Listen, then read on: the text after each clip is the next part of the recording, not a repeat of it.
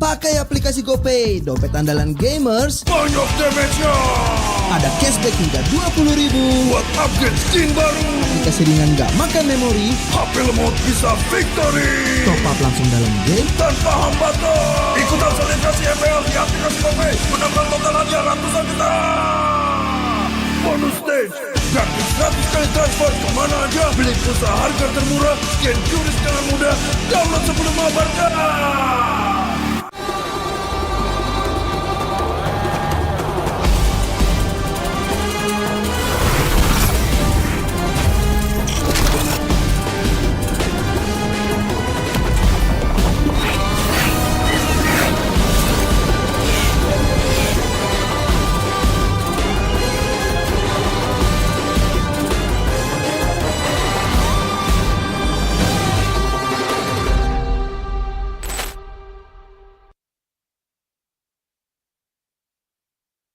Dia tidak akan segan untuk menghadapi siapapun yang berani melawan. Dia mewarisi perjuangan karena di tubuhnya mengalir darah seorang pahlawan. Pedangnya mengukir takdir kemenangan, menghadapi segala tantangan. Penuh keberanian untuk terus berjalan menuju masa depan. Raihlah masa depan, nabung mulai dari hobi. Koleksi terbaru UBS Gold X Mobile Legends Bang Bang, edisi spesial MPL ID Season 13.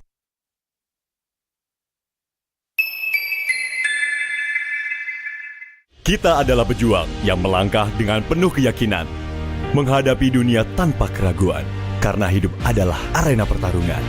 Kita adalah pejuang yang tak akan gentar oleh segala tantangan, menghadapi lawan tanpa ketakutan, karena kita terlahir untuk meraih kemenangan. Raihlah kemenangan dengan koleksi terbaru UBS Gold X Mobile Legends Bang Bang, edisi spesial MPL ID Season 13. Saatnya nabung dari hobi bersama UBS Gold.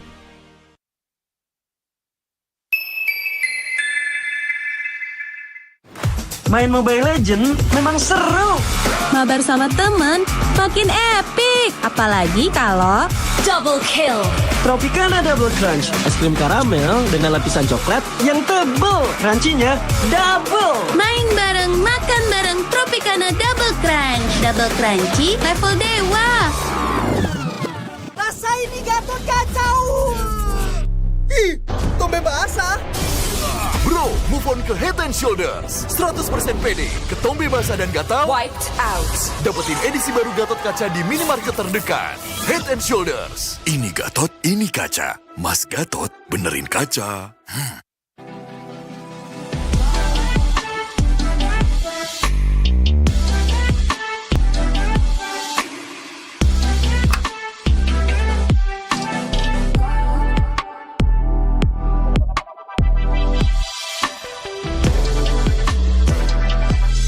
Wow, finished. See you later.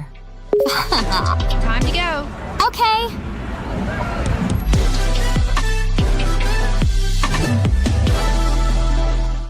Apa akan kehilangan ingatannya? Masih inget ini, Pak?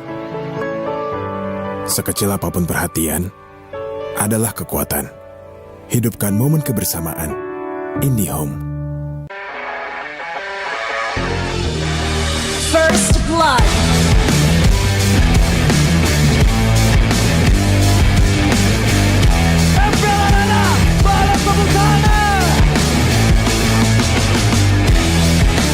Mendapatkan 2 fokus back to back.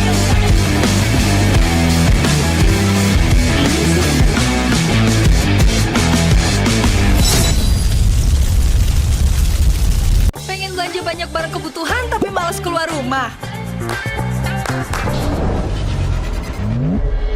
Untung aja pakai aplikasi Klik Indomaret. Cuma tinggal klik bisa belanja online seperti di toko. Beli ini, itu, jadi mudah banget. Produknya lengkap, banyak promonya. Gak perlu pusing, bisa pakai alat bayar apa aja. Wah, 1 jam udah sampai, gratis ongkir lagi. Untung aku pakai Klik Indomaret, belanja online seperti di toko. Klik Indomaret.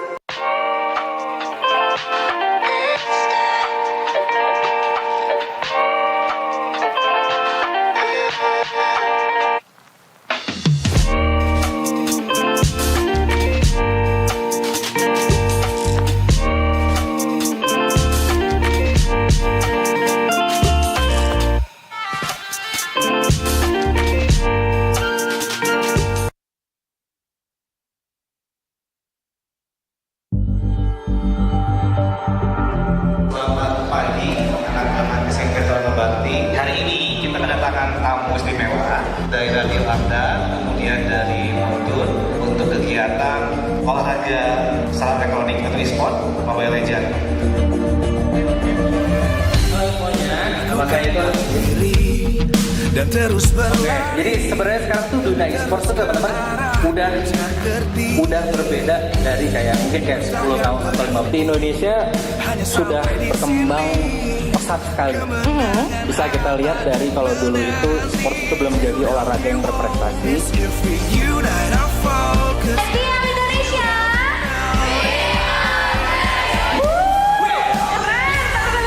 Apimu hadapi semua tantangan, hadang semua serangan, jatuh bukan halangan, bakar semangatmu, janganlah engkau menyerah, kita akan buat sejarah. We all this, we won't miss, we all this, we won't miss. Saatnya beraksi. Alhamdulillah, terima kasih juga kepada tim Anda yang sudah hadir di kesempatan emas dan tim MPL Indonesia. Ini kesempatan yang sangat berharga. Semangat buat tim Perkenalkan, saya Aswin dari tim Indonesia. Perkembangan e-sport di Indonesia itu sudah semakin besar. Bukan halangan, bakar semangatmu, janganlah engkau menyerah, kita akan buat sejarah. We all this, we won't miss, we all this, we won't miss, we all this.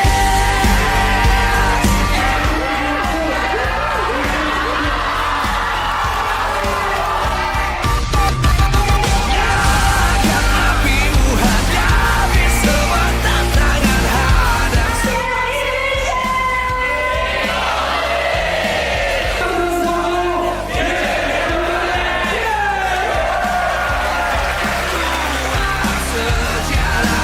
We all this.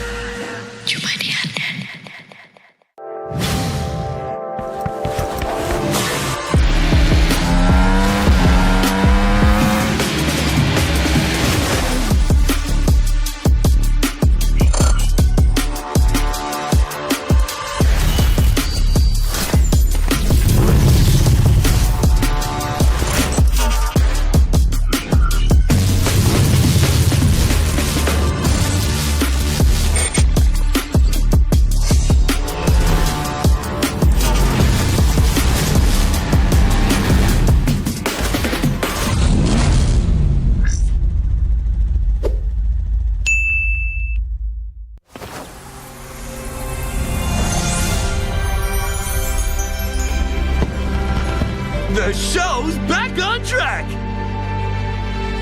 You're hired! Now give us a show! The gun represents justice. When pointing at the bad guys, open fire! We all belong to where our hearts go, no? I will choose my own path. Get lost! The pointy ends of my spears warn those against me. It's my way or the highway. Don't worry, this ain't my first rodeo. Not so tough now, are ya? Line 'em up!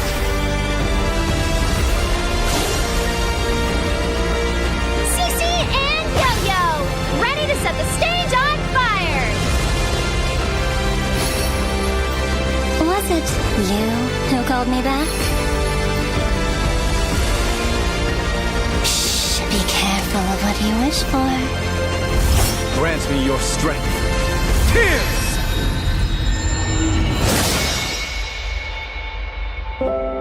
5, 6, 7, hey, we're missing a candle. Here's to another 8 magical years.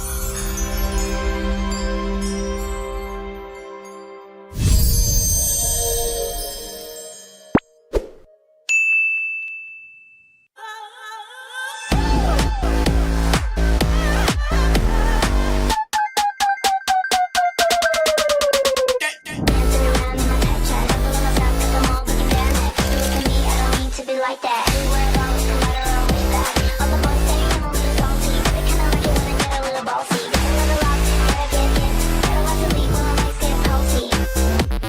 Samsung Galaxy S24 FE, beli sekarang.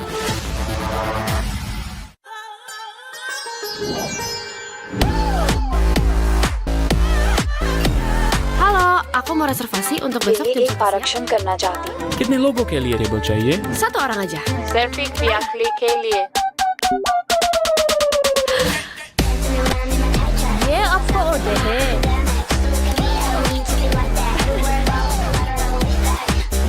Samsung Galaxy S24 FE, beli sekarang.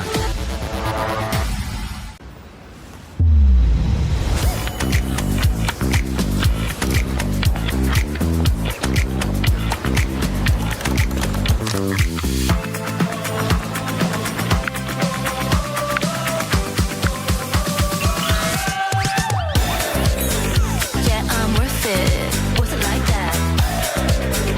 Yeah, it's worth it. Worth it like Samsung Galaxy S24 FE, beli sekarang. worth it like that.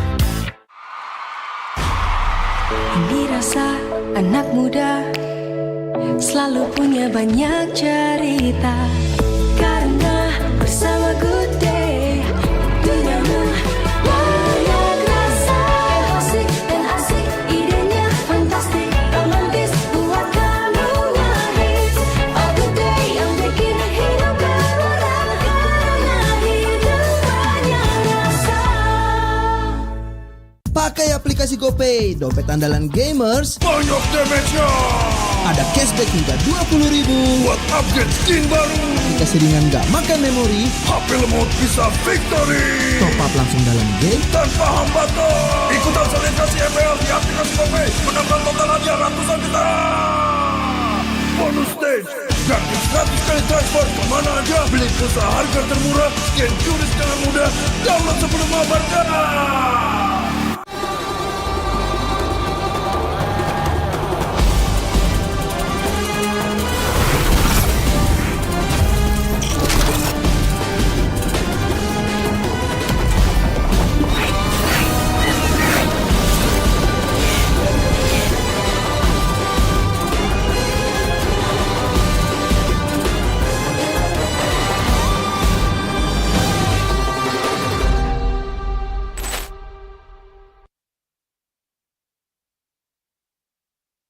Kita adalah pejuang yang melangkah dengan penuh keyakinan, menghadapi dunia tanpa keraguan, karena hidup adalah arena pertarungan. Kita adalah pejuang yang tak akan gentar oleh segala tantangan, menghadapi lawan tanpa ketakutan, karena kita terlahir untuk meraih kemenangan.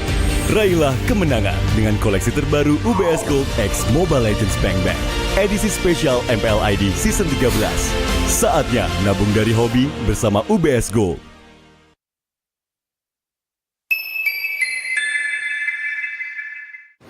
Main Mobile Legends memang seru.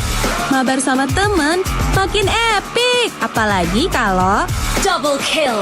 Tropicana Double Crunch, es krim karamel dengan lapisan coklat yang tebal. Crunchy-nya double. Main bareng, makan bareng Tropicana Double Crunch. Double crunchy level dewa. Rasa ini Gatot kacau. Ih, tombe basah. Bro, move on ke Head and Shoulders. 100% pede, ketombe basah dan gatal Wiped out.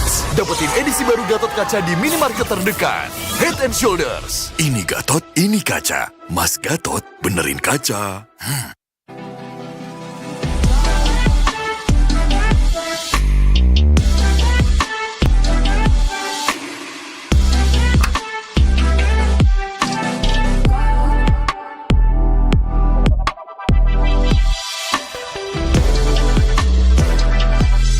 Wow, finished. See you later.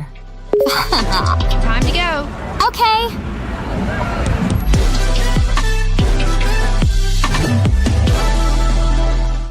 Apa akan kehilangan ingatannya? Masih inget ini, Pak? Sekecil apapun perhatian, adalah kekuatan. Hidupkan momen kebersamaan. IndiHome. First blood.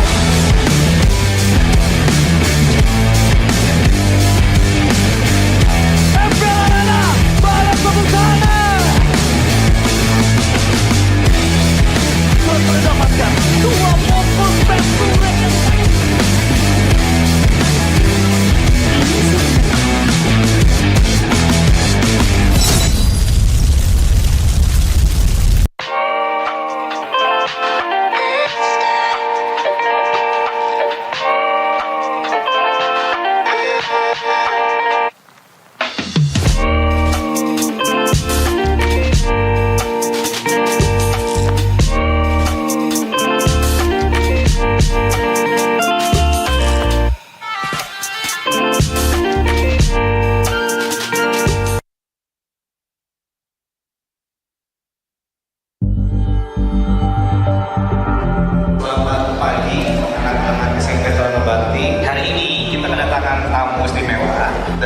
London, kemudian dari Montun untuk kegiatan olahraga salam elektronik atau e-sport Mobile Legends.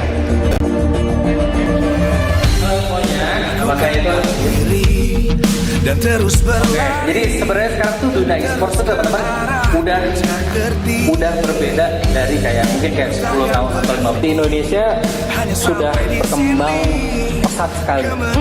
Bisa kita lihat dari kalau dulu itu e-sport itu belum jadi olahraga yang berprestasi. MPL Indonesia.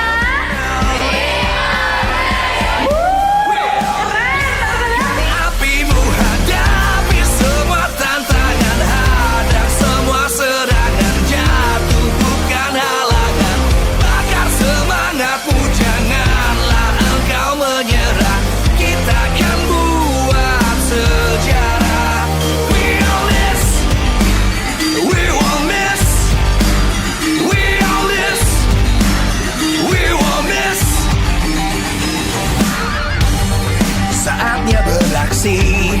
Alhamdulillah, terima kasih juga kepada tim Anda yang sudah hadir di kesempatan emas dan tim MPL Indonesia. Ini kesempatan yang sangat berharga, terutama buat tim Indonesia.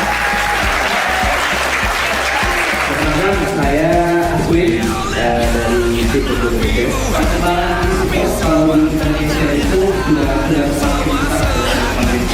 Bukan halangan, bakar semangatmu, janganlah engkau menyerah, kita akan buat sejarah. We all this, we won't miss, we all this, we won't miss, we all this.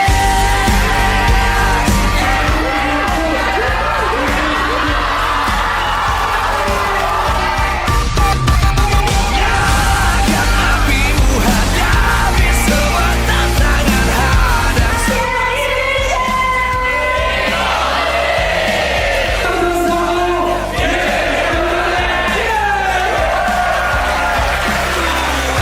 Sejarah. We all this. Cuma di Anda.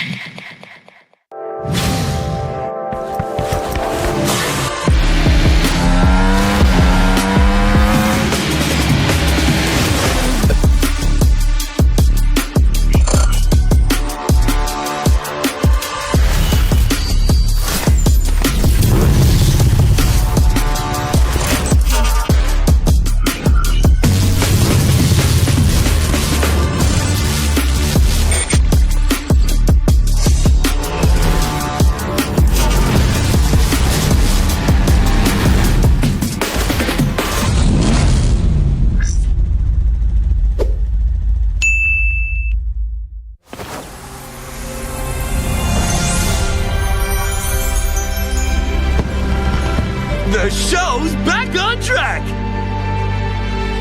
You're hired! Now give us a show! The gun represents justice.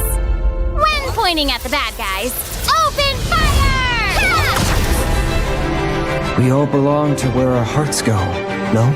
I will choose my own path. Get lost! The pointy ends of my spears warn those against me. It's my way or the highway. Don't worry, this ain't my first rodeo. Not so tough now, are ya? Line 'em up!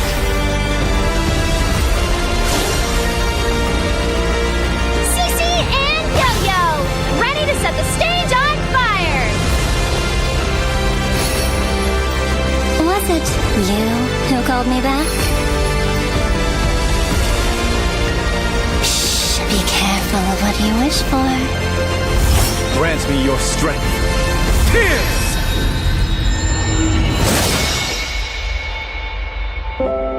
5, 6, 7. Hey, we're missing a candle. Here's to another 8 magical years.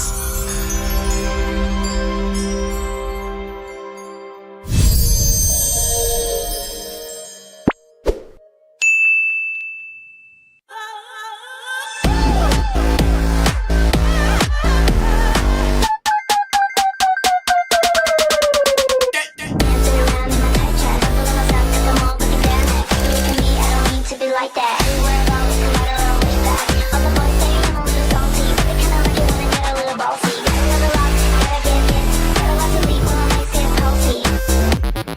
Samsung Galaxy S24 FE. Beli sekarang.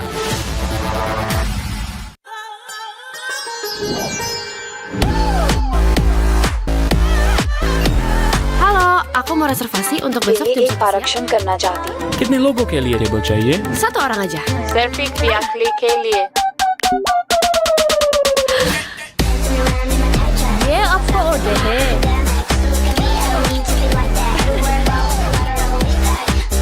Samsung Galaxy S24 FE. Beli sekarang.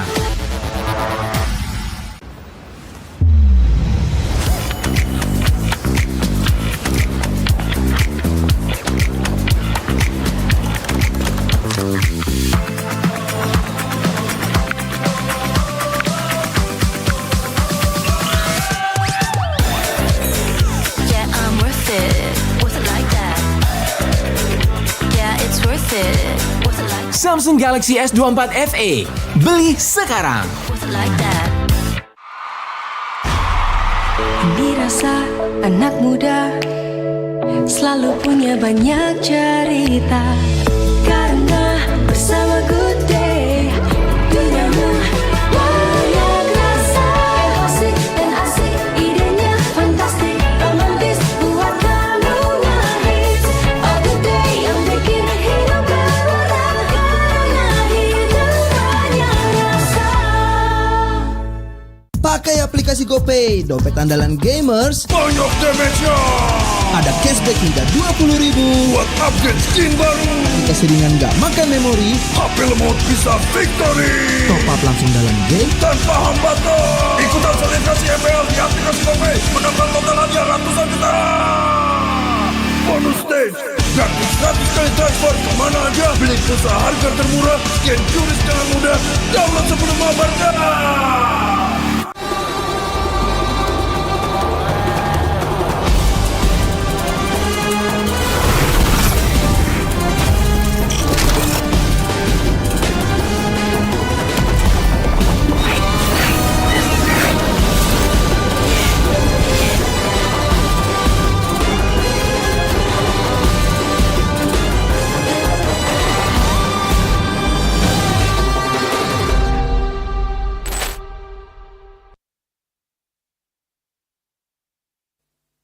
Dia tidak akan segan untuk menghadapi siapapun yang berani melawan.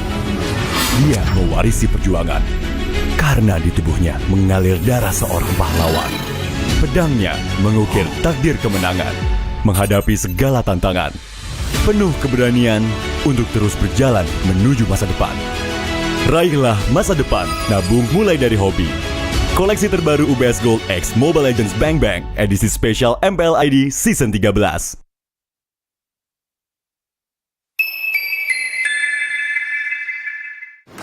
Main Mobile Legends memang seru.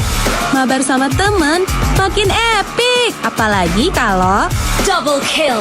Tropicana Double Crunch, es krim karamel dengan lapisan coklat yang tebal. Crunchy-nya double. Main bareng, makan bareng Tropicana Double Crunch. Double crunchy level dewa. Rasa ini gatot kacau. Ih, tombe basah. Bro, move on ke Head and Shoulders. 100% pede, ketombe basah dan gatal Wiped out. dapetin edisi baru Gatot Kaca di minimarket terdekat. Head and Shoulders. Ini Gatot, ini kaca. Mas Gatot, benerin kaca.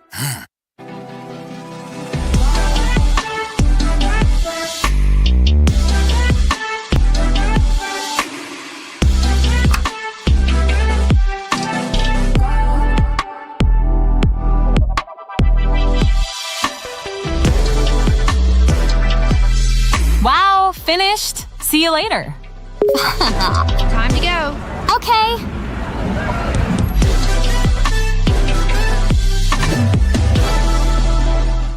Apa akan kehilangan ingatannya? Masih inget ini, Pak? Sekecil apapun perhatian adalah kekuatan. Hidupkan momen kebersamaan. IndiHome. First blood.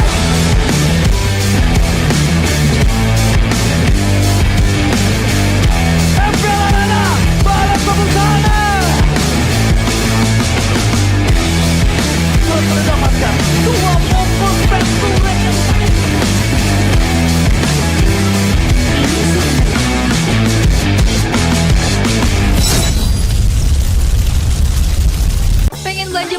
kebutuhan tapi malas keluar rumah? Untung aja pakai aplikasi Klik Indomaret. Cuma tinggal klik bisa belanja online seperti di toko. Beli ini, itu, jadi mudah banget. Produknya lengkap, banyak promonya. Gak perlu pusing, bisa pakai alat bayar apa aja. Wah, 1 jam udah sampai, gratis ongkir lagi. Untung aku pakai Klik Indomaret, belanja online seperti di toko. Klik Indomaret. Selamat pagi, anak-anak SMP Taruna Bakti. Hari ini kita kedatangan tamu istimewa dari Radio Anda, kemudian dari Motor untuk kegiatan olahraga salam elektronik atau e-sport Mobile Legends. Halo semuanya, maka itu dan terus berlari. Jadi sebenarnya sekarang tuh dunia e-sport tuh teman-teman udah berbeda dari mungkin 10 tahun atau 15 di Indonesia sudah berkembang pesat sekali. Bisa kita lihat dari kalau dulu itu e-sport itu belum menjadi olahraga yang berprestasi. MPL Indonesia.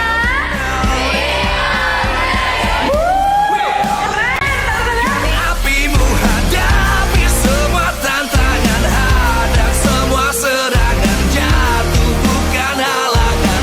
Bakar semangatmu, janganlah engkau menyerah. Kita akan buat sejarah. We all this, we won't miss. We all this, we won't miss. Saatnya beraksi. Alhamdulillah, terima kasih juga kepada tim Arga yang sudah hadir di kesempatan emas dan tim MPL Indonesia. Ini kesempatan yang sangat berharga, kesempatan buat tim Perkenalkan, saya Aswin dari tim Indonesia. Perkembangan e-sport Indonesia itu sudah semakin besar. Bakar semangatmu, janganlah engkau menyerah. Kita akan buat sejarah. We all this, we won't miss. We all this, we won't miss. We all this.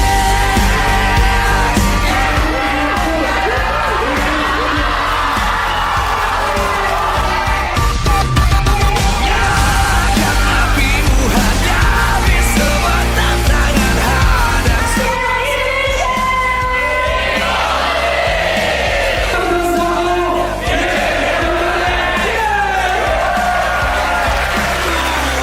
Sejarah. We all this. Cuma di Anda.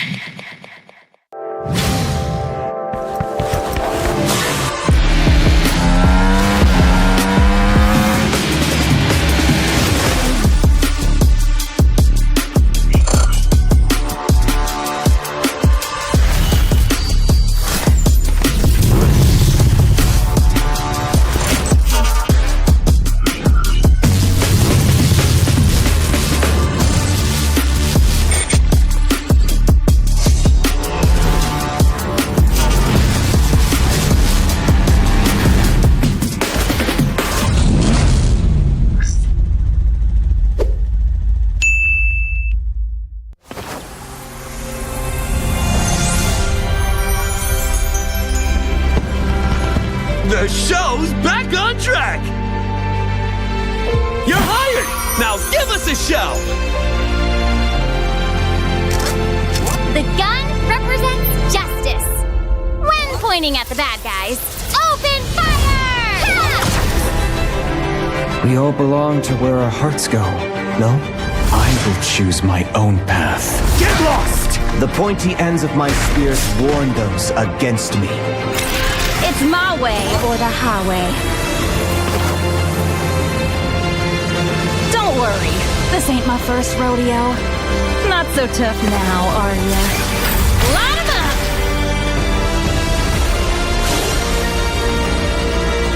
Cece and Yo-Yo, ready to set the stage on fire! Was it you who called me back? Shh, be careful of what you wish for. grant me your strength. Tears!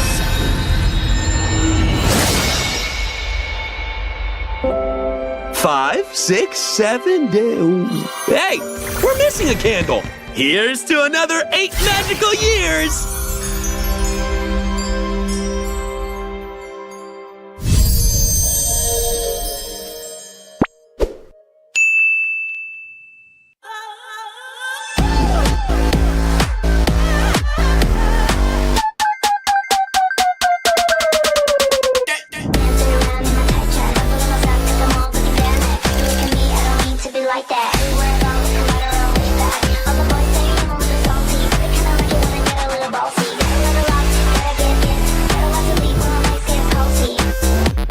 Samsung Galaxy S24 FE, beli sekarang.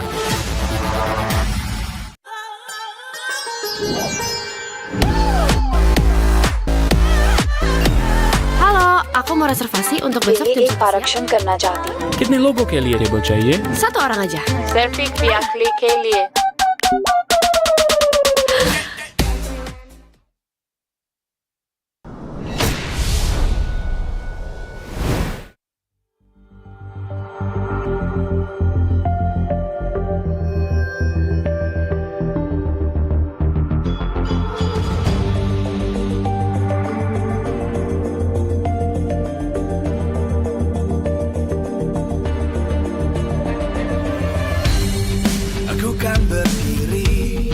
Dan terus berlari, terus ke arah puncak tertinggi. Ku takkan berhenti, hanya sampai di sini. Kemenangan abadi menanti. You know we won't miss if we unite our focus. And if you haven't noticed, we all live. Nyalakan apimu, hadapi semua tantangan. Hadang semua serangan, jatuh bukan halangan. Bakar semangatmu, janganlah engkau menyerah. Kita akan buat sejarah. We all this, we won't miss. We all this, we won't miss. Saatnya beraksi, jalani ambisi. Aku kan menyawakan hari ini. You know we won't miss if we unite our focus. And if you haven't noticed, we all live. Nyalakan apimu, hadapi semua tantangan. Hadang semua serangan, jatuh bukan halangan. Bakar semangatmu, janganlah engkau menyerah. Kita akan buat sejarah. We all this, we won't miss. We all this, we won't miss. We all this.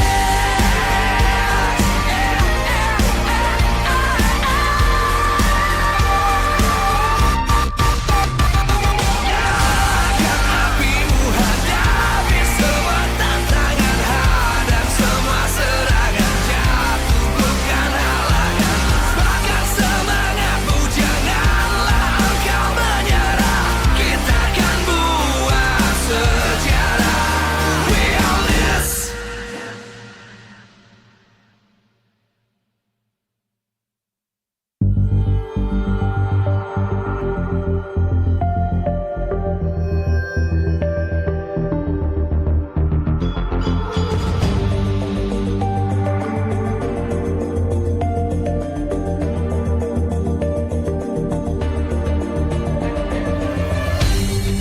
Aku kan berdiri dan terus berlari, terus ke arah puncak tertinggi. Ku takkan berhenti, hanya sampai di sini. Kemenangan abadi menanti. You know we won't miss if we unite our focus. And if you haven't noticed, we all live. Nyalakan apimu, hadapi semua tantangan. Hadang semua serangan, jatuh bukan halangan. Bakar semangatmu, janganlah engkau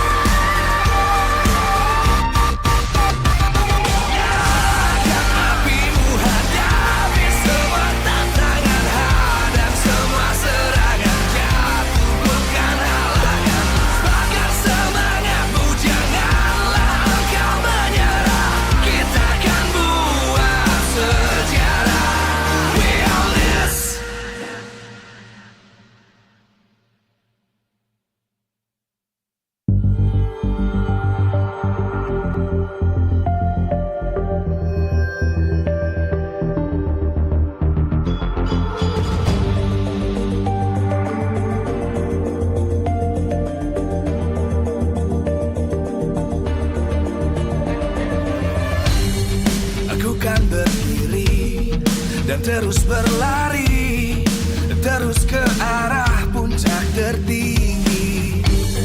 Ku takkan berhenti, hanya sampai di sini.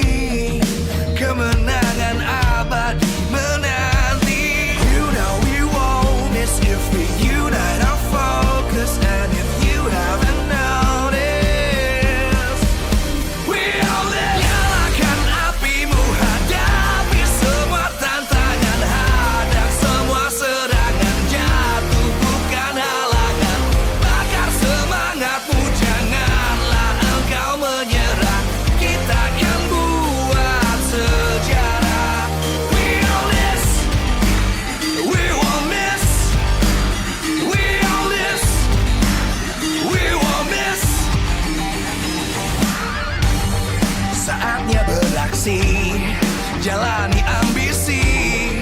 Aku kan menyawakan hari ini. You know we won't miss if we unite our focus. And if you haven't noticed, we all live. Nyalakan apimu, hadapi semua tantangan, hadang semua serangan, jatuh bukan halangan. Bakar semangatmu, janganlah engkau menyerah. Kita akan buat sejarah. We all this, we won't miss. We all this, we won't miss. We all this.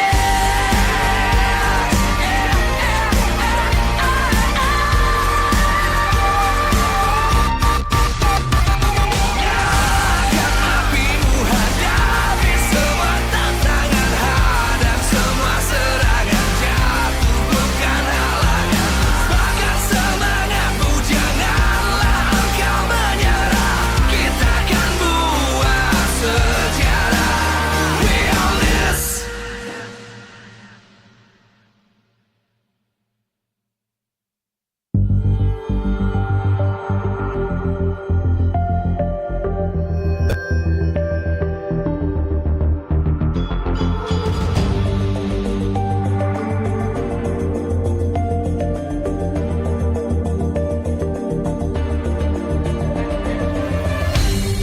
Aku kan berdiri dan terus berlari, terus ke arah puncak tertinggi. Ku takkan berhenti, hanya sampai di sini. Kemenangan abadi menanti. You know we won't miss if we unite our focus. And if you haven't noticed, we all live. Nyalakan apimu, hadapi semua tantangan, hadang semua serangan, jatuh bukan halangan. Bakar semangatmu, janganlah engkau menyerah. Kita akan buat sejarah. We all this, we won't miss. We all this, we won't miss.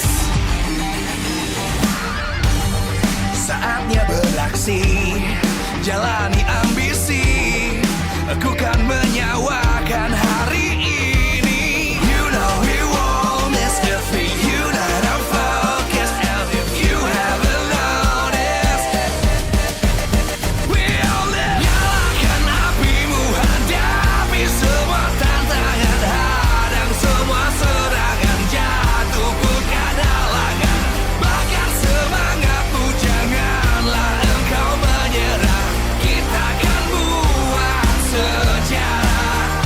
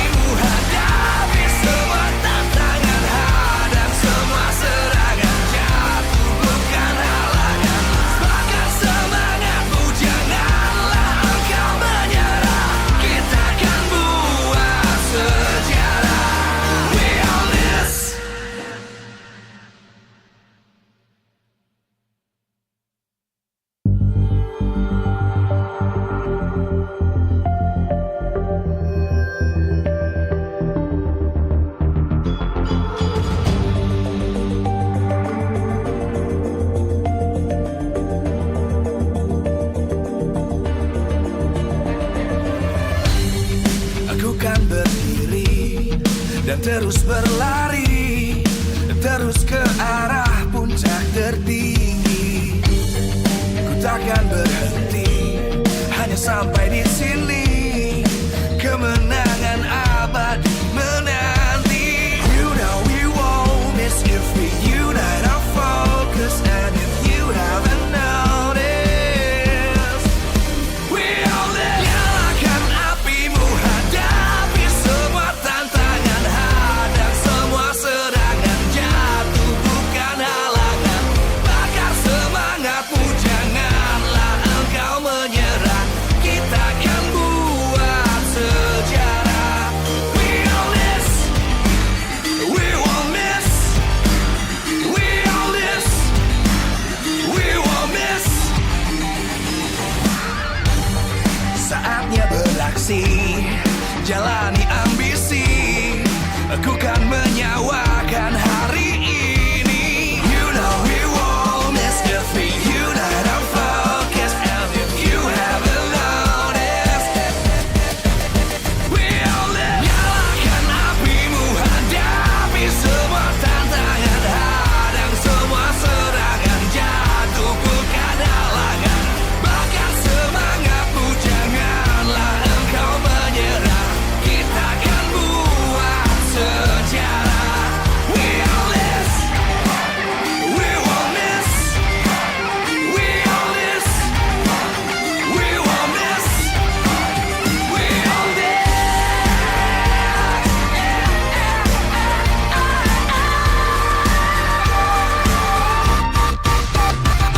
Nyalakan apimu, hadapi semua tantangan, hadang semua serangan, jatuh bukan halangan. Bakar semangatmu, janganlah engkau menyerah. Kita akan buat sejarah. We all this.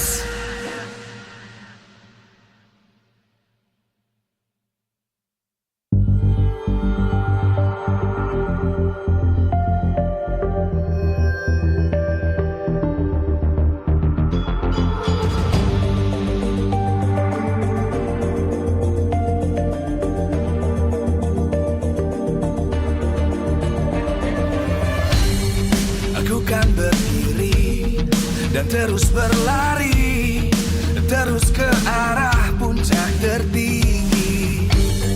Ku takkan berhenti, hanya sampai di sini.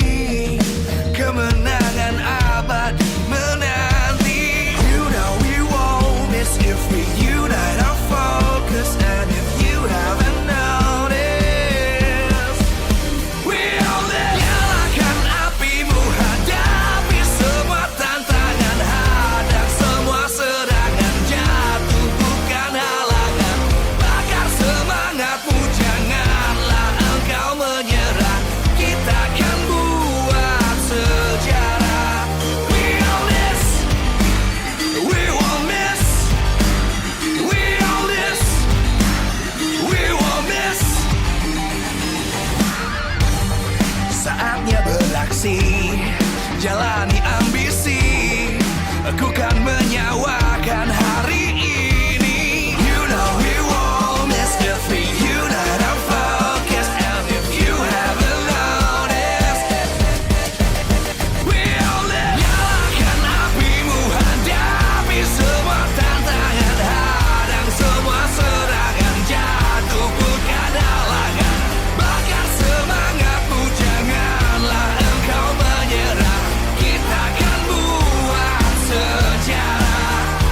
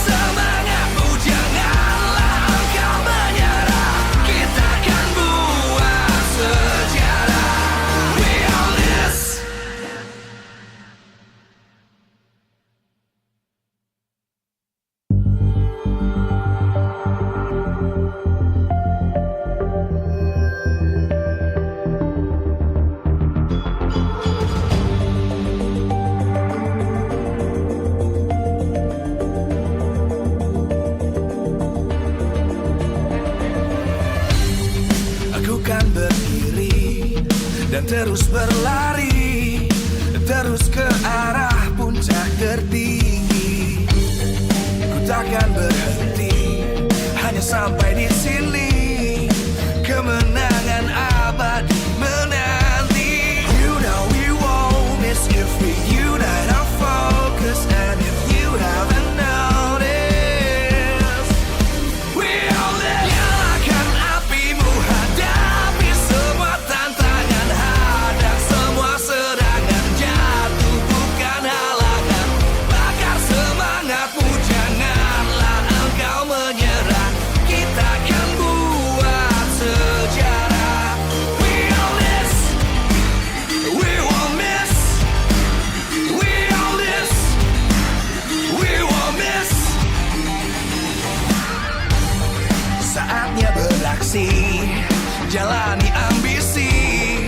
Aku kan menyawakan hari ini. You know we won't miss if we unite our focus. And if you haven't noticed, we all live. Nyalakan apimu, hadapi semua tantangan, hadang semua serangan, jatuh bukan halangan.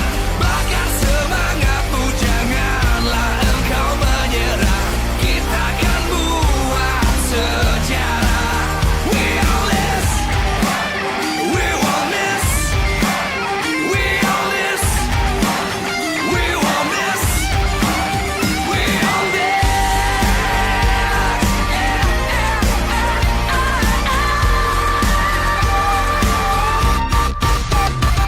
Nyalakan apimu, hadapi semua tantangan, hadang semua serangan, jatuh bukan halangan.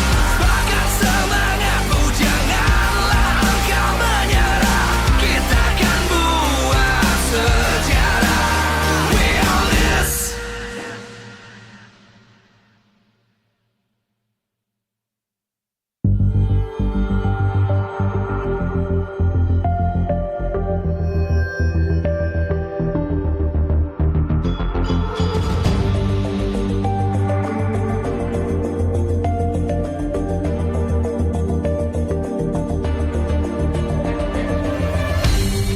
Aku kan berdiri dan terus berlari, terus ke arah puncak tertinggi.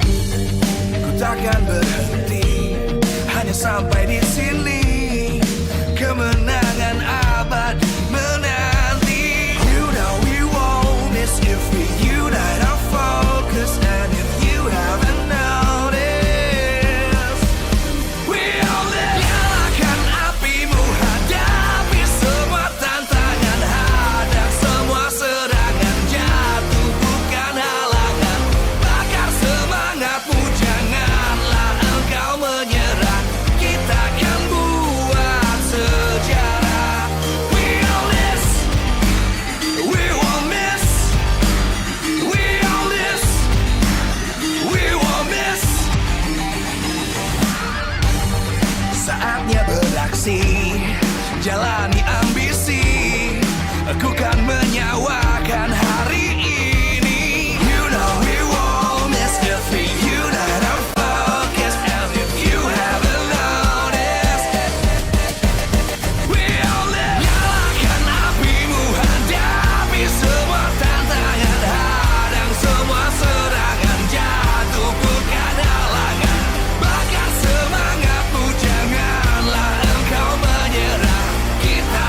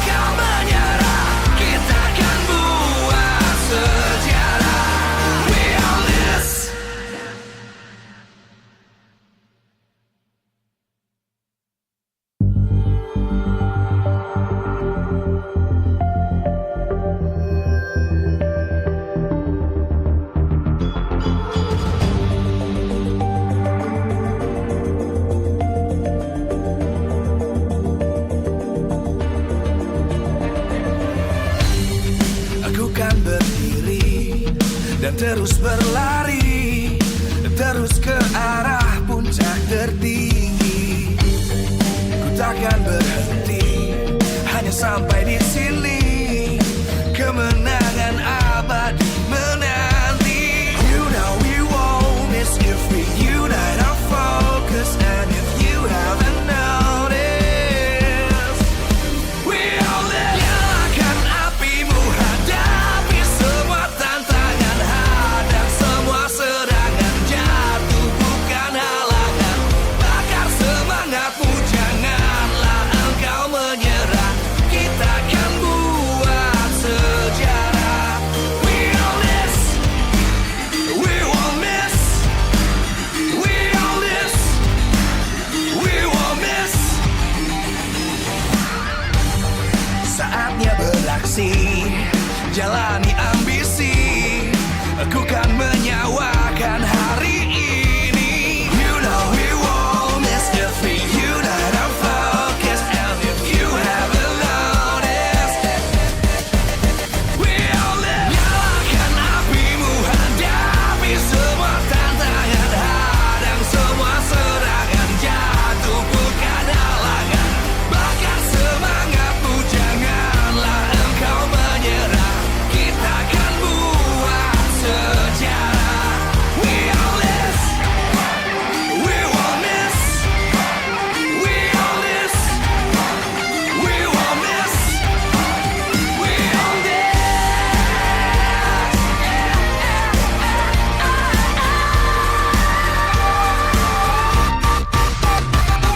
Nyalakan apimu, hadapi semua tantangan, hadang semua serangan, jatuh bukan halangan.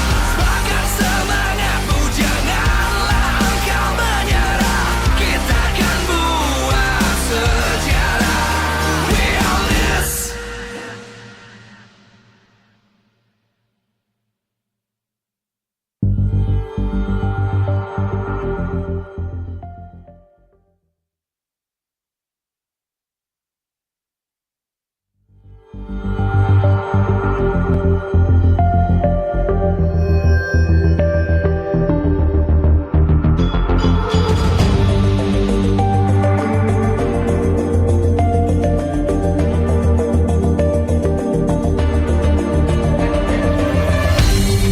Aku kan berdiri dan terus berlari, terus ke arah puncak tertinggi. Ku takkan berhenti, hanya sampai di sini. Kemenangan abadi menanti. You know we won't miss if we unite our focus. And if you haven't noticed, we all live. Nyalakan apimu, hadapi semua tantangan, hadang semua serangan, jatuh bukan halangan. Bakar semangatmu, janganlah engkau menyerah. Kita akan buat sejarah. We all this, we won't miss. We all this, we won't miss. Saatnya beraksi, jalani ambisi.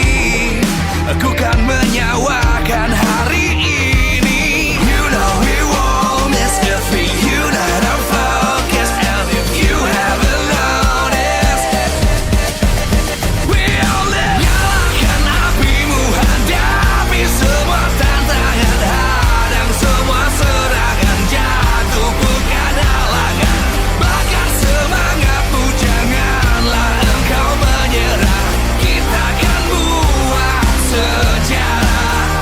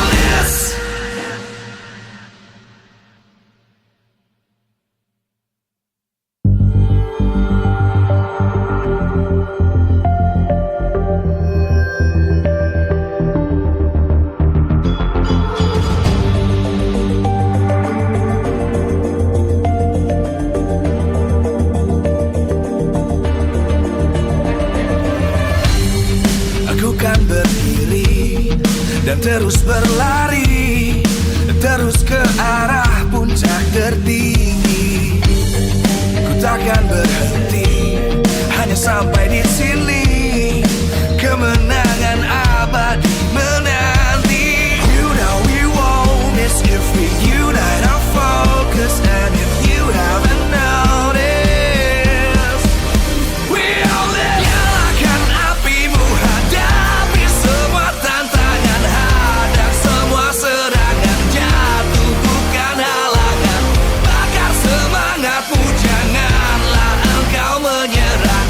Kita akan buat sejarah. We all this, we won't miss. We all this, we won't miss. Saatnya beraksi, jalani ambisi.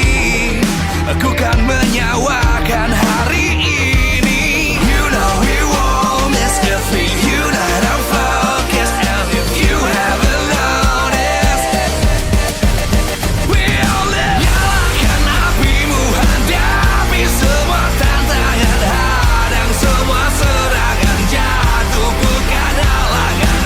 Bakar semangatmu, janganlah engkau menyerah. Kita akan buat sejarah. We all this, we won't miss. We all this, we won't miss. We all this.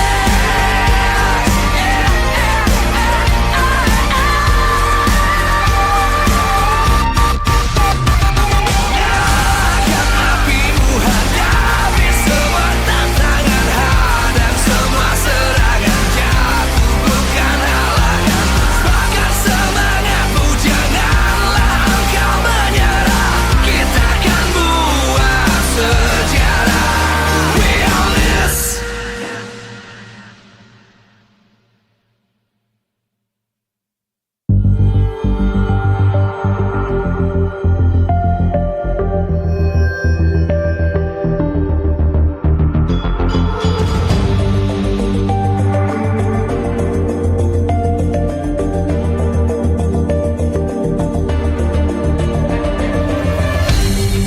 Aku kan berdiri dan terus berlari, terus ke arah puncak tertinggi.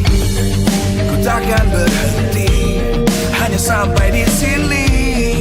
Kemenangan abadi menanti. You know we won't miss if we unite our focus. And if you haven't noticed, we all live. Nyalakan apimu, hadapi semua tantangan, hadang semua serangan, jatuh bukan halangan. Bakar semangatmu, janganlah engkau menyerah. Kita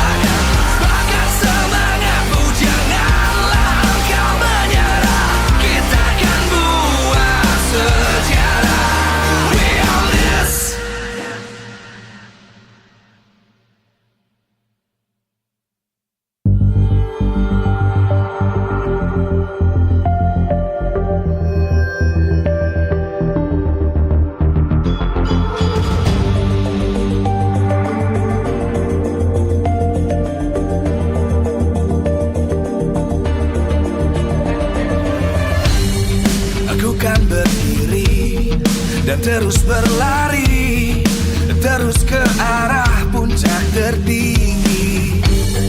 Ku takkan berhenti, hanya sampai di sini. Kemenangan abadi menanti. You know we won't miss if we unite our focus. And if you haven't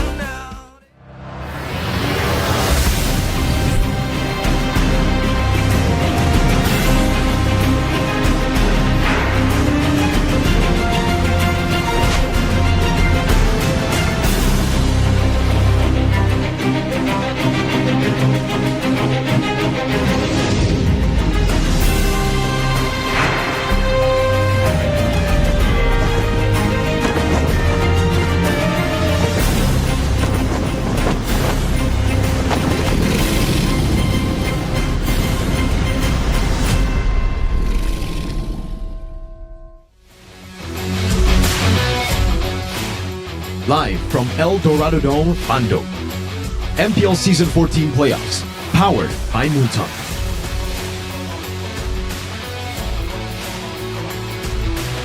Presented by official tournament smartphone, Samsung Galaxy. Official coffee partner, Good Day. Official e-wallet, GoPay. Official destination for gaming and esports, Hidea. Official gold partner, UBS Gold. We own this.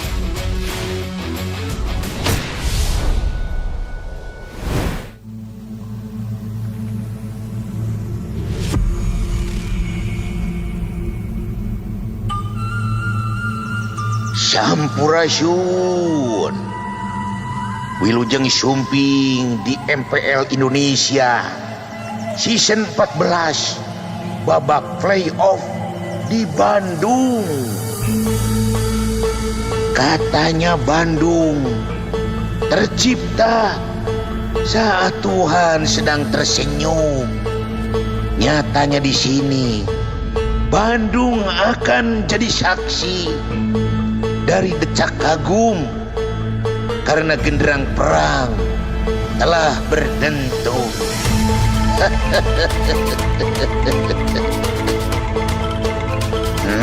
tim yang sudah saling mengalahkan kini bertemu kembali untuk memperebutkan kebanggaan. Pertarungan sengit sudah menjadi modal untuk mereka bangkit. Api rivalitas sudah semakin memanas dan membakar ambisi tim-tim untuk membuktikan mereka pantas menjadi wajah Indonesia di pentas MC World Champion nanti.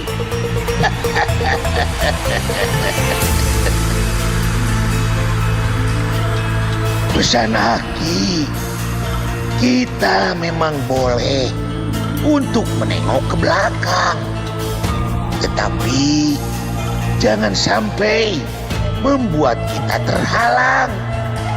Cukup menjadi pengingat agar sejarah tidak terulang. Sekarang kita harus bangkit dengan mental pejuang, di mana kita sadar harus bisa terus optimalkan peluang untuk bisa menang.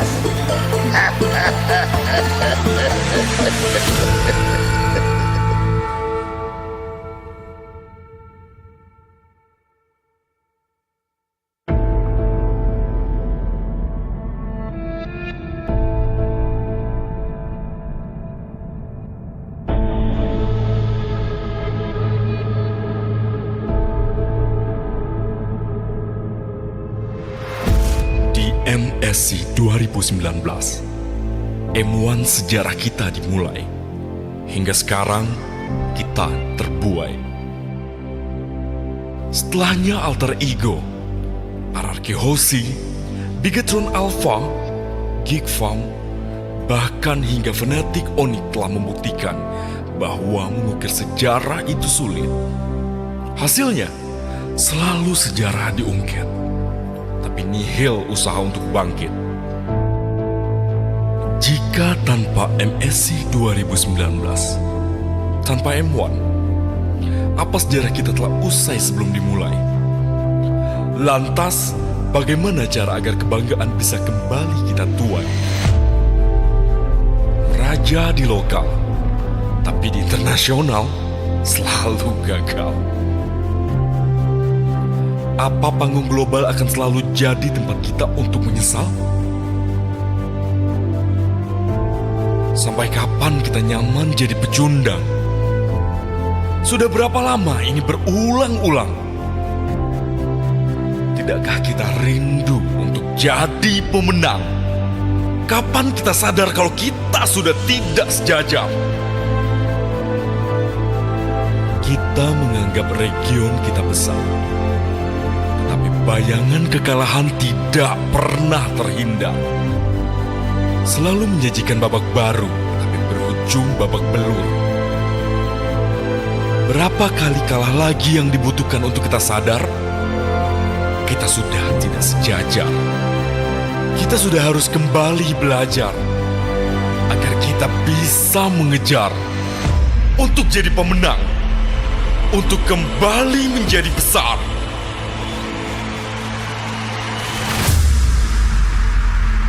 Thank you for showing us greatness in your N5 journey. You may now take your final bow.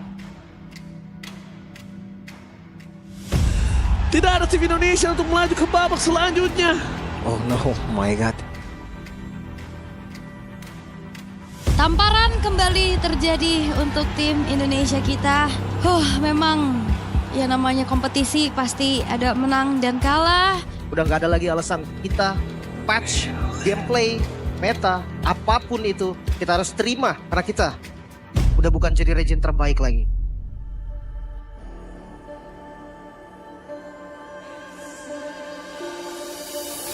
Satukan kekuatan, bersatu sama lain, gak usah bergerak, kita pede, main lepas, bergeraknya dan let's go! Boy, kita di sini buat tunjukin ke semua orang kalau kita pantas. Tidak ada banget di depan sana dengan portal berhasil mendapatkan solo moment kill dan dapat pelatihan di on point. Wow! Kebanyakan tim yang udah mulai ngerti makro dan gue jujur paling ngeris season ini. Sejid sendirian mengejar Karasan dengan satu garukan dan juga tembakannya begitu menyakitkan. Looking for media. Dan Savage bahkan didapatkan. So bagi gue sekarang Indo bakal kuat karena udah banyak yang pemain baru. So menurut gue bakal jadi hal baru buat di M1 atau segala macam.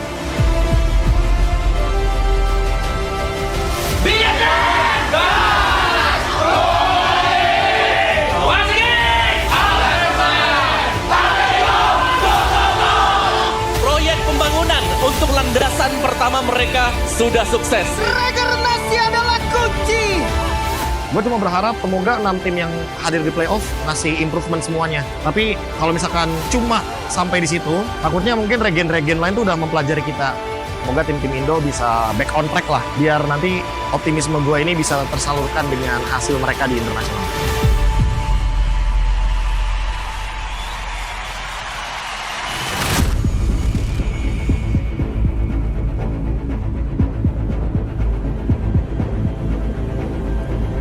MPL Indonesia Season 14 menjadi kelahiran dari New Blood, darah baru, darah muda yang haus kemenangan. Ini akan menjadi awal cerita dari para raja muda yang mencari tahta, para pilar baru yang buru mahkota, mentalitas baru untuk membuat Raja Langit terkudeta. Atau mungkin akan menjadi milik para penunggang kuda yang tidak pernah takut pada nama, tidak pernah gentar pada raja, para bintang baru yang siap adu nyali untuk buat nama mereka kembali ada nyala. Dan merekalah para pemberani yang membuat kita ada harapan bahwa masa depan MPL Indonesia dimulai di sini. Selanjutnya, The Crown Seeker, para pencari mahkota, mereka yang ingin juara tapi terhenti hanya sampai terbaik kedua.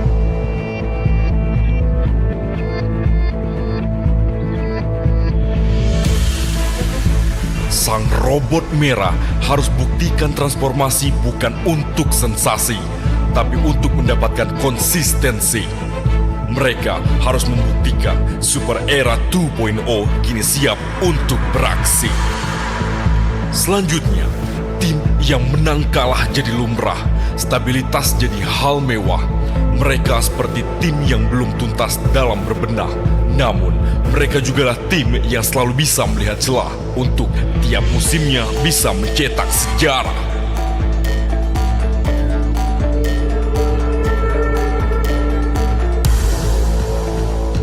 Satu kali tidak lolos playoff, El Familia sabar. 2 kali beruntun tidak lolos, El Familia sabar. Kini, di kali ketiga, sabar mereka terbayar. Permainan barbar yang kadang tanpa dasar jadi pedang bermata dua. Bisa buat mereka pulang di hari pertama, atau justru membawa mereka ke panggung utama. Di regular season, para Crown Seeker memang telah babak belur. Tapi di playoff, mereka akan bertempur. Karena mahkota menanti, dan kali ini tidak ada jalan untuk mundur.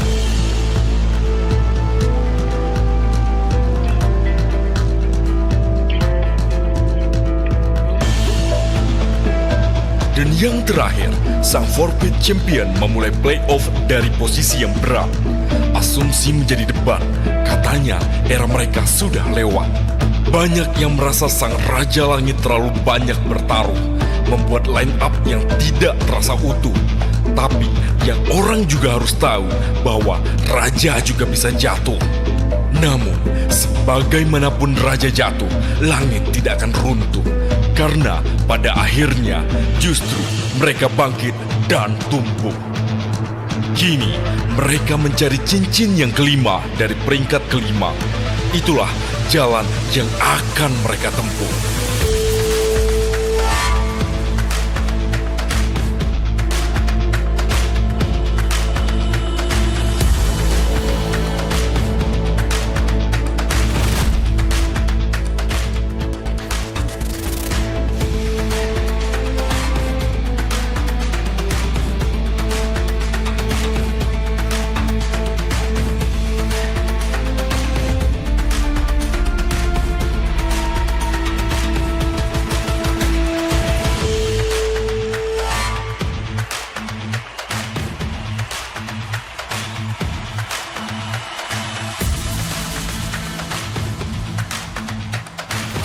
Are you ready? MPL fans, mana suaranya?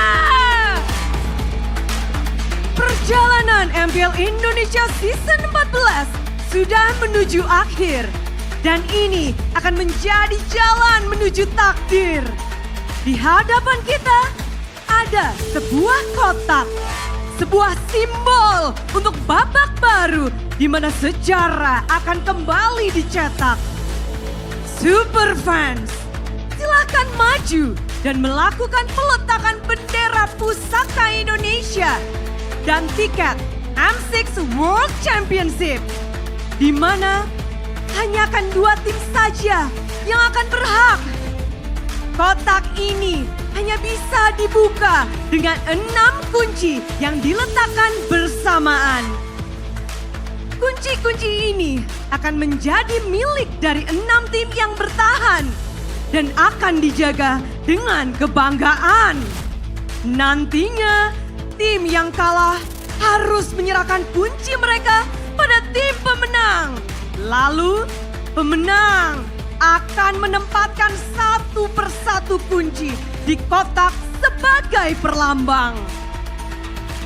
Bahwa siapapun pemenangnya, mereka membawa harapan Indonesia di panggung M6 World Championship mendatang.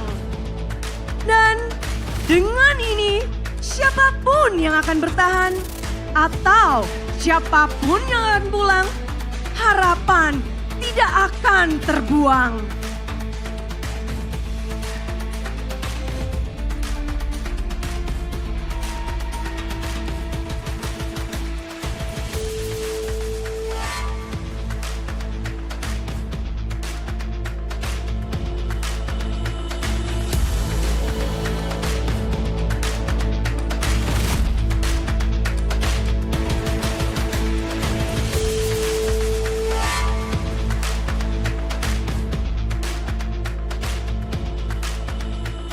Berjuang atau pulang? Panggung playoff akan diguncang oleh 6 tim yang akan berjuang untuk menentukan siapakah yang akan menjadi sang juara, sang pemenang di MPL Indonesia Season 14.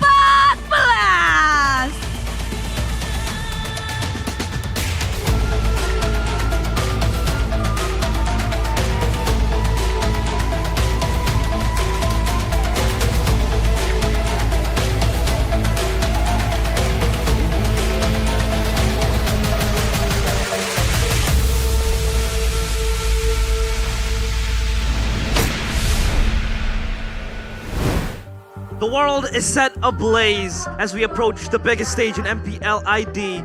We enter Bandung, the Sea of Fire. We will be able to prevail and become the M6 representations of Indonesia, or who will burn to a cinder and become just another name in history. It is, of course, the playoffs of MPL ID Season 14. With me, Realize, and of course, Mirko and Arashi. First things first.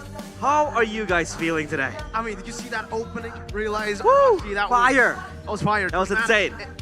Absolute cinema from the start already, man, from the opening. And I've just been saying this over and over again throughout the entirety of that opening. Yeah.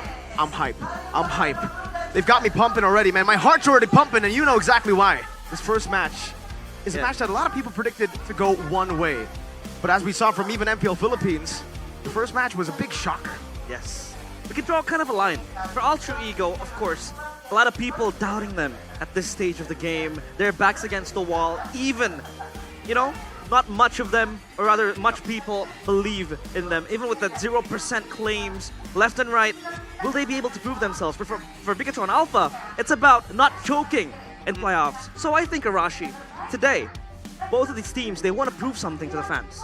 If there's anything I've learned from casting Mobile Legends so far, is that you can't count out a team until they're actually out.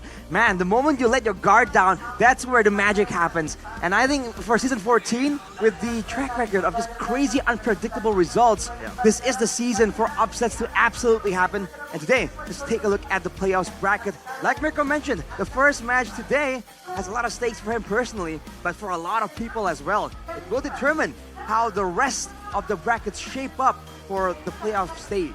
Bandung is known as the Sea of Fire, and this is a Sea of Fire. Look at those blazing matchups. Bigatron Alpha against Ultra Ego for our opening match today, and the second match for the day as well. It's going to be Fnatic Onyx against Geek Fam, but tomorrow we will see the big boys play. What do you think about this bracket, Mirko? Honestly, this bracket will ruin a lot of predictions, right? Just me personally, before I saw the bracket, me and KB, we predicted RQ and Bigatron, but then going through the bracket itself, it just seems like these matchups make it impossible for us to actually predict what's going on, right? Fnatic Onyx versus Geek Fam as well, though Geek Fam have looked kind of shaky in the regular season. They've had 2 whole weeks to prepare against Fnatic Onyx, and even then, the regular season was great for them. They won both their matches, Leg 1 and Leg 2 against the Sky Kings. The unpredictability is just insane, off the charts. But for today's schedule, for our menu today in the MPL ID Season 14 Playoffs, day number 1, it's going to be Bigatron Alpha against Ultra Ego and Fnatic Onyx against Geek Fam. Going into game number 1 or match number 1, this will be where it all starts. And this will, of course, set the tone for the upcoming days of playoffs. For sure, man. I mean, 9 weeks, all leading up to this, technically 11 weeks, and that 2-week gap. A lot of people think it's only 2 weeks, right? What could possibly happen? Yeah. Anything can happen, man. 2 weeks is a long time in professional play time period. Yeah. So, dude, I'm expecting a lot of crazy changes. And even in the other scenes of Mobile Legends, we've seen interesting developments as well. So, you have to wonder, is the Indonesian style, right? Is it going to be so unique, so diverse, so different from the other regions? Or are we going to see influences coming in from all these other competitive scenes bleed over into the Indonesian scene as well? Yeah, again, we can highlight the Chaos Derby, but this time around, it's not Key against Pi. Pi has long been gone from Alter Ego. It's going to be Nile against Super Luke. These guys were former teammates in Geek Fam. They were playing under one banner together, trying to get that glory for Geek Fam, but now they have to go their separate ways. What do you think about this matchup, Mirko? I think this matchup, obviously, a lot of people, including all of us on the English desk here, have predicted Bigatron Alpha to win this. Obviously, it's because of the regular season where Bigatron Alpha just looked so much better compared to Alter Ego, who made a lot of different mistakes all throughout the regular season run. They were shuffling between the two coaching staffs, or the three coaches that they have actually, with Aldo, Rekt, and also Styx, who's been able to get some sort of, comfort within the team so far, has been able to get more success compared to Aldo in the team. So again, for Alter Ego, they have been able to rebuild, but their last few matches at MPL ID didn't really go as planned. Against Onyx, it was 2-0. They were given an egg as well. So again, for Alter Ego, it's a very shaky regular season. They've always shown to be different beasts in playoffs though, so that's the opposite for Bigatron Alpha. If we have to take a look at the track record, Bigatron Alpha are always also different from the regular season to the playoffs, but in the opposite way. Bigatron do well in the regular season, in the playoffs, season 13. But the catch is, for today, it's going to still be the play-ins. You don't have two lives. No uppers, no lowers. Yeah. And of course, it's going to be so scary for these teams, both of them. But how do you think? What do you think will happen now that they have that single life, that they don't have anything else to cling to? I think, considering it's a best of 5 as well, there's going to be more space for experimentation. I really do feel that intellectual approach really favors Bigatron though. But at the same time, right, this means that for Alter Ego, if they want to go guns blazing and then try and seal the deal before, they have to try and prepare layers of strategy here, man. Because there's no way they're expecting to get some success here in the playoff stage and then Bigatron not respond, right? Bigatron is a team that has been responding, programmed to win, literally, right? So I think we're going to expect a lot of mind games coming through from the coaching staff of Alter Ego. Because it's necessary. Yeah, that's true. And also, we can kind of point out that Alter Ego did make a couple of changes to its coaching staff. Aldo used to draft alongside Rekt. Now he's in the backstage, he's in the back rooms. But of course, we want to highlight and delve a bit more onto this matchup. So we will throw it up into the panelist desk. Coleus, Eterna, and Chefin, take it away. The boys. And the girl. No, the boys. Boys. Thank you so much, casters. Thank you so much, Realize. Thank you so much, Arashi, as well as Mirko. And yes, ladies and gentlemen, welcome to the English panel. Here, my name is Eterna. I'll be your desk host alongside with our professionals, our analysts. We have Coleus as well as Chefin. Now, we're gonna go straight into it, all right? We have our first poster of the day in our first Chaos Derby in the playoffs. This is actually gonna be our third Chaos Derby. For some reason, both of these teams just keep on making an appearance with one another. Yeah, because I think the Chaos Derby is not fit anymore for them because Bigatron play style now is more disciplined for them. Yeah, it's I think Alter Ego, they need to kind of keep instilling the identity of that chaosness in this team fight, because in this matchup overall, because Bigatron Alpha is just way too clean, they're way too systematic at this point of the season, and Alter Ego, ever since, I don't know, season 10 or something, their power always, their strength comes from their unpredictableness, their patience, as Nino would say. Yeah. Yeah, I get what you mean. We're also taking a look at the highlights, right, of the mistakes, we would say, right? The mistakes that Alter Ego have made throughout the entirety of the regular season. And I think that's something important to highlight here. To name a few, what do you think should we be looking at that they have repaired in the 2-week time that they had? Yeah, because from what I see is like the euphoria from the Alter Ego, the adrenaline rush. Okay. For now, sometimes it makes them like losing the team fights, and then the opponents will come back from the team fights itself. So they need to like fix that problem, because this is very important for them.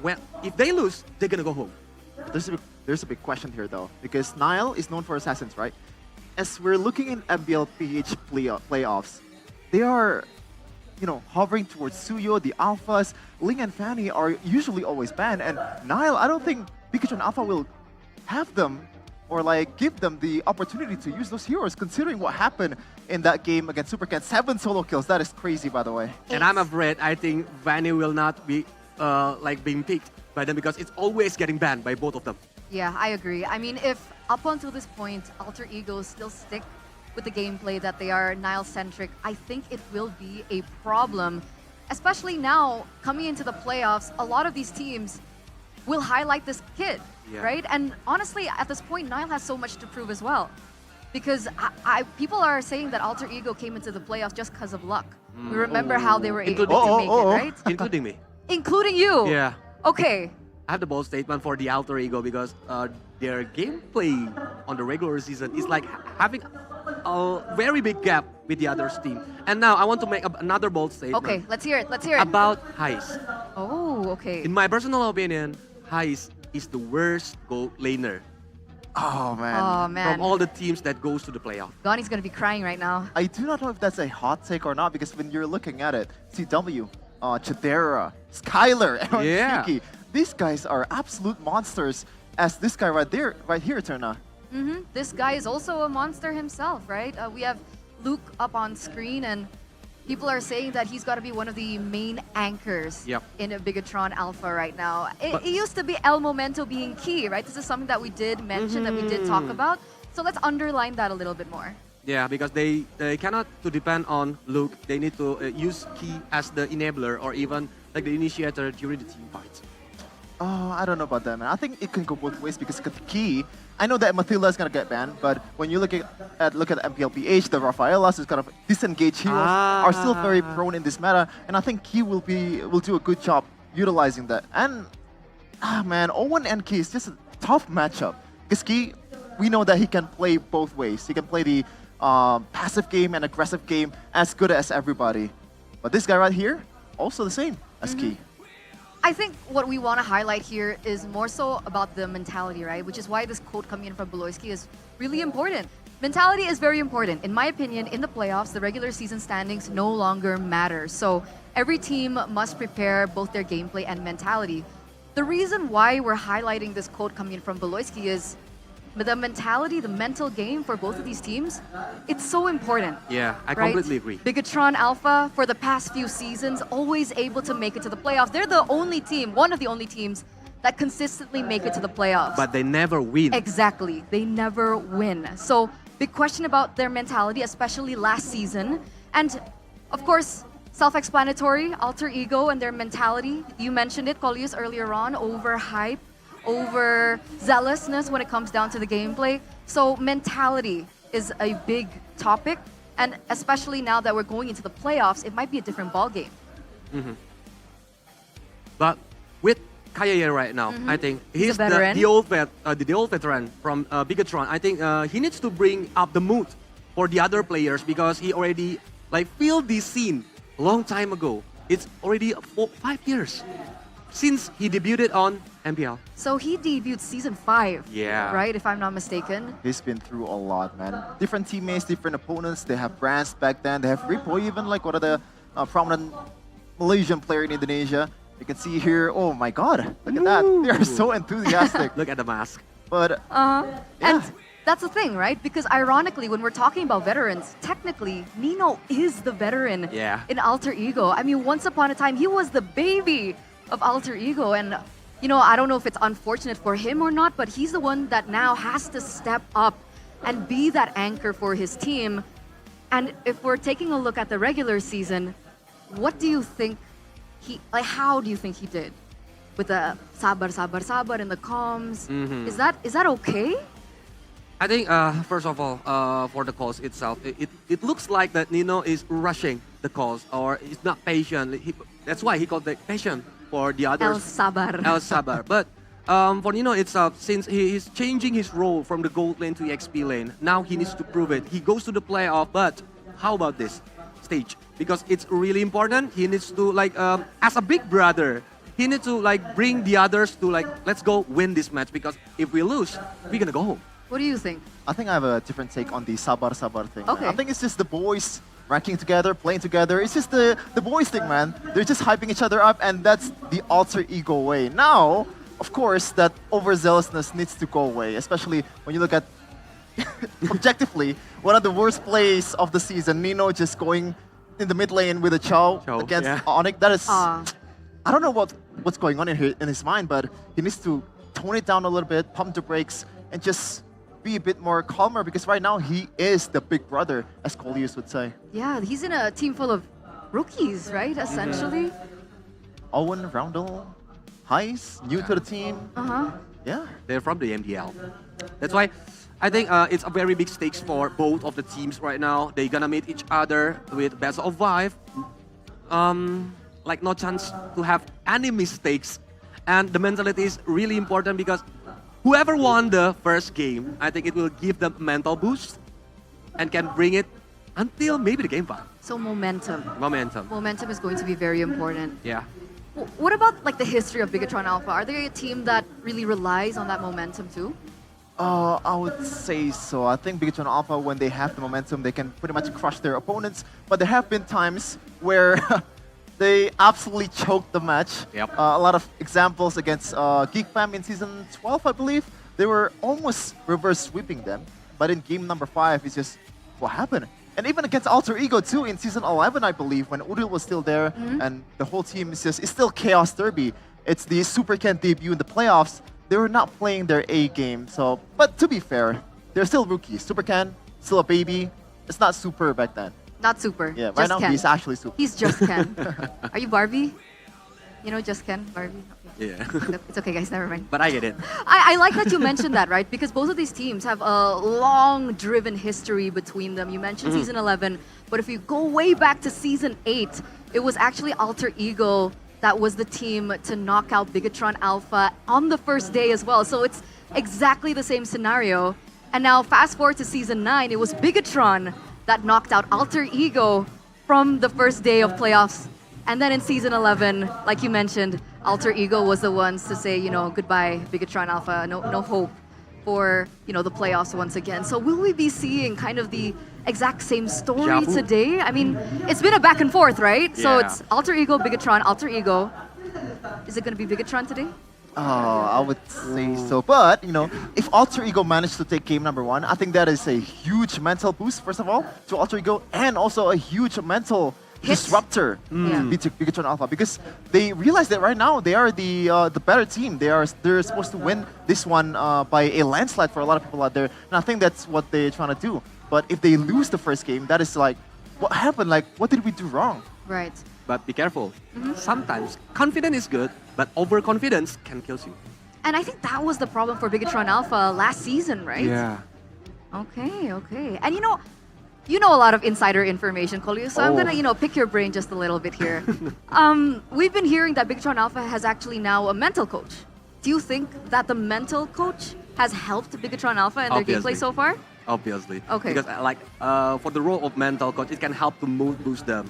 And when they go down or when they think that I think we cannot win this game, the mental coach will be there for you. It's like you have a big brother or you have mother figure or father figure beside you. We're going into figures now, ladies and gentlemen. Maybe mommy issues, daddy issues. Are we going there? No, I'm kidding. Okay. But do you agree with this? Do you think the mental coach has helped Bigatron this season? Yeah, I think so, especially with the case of Onyx right now. Because I believe Onyx, back then, they have a mental coach, but she moved to a different organization, and we can see some disruption, some flow that Onyx has usually in the regular season get disrupted. And it's not really the same Onyx anymore from outsiders' perspective, but we don't really know what's going on in the, in the locker room, in the back room. I believe Onyx this season, their only goal, MPL Indonesia is a staircase. It's not the actual goal. They want M6. So that's why everybody they've been, want M6. For Onyx case, it's different because they're 4-peating right now. So 5-peat is just a stagnation for them. This is the standard that Onyx has. That makes sense. I mean, reflecting on their performance this season as well, people are saying that they're no longer the Sky Kings. Yeah. They're actually the Fallen Kings. So I get it, right? It's a high standard that Fnatic Onyx do need to meet up, but let's circle back onto Alter Ego. We're looking at them in the back rooms, in their playrooms. I love the vibes. And I'm feeling it, right? Yeah. Look at the mood. I mean, if you see the documentary video from Codelwin and crew, it's very moving. It really kind of makes you believe that Alter Ego can actually do it, despite, you know, that guy right there in the caster desk, he said 0% for Alter Ego. And this guy, what do you say? They're not. Alter Ego is lucky to go to the play. Wow. I didn't say that. It's not uncalled for. It's not uncalled for. But because it's based on performance. Exactly. Like statistically speaking, looking at data, Alter Ego have not had the best run this season, especially. But we've seen them pull out crazy things, especially when they turn their playoffs mode on. So could we be expecting something out of the ordinary, out of the box from Alter Ego today for them to be able to take down Bigatron Alpha, their long rivals? Yeah, because it's been a while since we see Alter Ego playoff mode, right? Exactly. 2 seasons. The absent 2 seasons on the MPL, and right now is like it's time for them to prove it. It's time. Because I think a lot of Alter champs have manifestation for Alter Ego. They believe that Alter Ego still have that playoff mode. I think it's not a question of will they pull off something crazy. I think they need to pull off something crazy because that's what they needed to beat Bigatron Alpha. Because when you look at it, from the birds out there, from the rumors out there, Onyx and BTR right now are the strongest teams in Indonesia. I wonder who in said scrims. that. I don't know. Irrelevant guy. Irrelevant. Yeah. Okay. So talking about relevancy, can we have a little bit of a sneak peek into your predictions, guys, for this match? Because I don't think we're going to see it later on in game. So let's start with you, Sheffin. Bigatron Alpha and Alter Ego. What is your prediction? Originally, it was 3-0 for Bigatron Alpha, but right now I'm switching towards 3-1. 3-1. For Bigatron Alpha. Still Bigatron Alpha. Yeah. Maybe you could go 3-2, by the way. Yeah. It's not a question. I think I'm with Nevin, with Sheffin. Nevin, Nevin is over there. It's 3-1 for Bigatron. 3-1 Bigatron. That's not fun. You guys don't want to, change things up? Someone for Alter How Ego? about you?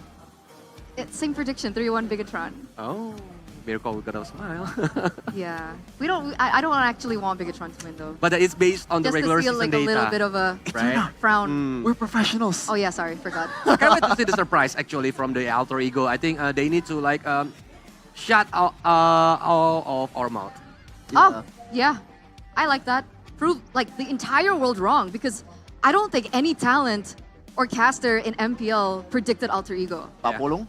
Did he predict Alter Ego? Yeah, I mean, for sure. But I don't know if that's like a, It's prediction. just a Papulong thing, right? Yeah, I guess. Yeah, but I like the quote that as long as the base is not destroyed, your team is not losing. But now, ladies and gentlemen, it is time to welcome the official team lineup. From Bigatron Alpha, we're gonna see the Super Luke, Supercan, Morino, Key, and Amon. Still with the winning lineup of Bigatron Alpha, very solid in the season. That's why they are here in the playoffs. Meanwhile, for the 3-face mask, it's still going to be Nino, Niall, Roundel, Owen, and High Sonical Lane. Both of these teams, they are fighting for their playoff lives.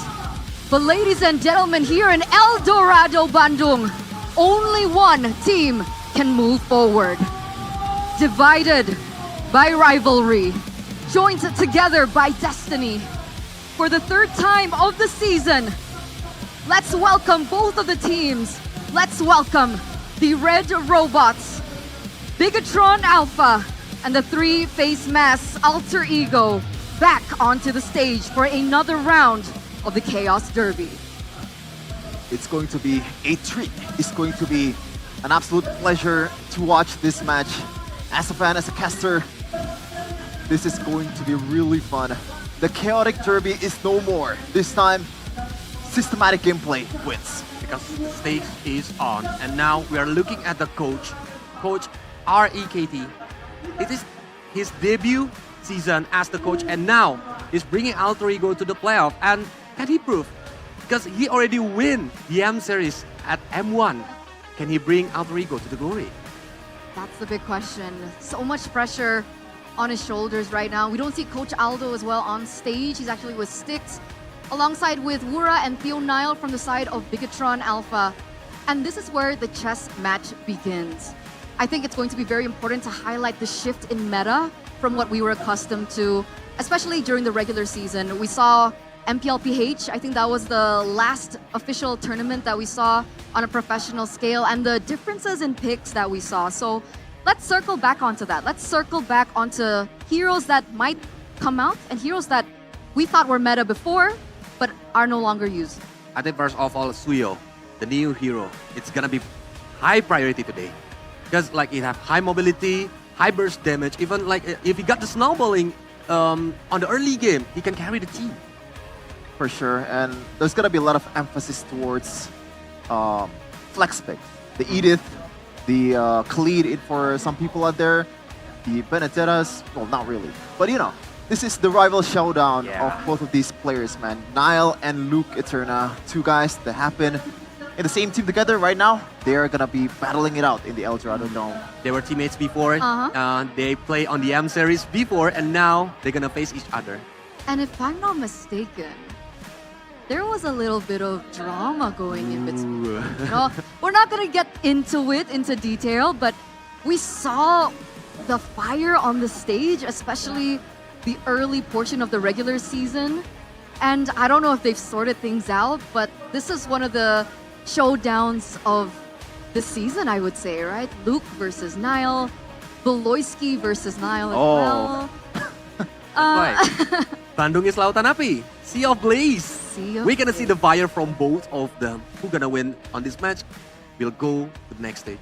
Yeah, I think in real life they're kind of cool, right? But in Land of Dawn, this is where the beef at. They're gonna put some fire towards each other, and they're probably gonna prove both of them, both of their counterparts that they are better, even though they play in a different position.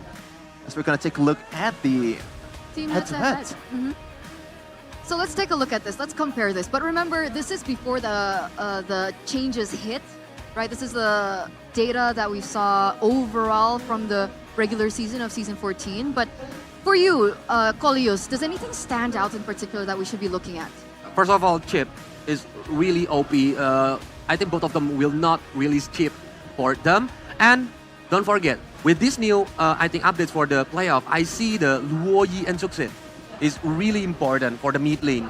That's why for Roundel itself, he's Luoyi and Suksin users. It's the same with Moreno. That's why it's gonna be the battle of mid laner with the heroes. And on the Hylos too, I think after looking at MPL PH playoffs, Hylos has been dying down in the meta, and Alter Ego, ever since the early start of the season, they've always been pick or ban Hylos to give it to Nino, or just don't want to face it at all because how really annoying that hero is. But right now we're going to see the keys to victory by Samsung Galaxy S24 FE4 Bigatron Alpha.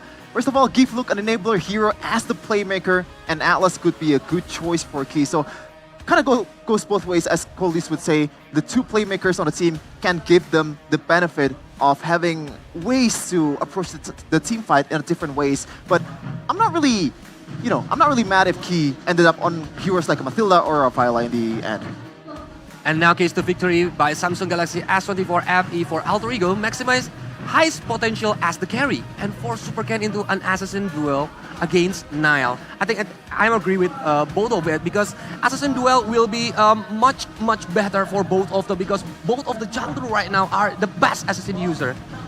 And they need to prove it to the audience. It's like we need to see more action in the game with a duel of assassin.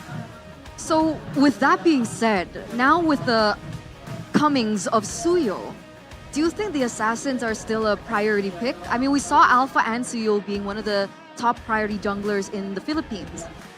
Do you think that the Assassins can still make their mark if both of these heroes get let go? I think some of the Assassin, yeah, like for Vanny. But for Nolan? For Hayabusa? What do you think, Sufyan? I think there's going to be a chance for that, but I think in the draft itself, the Ling and also the Fanny is going to be heavily contested and also heavily considered to be banned. So I don't know if they're going to make a lot of appearances today, but if it does get let go, you don't want to give Fanny towards Nile. You don't want to give Fanny towards Super Ken as we well. already see what kind of Vanny that Nile and Super Ken use. Dude, that was brutal. Like, if I was Super Ken, I'd just rage quit. I'd be like, what is this? Nile, do you have like a personal problem with me or something? I mean, 8 kills plus solo 1. Kills. 8 solo kills plus 1 assisted kill. 9. That's a lot. On Super Ken. Like, that's gotta hurt for him. So these picks are going to be imperative. And if we take a look at the earlier, graphics, we now see that Bigatron have first pick, Alter Ego, actually have the second pick as we're entering, ladies and gentlemen, to the drafting phase for game number 1. Our opening match of the day. Remember, ladies and gentlemen, this is no longer a best of 3. It is now a best of 5. And here it is, the drafting phase presented to you by our official tournament smartphone, Samsung Galaxy S24 FE. And we're going straight into it. Bigatron with their bands. We have the Gatot, the Jushin, the Fanny, Alter Ego Respawn with the Chip, and the Matilda. What's going to be the last band, Sheffin? Oh, I think Suyo might be a ban here. Maybe an Edith. Some kind of limitation towards the flexibility of Bigatron Alpha because they're known to be very flexible in the draft, especially with the Loop on the XP lane. They're much more prominent in their micro department, but let's see what they're gonna choose here. There's a lot of options. Don't forget about Khalid, because both of the XP laner like Luke and Nino are good at Khalid and Edith. Like Sheffin predicted before, he's getting banned. Now Suyo, is it gonna be first pick? For the Bigatron, I think they're gonna need to prioritize the Suyo. That's fast. That was quick. Yeah. It's just like that in MPL PH2. Now, for Coach Rect, he has an option to pick the counter. Not really a counter, but a really good matchup against the Suyo, which is an alpha. But I think he's gonna hide it towards the third pick. Right now, Khalid? Khalid. I guess for Nino, he really likes to use the Khalid, right? And it really brings up a lot of potential in the rotation department. So I think that's a possibility here. Okay, but circling back onto the Suyo pick, right? Why is this Suyo pick, especially now that we're just opening MPL ID, right? Why is it such an important contested pick, and where is the power of the Suyo? I think, right, the first time I saw this hero and the kit, it's just, this hero is a combination of Nolan, Julian, and Yi Sun-shin all at once. Well, the burst damage is not that great as them, but you know, you can see the flexibility in the way he approaches the team fight. He can poke a little bit, just go out. That's why he's been very prominent in the draft in PH. And right now, Coach Rex still going for the Hylos and the Yves. I like the Yves though. The Hylos part, now you're gonna get countered by the 1-1, so you gotta watch out for them, you know, pretty much punishing overextension. Yeah, because they already see Hylos being picked by Alter Ego. I think 1-1 is the best option right now to have very quick open weakness to the opponents, but Alpha, they need to secure it right now because from head-to-head, Alpha and Suyo are on par, right? If they lose Alpha on the second bending phase, it's gonna be bad for Alter Ego. See, I understand that, but this is a 1-1 pick into a Yves. Isn't the 1-1 weak against the Yves because of the lack of range? Maybe, but in terms of kiting 1-1, there's no one that can absolutely, you know, he's the best marksman for that. And don't forget, Eman is using Malefic Gun. That is true. So it can add more range to 1-1. And also, if Rek didn't ban the Rafaela here, which I don't think that's going to be the case, Rafaela is going to be banned for Alter Ego, because once you have this very high mobility composition, very high mobility main 5, it's gonna be very hard for you to engage because you have to be very calculative in all of your approaches. Meanwhile, Coach Rura with the Phobius ban, even though they don't have an XP laner yet, so Luke might see something that's a bit outside of the box here. What are we used to? Cho? Do you think Cho EXP could make an appearance here? For a setup, yes. Cho and Kaja might be there, but I don't know, against a Hylos, it kind of brings up the question, like, do you want to use this pick-off hero to further enhance 1-1 potential? I think the answer is still going to be yes, but what's going to be the best option is the question for me. Yeah, because they lack of the XP lane, and for the Roamer itself, I think that's why for Bigatron, Rafaela is Franco. So Rafaela is open. Are we gonna see the old Key, who's using the Rafaela to like supporting their gold lane? Back in the day, Key is supporting the Max at the gold lane on Bigatron. Yeah. Right? Yeah, I remember that. It was a long time ago though. Yeah, that was a long time ago. Very hazy memory of that. But in the second phase now, we do still have one more pick that Bigatron can ban out here. Do they want to go for an Irritel ban? I mean, if they are planning to protect this 1-1 in the lane, looking for the 1-1 to be the prio lane, we've seen that the Irritel has become a really good lane against it, but no, they go for the Harith instead. I just realized something. Harith on MPLPH is really priority. Yeah. But now, it getting banned on second banning phase. They didn't even care about Harriet picking on the first piece? Well, for Alter Ego, I think it makes sense. But for Bigatron Alpha, the one that used Harriet the most, I believe, in the regular season, because Eman just really loves that hero, it's a bit surprising. As we're gonna jump into the second picking phase here for Alter Ego, we got a quite fun fact here for you guys. Throughout the MPL Season 14 Playoffs, Chip has a 100% pick and ban rate with 0 picks and 36 bans. That's what I said, yeah. The macro. Yeah, the macro players, like if the Rogue are having a very high macro, Chip will be very useful. It's like you have the win rate above 80% if you got Chip on your team. Wait, interesting. Arlet. We haven't seen Arlet in quite some time here, boys.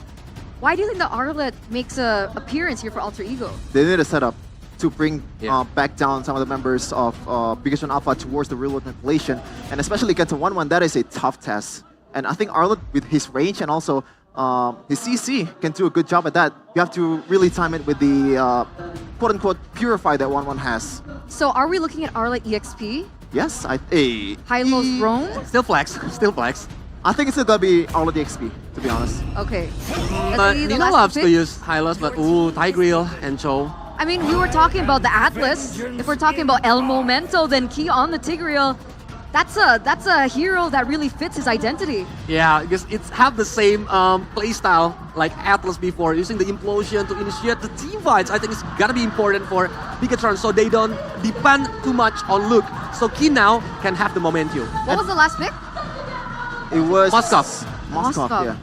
And what I really like about this Tigreal is the fact that even though the Moskov and the Yif will probably use the Purify, it is a 1-1. You don't really care about the backliner. You care about the frontliners to chain your crossbow tank towards some of the backliners. That's the ideal situation, ideal scenario for Bigatron Alpha. So I think in the draft, I kind of prefer the composition. So it's gonna be a front to back playstyle from Alter Ego, but for the Bigatron, I think it's a kiting game. So which draft would you prefer, Coleus? For me, I think first game is for Bigatron. Bigatron, Coleus, you? Bigatron. Bigatron as well. So 2-0 for Bigatron Alpha right now, ladies and gentlemen, just based on the drafts. But we're going to throw it over to our casters to bring you game number 1. Thank you to our panelists, and here we go to game number 1 of match number 1. Solid drafts all around the line. But give us a few thoughts, Arashi.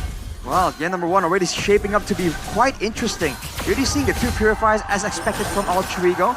But man, if you look at it, it's a trade-off between having a lot of big moments from Bigatron and a long, drawn-out, poke, slow, continuous composition from Alter Ego. Not to mention, with the Spear of Destruction, I want to see how Alter Ego wants to play this macro game, but look at this poke, man. This mid lane is brutal. Super Luke, though, already rotating early with the concussive blast. Oh, taken very low. The initiation forward. Roundel getting the revitalized. One more hit for Super Luke, but now he's going to be stun locked down. Luke might be taken out. Pops into Shampoo and the G Kundo. And he gets out. But Nino doesn't want to commit that flicker.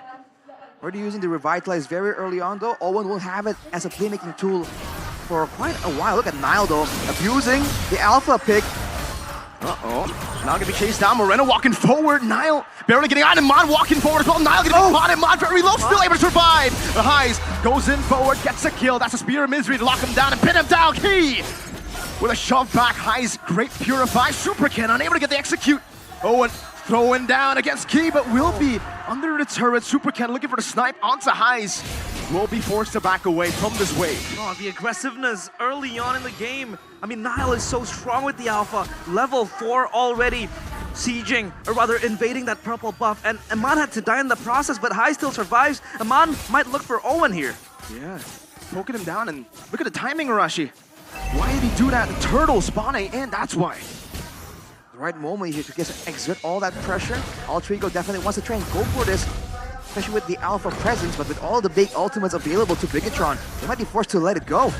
He's walking up, Roundel, no ult, Moreno stealing with the glorious pathway. Owen a bit late to the skirmish right now, pops in Revitalize. Super Luke with the way to Dragon coming down. Super Ken able to lock that down. Nino walking forward, has the final slash, brings it away. Only gets Super Ken dub. And Bigatron Alpha will take the dub. They will pull back. Oh, they get the turtle for Super Ken. That is, of course, an advantage for Bigatron Alpha. Alter Ego, they have to fall back. But now you see so much fighting happening in the first few minutes. But taking a look at the sustainability, who survives the fight longer, Arashi? Well, if you talk about surviving the fight longer in... Oh! Nino! With the solo play. I was gonna say that Altrigo has a bit of an edge due to the Hylas, but before that, realized talent predictions by our new application, GoPay. Unanimous decision for all but one. Papulong, in the hands of the three masked men, he votes for Alter Ego. Classic Papulong. Yeah, are you really surprised with that outcome? Oh, look at that though! Eman gonna be chunked low. Highs has the SOD. Owen from the back with the glorious pathway. Can he escape? Eman able to space away. Super King with the re-engage over the Highs. Very low. One more shot.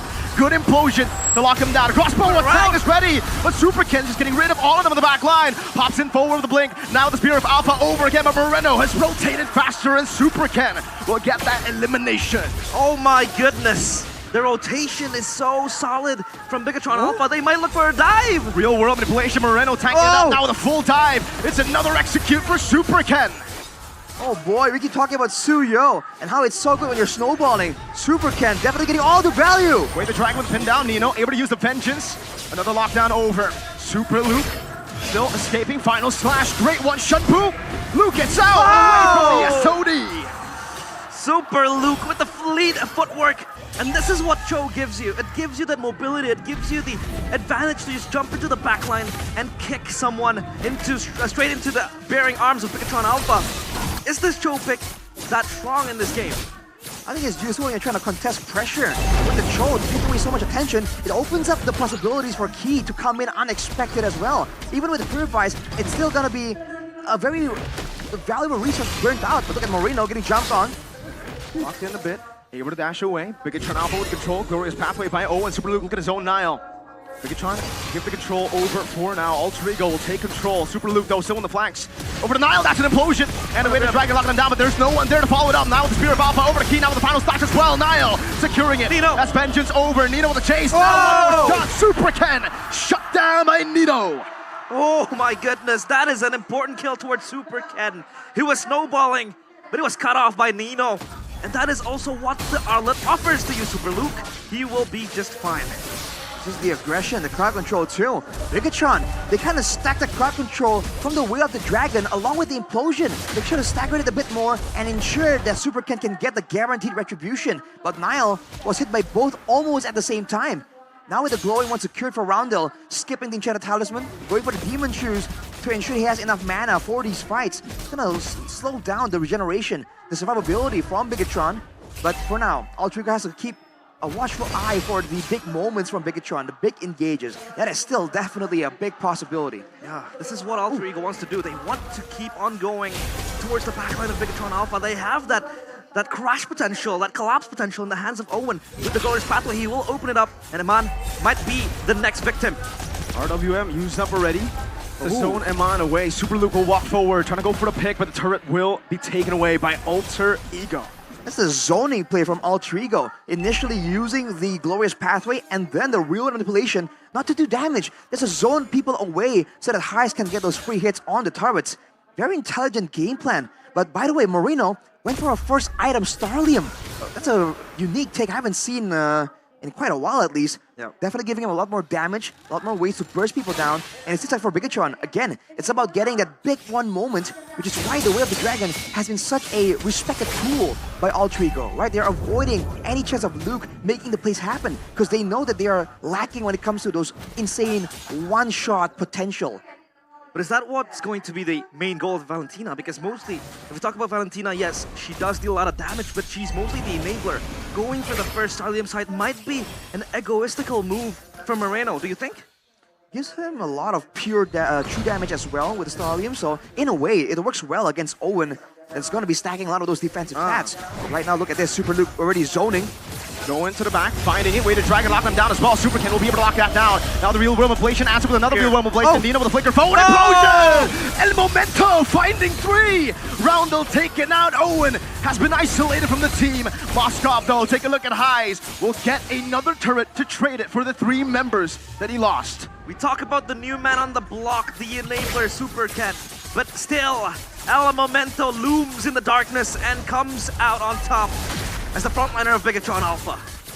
Chase over. Final splash. Nino will give all the weakness points away with the Spear of Misery too. Nino using the Vengeance very well, but the shot back will be Nino. Nino? No! Jumping back and forth, Moreno finally splashes that damage to take him down. Whew. Nino, man, absolutely on fire right now. But Bigatron, they're just doing so well in the early game. They're doing so much better at just finding those moments. All Trico were able to actually kind of equalize because they have the Moskov, but the fact that the Spear of Destruction did not land in that crucial fight definitely made it quite awkward for All Trico. Yeah, but a new game factor by the new application GoPay. Suyo becomes the 79th hero to debut in MPL ID Season 14 out of a total of 126 heroes in MLBB. So, of course, a newly released hero becomes very significant in terms of the drafts and all the picks coming in from teams playing today. And Alter Ego, or rather Bigatron, will be the first team to touch their hands on this new hero. And look at the itemization, man. 3rd item, Wind of Nature for Eman. He respects all of that dive potential coming through, especially from Nino and Niall later on. But Roundel can still be a massive problem for him. Aside from that, Thunderbolt for Super Luke. That means more chase, more utility, more damage, and tankiness as well. But you have to look at Super Ken on the Suyo, definitely. 2K gold ahead, War Axe with the Queen's Wings, a lot more survivable due to the damage reduction he has in the fighter form as well. And we have talked about the damage coming in from the Suyo again and again, but Super Ken is making it look like the mobility is also an underrated aspect of this hero. Oh, conceal play. They might look for something. Super Luke pops forward, looking for Owen, but no. They will just zone out for the Lord setup. Yeah, no real need to go in for the skirmish just yet. Now walking forward, Roundel is in an off position.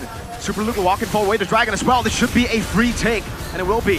Super Luke chased down by the Glorious Pathway. Owen puts it down. Super Luke with the flicker. Now final slash over to Super Ken, who's going to be caught by the real realm of Whoa! He, 2-man, but it's only into frontliners that gets locked down. Keep with the shove as well. That's 2 members taken down, but Bigatron Alpha get the Lord. Oh, they turn around. And they might concede the Lord, but they get Super Ken and Key. Super Ken becomes the most pivotal member to fall in that altercation. Now they look and set their sights on the Tier 1 turret and even stopping the Lord in the tracks. Oh, no, locking up Spear of Alpha from Niall! Finding Eman. Even with the built-in Purify, he wasn't able to escape. And Alter Ego get the Lord advantage despite not getting the Lord. Man, even with the built-in Purify, with the Wind of Nature, that's true damage coming in from Niall. This is why the Alpha is just so lethal, so dangerous in the current meta.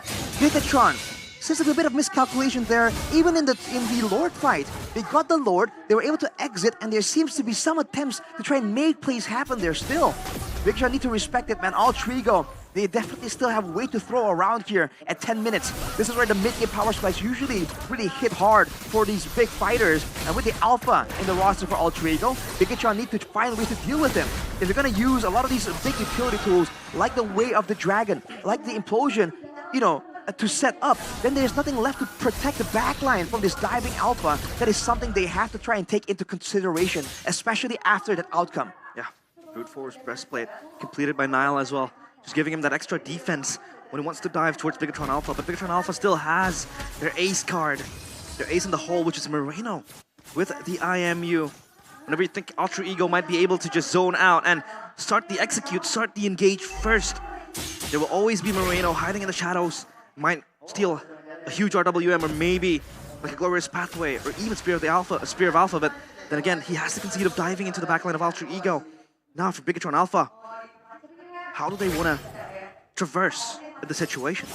I still think they want to go aggressive. They just have to pick the right engagements, because with Super Ken picking up the BOD, that's a lot of burst damage potential. The only issue earlier was that the main damage dealers, the Suyo, at least Super Ken was caught in the main engage from Alter Ego, and that really can't happen, right? Bigatron can afford to have that happen. But with the Sea Halberd picked up by Eman as well, Owen is going to start feeling the heat, feeling the pain here. So will Niall and Nino. So if they're surviving early on, using the healing, the regen, the tankiness built in the composition, the longer the game goes and the more Eman gets more items, the more they can't really afford to do so. So I think Alter Ego can still bank on having that split push pressure, but they have to be careful for Bigatron's members, because a lot of them can kind of do okay 1v1 too. Yeah, they have strong split push presence in the hands of Highs. As that Moskov does have that global presence with the Spear of Destruction again. And if you think of it, if you compare it to Bigatron Alpha, it's not as strong as Highs in side lane pressure. Maybe it's just going to be Super Ken, but Suyo is just so slow on the segue plays and the split pushes. Now though, the Lord might be the next eye on the list. man. With a Divine Blade finish from Moreno as well. That's a very well-timed power spike. Bigatron rushing for it. Seal, Super Luke trying to do what he's been doing best. That's going over to Niall, but he won't be able to find a way to Dragon though. Will knock down the real world ablation. Luke compromised Key as well, but it's just going to be the front liner with a real world ablation from Moreno to try to zone them back. It will not be enough to keep Key alive. But it's a jungle for a tank, and they got the Lord again. 2 for 2 for Bigatron Alpha and Super Ken. Retribution on point gets the Lord for themselves. Man just hiding in the bush, maybe looking for something, but he's just far away from his teammates. Risky moves there from Eman, but hey, he gets a chance to actually push the wave out a lot earlier and group up with the team. It's not really work out in favor of them, and look at the efforts coming from Super Ken as well, going to the bottom lane, trying to match all 3 waves to push all together, and not clearing the mid lane. Whoa. Look at that damage. Eman from the side though. Trying to look for a cheeky angle to get the weakness points. Alter Ego handling the Lord very well. Nino with a final slash as well. To be able to keep the turret in the mid lane alive, but both turrets side lane, tier 2s taken out. It's not worth it for Alter Ego to have to compromise and lose a top side turret and bottom side turret as well. And the expensive, their mid lane turret still standing, but still. Now then, the side lane pressure even grows stronger for Bigatron Alpha. They can shove the wave, they can shove the minions going in, and they might look for pryos in other lanes, maybe again, waiting for that Lord to respawn. But I feel like Bigatron are working against the clock somehow, because they don't have a lot of good high ground technically, and they don't really have a strong frontliner, a proper frontliner. They have Luke and Key, but they're both basically utility, right? Playmaking tools. They're not meant to stay in the front and tank shots like Owen does, or like Niall can do with the regen. And keep in mind with the Yves and Moskov, these are 2 great heroes that scale really well into that late game. So Alter Ego, the fact that they're still able to hang on to their base turrets here at 14 minutes, it's definitely a great achievement on their end. Bigatron need to, play some more mind games here, bait Alter Ego into some circumstances where they're not really advantageous. Because Alter Ego are playing it textbook. They're trying to play it as safe as possible and try and scale up to try and match Super Ken, who's really far ahead when it comes to the gold and EXP. Yeah, on that note as well, I think Alter Ego do have that high ground defense as well. They have to wave clear from highs, they have to poke from Roundel, and that might be the main tool to really just scamper away Key and Super Luke when they want to frontline, because Super Luke and Key, yes, they might be able to just put their bodies in front, be that tanky member that they want to be, but they don't scale as much as Owen do in terms of HP, and can't really survive that front line. So I think high ground defense-wise, Alter Ego might have the upper hand. So Bigatron Alpha, I do agree with what Arashi says. They're working on the clock, but Owen will be caught. Does he have to win a crown is a big question. Now Super Luke has placed away Moreno. Oh, popping real world inflation. That's though. Over to the back, the real world crossbow attack combo. Roundel almost taken out just with the crossbow attack. Luke into the back, the winner crown already used by Niall, but now he's got all isolated. Moreno with the chase under the turret. We'll get a triple. We'll get a maniac in the first game of playoffs. We talked about the defense. It's all broken into pieces by Bigatron. Moreno, the man of the hour. The Chokers have gotten 1 game, but they're still 2 games away from getting the series victory. Bigatron Alpha strike first as their robotic fists and their eyes of the kill online. Alter Ego, they have to concede game number 1. 1-0 for Bigatron Alpha. We thought the game was about to slow down right there, but it's merely the calm before the storm. Bigatron with 1 single fell swoop. We talked about baiting Alter Ego into disadvantageous positions, and look at that, dude. The single playmaking from Eman just ruins the whole composition, bursts them down, and just like that, Bigatron take Alter Ego down. Talk about the crossbow of Tang being such a good tool to utilize, especially when you're up against strong frontliners, when you're up against tanky frontliners like the Hylos, like the Arlet maybe as well, like the Alpha.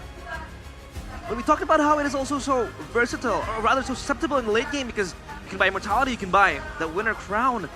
But Eman used it in such a way that it all kick-started the end for Alter Ego. That took so long, the crossbow of Tang. And the criticism sent to Alter Ego's way, as good as Bigatron played that, what does Niall need? All throughout regular season, a flashy assassin. We had doubts already about him, maybe even picking up the Suyo. That's a different pick entirely to the Fanny, the Ling, the Hayabusa. He picked up the worst possible pick for Niall regular season. Obviously, things could change, but here I think we saw it again. Niall unable to create a big impact for the team on a pick like this. He needs those assassins. And again, it's also about the follow-up from his team. we have to remember that he went for a big early game invade in the early game, and he got punished for it. Right? It's again, it needs to be a full-on group effort. That final play wasn't just Eman playmaking. It was the whole team setting it up. It's about the 1-1 holding off on the crossbow of Tang and allowing just that big moment to happen there, waiting for the right possible moment to just find the ideal timing to start everything off. Oh, this is a way to, of course, start your engines and just run it around the playoffs, of course. The look of pride in the eyes of Starlist, Bigatron #1, and Alter Ego, yeah, they have to fix a few things. One of the issues that they have to address is, of course, Nile, but we will throw it back to the panelist upstage. Oh, welcome back, ladies and gentlemen. Sorry, we were in a heated discussion there, but thank you so much, casters, for bringing us game #1. That was a 16-minute game, by the way.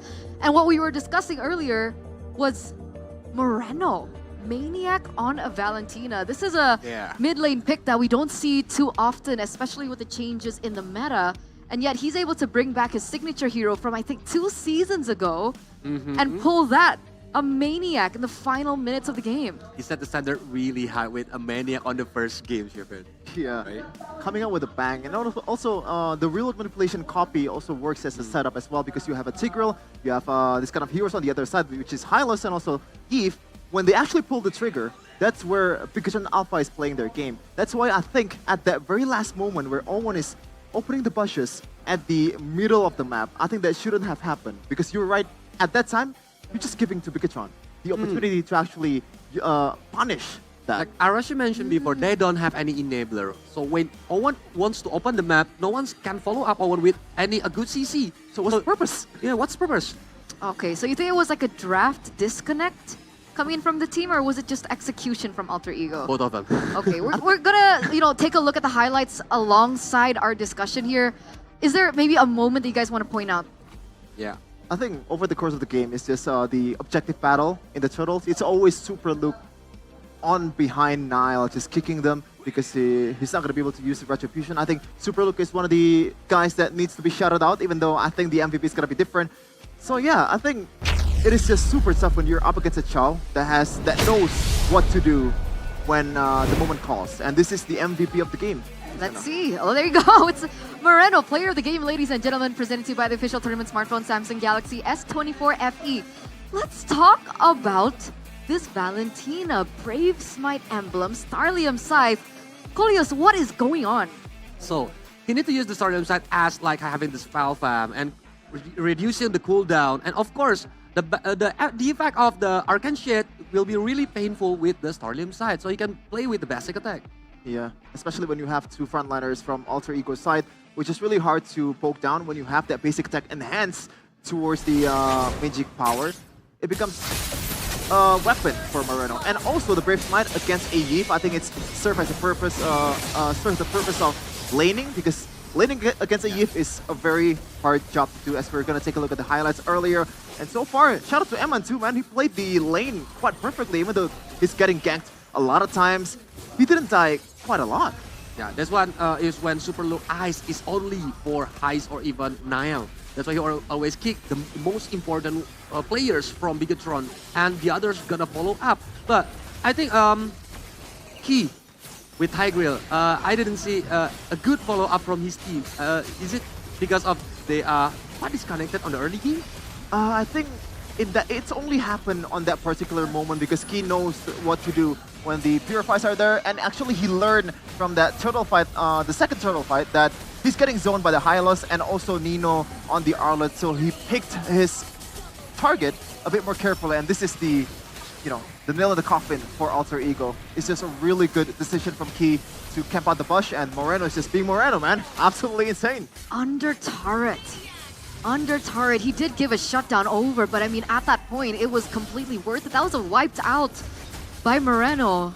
Just impeccable once again on his signature pick. It gives me, goosebumps thinking about the good old days of Moreno on the Valentina. And that was just an exceptional game from Bigatron Alpha. Now, if we have a flashback into the keys to victory, right? I think one of the things that we did highlight was the fact that Bigatron Alpha, they need to rely on two pillars, right? They can't just rely on a single person. And I think in the regular season, we highlighted Luke being that person, right? He was the new El Momento, but with another layer of Key, we saw just how destructive Bigatron Alpha can be in these team fights. And they were able to really try and bait out because of the second layer of CC, right? Bait out the Purifies, and then it just worked and coalesced with one another really well.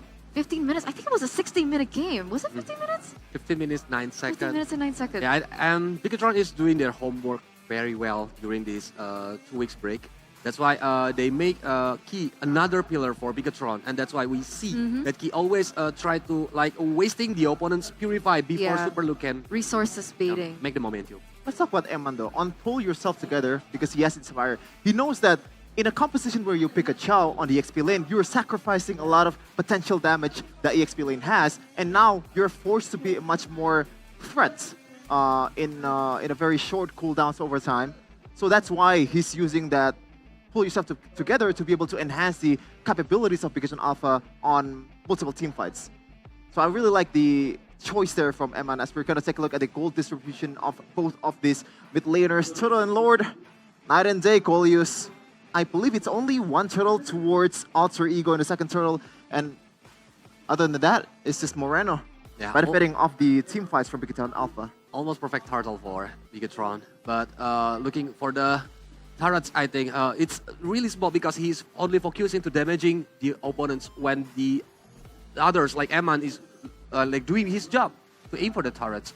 But for the post-game statistic, the goal per minute for I think it's 830. It's for Eman even. Oh no, Supercan. I thought it was Eman. I mean, it does make sense, right? I actually asked you guys earlier on. I was like, guys, Suyo in the early game. What is this power? How are they able to control the map so well? How are they able to control the objectives so well? And it turns out that's exactly the power of the Suyo, right? It does make sense that Eman gets the highest GPM. Look at the best wingman though. It's Eman on the 1-1. Usually we don't really see a gold laner as the best wingman, but when the situation calls, when this is that kind of game, especially when Moreno are stealing the kills in the late game, it just happens. As we're going to take a look at the gold difference over time. And now, there is a concern here for Bigatron Alpha because climbing the mountain. Look at that. Mountains, we go down again. Mountains, we go down again. This is a sign that you know, I'm sorry to say it, Bigatron identity might still be there. Okay, wow. Is there a particular moment that can, you know, support that statement? The Bigatron moments? Probably on the second turtle is one that I really see. Because, like, it makes sense. And I think it serves as a learning purpose too, because Key, over the course of the game, didn't really do the same thing. And Super Luke as well, because at that time, the Implosion and also the Way of the Dragon was executed at the same time, which is not really what you want to do at that point. Right. You mean the timing, right? Yeah. So they were supposed to layer it, right, in order to bait the resources that, you know, Coleus mentioned before. Wow, okay. But everything is fast. That's why they need to do the evaluation for the next game because it's really important. For me, I predict that Alter Ego gonna get 1 point from this game, but I'm afraid that if they already got the momentum, if they won one game on this stage, it's gonna be dangerous. Okay, I mean, this is one game already given to Bigatron Alpha, so could we be potentially looking at a 3-0 for the Red Robots? You know, much to the delight of, you know, Mirkotron over in the caster desk. You know, let's give Alter Ego some time and let's talk about Alter Ego now, right? Alter Ego, Mirko mentioned earlier on in his cast that he didn't really like the alpha pick for Nile. Do we agree with that statement? It's not just Nile's identity, man. He's there to slash throats. He's there to kill bodies.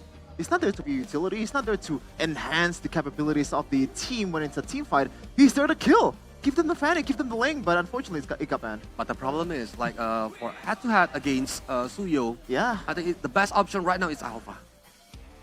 It is. So, do we ban the Suyo instead? Maybe if you were Alter Ego?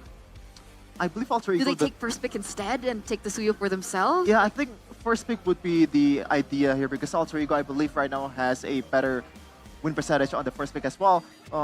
Let's just see, because in the second pick earlier, you know, the red side earlier, Alter Ego was forced to ban the chip Matilda and Edith. Matilda and Edith. I think the one that can be changed is that Edith. That's the only one they can play around with. But I don't know if they wanna, invest it towards Suyo. Do you agree? Should it be a Edith ban? Take away the Edith ban, put in the Suyo ban. I think so. Because I know Edith crowd control is really annoying, especially during the team fight. But against Suyo, if you don't know how to counter Suyo, like for example, we see that on the grandfather of MPL PH, they do the mirroring techniques on the gameplay.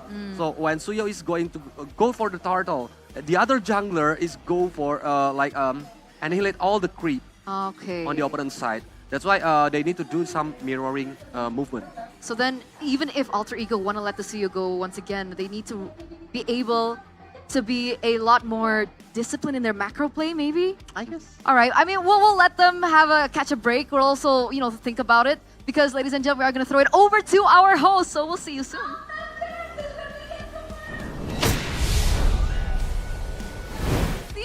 Di tengah Eldorado Dome ada Bude Clara Monster dan juga ada Alisa Natali di sini yang bakal nemenin kalian sebagai host di MPL ID Season 14. Woohoo! Semangat banget pastinya, apalagi ini adalah match penentuan. Hidup atau mati, mereka harus bisa berjuang. Di game pertama udah close game banget nih, tapi semangatnya nggak cuma kita berdua doang dong pastinya Alisa ya. Betul sekali Bude, karena di sini kita sudah bersama dengan para pendukung dari para gamers kita. Boleh dong ke tengah, kita kenalan dulu. Yeay. Ini dari tadi Bude lihat langsung ya, semuanya pasti mata memandang kepada tulisan-tulisan yang sudah mereka tulis. Ada siapa saja nih, kita kenalan dulu yuk dari Teteh. Ini dari mana, namanya siapa? Hai semuanya, kenalin nama aku Ica, aku dari Malang. Aduh, Terang Malang? Aduh, Soto Malang. Oh, sama siapa? Sama teman-teman. Jauh banget. Jauh banget ya, bel-belain ke Eldorado Bandung. Kalau tadi udah dari Malang nih, sebelahnya ada siapa, silakan? Halo, perkenalkan nama gue Imam dari Sumatera Barat, Bukit Tinggi. Bukit Tinggi. Wow. Mau jemput Pak Pulung? Apa? Mau jemput Pak Pulung kah? Enggak, kebetulan enggak. Enggak ya, di sini untuk mendukung siapa nih? Belum ada tulisannya. Oh, BTR. BTR. Jangan bikin gua kecewa tiket pesawat mahal. Berapa? Kurang lebih 2 juta. Oh wow. Mungkin ya, kurang lah. Kurang lebih ya. Ya, semoga worth it ya Bude pastinya ya. Dan membayar tiket pesawat segitu melihat tim kesayangan untuk bertanding. Ya pastinya ntar itu BTR pasti menang sih kayaknya. Oh, tadi pas menang game pertama itu kan close game banget ya. Ya. Bagaimana reaksimu tuh pas game pertama tadi? Lebih ke senang. Terus ditambah lagi nanti itu bakal pecah lagi sih kalau sampai 3-0 gitu. Kalau sampai harapanmu 3-0 nih? 3-0, ya benar. Gak kepengen kasih poin buat Alter Ego? Kayaknya enggak dulu deh. Buat Alter Ego. Ini Alter Champs di sini, Kak gimana nih Kak? Jauh dari Malang masa lihat kalah? Betul, Kak Ica gimana nih? Boleh kasih tahu? Iya sih, memang dari regular season kemarin memang banyak AE itu kayak kalah telak kan. Cuman aku sama teman-teman yang udah dukung AE berharapnya di playoff saat ini bisa at least kalau memang dia nggak lolos, dia masih ada perlawanan lah untuk buat yang lainnya gitu, dari tim-tim yang lainnya. Oke, Kak Ica boleh kasih prediksi skornya nggak nih? Kalau di match pertama tadi udah 1 poin, mungkin di match selanjutnya bisa comeback? Bisa sih. Soalnya tadi di game pertama menurut aku tuh AE oke sih, cuman mungkin memang ada miss ya. Makanya jadinya blunder juga. Cuman mainnya bagus kok. Mainnya bagus. Iya. Dan harapannya pasti bisa comeback ya di Bisa, match harus bisa. selanjutnya. Oke. Jadi udah beda nih menurut Kak Ica dari regular season sama hari ini. Lumayan beda. Lumayan beda ya? Udah kelihatan aura-aura. Tadi dibilang 3-0. Prediksinya kalau dari Kak Ica gimana? Berapa nih? 3-1. Untuk? Alter Ego dong. Alter Ego dong. Mau dibalas dikasih 1 poin di game pertama doang berarti nih. Mungkin ya, mungkin. Tapi harapannya sih buat BTR itu 3-0 buat sore hari ini udah. Langsung telak ya Bude ya. Semuanya tentunya punya harapan yang baik untuk tim-timnya. Tapi mereka ini udah jauh-jauh. Kalian rela jauh-jauh. Kenapa nih? Dari mungkin Tetek, dari kakak, Ica. Jujur aja lagi gila-gila MPL sih emang. Makanya bela-belain ke sini juga karena kemarin kan di regular season nggak bisa datang ke Jakarta. Ya udah ke Bandung aja gitu.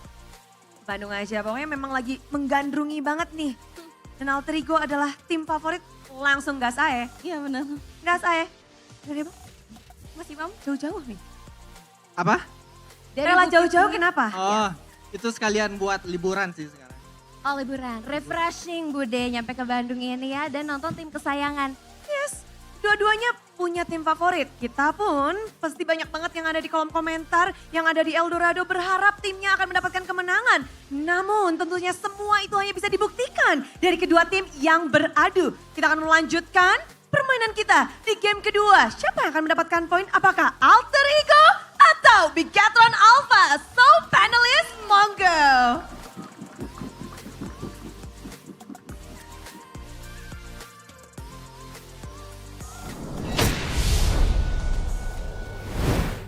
Thank you so much, Bude, Clara, Mongstar, as well as thank you towards Alisa. And we actually got a little bit of a sneak peek as to how packed the arena is right now. The audience, the fans, they're really pulling through. Yeah, because they already got home from school, or even maybe some of them take a break for their works and wants to come here. Oh, take a break? Do you mean like they're skipping Lunch break, work? yeah, lunch break. They come to MPL. A 2-hour lunch Yeah, break? yeah. Is that what Might you do? be, it might be. Is that Sorry, okay, boss, Sheffield? I need to print something. I need to have a meeting outside.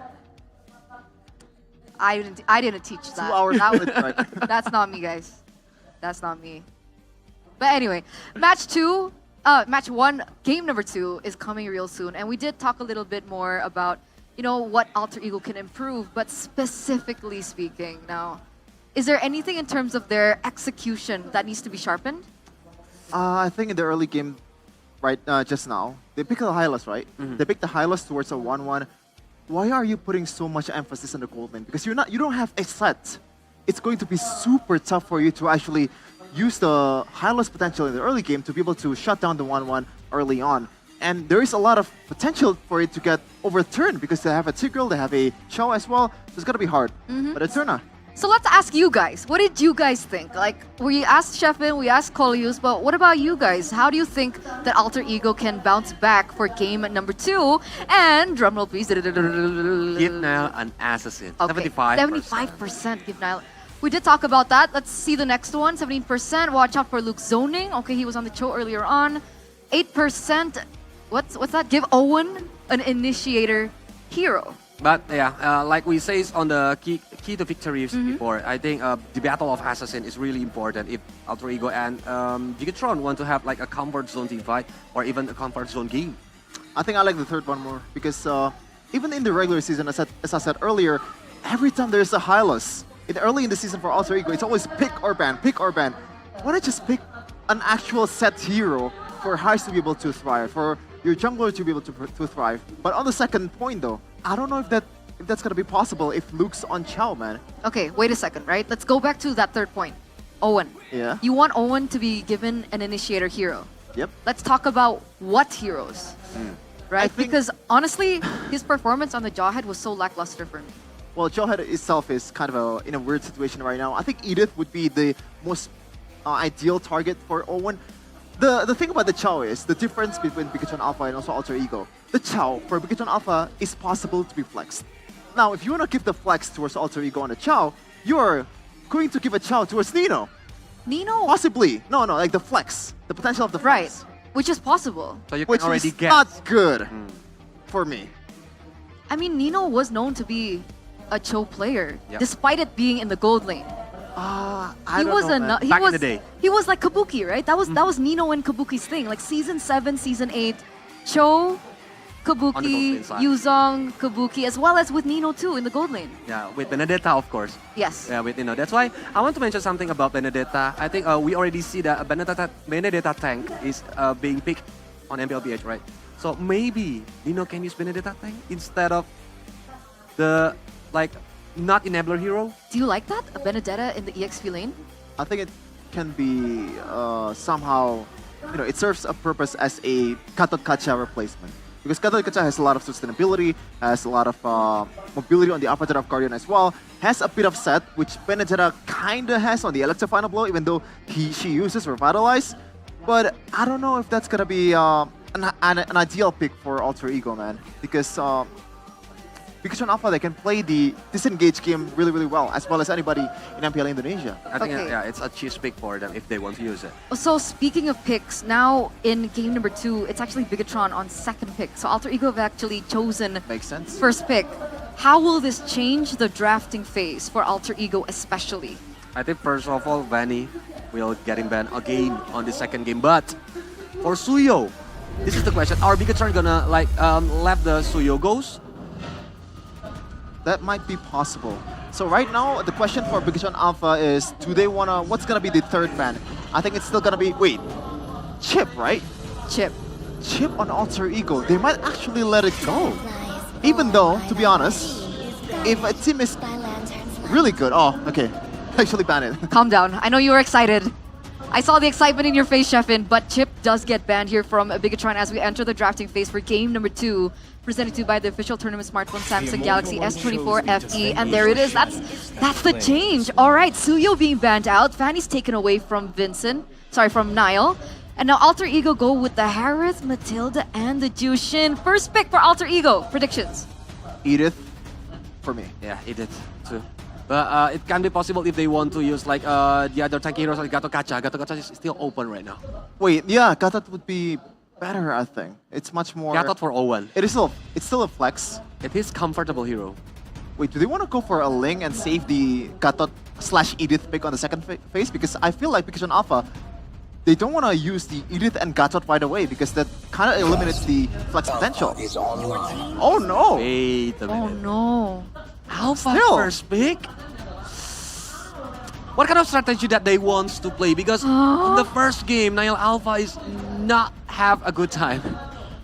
Yeah, I mean, look, Niall is that type of player that needs... He's kind of like Kyrie, like a couple seasons ago, right? When Kyrie was forced on utility junglers, you couldn't really see the full potential of Kyrie. Now, it's the same thing for Niall. So the fact that Alter Ego once again have committed towards this alpha, it poses a big question. Who's gonna be the carry? What's their main idea? Who's gonna be strong lane? Or is it gonna be Alpha Nino? Nah, I don't think so, Colios. We gotta tone it down a little, but right now they have 1-1 and also Valentina, pretty much a signature picks for both of these guys. Eman, it worked out really well in the first game, but right now, Coach Fura, they have to think of a setter hero. Is it still gonna be the Chow? I think it is, if Alter Ego is not gonna pick it. Because Gacha looks bad against 1-1 if they want to pick Gacha right now. And the other is like Khalid. Khalid is like the frontliner heroes who can make 1-1 fly faster if he open the weaknesses. What is it gonna be? Oh, we forgot about this. Oh, Roundel on Luoyi. You said this. You said this, Colios. Yeah, last night we already said it as Roundel have the hero pool like using Luoyi to initiate the movement or the rotation faster. Using the diversion, so he can make the rotation really fast against Bigatron. So maybe, like Shevin said before, if they want to aim or choke Eman on the gold lane, using Luoyi might be the best option. So it's gonna be the Hylas here for Coach Fura. But the Phobius, man.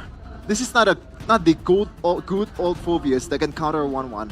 Okay? You need to proc your ultimate your own. It doesn't proc throughout dashes.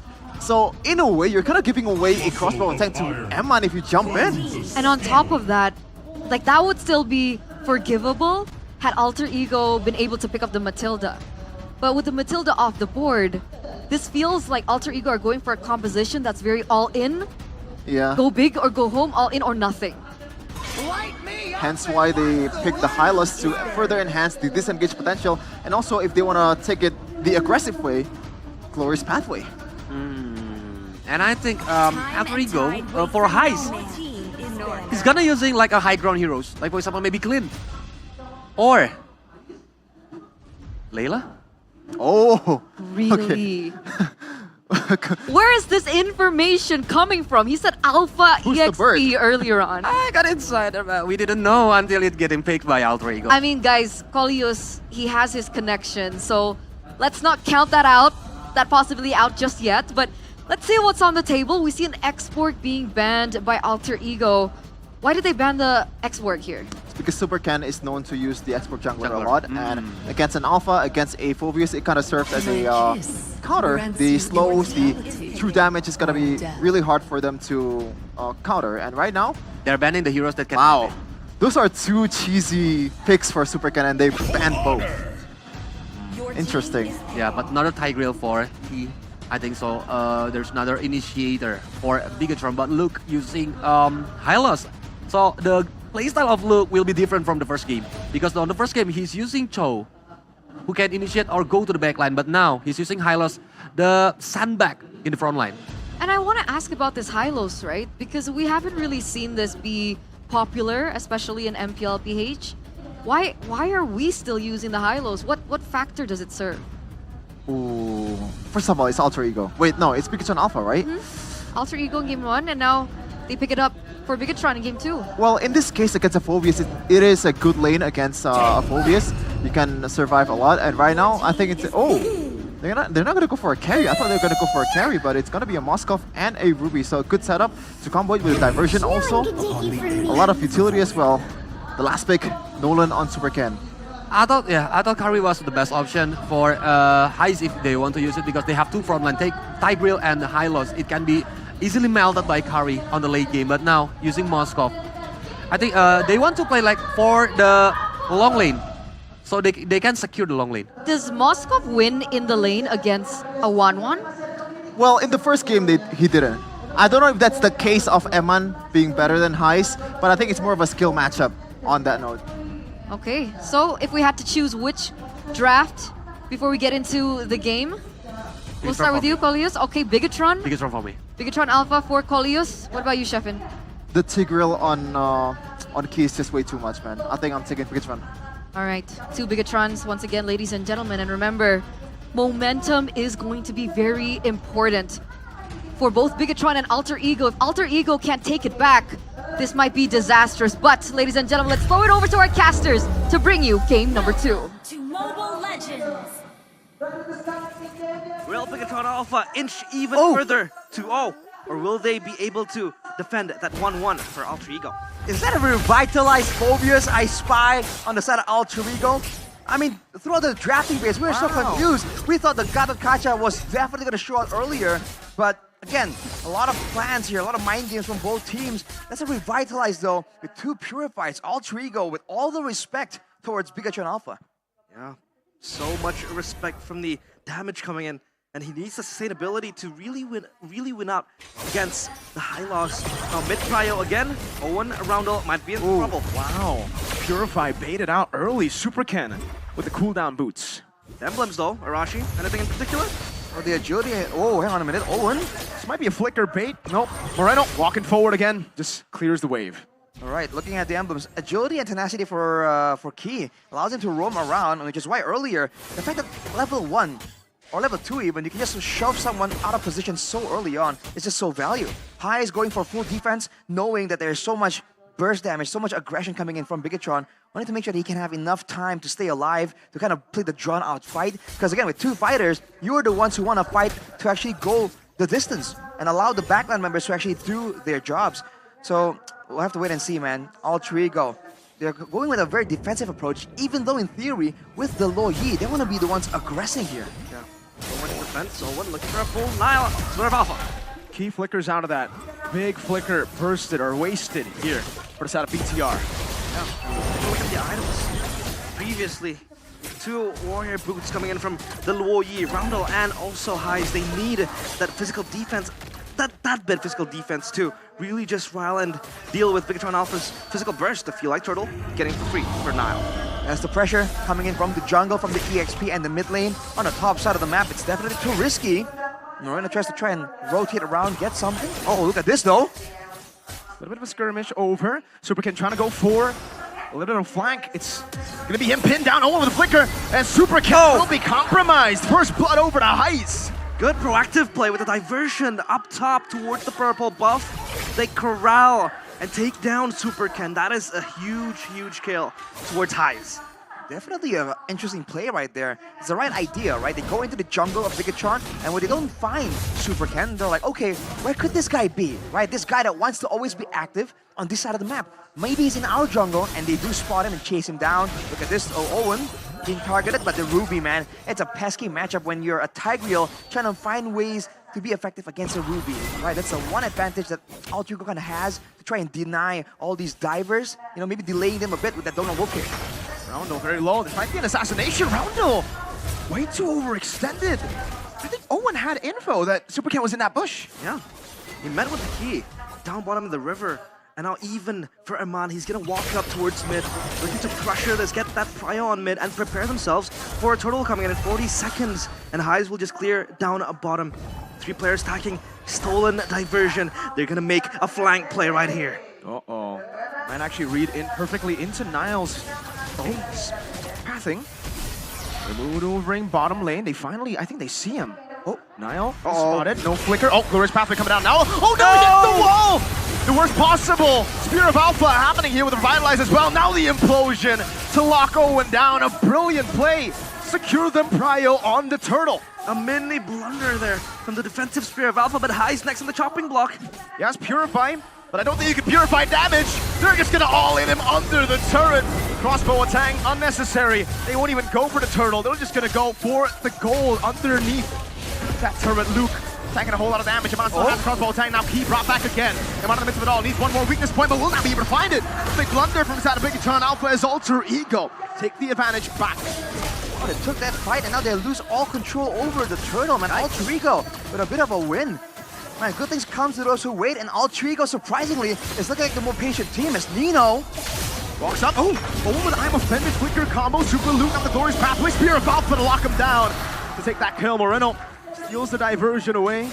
And Bigatron Alpha, they've lost that lead. Oh, that lead that they had earlier. They were setting their eyes on the turtle, but then they overextended Alter Ego. They're able to turn it towards their favor, even getting that purple buff control, and even the turtle as well. Now diversion play again by Roundel, but just to give Highs that space in the bottom lane. All right, man, now a bit of a lull in the action. But once again, consider Bigatron Alpha, they're trying to find their way around the map a bit more reliably, but Alter Ego with the built-in diversion that have to be stolen with the IMU, is able to actually find a lot more moments here. But look at this game fact by our new application, GoPay. Among all MPL regions, Moreno is the only mid laner to achieve a Maniac, not just once, but twice. Not even a few can do it. Moreno, he steps up on these big games. He was the game changer in game number 1, but the diversion play now looking for something. Niall might again be the same victim right here. Oh, Implosion locks him down. The Glorious Pathway as well. Great picks for BTR with the diversion. The fact that they're able to find the jungle again and again, it's a great value. And because Bigatron are playing this dynamic style, Nino's kind of left alone. This is a strong laner, the Phobias, that wants to kind of go and do it out. But since he's kind of left alone, you know, to just clear the waves, you can see he's falling behind you in the maneuverability. Bigatron are just outmaneuvering Alter Ego, even though in theory, Alter Ego is supposed to be able to match this as well. Yeah, the items now. Thunderbolt completed for Nino, and even the Talisman for Roundel to give them an extra cooldown reduction. But anything in particular you see, Arashi? Well, they're starting on the side once again, followed by most likely the glowing one from Moreno. Yeah. It's a combo that's kind of working really well for him. And on top of that, you saw, I think Super Ken starting to build up some of the items. Not really at that maximum burst power spike just yet, but I think he's still willing to go in for the contest. Niall is 1 level down. Turtle, half HP, Moreno stealing with the I'm Offended. Key Implosion! Over to the back. I'm Offended gonna be safe just now. As Niall goes with the Alpha, the combo is massive. Nino walks up forward, damage coming down. Niall will fall. Nino getting another stack of Infernal Pursuit over to Super Luke, who will not be able to survive. But hold up just a second. This horse is a tanky boy. Highs gets the kill. That's a 3 for 1. But Turtle over to BTR. They're not stopping here. Moreno spots it, goes for the Terrify, flickers out. Iman walking up, now gonna be popped by the Infernal Pursuit. Nino decides against going in with the Infernal Pursuit. Bigatron disengages, Highs in the bottom lane, getting a free turret. This is so valuable for Alter Ego. Look at Highs just pinning and gunning down that bottom side turret. They also able to collapse onto Bigatron Alpha on that little skirmish down bottom. But Key, with the conceal, looking for something, but no. Highs will just go away scot-free. Man, Bigatron, they're getting great engages, but afterwards, they gotta be a bit more aware of the composition. When you're against a Logi and a Phoveus, you get grouped up together by the yin-yang effect, and then just bounced on by Nino, getting hit by all the damage coming in from Owen as well, you know, just all the AoE. You gotta be careful in the spacing, right? Initially, after the implosion, go get your burst damage out, and then spread apart, man. You can't stick around together when you're against a team like Alter Ego.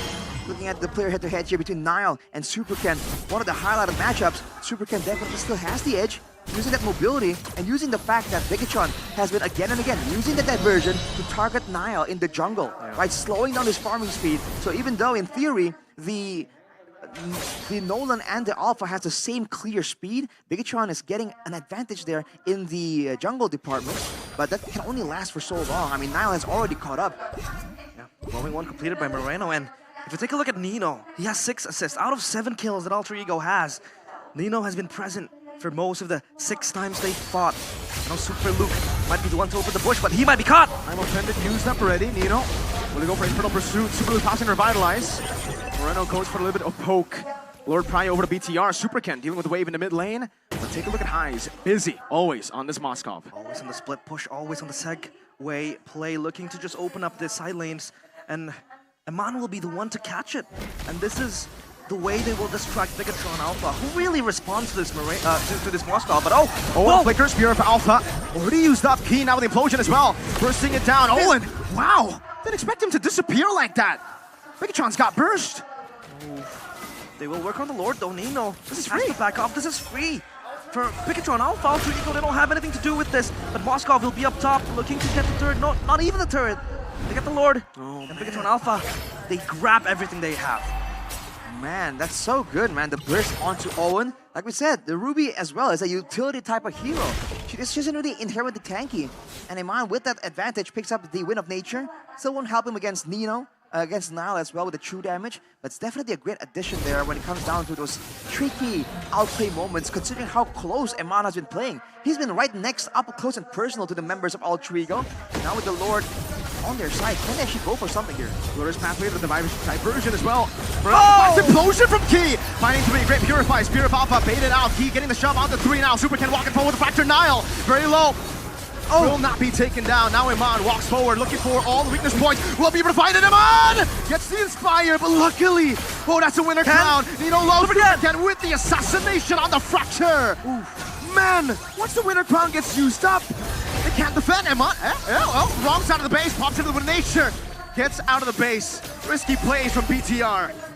Superken gets the Fracture and the passive from the turret pops. Thankfully, they have that second life, that second win. But Bigatron Alpha, they're just running rampant and running it down against Alter Ego. They lose Nino, they lose Highs. That was the perfect pincers movement coming in from Alter Ego, rather from Bigatron Alpha. I mean, dude, the fact that they were able to actually go in and out again and again, bait out resources from Alter Ego was just so good. Now looking at the advantage here, 2.5k gold more or less for Superken, almost 1.5 for Moreno. Both of them in that previous fight dealt close to 10,000 damage on the hero that's essentially cooldown based. They're able to get in, get their damage out, hide away in safety, out of vision, and come back in. Alter Ego, if they want any chance of winning this game, they have to find ways to force Bigatron Alpha to commit, the same way they did in the previous fight, where Alter Ego were able to get all of the value. But with the adjustment from Bigatron, you're seeing it with how they position, with how they approach the fights, from 2 different angles, with starter timing. Alter Ego are definitely struggling right here to get a right read, and because of that, even the diversion from Rondo hasn't really been able to be used to its full effect from Alter Ego. Yeah. Have to bank on a momentum, but it's so hard because Bigatron Alpha, they have way too many collapse tools they can use. Even Super Luke just constantly opening up his body. The Glorious Pathway looking to just run around Alter Ego, and this is going to be a tough hill to climb. Even Bigatron Alpha just waiting for the momentum to catch Alter Ego. Alter Ego is just caged in their base. They don't have control of their own jungle. They don't even have control of the side lanes as well. Now then the question becomes, how does Alter Ego really play this out? Will they play the base defense scenario? I feel the base defense scenario isn't as good as it was in game number 1. Now they have to find ways to kind of catch Bigatron Alpha in a combo, right? Group them together and then get all those AoE damage in. But Bigatron, Look at that setup, dude. Gathering on the far side of the map away from the Lord to ensure that Highs does not have a safe time to really go for the sideline push. Now they see both the Loyi and the Moskov. Bigatron Alpha are going to try and force them to try and make a move, and they have done it. Look at Moreno.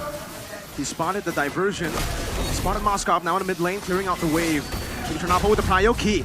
Walking up forward now with the Spear of Alpha. He will not be able to find him with a crown. He's up. SOD Super Ken winning out the Red Tree battles. Nile will be locked down now with the crossbow Tang as well. Again, Super Ken getting out. Crossbow Tang not getting rid of it. Memana popped over to nature as Nino jumps for the pursuit. Luke for Nile, but the Lord again goes to the hands of BTR. Diversion play all the way to the back. Roundel. His position is compromised. Moreno walks up forward, goes in high. Oh! From Super Ken. Nino with the infinite pursuit, chasing Super Ken down. He should be taken out, but no, he gets out. Iman baits in for the pursuit towards his side. Gets all the weakness points. Doesn't have the crossbow attack. Now defended, but Iman will be shut down. Moreno gets the trade over. Owen with a flicker forward, backwards rather. Now as the Lord has taken the base turret. I don't know if that was worth it. Ultra Ego fought when the Lord was up. Owen getting caught by the fracture. Moreno moving forward. The zone over. BTR 6,000 gold ahead. That is match point. 2-0. The nail in the coffin in the last fight. They were able to match it out in the Lord Pit, but somehow with the stolen diversion, they're able to shut down the rotations from Highs, from Nino and Bigatron. They strike twice. Alter Ego on a thin thread they hold. One loss away from going home early. Just like that, ladies and gentlemen, we're at match point. Bigatron Alpha going with a similar style. Both teams clashing once more in a action-packed, team fight heavy game. But in the end, Bigatron Alpha found the better adjustments, the better composition, and it really seemed like they are getting a better read out of Alter Ego. The second game looks even more dominant than the first one. It is such a treat to the eye for the Bigot Troopers in the building, in El Dorado. They're playing it so clean. They're playing it in a systematic way, not giving Alter Ego the chance to really fight back and hit back. And even in some moments where Bigatron Alpha might look like they lose their grip on the game, they're able to give birth into moments like that. Either it's a key implosion, either it's a Moreno movement coming in. Alter Ego are just caged. And now what do? Game number 3 will be the last, or possibly the last game that Alter Ego might play in this season. They're overthinking it. Alter Ego are hard. Like, they're literally they're overthinking it in the drafts. I understand that the X-Work is a big problem, especially if you go Gatot Edith, but if you want Prio, at least you'll get that, right? Here in the comp, it's kind of a mix. They wanted to do everything, and in the end, they couldn't do anything. It's just too much, jack of all trades, master of none, quite literally, and Alter Ego just isn't that kind of team. They can function with that flexible style. They've always been a more headstrong type of gameplay. Moreno used the diversion more than Roundel, I think. Yeah. That's true. The Phobius didn't join any fights up till the third turtle, I believe, as well. Bigatron were able to actually guide the course of the game so far away from the win conditions of Alter Ego. My, oh my, what a game. And we, of course, will throw it back to the panelists to give their thoughts on this game.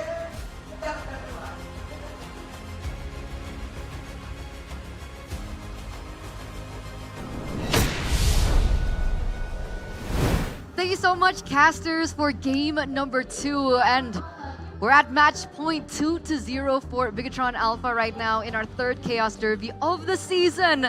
Goliath, let's start with you. How did you think that went down? I don't see any Alter Ego's DNA on the first 2 games. Like, prioritizing Alpha?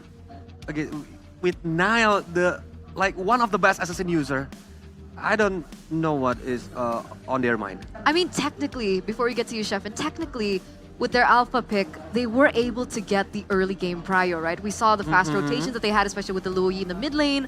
And then we also saw that they were able to take that first objective. So it was different, a different start to game number 1 for game number 2.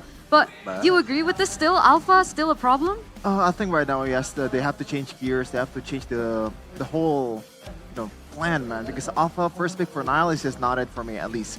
And one thing that I really don't like is just the Phobius, the way he used. And it's not really Nino's fault as well, because he's on against 1-1, Usually we see Phobius just jumping around in the, doing jumping jacks in the Land of Dawn, but this is not the case in this game.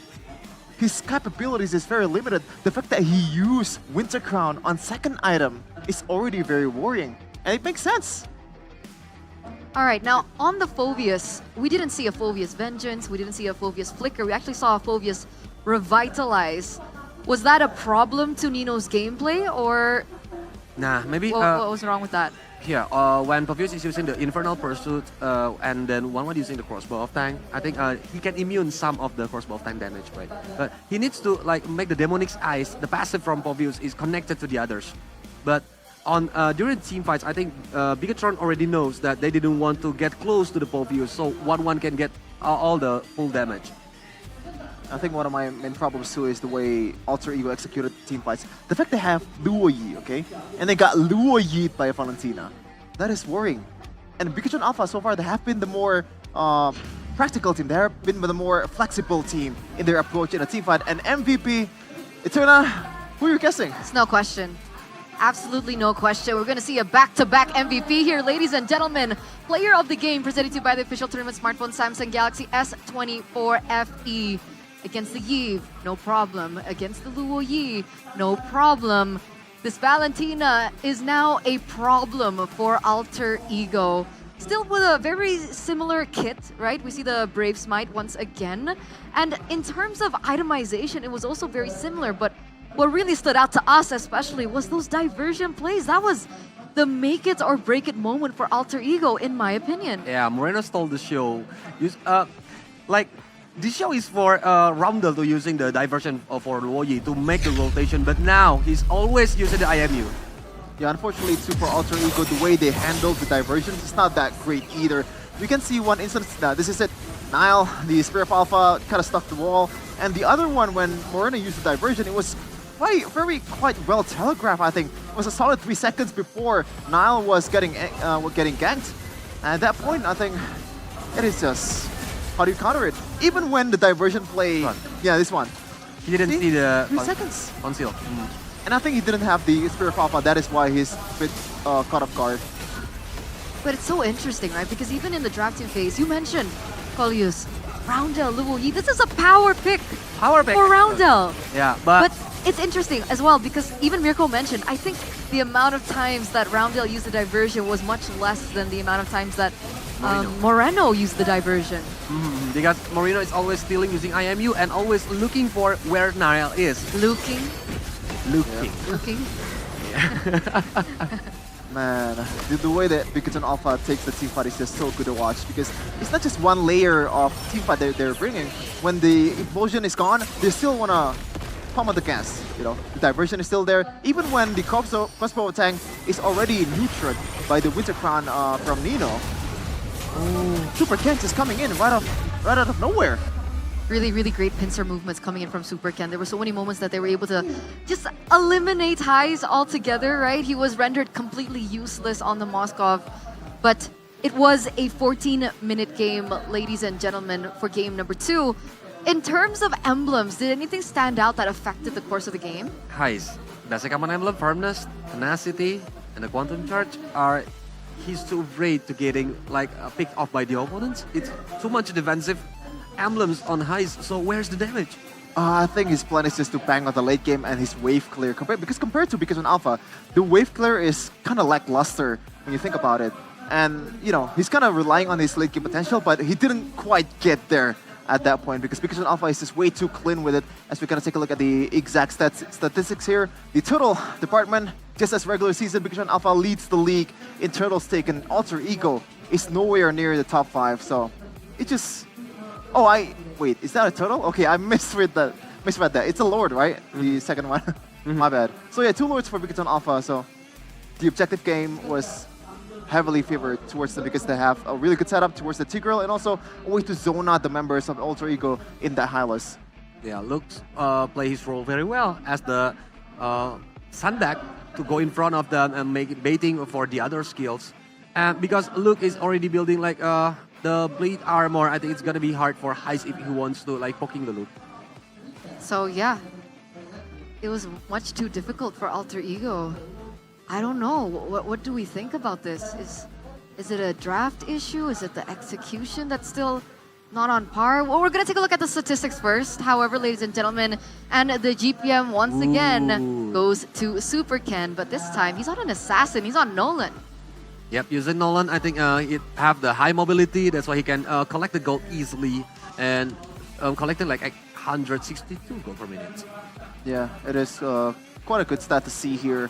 And total assists, by the way, it's led by Heist, I believe. Is that Heist? Oh, that's Roundel. Okay, so some signs of retaliation from Alter Ego, even though that's it. Oh no, it's Owen. Oh, it's Owen. Didn't really mean anything in the end if you didn't get the W. And at this point, it's just, I think you gotta gamble on something. Nile Assassin or anything like that. Just bring out all the cards that you have, because right now you are on your last lifeline. This is it. Yeah. Might be their last game. So just play for it. Play like all out what they have. Bigatron, let go of the Fanny. Come on, it's time. I don't you have, think you they're gonna have, do that. you have a couple more lives here. We want to see the Fanny Ling showdown. Maybe Super Ken wants to pick up the Fanny instead, right? Ling Put from Nile on Nile. the Ling, you know, make things interesting. But remember when we asked the audience, right? One of the points was make sure Owen gets a hero that can initiate, and he was on the Ruby, and yet still, it wasn't enough to win the game. I think it give Nile Assassin. Assassin 2, that was the highest.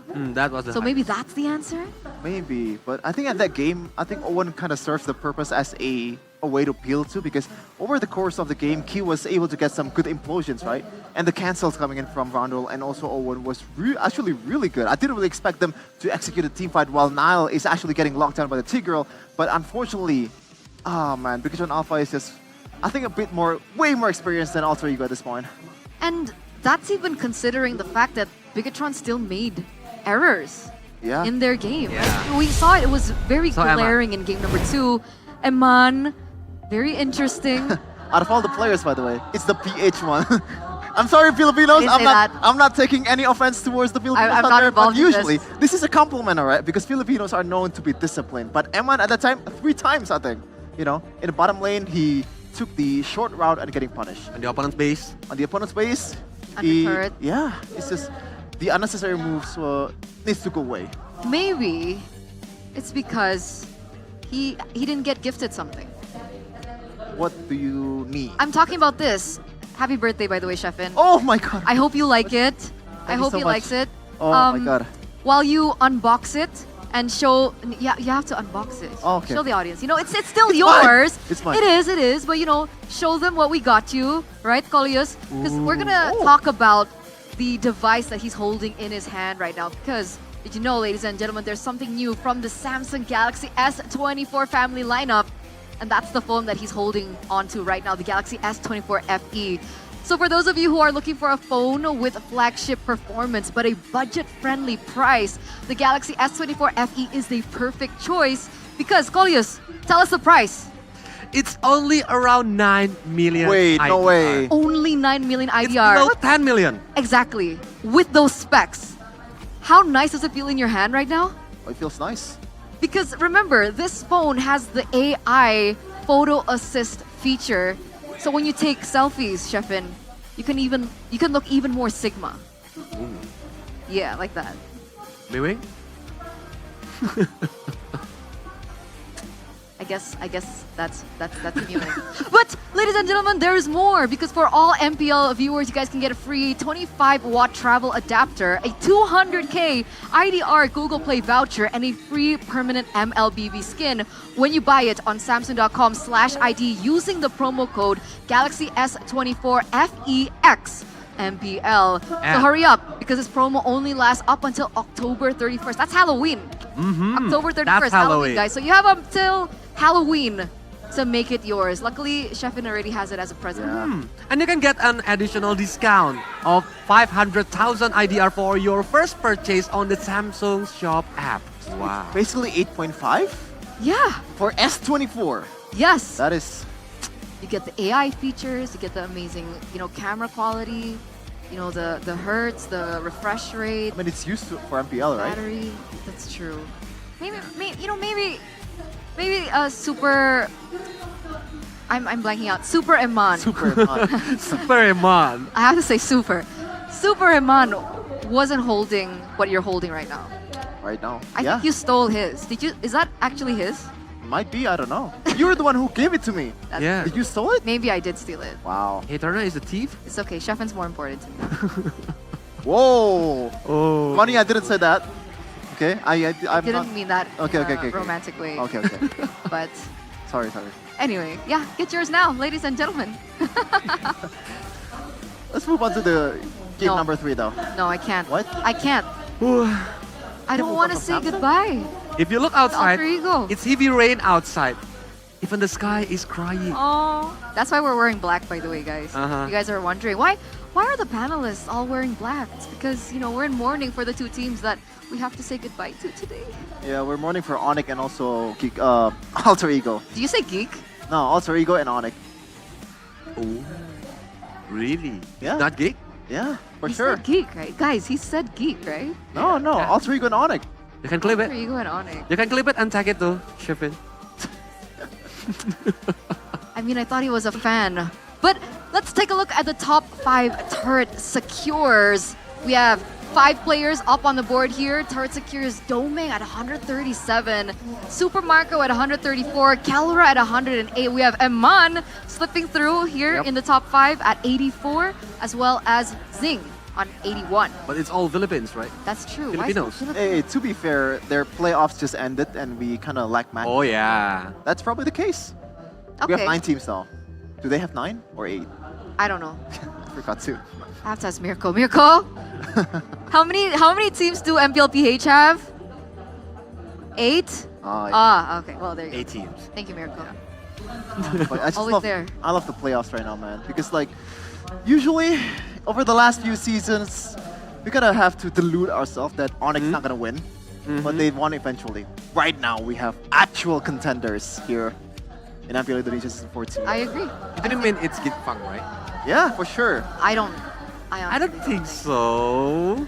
Wow. It's okay. Let him, drown in his delirium. Uh-huh. It's okay. So you're calling all Geek Fan fans delusional? I mean, if they against look, hearing the rumors Yeah. and looking at FNOC performance in the Last last week. few matches that they were in, I think it's going to be close, but I don't think Geek can take this. But let's ask the audience. What do you guys think? How can Alter Ego come back from this? Because again, they're at match point right now. They lose one more game, and it's goodbye Deal. for Alter Ego in the playoffs. And it looks like 56% give Nile an assassin, 29% pressure the Eman lane, and 15% ban Keys Tigreal. So they still don't think that Valentina Moreno is a problem. Because it's too expensive, I think, if you want to ban Valentina in this current meta. Yeah. But like we already know that Nile is like the carrier of Alter Ego when he's using assassins. That's why we didn't see Nile carrying the team on the first game and the second game. I think it might be the answer, but how about the others synergy? Like the others heroes, like are Owen gonna have a comfortable heroes and everything, because Nile itself cannot make the Alter Ego won the game number 3. It is tough, man. And speaking of comfortable, right? Pikachu and Alpha, I just realized in game number 1 and game number 2, 3 picks are the same. Yep. So they don't really need to change anything in game number 3 if it's still working. Is it ego pick? The famous, Mirko quote, if it ain't broke, don't fix it. I don't think Mirko invented that. Yeah, he didn't, but he was the one that made it popular. That's broke. We have to... Anyway, in terms of picks, right, we do see, again, Alter Ego have opted for first pick. Do you think that they should make any changes in the bans for the first phase? For Alter Ego, because they have first pick, I think Bigatron didn't want to let Suyo again lose. But for the first pick, I love the ideas when Aetherna said that Link might be a good option for Nile. So because it might be their last game, so go for it. If they feel comfortable. I guess you have to really rely on Nile's skill ceiling because that's where he shines the most. Not on this alpha picks, but he's getting bullied over and over again in objective battles. You have to actually take bodies instead of take turtles. So let's see whether or not Nile will shine in game number 3 as we get into the draft phase, ladies and Oh no! Okay. by our official term is smartphone Samsung Galaxy S24 FE. Alter Ego go for the Harith. This is very similar bans, except the Wanwan does get banned out here by Alter Ego. We're waiting on that first pick. And it's Jushin. Jushin was let go. Finally, yeah. Yeah, so right now, I think Burak will save the Yif on the third pick. What's going to be the option here for them in this case? Kacha is still open, Edith is still open, so a lot of flex and also a lot of sustainability against this Jushin. The route here, like they can take so many heroes right now. Suyo is still open too. No. Suyo's banned. Oh yeah, I'm sorry. Yeah, 2 bans for Mr. Nile Man, right? Fanny as well as the Suyo. And against Jushin is, I think it's a tricky one if they want to use the frontline heroes like Gatot Kaca or even Khalid, because Jushin can easily like using the Lantern Flare on them and toss them back. Yeah, I agree. Jushin is a very strong hero, I would say, against even utility junglers. So do Bigatron want to bet on that? They don't. They go for the Nolan and the Hylos once again. Alter Ego! Are you going to bring out the Assassins here? Maybe last pick? I think Ling would be great here because Burak is presumably going to pick Yif here, and that is a really bad pick against a Ling. And right now, Bigatron Alpha is playing Alter Ego's game in the first game. The Yif and Hylos, presumably too. But I don't know if Burak will go that route because that's usually the route that every coach has taken in the regular season so far. And I believe Yif against Azushin, the win rate is still 100% on towards Yif in the regular season. Right, see, but I don't know if there have been changes from the last update, but if I'm not mistaken, Nolan does well against the Ling. So that Nolan pick essentially denied the Ling pick away from Alter Ego, or was it the other way around? Yeah, the other way around. Because it's really hard for you to get away from. Well, either way, Alpha. Edith and Alpha once again. Another Alpha for Niall, I think. But with Edith, I think the crowd control, it can be useful when they want to catch Nolan. And Yip, like you predicted before, it's the best matchup against the Jushin. But we need to see for the gold lane because most of the gold laners are gonna facing a hard time when facing against Yip. So you might want to put some emphasis towards the mobility of the gold laners. Right now, the 1-1 is already banned, the Harith is already banned. The only option that offers mobility is the Claude, which Heist is comfortable at, but it's not really the greatest pick also in this meta as Burak bans the Gatot Kaca. Oh man, this is a tough one. So what are our options, right? Because most of the marksmen that we see in this current meta, they're very short range. I think Claude does make sense against the Yves. Because he can just enter using the battle mirror image and do the blasting duet. But I really don't understand of Alter Ego's draft during this playoff or during this match because Bigatron is like letting Gatot Kaca. It's the power pick for Owen and Nile is kept using Alpha. I think maybe they have some plan, but it didn't work on the first and the second game. Yeah, that might be the case. Burak bans the Phobius right here, and even though he doesn't have that XP laner just yet, because if they actually pick it too, it's gonna be bad for them because Edith and also Alpha is a really bad matchup against the Phobius. And I like that the bans from Alter Ego the second phase. The two heroes that really gave you a lot of trouble in game number 1 and game number 2, especially in the objective setup. And this is going to be a Beatrix for Eman. Oh man, so we can kind of assume it's gonna be a set hero for Burak. Wait, what if this Hylos goes into the EXP lane? And I think EXP. And then we see a roam pick here like for Kaja? Kaja, Franco, honestly. Kaja Beatrix might be a good option. What about Atlas? Oh, I love the idea. I'm not really the fan. Yeah, we need to wait the two heroes, I think. Okay, predictions. Last 2 picks for Alter Ego.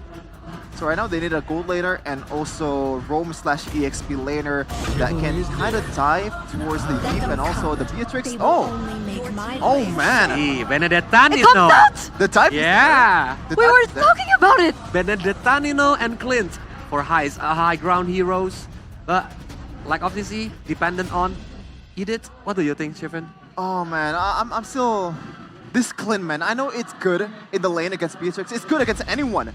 But when you look at the bigger picture, it is going to be a tough game. You have a dive hero in Nolan. You have pretty much a hero that you really cannot ignore in Hylos, and also the long-range artillery in this Yif. And it's going to be that Ruby to top it all off, which this might be an EXP Ruby, knowing that it's Benedetta EXP, it does well against it. And it kind of is Super Luke's favorite hero. Oh no, is that a counter in the EXP lane? So Alter Ego are only holding the Clint in the gold lane as their strong lane. For Benedetta tank, I don't think it's really that much of a problem, especially if you took the Revitalize, because you can trade some damage and actually clear the lane faster than a Ruby. So I don't think that's gonna be much of a problem for Nino. And don't forget that Benedetta can distract them. Yeah. Okay, match point. Coleus, who are you holding? Alter Ego. Alter Ego. Sheffin? I mean, at this point, anything happens in the draft, I'm still taking Bigotron. All right, ladies and gentlemen, things are getting more intense than ever. One more possibility, one more chance. We're gonna throw it over to the casters to cast in game number 3 in this best of 5 series. One shot, one chance. Their year might end right here. Will they be unmasked? Or will they prevail to force a game number 4 Alter Ego, everything on the line? Wow.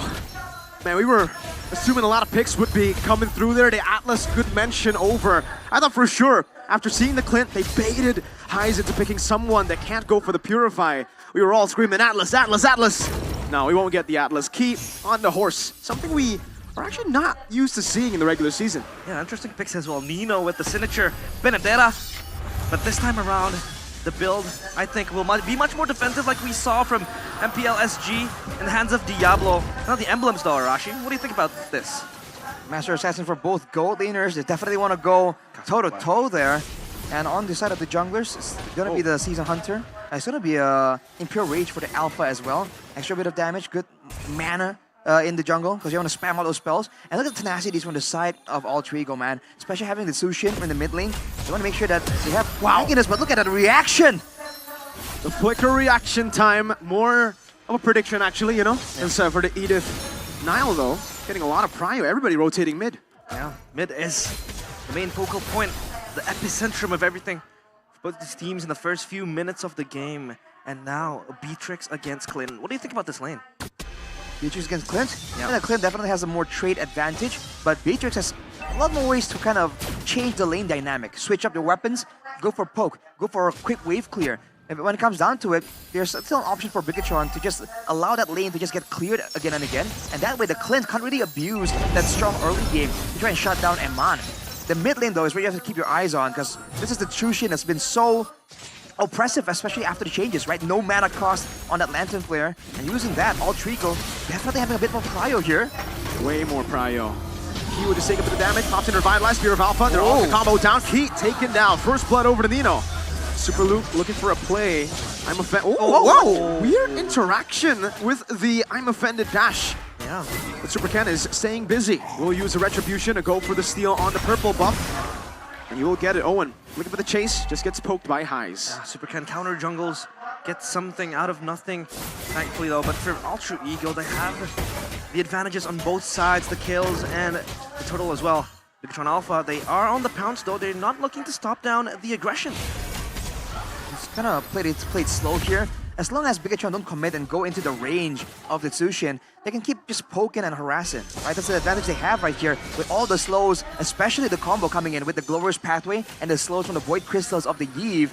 Man, that is a slow field of area that Alter Ego have to try and walk through, right? But look at the Super Luke. Flickers out of the Lantern Flare. Super Ken with the Retri. Interesting. The blown away spell by Super Luke, that might be much crucial in the coming minutes because they will try to collapse onto the players of Bigotron Alpha, Alter Ego, though they're taking their time, like how Arashi mentioned.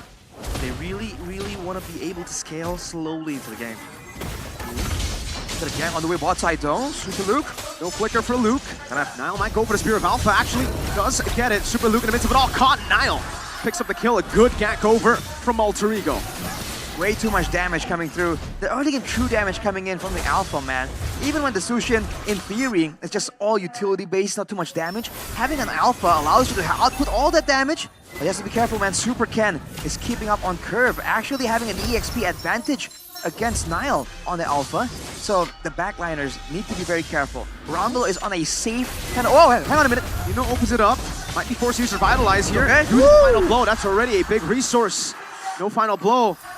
Team fight, Bigatron Alpha looking strong in the turtle. Super Luke rotating already. Has that offend. Owen! Or Shannon Flicker now finding the onward as well. Now it's going to be full collapse. Moreno will be reflected. Oh! Nile caught again, and Super Ken claims the double. And no turtle. It's just a double. Sheriff Highs is on the case. It's high noon. But for everybody, it is going to be a slaughter.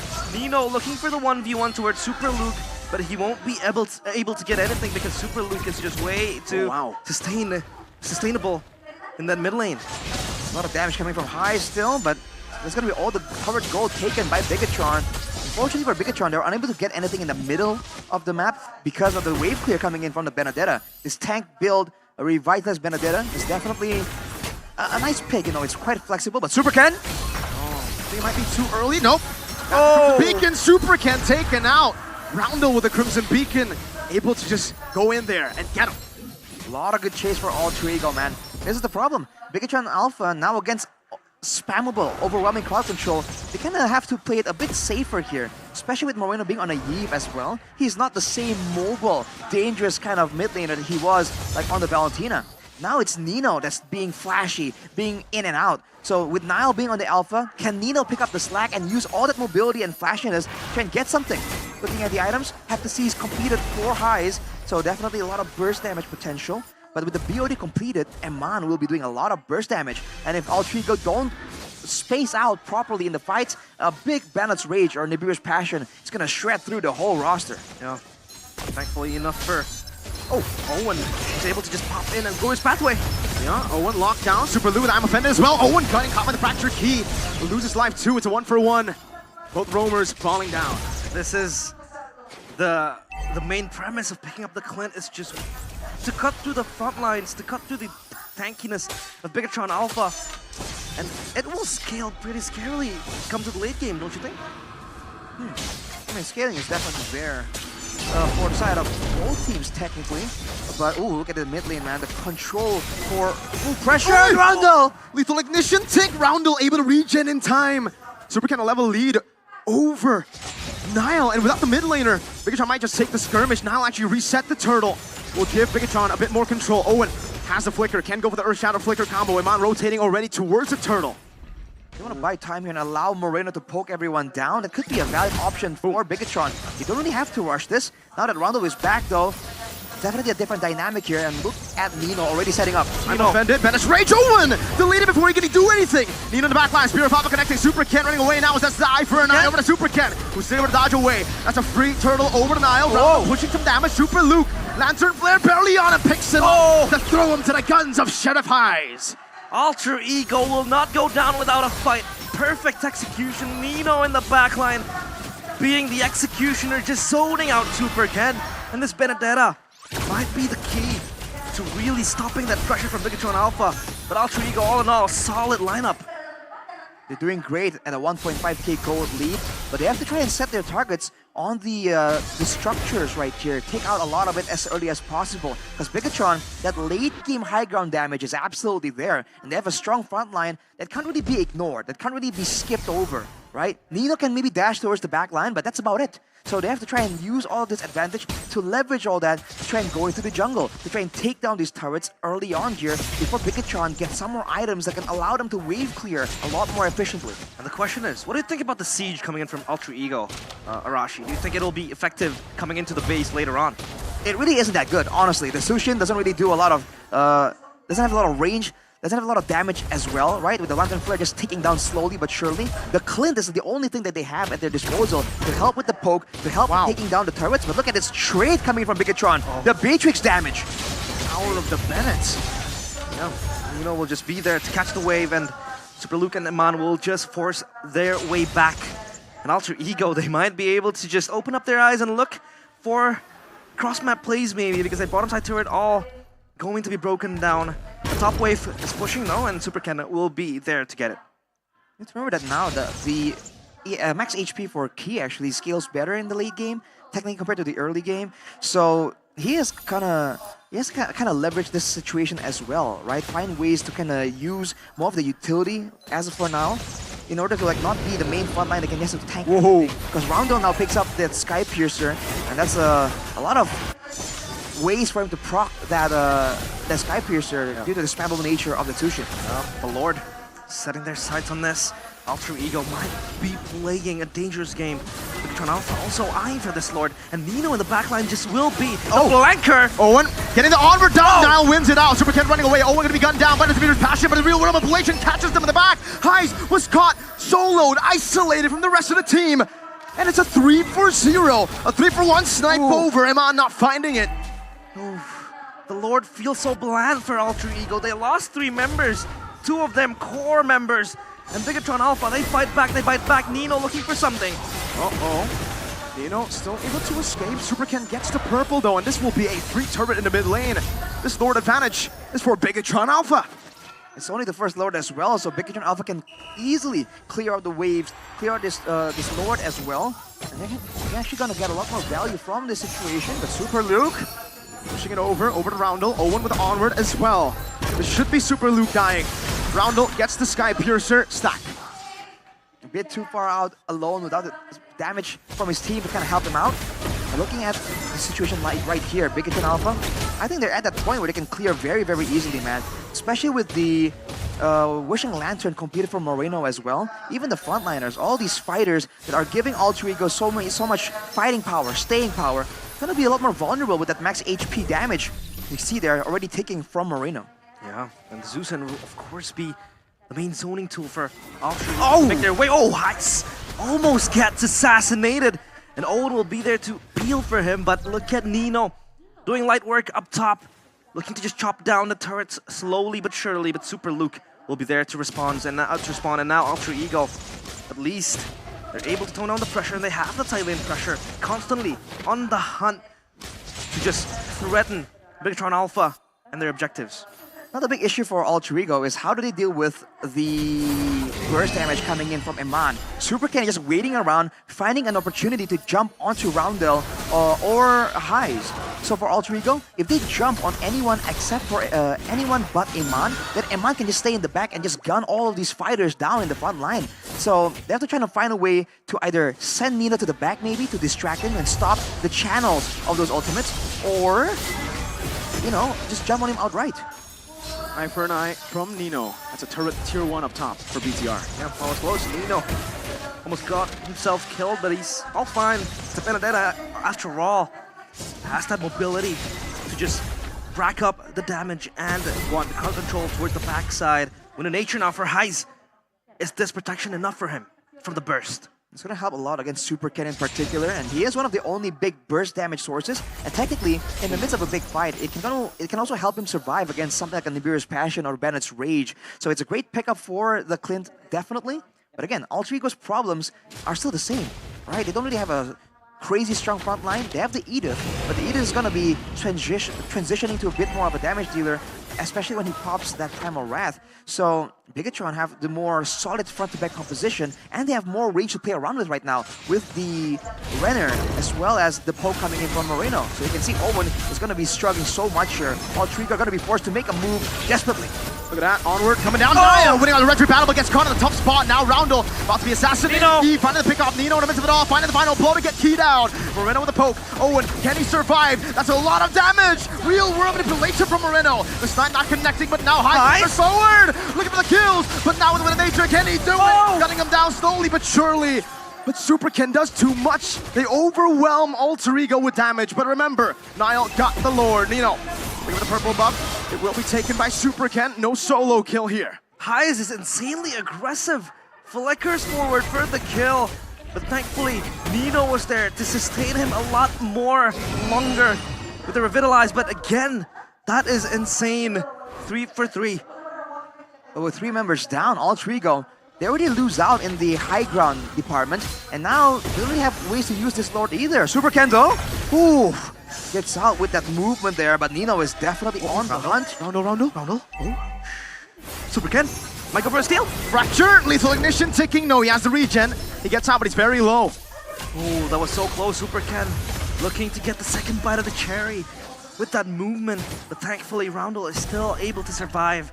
And now it becomes very scary for Ultra Ego. The Beatrix damage is just nasty. How do they deal with this?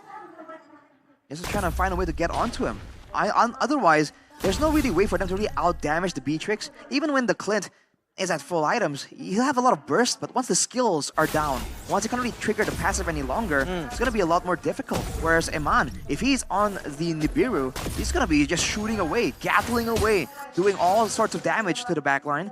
The saving grace for Alter Ego, though, is they have a EXP laner that's a lot tankier than you would expect, with a lot of mobility. So you can see that he's been very actively playing on the side lanes, trying to pull apart Bigatron from their so solid front-to-back composition. And if they're able to catch Bigatron mid-rotation, right, then it's gonna work out fine. But if they stretch out too far, that's where Super Cat has been able to punish them as well. So there's a fine balance here in the composition, in the positioning of both teams when they're moving around the map. And that is where the difference is gonna be made. Yeah, Bigatron Alpha balances all things, and now Super Cat also has that Sea Halberd to deal with a few of the anti-heals and anti-regions towards Alter Ego. Roundel gets the winner crown righteously. He needs to be able to sustain the burst coming from Bigatron Alpha. So does Super Luke with the same build and the same buy that he made. And now the question becomes, how long will Alter Ego survive? Because they need to look for a moment. They need to look for one big play that might change the course of the game. But for now,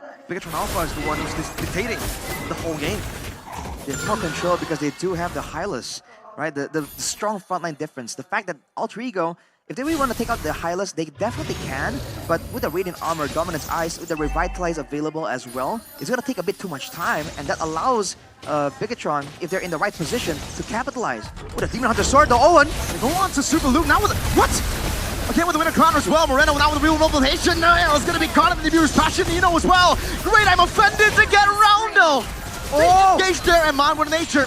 Waiting in the bush. Very sabar. Very patiently. But will not be able to utilize that patience. That was such a rush engage, I feel. Yeah. It was so prompted. In a way that the follow-up was just so forced. And Alter Ego, no patience in their name. So ironic on how patient that Nino wants to be. Man, that was a split-second decision for sure for Owen, man. He saw a chance to jump on the backline, the exact solution we were talking about earlier, but the follow-up just wasn't on point, wasn't in the right position. And against Bigatron, you can't do that. Eman dealt 15,000 damage in that fight, dude. Again, if he is allowed to just fully channel all of the spells, all of the ultimate damage, that's crazy. And even the basic attacks with the Nibiru, you saw what happened, man. Even Nino was chunked down to almost half HP with a single basic attack. That's some serious damage coming in from from Eman right here. And with the Lord at their backs, Bigatron have enough high ground pressure to look for an end angle. Oh, this siege is going to be ridiculous from Bigatron Alpha. They have a Renner, they have a Bennett. Oh, look at that, Roundel. They have that poke. Roundel taking a half HP already, and still the Enhanced Lord is marching down in the bottom lane that they are going to try to get 2 waves on. Another wave in the mid lane, and now that's going to be the Enhanced Lord charging down. Niall, can he do it? Oh, going to be an initiation again with the Bennett's Rage, taking a lot of HP. They got the Primal Rat, now Nino engaged upon. Used up the final blow. Fracture from Super Cat. Good maneuvers from inside of Alter Ego, but is it enough to keep the turret intact though? Renner, luckily Owen tanked that. Bigatron Alpha, 1 base turret is all they're gonna get with that first Enhanced Lord. Just see what happened right there. The 3 members chunked down to half HP before the fight even broke out. That's the late game Yeve damage, man. Moreno is absolutely lethal right here. And Bigatron has one more chance to play on the top side. Oh man, Renner, the Eman damage is ridiculous. Even to the turrets, he's just slowly but surely taking it down. Niall, already the Spear of Alpha, now real world manipulation! Oh no. With a crown, the timing has to be perfect for Renner too, in case Moreno didn't time it to perfection. No Niall. And another wave forming. 40 seconds for the jungle of Alter Ego. Do or die. This is 2-0. It's match point for BTR. Slowly crumbling pieces to pieces. Their mask slowly unseated. And now, for Bigatron Alpha, they take their sweet time. 20 seconds. But this siege might be scary. Owen has to do the defense. And Key opens up the glorious pathway. Owen, you're gonna have a Roundel. A massive engage. Roundel dies. Nino with a desperate final blow. He gets out with the eye for an eye, but now Owen will have to use a Primal Rat. That's a winner crown from Super Luke. Super Cat dealing with the pop right now. Is that Highs taking the kill over? Bigatron Alpha will Highs with the flicker. Woo! Bigatron will stay disciplined. They're happy with just 3 base turrets. They got the dub. Highs is trigger happy. Flickers forward. That could be the end of him. A double-edged sword, but thankfully he lives to see another day. Alter Ego, they defend their base. A desperate defense from Alter Ego, and it has paid off. On the cost of Roundel, they're able to actually stave off the aggression, but their problems seems that they've only just begun. With no base towers available, with the Lord spawning in right here, Roundel will be on the map, but Bigatron Alpha just have an abundance of damage. Unless a big moment is found, Alter Ego can't do much. Yep, they're bursting it. They're going to try to put all their bags into this. Do or die. Key jump to half HP already. Jumps in again. Super Ken finds it. Nile falls under the real manipulation. Moreno buys. The winner crown, Nino going forward. Super Ken has the immortality. Now Nino with the revitalized. Gunned down by Iman. That's a winner crown from Moreno. Can he buy the immortality? No, he cannot. Iman with a back forward with a nature as well. Super Luke with I'm offended. Catching him. Great immortality buy. But Highs will be gunned down. Iman buys the immortality. And there's a big evolved Lord that has been taken by Super Ken. A game of inches and Alter Ego. They might be stripped down into pieces. Bigatron Alpha wanting to terminate Alter Ego right here, right now. Will they be able to hold? Will they be able to force a game number 4? It looks so bleak for them. Roundel doing all that he can. Super Ken just going at the base. Miru as well. The base wide open. They'll go for it. Alter Ego have been eliminated by Bigatron Alpha on day 1. A clean sweep to start the playoffs in Season 14. The red robots go online. Terminators, as they say. And Alter Ego unmasked. They have to bow out. And the playoffs no longer sees them inside of it. Next season is going to be a tough road for them. 3 masked, 3 opportunities, 3 different attempts with all the adjustments from Alter Ego. And there were definitely moments of success for them, but in the end, it was all for nothing, man. Bigatron Alpha were just too good. And they have thoroughly crushed Alter Ego in the Season 14 playoffs. Have to bow out. It is so heartbreaking for them to lose in such a fashion. Not even a single point they are able to get from Bigatron Alpha. Bigatron Alpha, pure dominance. Alter Ego shows a few signs of life in the first few minutes of the game, but Bigatron Alpha, they time and time again crush their dreams, crush the chances, and just caged Alter Ego in their place. Bigatron Alpha, they advance to the next stage. Definitely a tough moment for the Alter Ego fans. Looking at this final desperate attempt from Alter Ego. They saw that they have the man advantage. They saw they can go for it, but Super Ken, sneaky in the back with an on-point retribution throughout this whole match. You see the damage definitely available for Alter Ego, and they were so close. Razor-thin margins in game number 3 right here for them to find success. And yet Bigatron still somehow manages to find an even better situation to be in, and they use it to its utmost potential here, claiming their victory in the 31st Chaos Derby with a clean sweep. This looks like a scary team. Everyone is on fire. Iman, deathless, able to play with his range kite away. Moreno, the playmaker. We talked about Super Luke, we talked about Super Key, but it's Moreno. And of course, up on stage is Budiklara Mongstar for the interview. Take it away.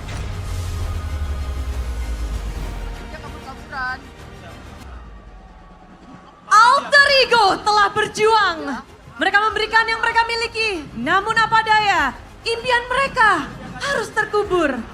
Dan mari kita sambut bersama-sama, kita dengarkan kata-kata terakhir dari tim Alter Ego.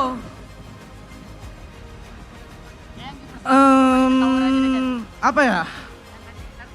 Pertama-tama ya saya sorry aja sih. Kita turun, kita naik. Terutama buat Kodelwin, AUP.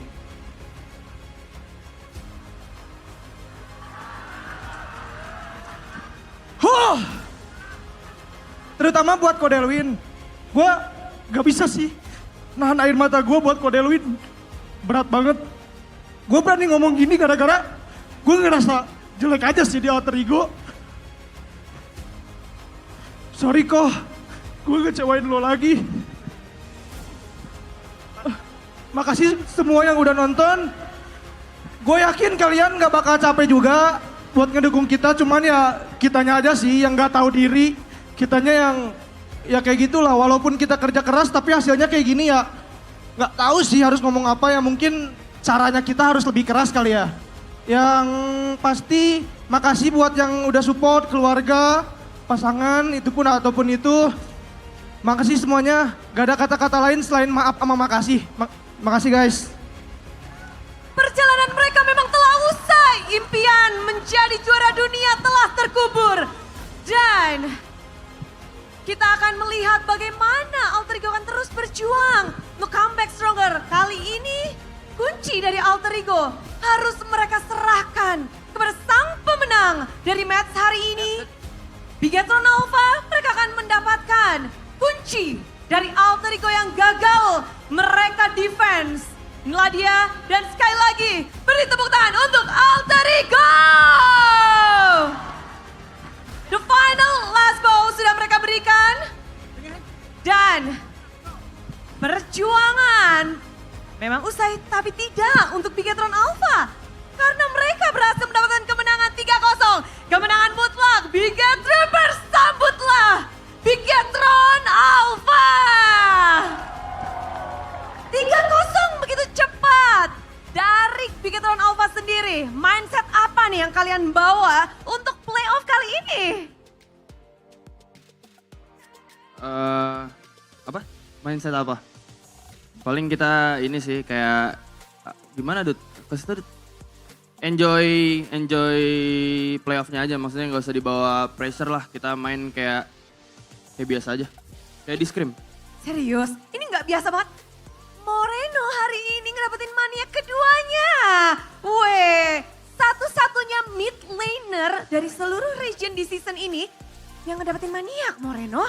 Moreno doang ya? Iya loh, dari semua region cuma Moreno nih. Oke Bude. 12 Be. Tapi gimana sih? Apakah mental kali ini yang kalian lebih persiapkan dari khususnya Moreno dengan permainan yang begitu gemilang? Apa yang kalian persiapkan berbeda dari season sebelumnya mungkin? Ya paling lebih apa ya? Lebih fokus ke gameplay kita lah. Lebih nyoba buat konsisten sama try hard banget. Ini udah try hard banget nih berarti nih kalian. Semoga. Wih serem. Tapi kelihatan ya Bude pastinya dari effortnya. Tapi aku juga pengen nanya-nanya ke Ki nih sebelumnya. Ki, akhirnya bisa menang lagi nih di babak playoff. Karena kalau ngelihat dari season 13, season lalu belum menang walaupun berangkat dari upper breaker. Gimana kemenangan ini akan berlanjut melihat lawan kamu di match besok akan melawan tim Liquid ID? Semoga kemenangan ini menjadi momentum kita lah buat naik terus dan ya semoga besok kita bisa mendapatkan hasil yang sama dengan kemenangan juga. Kemenangan juga harapannya bisa 3-0 juga langsung? Amin. Amin. Buat besok. Harapan besar pastinya ya, tapi hari ini kita ngelihat dengan 3-0 tadi Ki. Weh, ini Bigetron yang beda nih kayaknya. Kalau tadi Bude ngobrol sama KB, dia bilang Bigetron sekarang berani banget nih di playoff. Apakah kalian mengubah gameplay kalian menjadi lebih berani untuk playoff? Kita sebenarnya gameplaynya buat porsi tim masing-masing aja sih. Jadi kalau kayak kita lawan ini, kita ngeluarinnya ini. Terus ntar misal lawannya beda, kita ngeluarinnya beda gitu. Jadi ada porsinya masing-masing.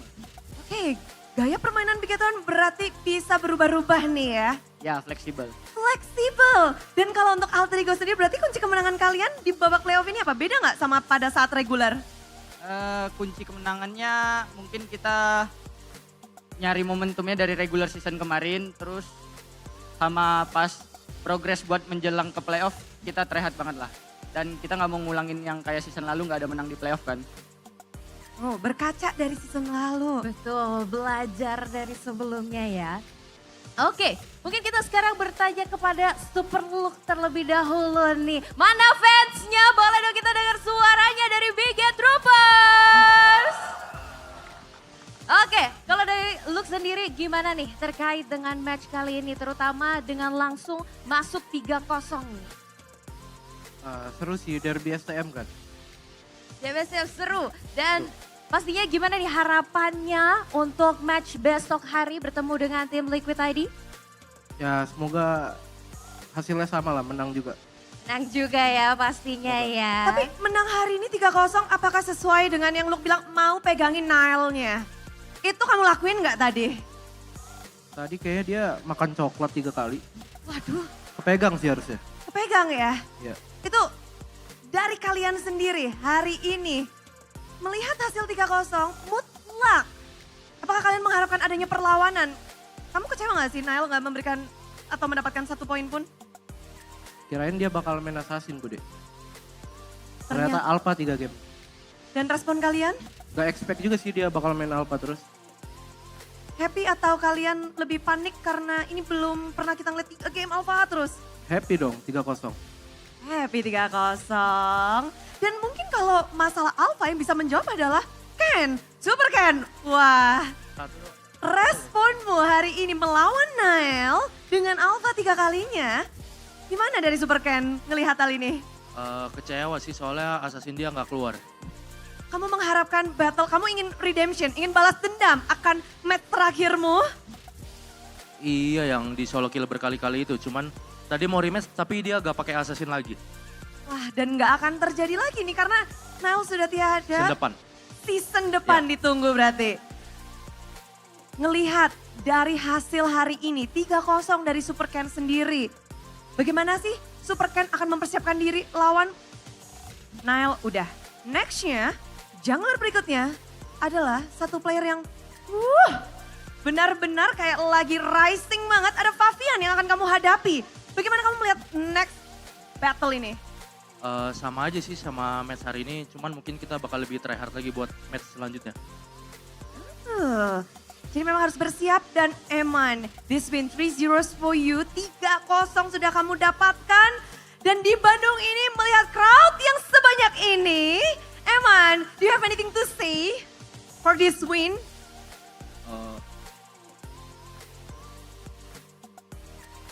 Senang banget sih karena season lalu gak pernah menang gua. Ya, itu dong. So, you show something this season. Is new BTR. Oh, ini adalah the new Bigetron, new BTR, Bigetron yang baru. Mendapatkan kemenangan 3-0 dan berbeda dengan sebelumnya. Mari kita sambut bersama-sama. Inilah dia kemenangan yang dinantikan oleh Bigetron dan juga Biget Troopers. Sambutlah, inilah dia Bigetron Alpha. Silahkan. Dan inilah dia momentum dari tim Bigetron untuk menaruh kunci. Sebagai momentum resmi bahwa Bigetron telah memenangkan match kali ini. Yang pastinya akan berlanjut ke match berikutnya melawan tim Liquid ID. Yap, dan alter ego sudah terpampang menjadi kunci pembuka untuk box. Yang pastinya kotak berisi hal yang dinantikan oleh para tim. 2 tim akan mewakili Indonesia, tapi Bigetron Alpha mereka memberikan kejutan di babak playoff, tidak ingin mengulang hal yang sama. Dan tentu saja dari Biget Troopers yang ada di rumah, yang ada di sini, semuanya benar-benar bahagia. Namun Alter Champs jangan berkecil hati karena kita nggak akan tahu seperti apa Alter Ego untuk berproses nextnya. Betul sekali, belajar dari kesalahan adalah match yang kita lihat selalu di season sebelumnya hingga yang setelahnya. Maka dari itu kita akan berharap yang terbaik sehingga Alter Champs dan pastinya Alter Ego kita berharap comeback stronger di season berikutnya. Iya, dan ada yang spesial pastinya karena setelah melihat kemenangan yang begitu gemilang dan juga pertarungan yang begitu seru, kita akan adakan sesi BBG, bagi-bagi GoPay. Dan untuk kalian langsung aja siapin device kalian, kalian pasti tahu yang udah biasa di regular season.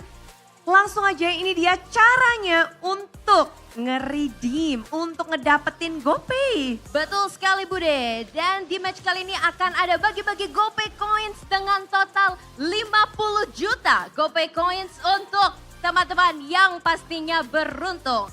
Dan jangan lupa ini dia step by stepnya yang bisa kalian langsung saja ikutin. Caranya gampang banget nih Bude. Bisa langsung buka aplikasi GoPay, klik dan cek semua promo. Dan yang kedua bisa langsung pilih voucher. Ketiga klik kolom dan klik punya kode promo.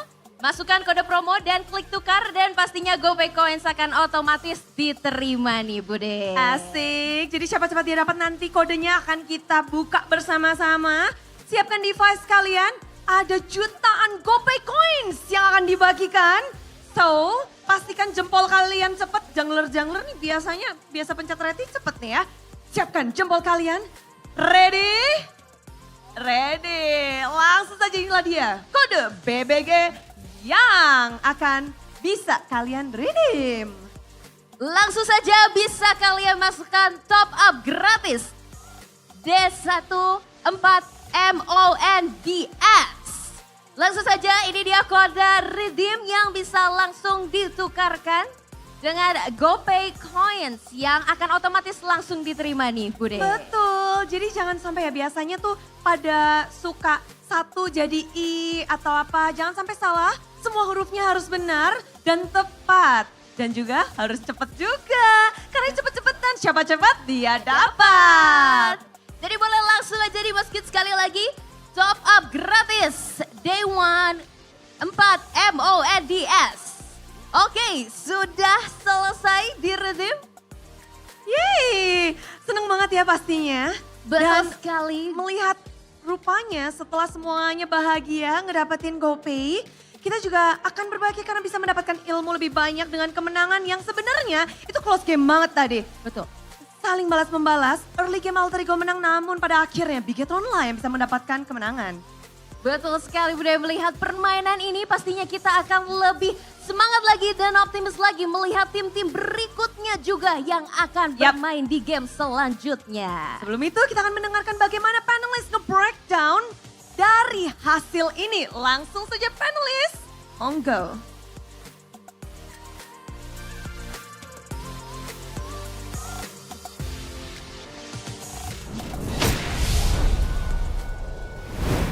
Thank you, Bude. Thank you so much, Alisa, for that interview with Bigetron Alpha, our victors in our opening match here at MPL ID Season 14. And you know, we were talking about this before the match even begun, but it seems like the pattern still remained true. Season 8, Alter Ego sent Bigetron home in the playoffs, first day. Season 9, it was Bigetron to send Alter Ego home. And then Season 11, it was Alter Ego that sent Bigetron home. And now coming into Season 14, after a 2-season absence from Alter Ego, it's Bigetron Alpha now with the revenge, taking them down on the first day too. Wow. Even they already won 18 match on the 30, from the 31st, the Chaos Derby for the Bigetron. But if you look at the game, I think, why Alpha? That's always my question in my head right now. Yeah, even Bigetron Alpha players are questioning why is on the Alpha. We expect them on the Assassin, which really makes, I guess, for them it makes the game easier, I guess. But yeah, it's a questionable decision. But I think with the time that has been given to Alter Ego, that might be a decision that they think was the best at a time. Is it because they are facing against Bigetron Alpha? That's why they use Alpha? Oh. You know what? I have a little bit of an opinion. It might be wrong. I'm not an analyst, but maybe they wanted Nile on a utility jungler, so the anchor for their gameplay would be different. So it wouldn't be Nile-centric, so it wouldn't be as easy and as straightforward to shut down, right? Because we saw Nino on the Benedetta, and he was able to pop off. By the way, that's a hero we haven't seen in ages, but we do have to circle back on to this. Player of the match presented to you by the official tournament smartphone Samsung Galaxy S24 FE Moreno, whether it be on the Valentina, whether it be on the Eve. Again, this man has really popped up and stepped up coming into the playoffs. Three-peat for getting the MVP title, and of course, he's the hot boy right now. Hot boy? Hot boy? Interesting. That's why we are... Speaking of hot boy, Speaking of of the heat map. It is interesting, man. Moreno, Hot boy, huh? Yeah. Because he's on fire. Okay, it's I mean, yeah. right? Yeah, it's Coleus, it's okay. You don't have to hide it. It's fine. We on the panelists, and I'm pretty sure the viewers at home, we're very understanding. Yeah. And accepting. For sure. Yeah. And I think it's too hot that we're actually going to skip over it. We're going to jump in straight into the match highlights by UBS Gold. Just the way he played the Eve is just so immaculate. I think there's been 2 times where he secured the kill on towards one of the members of Alter Ego, purely just using the real manipulation and just using the way Owen plays the Edith, man. It's always a counter engage towards Owen that starts the team fight for Pikachu and Alpha most of the part, and that is why he's been able to use this hero to the utmost potential, and especially against a Zushian. This is a good matchup for Moreno. This is a good matchup for any mid laner out there in the world. So it's an easier game for him to execute. Yeah. And I really love to see like when he pop up the remote manipulation, it always on time, it always help his teammates to win the team fight. And not just that, right? Because he uses the real manipulation even aggressively, right? Flicker forward real manipulation to get that final, DOT in to be able to secure those kills. Like, this guy is so flexible in the way he plays this Eve too. And honestly, I think Moreno did a lot of improvement for the playoff. I didn't see this kind of Moreno on regular season, but now on the first match, he turned the game like behind his hand. Yeah, I think it has something to do with the fact that right now MPL ID has already announced the MPL Indonesia first team and second team, but right now, Eterna, what have we got coming? We're gonna take a look at the golden moment by UBS Gold to check in with the mics of Bigatron. Mau nggak, Man? Ayo, maju guys. Lihat gua. Bisa gua siapa? Lihat gua, Man. Depan bisa. Ini, Man. Gua aja. Nggak pecah gua. Alpha target. Nggak kena ulti pas guys. Guys, lihat gua guys. Alpha guys. Nice. Pure. Mati. Lagi. Habis ini mid guys. Atas satu. Habis ini mid. Atas. Ayo ambil. Lihat guys. Gua dorong kalau dia masuk. Gua dorong aja, pok aja. Pecah gua. Bisa guys. Ayo mau. Gas. Ayo. Lihat gua. Aduh, gua gak dapet ya. Mana? Gua tetes banget Tino. Nice. Otw gua. Terus guys. Ayo lagi Man. Ayo kejar Alpha. Kejar. Moskov gua cece. Pure. Moskov mati. Ada Winter dia, Man. Winter, Man. Udah Man, kabar? Suatu ikan. Nice. Masih bisa sih ini. Masih bisa guys. Gak ada Pure. Jangan nempel. Aman. Ada aja. Target lu kan? Nice Ken. Tower bisa guys. Tower. Ken aman gue TB. Nice. Gue cecekin Alpha Ken. Nice Ken. Orang. Gue imo guys. Ken jangan mati Ken. Gue mau. Lihat gue. Balik. Bennett guys. Bennett mati. Lihat Moreno. Gue bet. Clean off flicker man. Tukar gue Mac. Mati dia. Nice dude. Mati. Mati. Iya. Udah lo aja man. Nice one guys. Alhamdulillah. All right, we saw a little bit of flair here and there, but the entirety of those comms were very clean and precise. With no rush, with no high notes from them. I think they play it very calmly. Yeah, I think the way they take the team fights, and especially objective fights, because this is kind of weird for a lot of teams, but for elite teams out there, the ones at the top, this is something that they do. They were willing to give up something, which in this case, Bigatron Alpha, a lot of times when the Lord came up, their main objective is not the Lord. They're trying to win the fight because they know that their composition is not built to win objective fights. You have the Beatrix that doesn't really have a lot of range and all that stuff.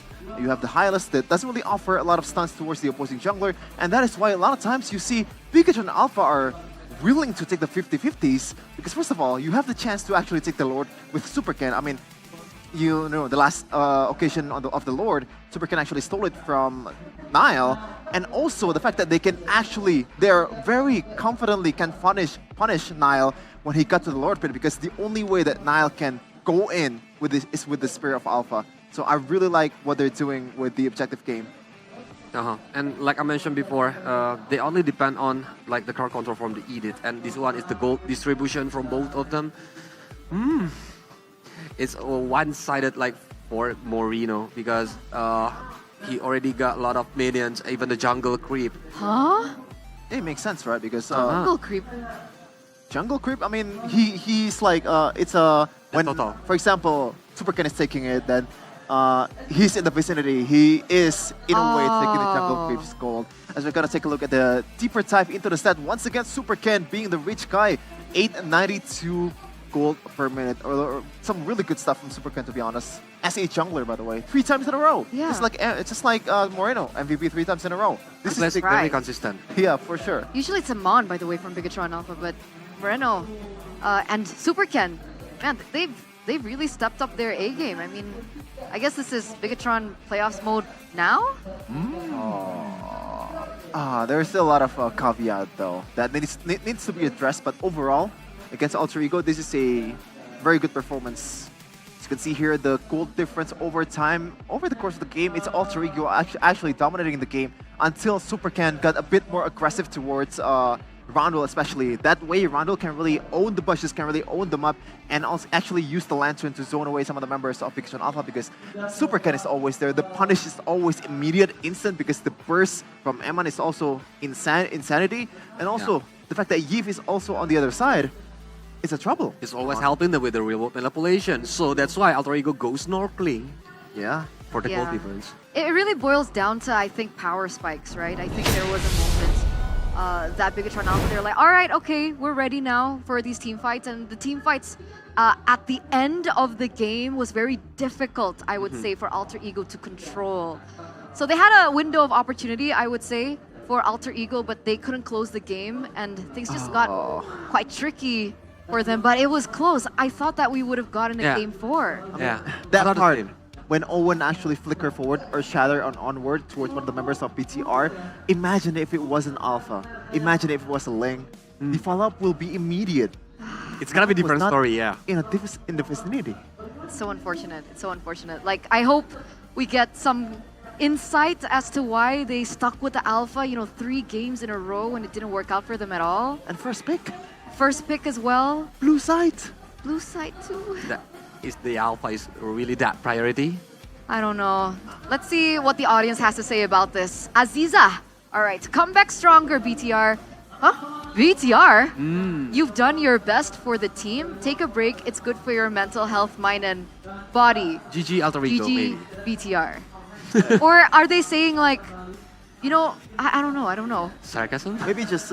Maybe it's sarcasm. It's mistiming. Oh, yeah. Sometimes your brains got a little bit tangled. But shout out to Aziza, by the way. Thank you, Aziza. She's one of the most enthusiastic fan. Is she the one that always tags us on social media? For all the casters out there. Yeah. SG, PH, Malaysia, all of them. Shout out to her. Shout outs, Aziza. But man, Alter Ego going home, it feels very bittersweet. We've been in this position a million times before, by the way. But for some reason, when we send Alter Ego home, I always get teary-eyed. And usually Arashi cries. Luckily, he wasn't on screen, so you guys couldn't see it. But I'm pretty sure Arashi shed a tear. Yeah, that's why he already got back to the Yeah, transfer. he ran. He's gone now. And to be honest, I think overall, in terms of expectations towards Alter Ego, right? A lot of people have been doubting them. And the fact that they got to the playoffs itself is, I think, for me, is an overachievement from what they're expected to do. So it is a good season at the end of the day, at least for me. Definitely not for them, because I think they think that they are capable of much more. At least they broke their non-playoff run. Yeah. Right? They were sitting 2 seasons in a row not being able to make it to playoffs. And granted, it wasn't a good day though for Alter Ego in general, especially for Nino. Yeah, we really need a good day. I need a good day too. Of course, I need a good day too. Literally or figuratively? Both. Oh, yeah. Both. Good day. RTD Coffee is a 3-in-1 ready-to-drink bottled coffee. It's my favorite, by the way, with a variety of flavors, including fantastic mochaccino, original cappuccino, tiramisu bliss, and my favorite, avocado delight. Oh, what? Yeah. Like the fruit avocado? Yeah, avocado coffee. You've never tried it before? No. It's avocadoffee. Avocadoffee. Avocadoffee. That's... Oh yeah, I was thinking Yeah. that too. Was that the fruit? Okay, I got it, guys. And I think they have the newest groovy cookies taste. Yeah. They have cookies too? You should try. No, like cookies flavor, Eternal. Oh. Not actual cookies, all right? They actually had cookies. No, I that's love it. the flavor. But what does that taste? Oh, I'm so excited to try it. We're actually going to go on a break after this and You should try that. open all them. Should we go Try for all it the right now? flavor. Maybe wait. Okay. Just a bit. I know you're excited. I am too. We have to contain ourselves. And what's also exciting is the next game. What do you mean next game? What do you mean? We have another match after this? Yeah, Are you serious? for sure. Who's playing? Geekum is gonna win against Onyx. Are you sure that the result is not written yet? I mean, we'll find out after this break. Ladies and gentlemen, we're going to be right back. It's been me, Eterna, Kolios, as well as Sheffin on the panel. And we'll see you, so don't go anywhere and stay tuned.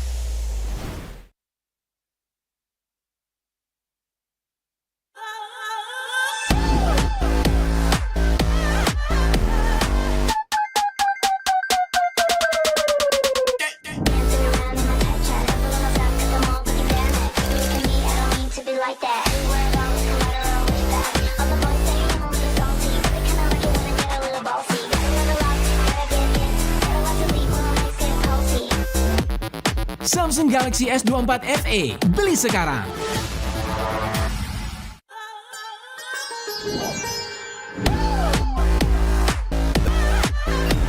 Halo, aku mau reservasi untuk besok jam 11 करना चाहती हूँ। कितने लोगों के लिए table चाहिए? Satu orang aja. सिर्फ एक व्यक्ति के लिए। ये आपको ऑर्डर है।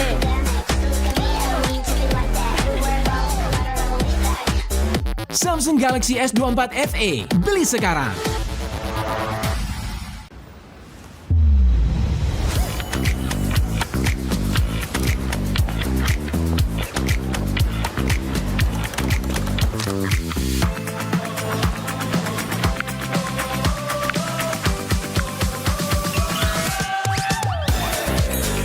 Yeah, I'm worth it. Worth it like that.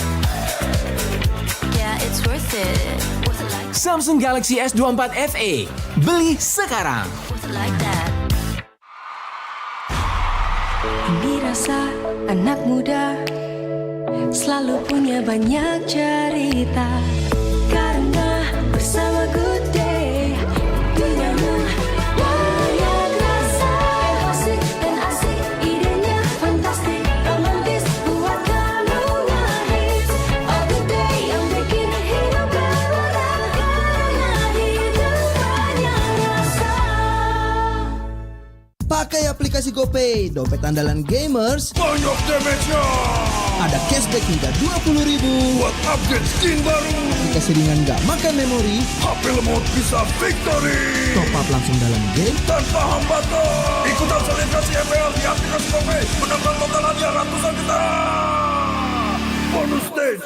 Gratis 100 kali transfer kemana aja. Beli pulsa harga termurah. Scan QRIS dengan mudah. Download sebelum mabarkan.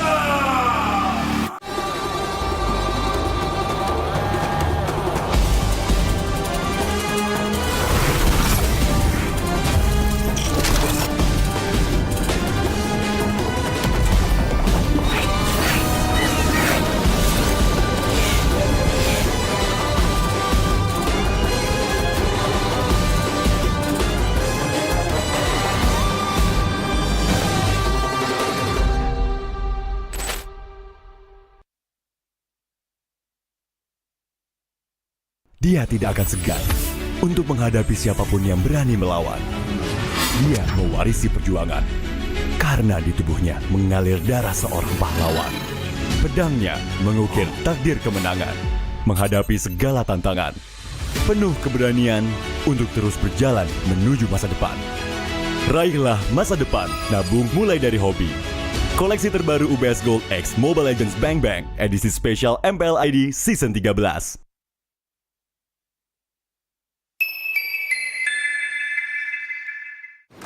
Main Mobile Legends memang seru. Mabar sama temen makin epic. Apalagi kalau double kill. Tropicana Double Crunch, es krim karamel dengan lapisan coklat yang tebal, crunchy-nya double. Main bareng, makan bareng Tropicana Double Crunch. Double crunchy level dewa. Rasa ini Gatot kacau. Ih, tombe basah. Bro, move on ke Head and Shoulders. 100% pede, ketombe basah dan gatal. Wiped out. Dapetin edisi baru Gatot kaca di minimarket terdekat. Head and Shoulders. Ini Gatot, ini kaca. Mas Gatot, benerin kaca.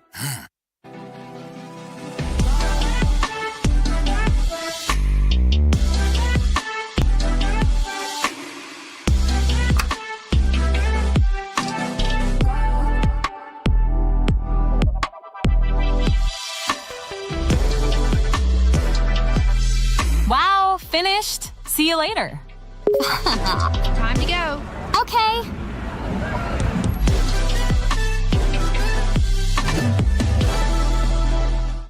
Apa akan kehilangan ingatannya?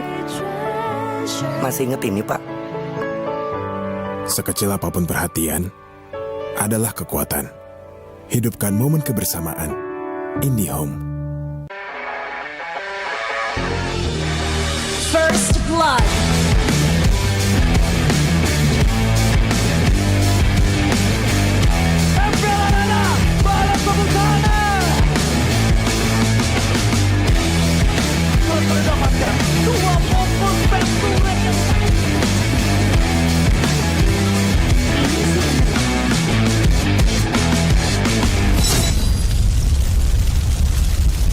Pengen belanja banyak barang kebutuhan tapi malas keluar rumah.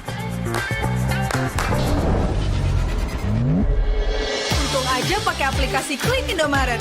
Cuma tinggal klik bisa belanja online seperti di toko. Beli ini, itu, jadi mudah banget. Produknya lengkap, banyak promonya. Gak perlu pusing, bisa pakai alat bayar apa aja. Wah, 1 jam udah sampai, gratis ongkir lagi. Untung aku pakai Klik Indomaret, belanja online seperti di toko. Klik Indomaret. Selamat pagi, anak-anak SMP Taruna Bakti. Hari ini kita kedatangan tamu istimewa dari Radio Anda, kemudian dari Mundur untuk kegiatan olahraga salam elektronik atau e-sport Mobile Legends. Semuanya, nama saya itu dan terus jadi sebenarnya sekarang tuh dunia e-sport tuh teman-teman udah berbeda dari kayak mungkin kayak 10 tahun atau 15 tahun. Di Indonesia sudah berkembang pesat sekali. Bisa kita lihat dari kalau dulu itu sport itu belum menjadi olahraga yang berprestasi. MPL Indonesia.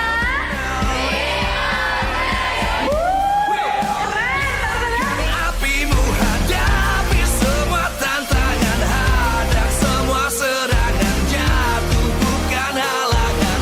Bakar semangatmu, janganlah engkau menyerah. Kita akan buat sejarah.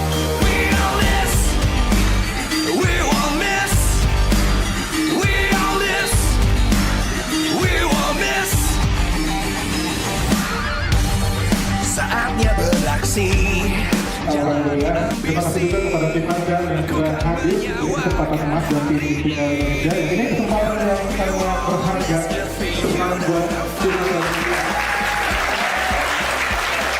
Perkenalkan, saya Aswin dari tim Indonesia. Perkembangan e-sport di Indonesia itu sudah semakin besar. Bakar semangatmu, janganlah engkau menyerah. Kita akan buat sejarah. We all this, we won't miss. We all this, we won't miss. We all this.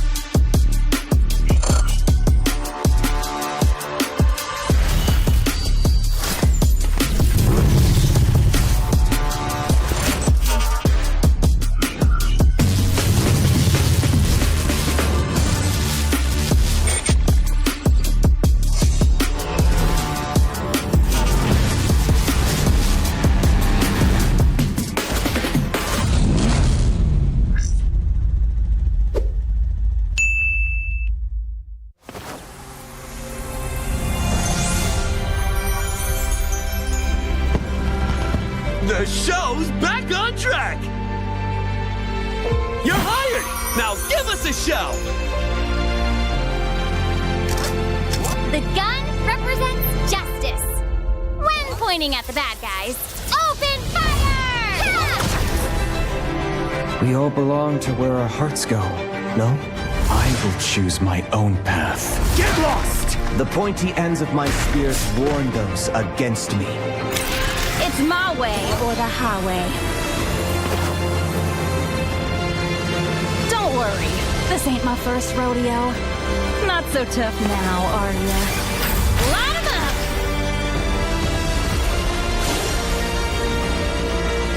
CC and Yo-Yo, ready to set the stage on fire! Was it you who called me back?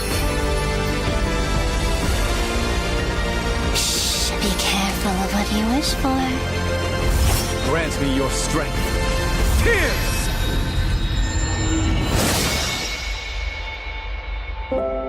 5, 6, 7. Hey, we're missing a candle. Here's to another 8 magical years.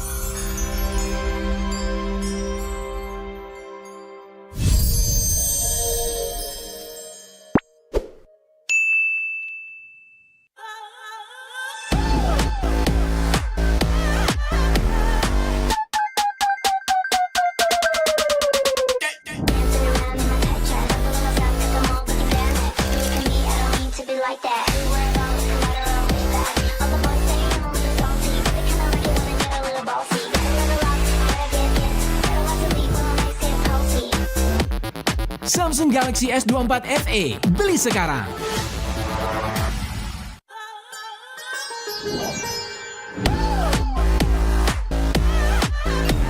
Halo, aku mau reservasi untuk besok jam 11. आरक्षण करना चाहती हूँ। कितने लोगों के लिए table चाहिए? Satu orang aja. सिर्फ एक यात्री के लिए। ये आपका ऑर्डर है।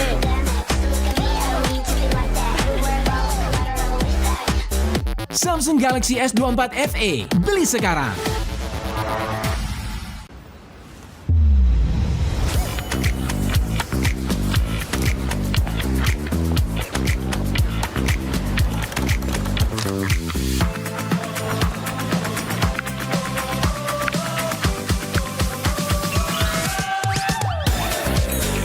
Yeah, I'm worth it. Worth it like that. Yeah, it's worth it. Worth it like Samsung Galaxy S24 FE, beli sekarang. like that. Dirasa anak muda selalu punya banyak cerita karena bersama Good Day duniamu banyak rasa asik dan asik idenya fantastik romantis buat kamu ngehits oh Good Day yang bikin hidup berwarna karena hidup banyak rasa. Pakai aplikasi GoPay, dompet andalan gamers. Banyak damage-nya. Ada cashback hingga 20.000 buat upgrade skin baru. Aplikasi ringan gak makan memori. HP lemot bisa victory. Top up langsung dalam game tanpa hambatan. Ikutan selebrasi MPL di aplikasi GoPay. Menambah total hadiah ratusan juta. Bonus stage. Gratis 100 kali transfer kemana aja. Beli pulsa harga termurah. Scan QRIS dengan mudah. Download sebelum mabarkan.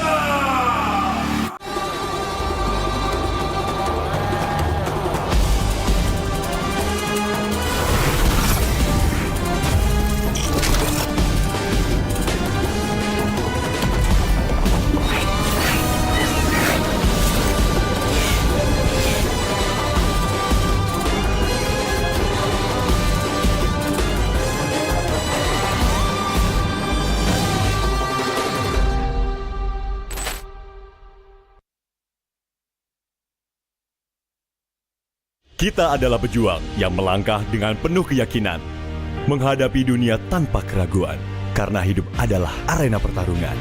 Kita adalah pejuang yang tak akan gentar oleh segala tantangan, menghadapi lawan tanpa ketakutan, karena kita terlahir untuk meraih kemenangan. Raihlah kemenangan dengan koleksi terbaru UBS Gold X Mobile Legends Bank Bank.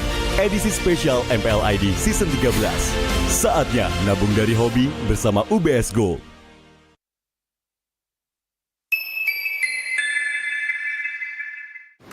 Main Mobile Legends memang seru. Mabar sama temen makin epic. Apalagi kalau double kill. Tropicana Double Crunch, es krim karamel dengan lapisan coklat yang tebal. Crunchy-nya double. Main bareng, makan bareng Tropicana Double Crunch. Double crunchy, level dewa. Rasa ini gatot kacau. Ih, tombe basah. Bro, move on ke Head and Shoulders. 100% pede, ketombe basah dan gatal Wiped out. dapetin edisi baru Gatot Kaca di minimarket terdekat. Head and Shoulders. Ini Gatot, ini kaca. Mas Gatot, benerin kaca.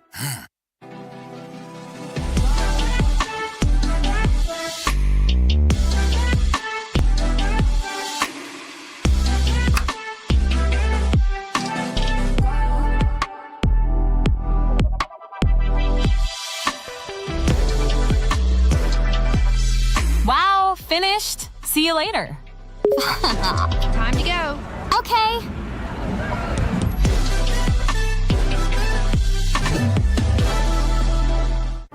Apa akan kehilangan ingatannya? Masih inget ini, Pak? Sekecil apapun perhatian adalah kekuatan. Hidupkan momen kebersamaan. IndiHome. First Blood.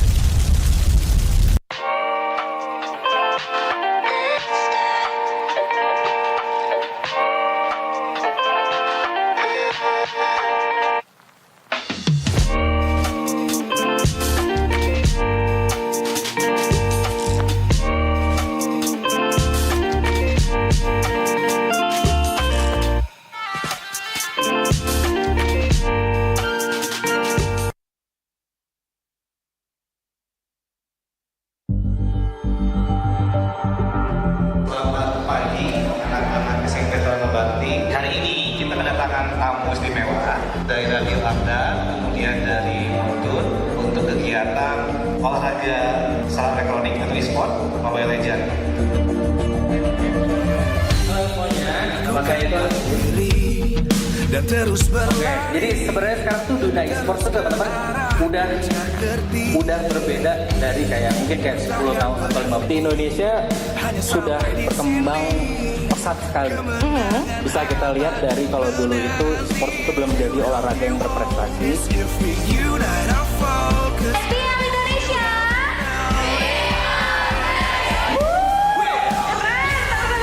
apimu hadapi semua tantangan, hadang semua serangan, jatuh bukan halangan, bakar semangatmu, janganlah engkau menyerah, kita akan buat sejarah.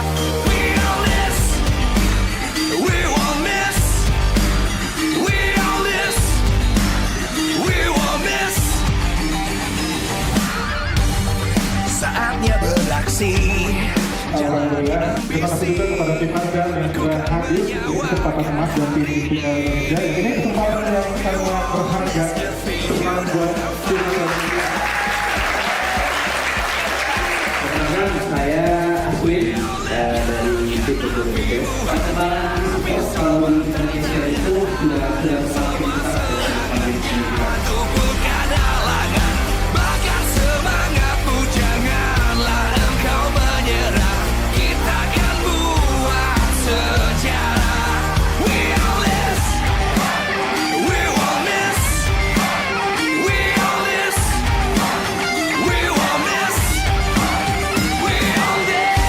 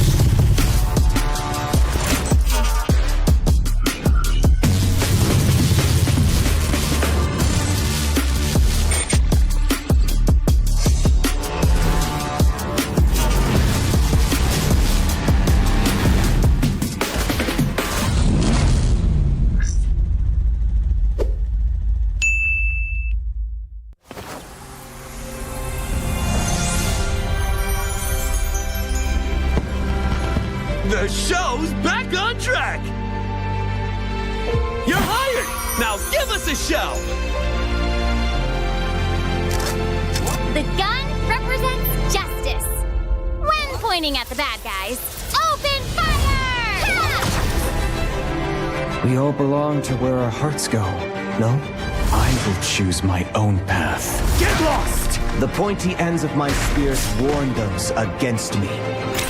It's my way or the highway.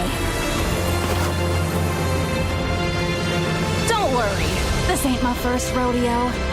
Not so tough now, are ya? Line 'em up!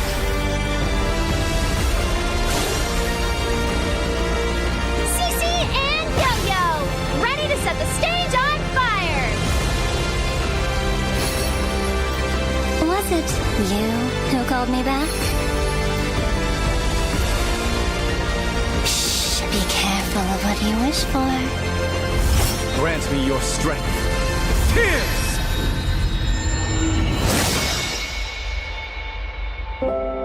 Five, six, 7, Hey, we're missing a candle. Here's to another 8 magical years.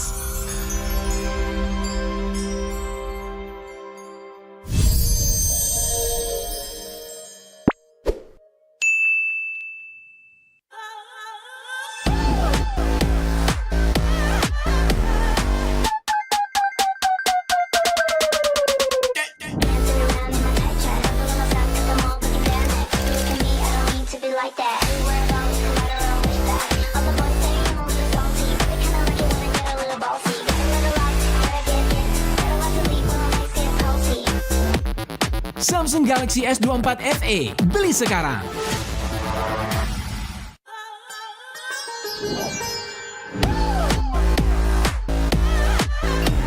Halo, aku mau reservasi untuk besok jam 11 आरक्षण करना चाहती हूँ। कितने लोगों के लिए table चाहिए? 1 orang aja. सिर्फ एक यात्री के लिए। ये आपको ऑर्डर है।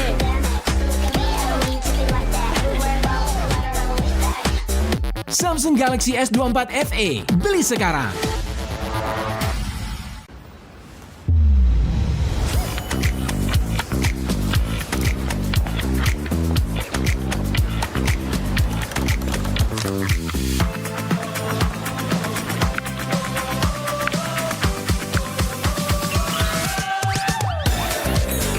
Yeah, I'm worth it. Worth it like that.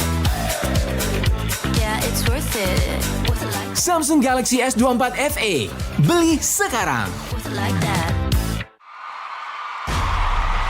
Dirasa anak muda selalu punya banyak cerita, karena bersama Good Day duniamu banyak rasa. Asik dan asik, idenya fantastik, romantis buat kamu nangis. Oh Good Day yang bikin hidup berwarna, karena hidup banyak rasa. Pakai aplikasi GoPay, dompet andalan gamers. Banyak damage-nya.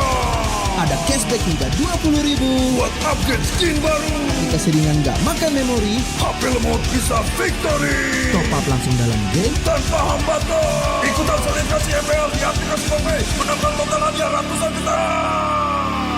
Bonus stage. Gratis 100 kali transfer kemana aja. Beli pulsa harga termurah. Scan jurus dengan mudah. Download sebelum mabarkan.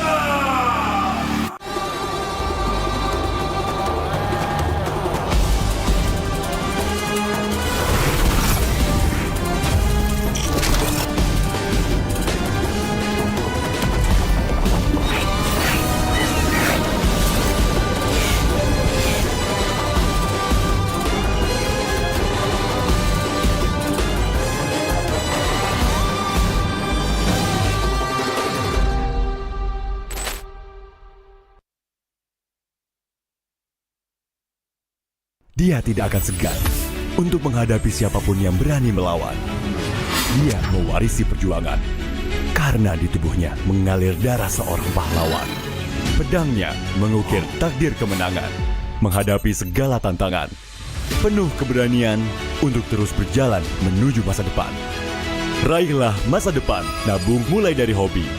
koleksi terbaru UBS Gold X Mobile Legends Bang Bang edisi spesial MPL ID Season 13.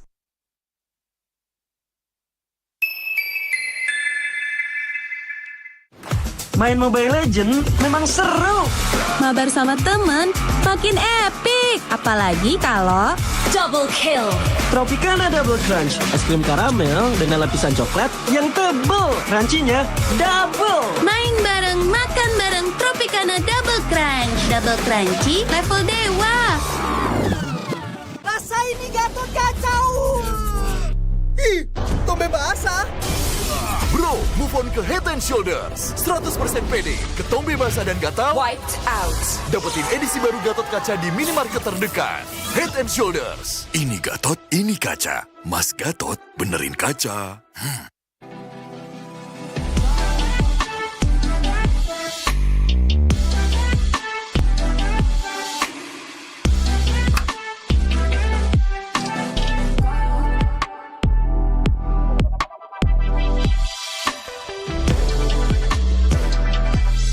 Wow, finished. See you later. Time to go. Okay.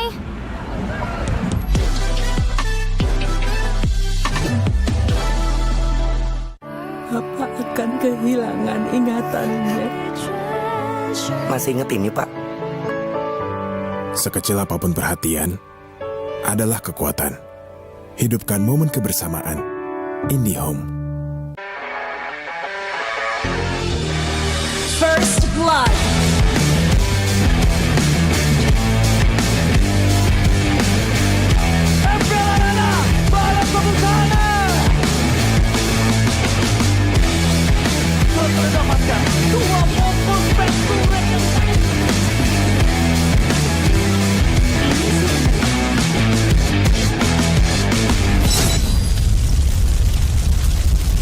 Pengen belanja banyak barang kebutuhan tapi malas keluar rumah.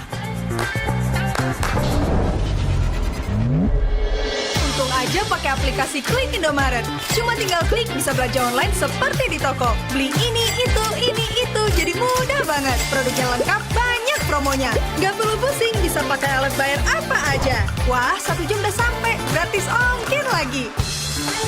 Untung aku pakai Klik Indomaret. Belanja online seperti di toko. Klik Indomaret.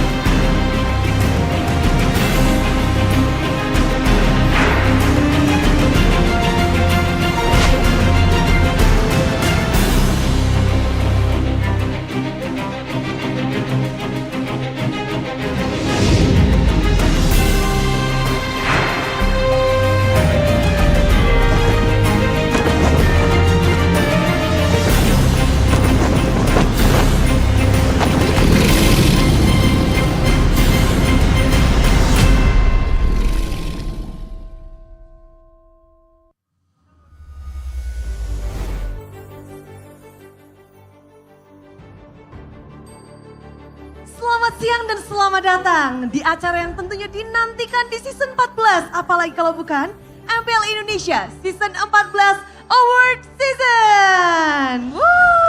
Luar biasa sekali Bude.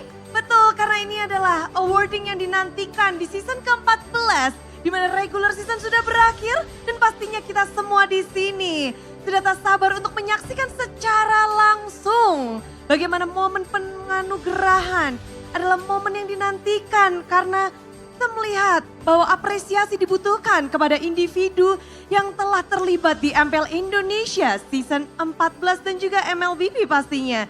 Khususnya bagi para player, coach, komunitas, dan semua yang terlibat. Karena mereka telah memberikan usaha terbaik mereka.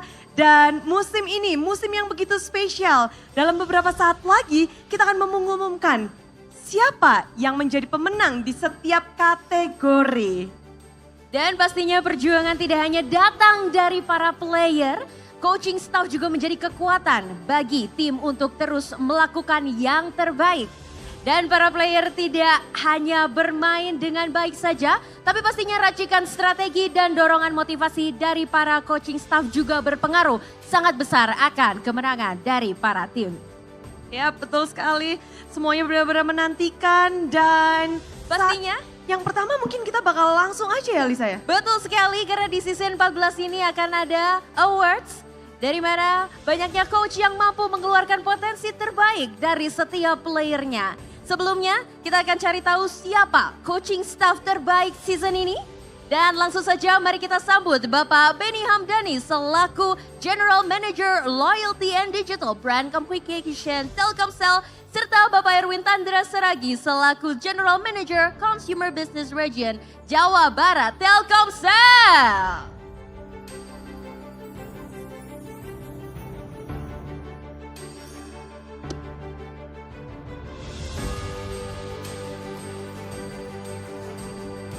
Assalamualaikum warahmatullahi wabarakatuh.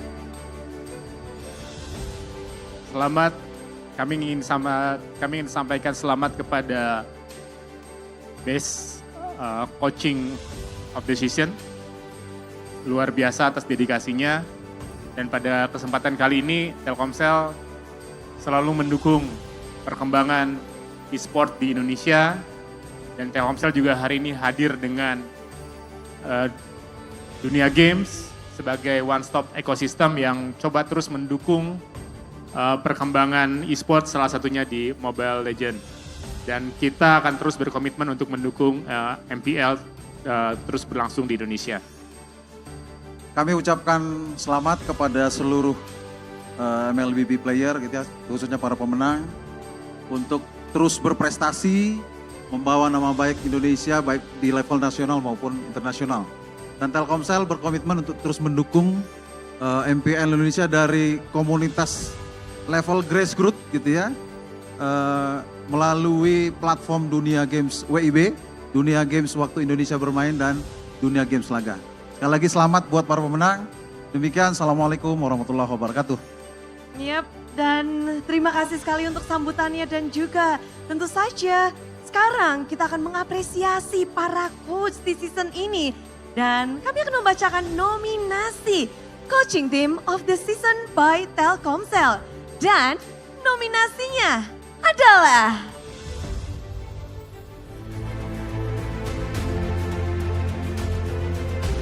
RRQ Hosi, Team Liquid ID, Bigetron Alpha, Vinetic Onyx,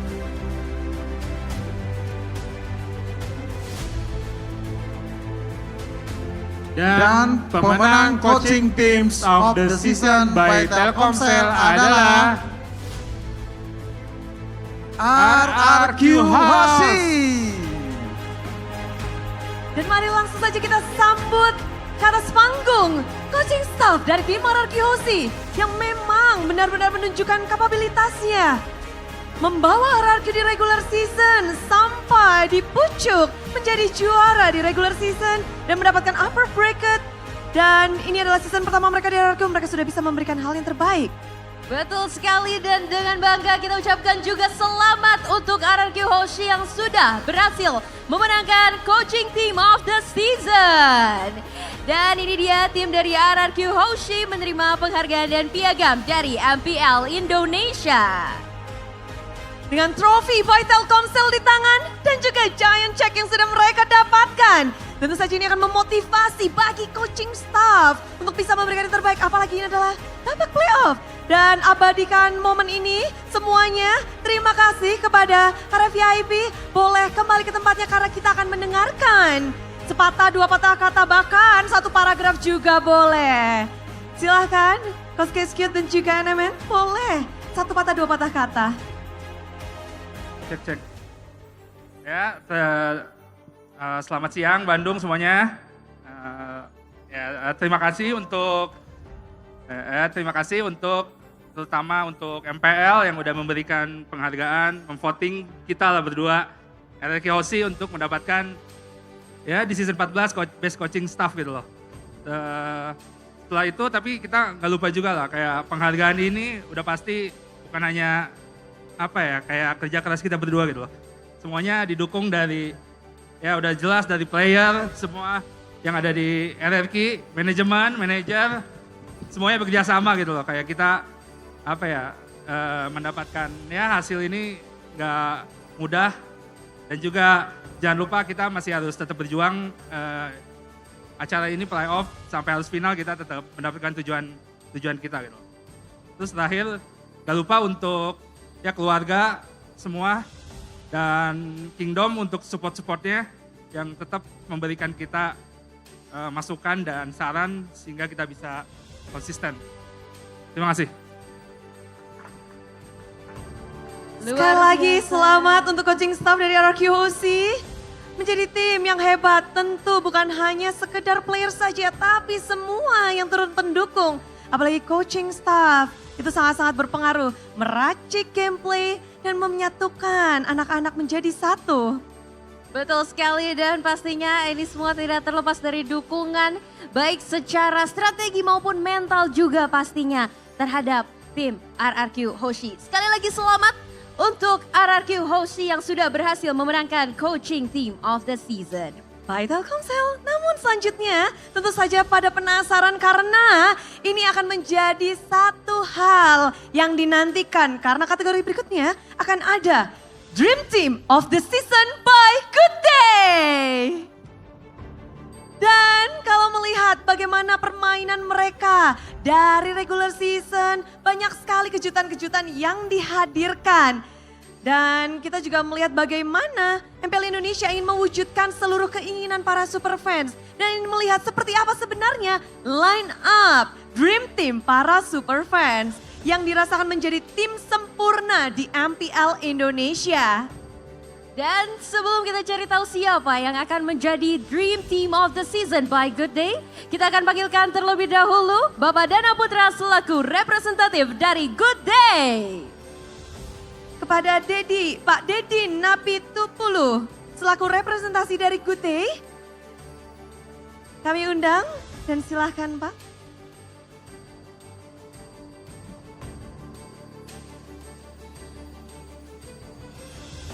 Oke, baik, kami ucapkan terima kasih. Saya dari representasi Good Day mengucapkan selamat untuk para pemenang MPL di season tahun ini, kali ini. Terima kasih. Terima kasih Pak dan pastinya nggak sabar ya untuk membacakan. Tapi kita akan langsung saja sebelum mengetahui kemenangan akan di tangan siapa. Kita akan membacakan kategori Dream Teams of the Season by A Good Day. Inilah dia nominasinya.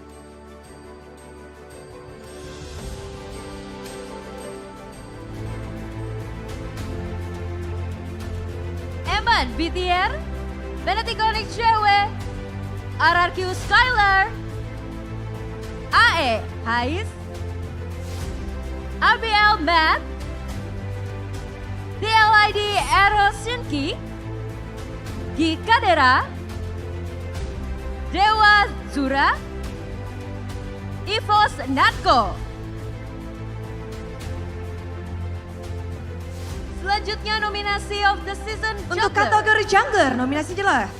Bigetron Super Ken, Dewa Ray, Geek Vincent, Alter Ego Nael, RRQ Sutsujin,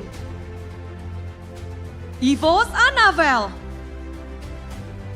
TLID Favian, Benatic Onyx Kairi, Rebellion Ether, Rebellion Priota. Dan untuk kategori selanjutnya EXP Lane, dominasinya adalah Super Look BTR, RRQ Diran, Dewa Sorizo, AE Nino, Rebellion Cars, Tim Liquid ID Aran, Benatic Onyx Res, Geek Veldora, atau Evos Fluffy. Kategori mid lane, nominasinya RRQ Rims, Benatic Onyx Suns, Geek Apoy, DTR Moreno, Rebellion Swaylo, Alter Ego Roundel, TLID Yehezkiel, Evos Klaukun, Dewa Keys. Kategori selanjutnya yang terakhir untuk kategori roamer, nominasinya adalah Benatic Onyx Keyboy, RRQ Ido, Geek Baloyski, Dewa Mueza, AE Owen, TLID Widi, Evos Dreams, BTR Kai, atau Rebellion X Win.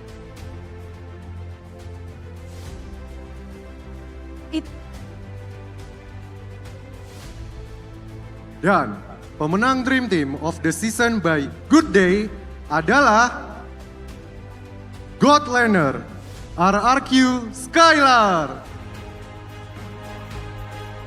Jungler RRQ Sutsujin, EXP Laner RRQ Dairen, Mid Laner RRQ Rims, dan yang terakhir roamer RRQ Idok.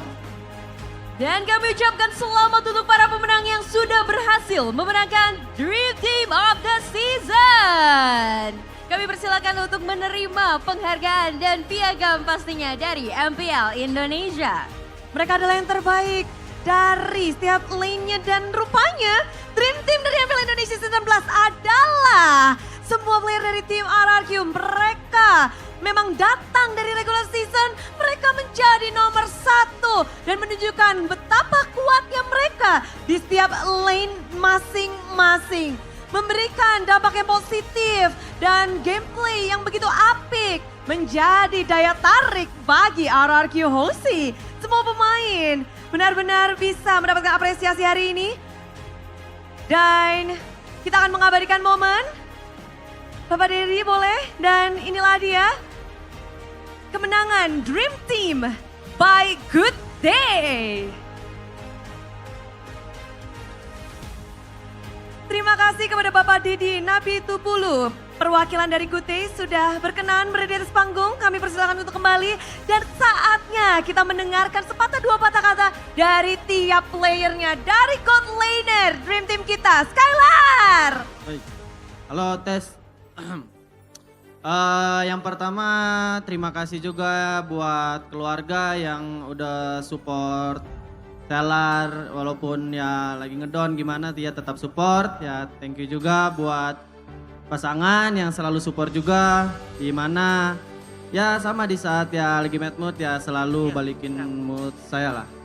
Dan yang terakhir ya buat Kingdom, terima kasih yang udah dukung kita dari week awal regular season sampai akhir dan kita mendapatkan Dream Team of the Season ya piala ini buat kalian juga lah. Thank you. Player sekarang selanjutnya dari jungler Dream Team kita ada Sutsujin. Kalau dari gua terima kasih kepada MPL Indonesia yang udah memberikan penghargaan ini. Dan juga terima kasih ke rekan-rekan tim karena mereka yang udah bantu gue di season pertama di RRQ.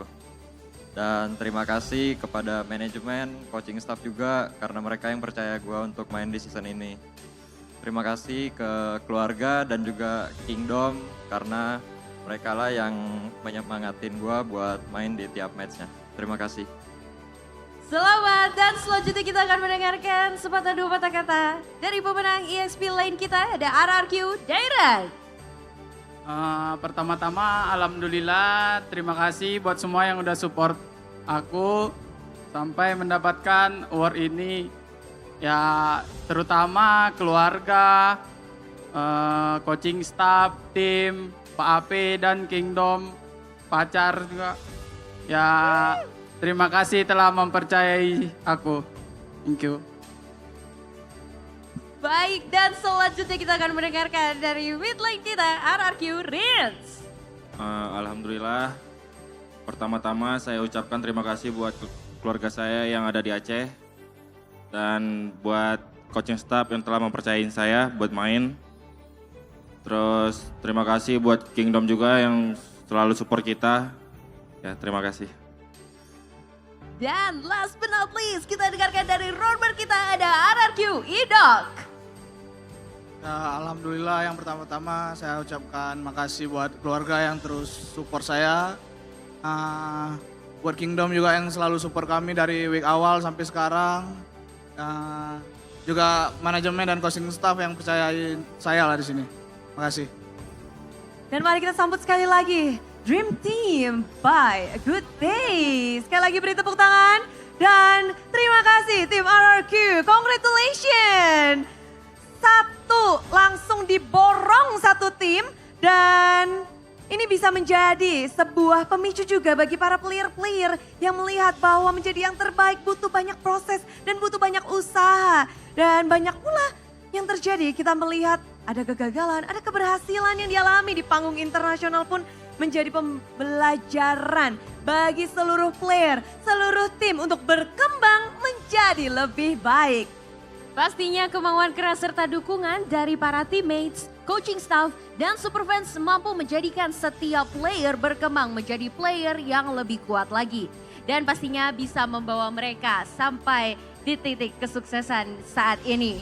Dan dari seluruh player di season ini yang sudah menunjukkan kemampuan terbaiknya, siapakah player yang mampu membuktikan bahwa dirinya lah player yang terus berkembang dan layak menjadi most improved player di MPL Season 14? Wah, semuanya pasti penasaran karena player ini benar-benar meninggalkan kesan yang begitu positif.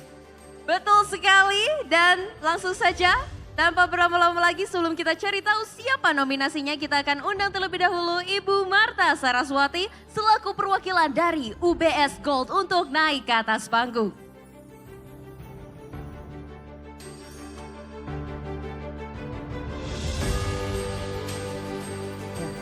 Assalamualaikum warahmatullahi wabarakatuh. Salam sejahtera untuk kita semua.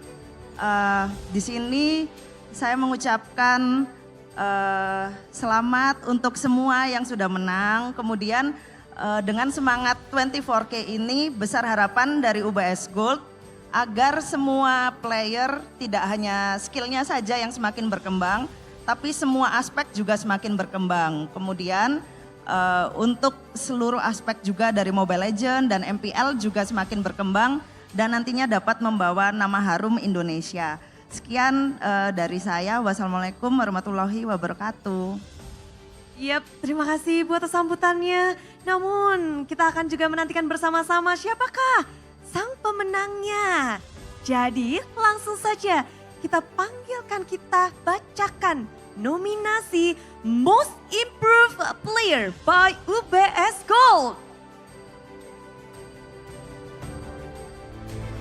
Nominasi Most Improved Player, nominasinya BTR Eman, RRQ Skylar, AE Hais, Gikadera, Fnatic Zonix Cewek, Geek Vincent, Fnatic Onyx Kairi, Dewa Ray, BTR Moreno, ID Yehezkiel.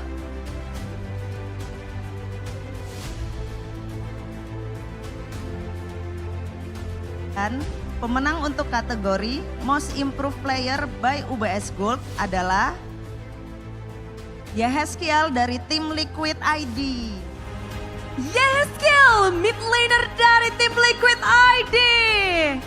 Datang kemari di season 14 membawa perubahan bagi dirinya dan juga timnya.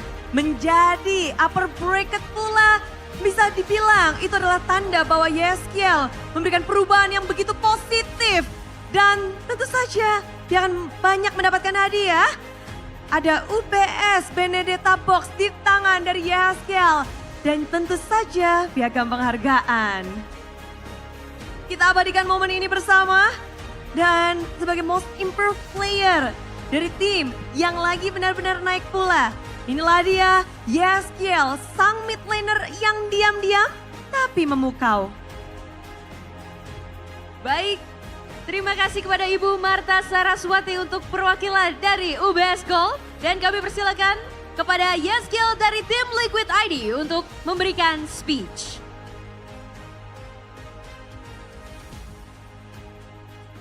Selamat siang, puji Tuhan. Pertama, terima kasih untuk MPL Indonesia yang telah memberikan saya panggung. Terima kasih juga untuk seluruh jajaran tim Liquid Indonesia, baik dari manajemen, coaching staff, serta seluruh player yang telah bekerja sama dengan saya di season 14 ini. Serta terima kasih juga untuk seluruh The Calvary yang selalu setia mendukung tim Liquid Indonesia. Tidak lupa juga, terima kasih untuk seluruh keluarga serta saudara-saudara saya yang selalu mensupport dan mendoakan saya dari jauh. Thank you guys. Selamat sekali lagi untuk Yehezkiel dari tim Liquid ID sebagai Most Improved Player. Dan pastinya selanjutnya di MPL Indonesia Season 14 ini kita bisa melihat munculnya banyak wajah baru yang hadir. Dan pastinya membuat MPL Indonesia lebih berwarna. Iya, banyak sekali warna-warna yang telah dihadirkan.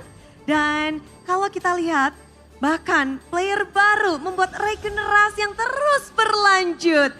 Bahkan hadir lebih masif dibandingkan season-season yang lalu. Bertebar bintang, wajah baru, membawa warna baru, di mana kehadiran para rookie membuat MPL Indonesia lebih kompetitif dan lebih panas. Betul sekali Bude, dan potensi para rookie terbilang tidak bisa kalah pastinya dari para seniornya. Sudah tidak diragukan lagi, namun ada banyak rookie yang ada di season ini tampil dengan sangat gemilang. Bahkan performanya tidak lagi terlihat seperti rookie, Bude. Serem, karena mereka menunjukkan potensi yang luar biasa dengan ambisi yang masih menyala-nyala. Kira-kira dari banyaknya potensi yang lahir di MPL Indonesia Season 14, siapakah yang layak menjadi Rookie of the Season by GoPay? Dan sebelum kita bacakan dari nominasinya dan juga tentu saja pemenangnya, kita akan lebih dahulu mengundang representasi dari GoPay. Ada Bapak Rudi Tantio Setiawan selaku Head of Product Marketing GoPay. Kepada Bapak Rudi kami persilahkan untuk kembali ke panggung.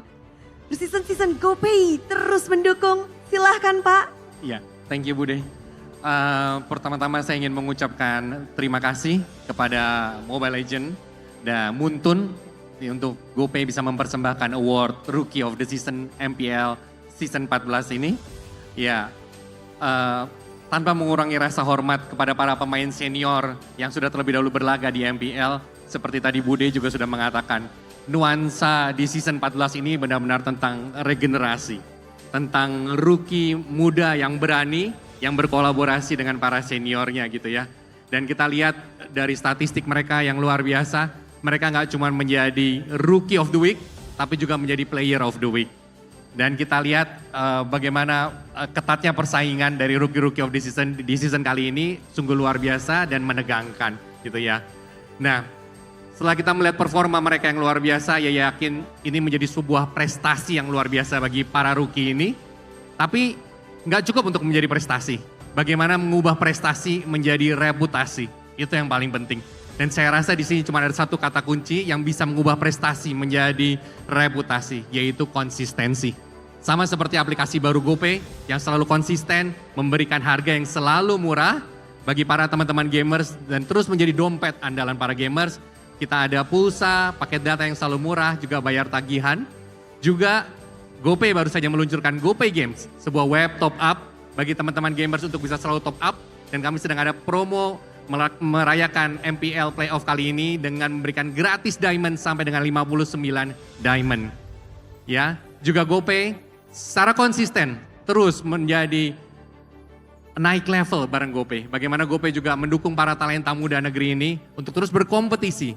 Melalui kompetisi-kompetisi baik dari tingkat komunitas, melalui GoPay Arena Community Championship, kami juga mensponsori MDL, MPL, bahkan sampai ke M6 nanti. Dengan harapan para rookie menjadi masa depan dari e-sport Indonesia, terus berkompetisi, mengasah kemampuan, dan terus mengharumkan nama Indonesia di kancah internasional. Dengan bangga, GoPay mempersembahkan Rookie of the Season MPL Season 14.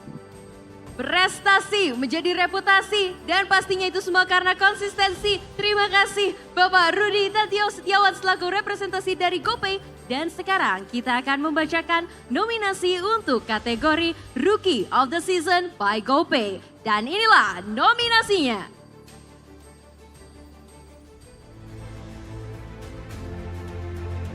TL ID Favian, TL ID Eroshenki, RRQ Rins, Dewa Idok, Dewa Mueza, Fnatic Res, TL ID Widi, Gig Masako, Dewa Azura, dan AE Owen.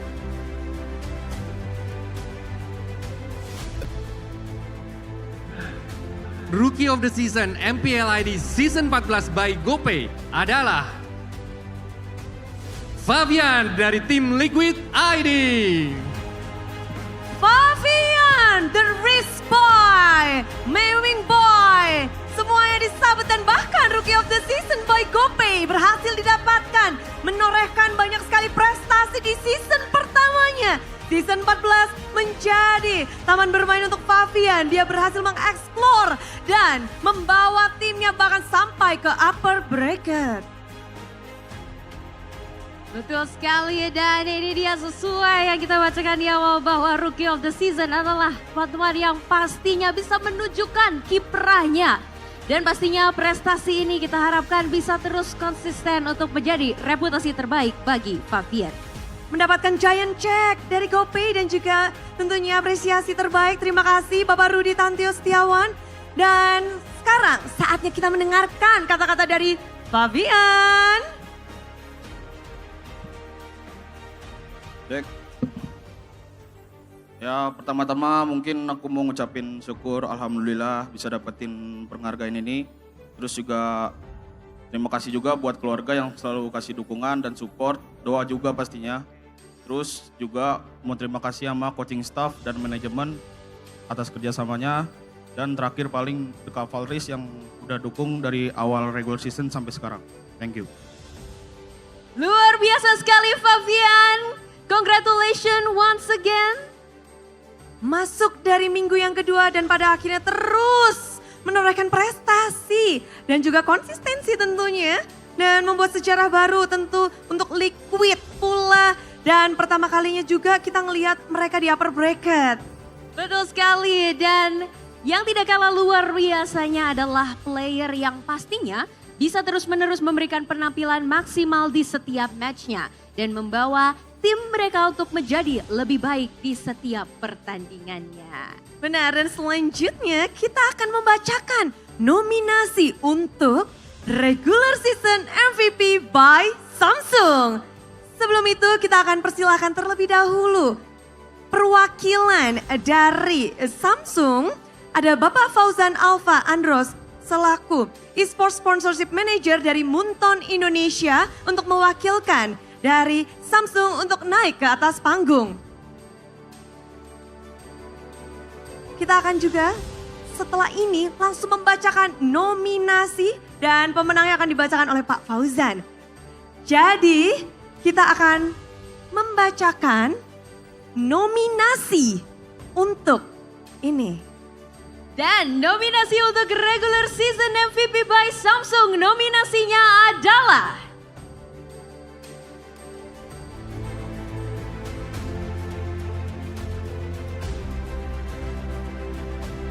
RRQ Sud Sujin, RRQ Skylar, BTR Eman, atau BTR Moreno.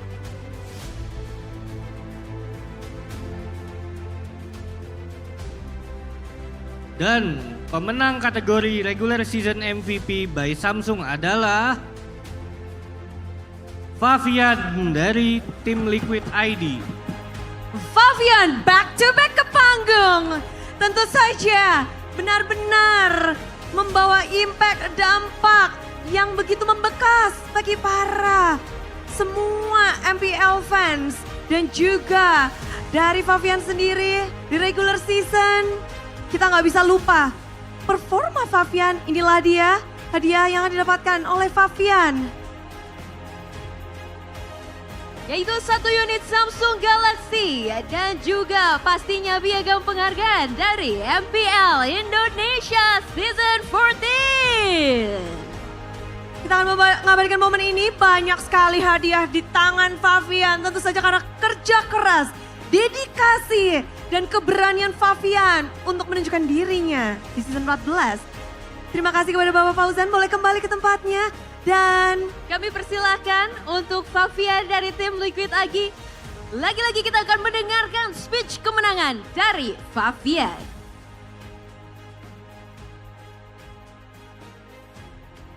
Banyak-banyak hadiahnya. Banyak sekali ya, karena back to back di luar biasa sekali. Silakan Favian. Ya, lagi-lagi dapat penghargaan lagi kedua, ya alhamdulillah. Dan terima kasih juga buat keluarga lagi yang selalu kasih dukungan buat aku dan doanya. Dan aku mau makasih sama coaching staff dan manajemen atas kerjasamanya juga. Dan The Cavalries juga yang udah dukung dari awal sampai akhir ini. Thank you.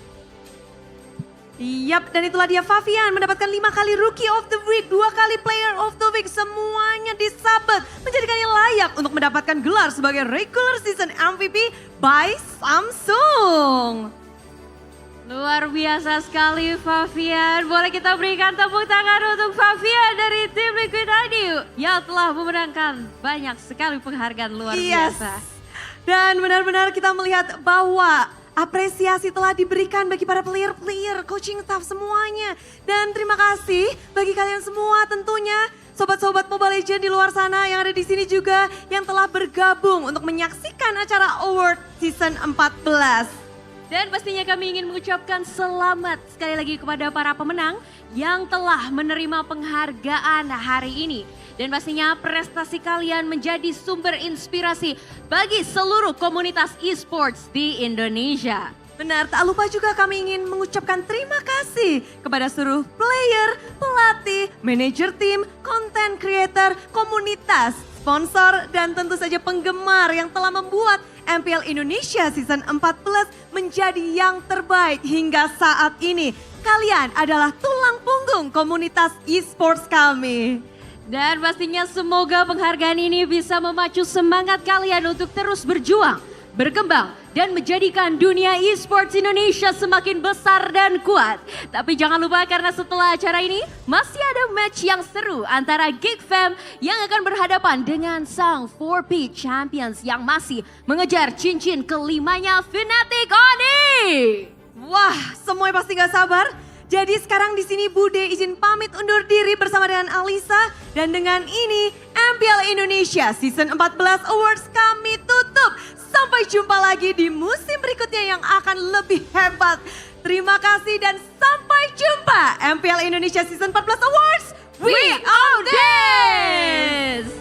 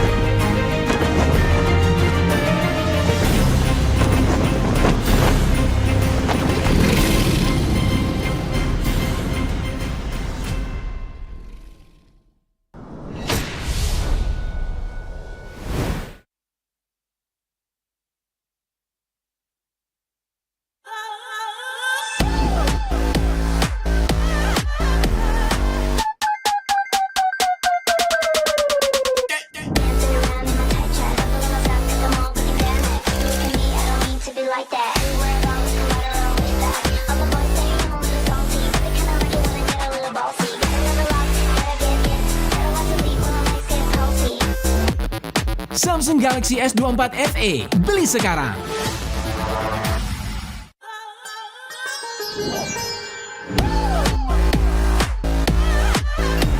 Halo, aku mau reservasi untuk besok jam 11 siang.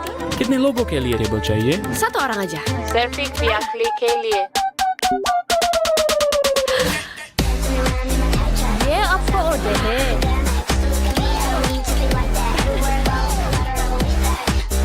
Samsung Galaxy S24 FE. Beli sekarang.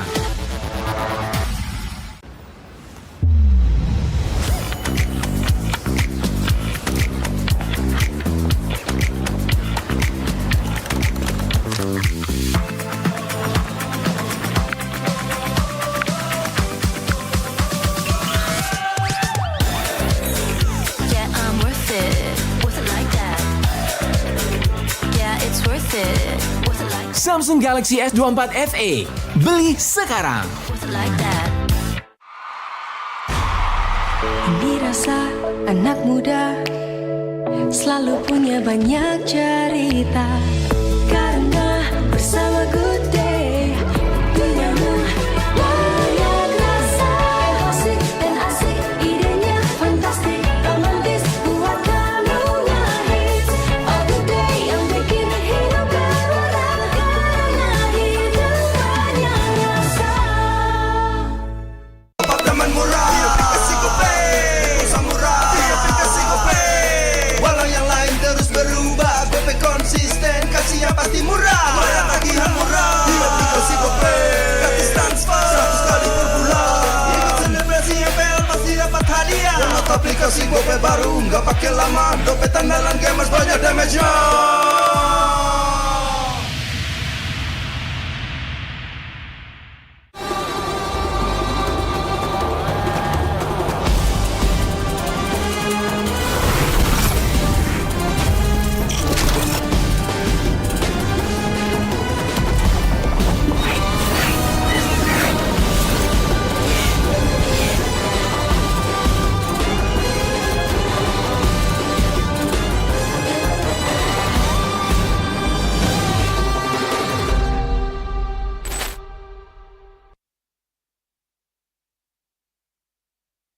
Dia tidak akan segan untuk menghadapi siapapun yang berani melawan.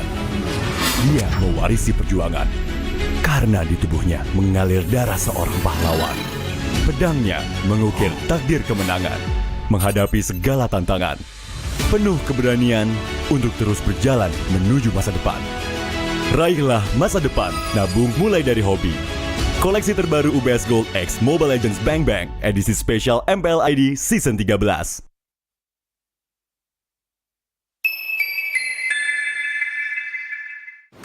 Main Mobile Legends memang seru. Mabar sama temen makin epic. Apalagi kalau double kill.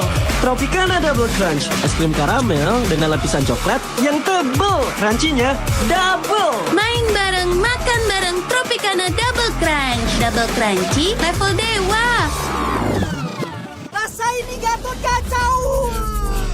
Ih, tombe basah. Bro, move on ke Head and Shoulders. 100% pede, ketombe basah dan gatal Wiped out. dapetin edisi baru Gatot Kaca di minimarket terdekat. Head and Shoulders. Ini Gatot, ini kaca. Mas Gatot, benerin kaca.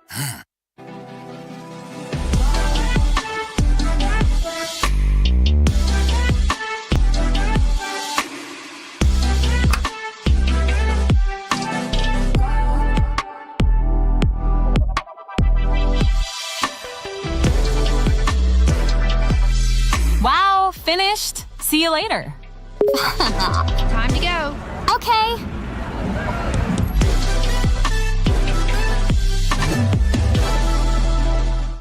Papa akan kehilangan ingatannya. Masih inget ini, Pak? Sekecil apapun perhatian adalah kekuatan. Hidupkan momen kebersamaan. IndiHome. First blood.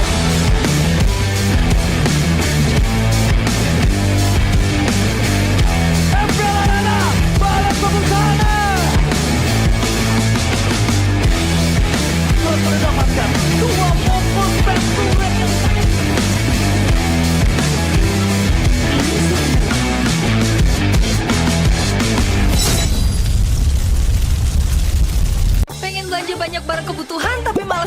rumah.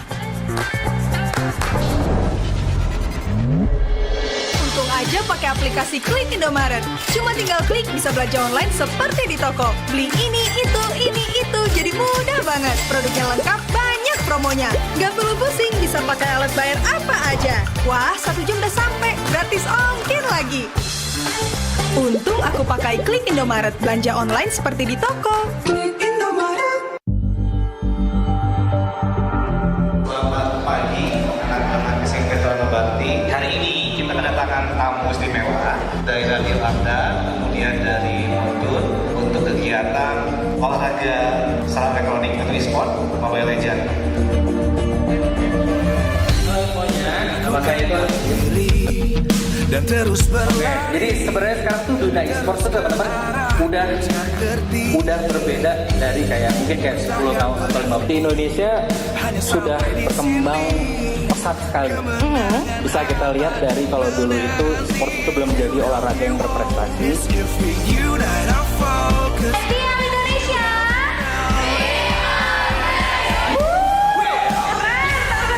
Apimu hadapi semua tantangan, hadang semua serangan, jatuh bukan halangan.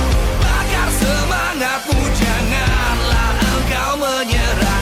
Kita akan buat sejarah. We all this, we won't miss. We all this, we won't miss. Saatnya beraksi. Alhamdulillah, terima kasih juga kepada tim Anda yang sudah hadir di kesempatan emas dan tim MPL Indonesia. Ini kesempatan yang sangat berharga buat tim Perkenalkan, saya Aswin dari tim Indonesia. Perkembangan e-sport di Indonesia itu sudah semakin Bakar semangatmu, janganlah engkau menyerah. Kita akan buat sejarah. We all this, we won't miss. We all this, we won't miss. We all this.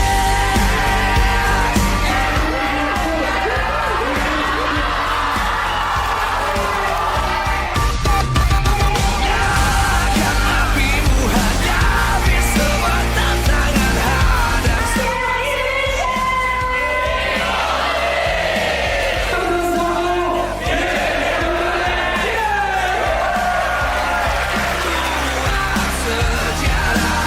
We all this. Cuma di Anda.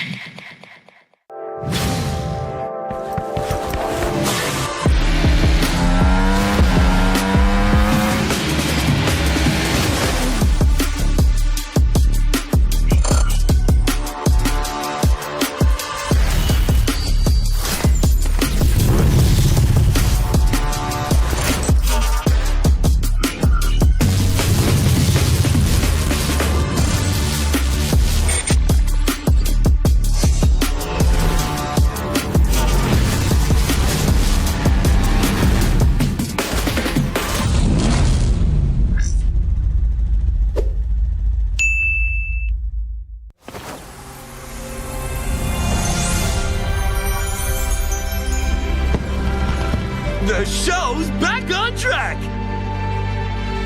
You're hired. Now give us a show.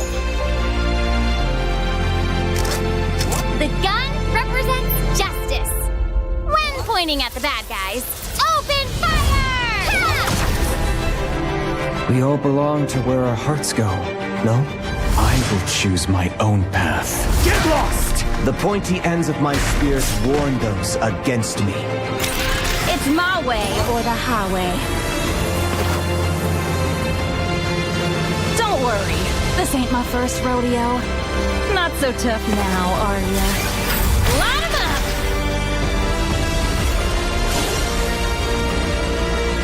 CC and Yo-Yo, ready to set the stage on fire! Was it you who called me back? Shh, be careful of what you wish for. Grant me your strength. Tears!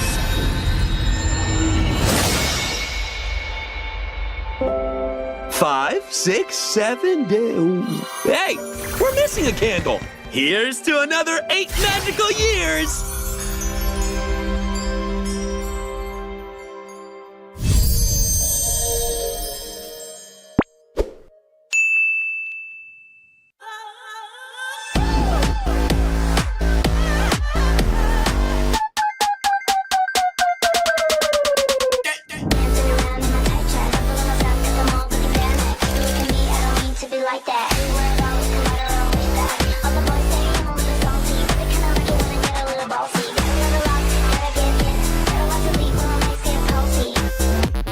Samsung Galaxy S24 FE, beli sekarang.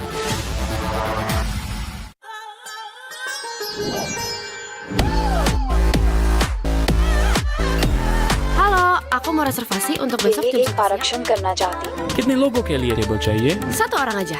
सिर्फ एक व्याकली के लिए। ये आपको order है।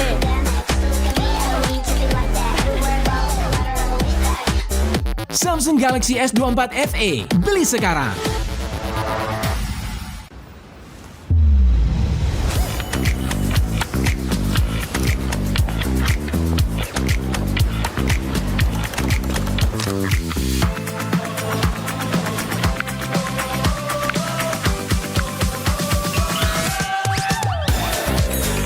Yeah, I'm worth it. Worth it like that.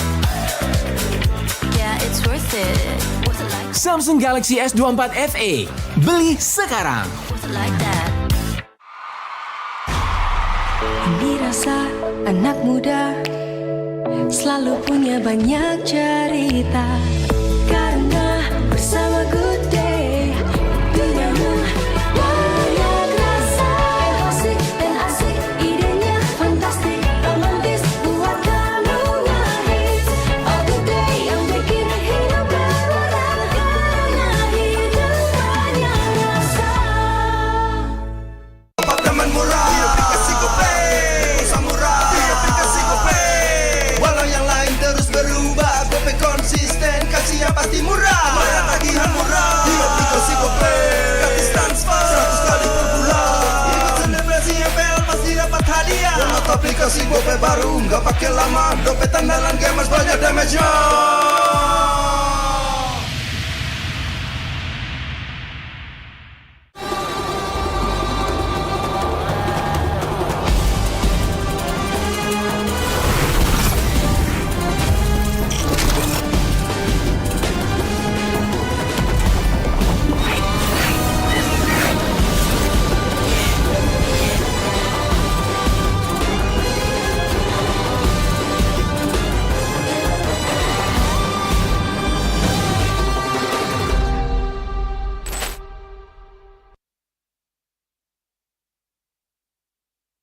Kita adalah pejuang yang melangkah dengan penuh keyakinan, menghadapi dunia tanpa keraguan, karena hidup adalah arena pertarungan. Kita adalah pejuang yang tak akan gentar oleh segala tantangan, menghadapi lawan tanpa ketakutan, karena kita terlahir untuk meraih kemenangan. Raihlah kemenangan dengan koleksi terbaru UBS Gold X Mobile Legends Bank Bank, edisi spesial MPL ID Season 13. Saatnya nabung dari hobi bersama UBS Gold.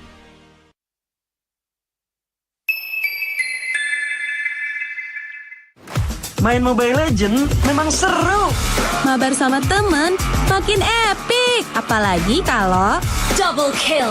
Tropicana Double Crunch, es krim karamel dengan lapisan coklat yang tebal. Crunchy-nya double. Main bareng, makan bareng Tropicana Double Crunch. Double crunchy level dewa.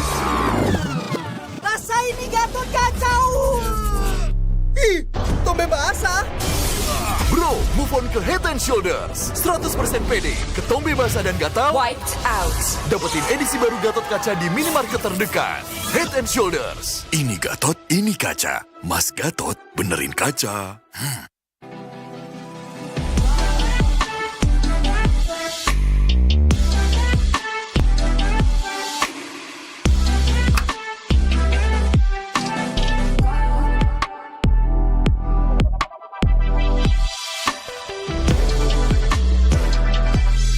Wow, finished. See you later. Time to go. Okay.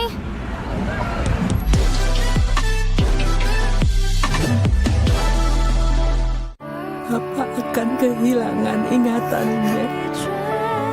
Masih inget ini, Pak? Sekecil apapun perhatian adalah kekuatan. Hidupkan momen kebersamaan. IndiHome. First Blood.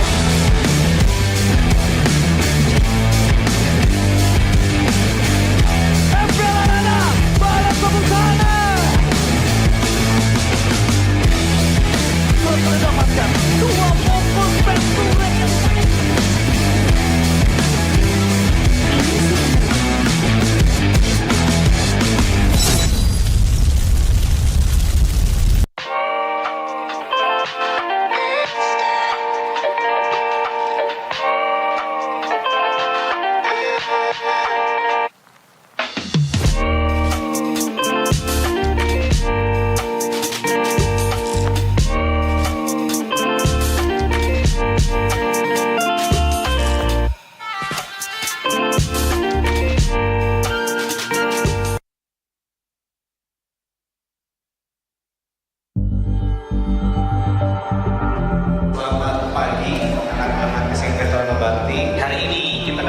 tamu istimewa dari Radio Anda, kemudian dari Montun untuk kegiatan olahraga salam elektronik atau e-sport Mobile Legends. Halo semuanya, maka itu dan terus berlari. Jadi sebenarnya sekarang tuh dunia e-sport tuh teman-teman udah berbeda dari kayak mungkin kayak 10 tahun atau 15 di Indonesia sudah berkembang pesat sekali. Bisa kita lihat dari kalau dulu itu sport itu belum menjadi olahraga yang berprestasi. MPL Indonesia.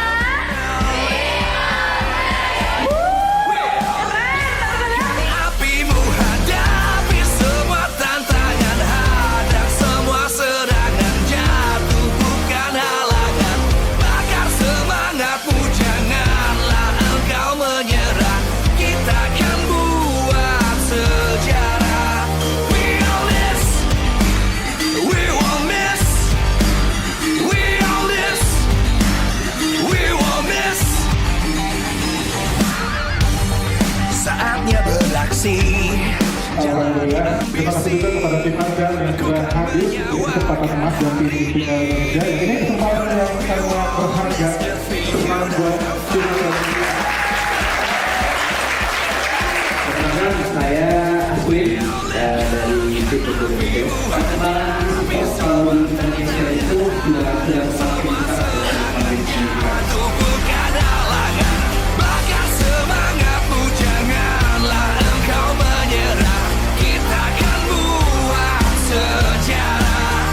We all this, we won't miss, we all this, we won't miss, we all this.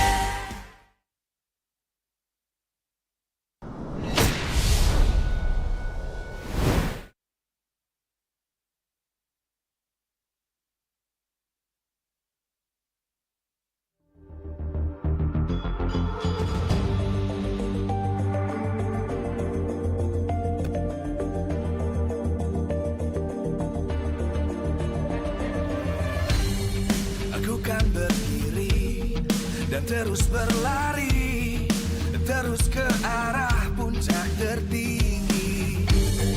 Ku takkan berhenti, hanya sampai di sini. Kemenangan abadi menanti. You know we won't miss if we unite our focus, and if you haven't noticed, we all live. Nyalakan apimu, hadapi semua tantangan, hadap semua serangan, jatuh bukan halangan, bakar semangatmu, janganlah engkau menyerah, kita akan buat sejarah.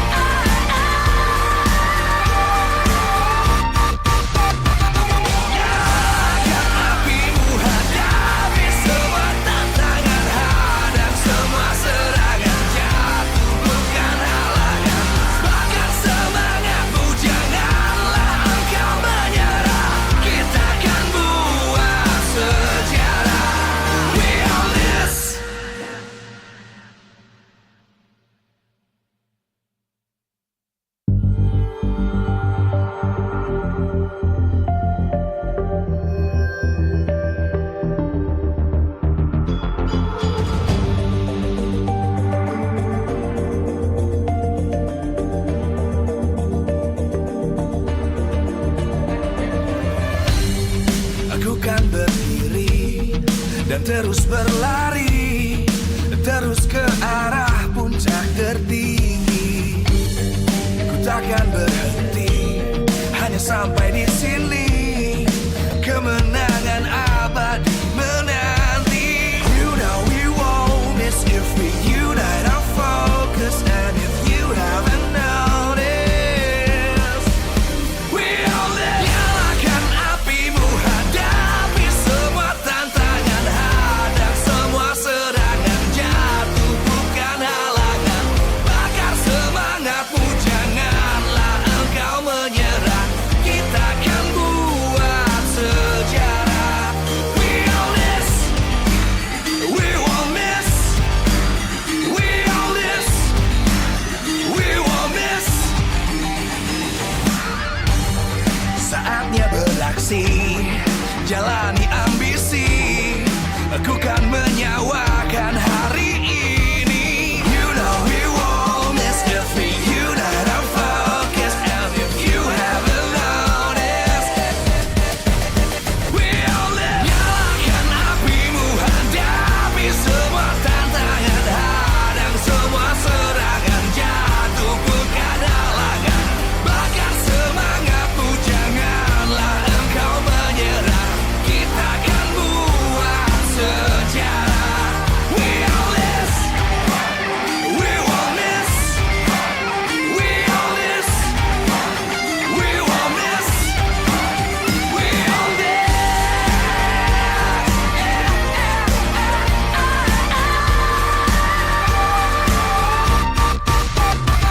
Nyalakan apimu, hadapi semua tantangan, hadang semua serangan, jatuh bukan halangan. Bakar semangatmu, janganlah engkau menyerah. Kita akan buat sejarah. We all this.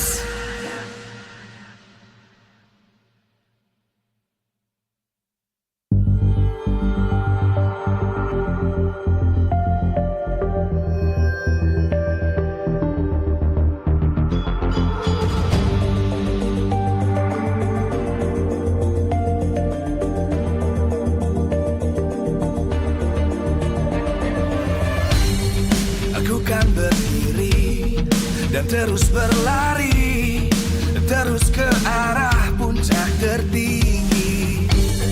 Ku takkan berhenti, hanya sampai di sini. Kemenangan abadi menanti. You know we won't miss if we unite our focus. And if you haven't noticed, we all live. Nyalakan apimu, hadapi semua tantangan, hadang semua serangan, jatuh bukan halangan. Bakar semangatmu, janganlah engkau menyerah. Kita akan buat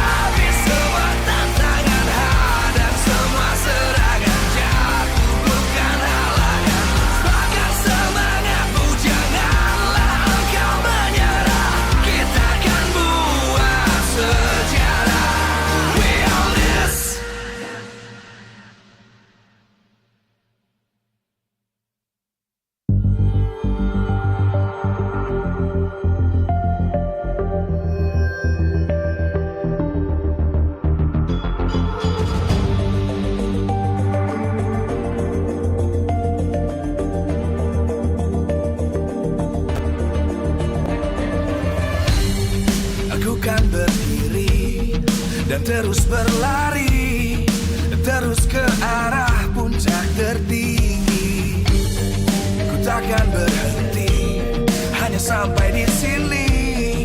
Kemenangan abadi menanti. You know we won't miss if we unite our focus. And if you haven't noticed, we all live. Nyalakan apimu, hadapi semua tantangan, hadang semua serangan, jatuh bukan halangan.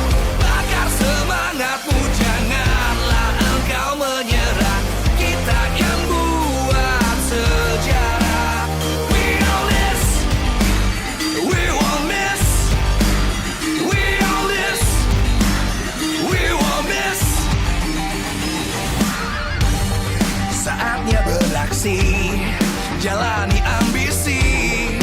Aku kan menyawakan hari ini. You know we won't miss if we unite our focus. And if you haven't noticed, we all live. Nyalakan apimu, hadapi semua tantangan, hadang semua serangan, jatuh bukan halangan. Bakar semangatmu, janganlah engkau menyerah.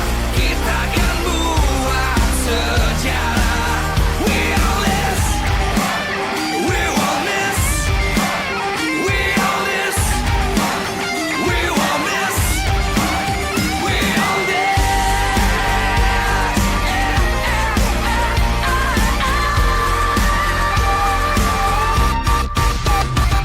Nyalakan apimu, hadapi semua tantangan, hadang semua serangan, jatuh bukan halangan. Bakar semangatmu, janganlah engkau menyerah. Kita akan buat sejarah. We all this.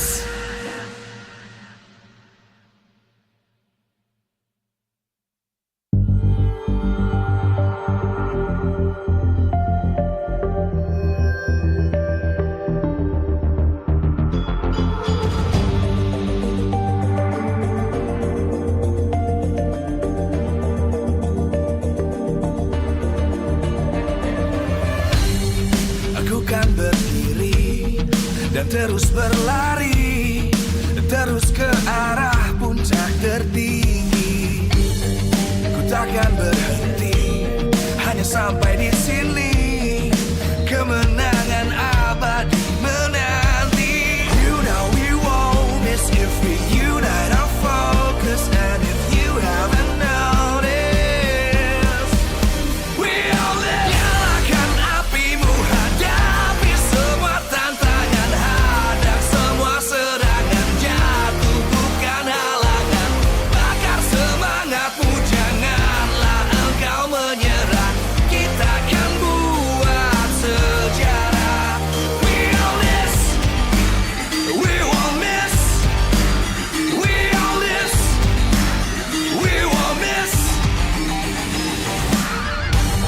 Saatnya beraksi, jalani ambisi. Aku kan menyawakan hari ini. You know we won't miss if we unite our focus. And if you haven't noticed, we all live. Nyalakan apimu, hadapi semua tantangan, hadang semua serangan, jatuh bukan halangan. Bakar semangatmu, janganlah engkau menyerah. Kita akan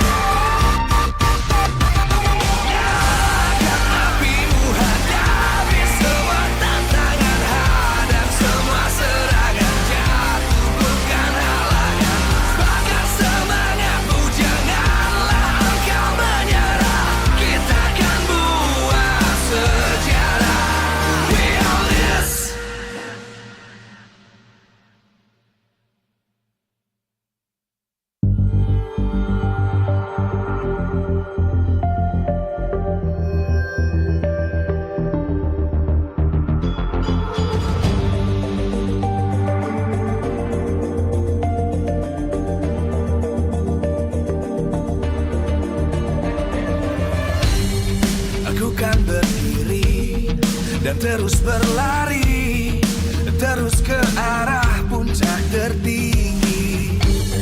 Ku takkan berhenti, hanya sampai di sini. Kemenangan abadi menanti. You know we won't miss if we unite our focus. And if you haven't noticed, we all live. Nyalakan apimu, hadapi semua tantangan, hadang semua serangan, jatuh bukan halangan. Bakar semangatmu, janganlah engkau menyerah. Kita akan buat sejarah. We all this, we won't miss. We all this, we won't miss. Saatnya beraksi, jalani ambisi. Aku kan menyawakan hari ini. You know we won't miss if we unite our focus. And if you haven't noticed, we all live. Nyalakan apimu, hadapi semua tantangan, hadang semua serangan, jatuh bukan halangan. Bakar semangatmu, janganlah engkau menyerah. Kita akan buat sejarah. We all this, we won't miss. We all this, we won't miss. We all this.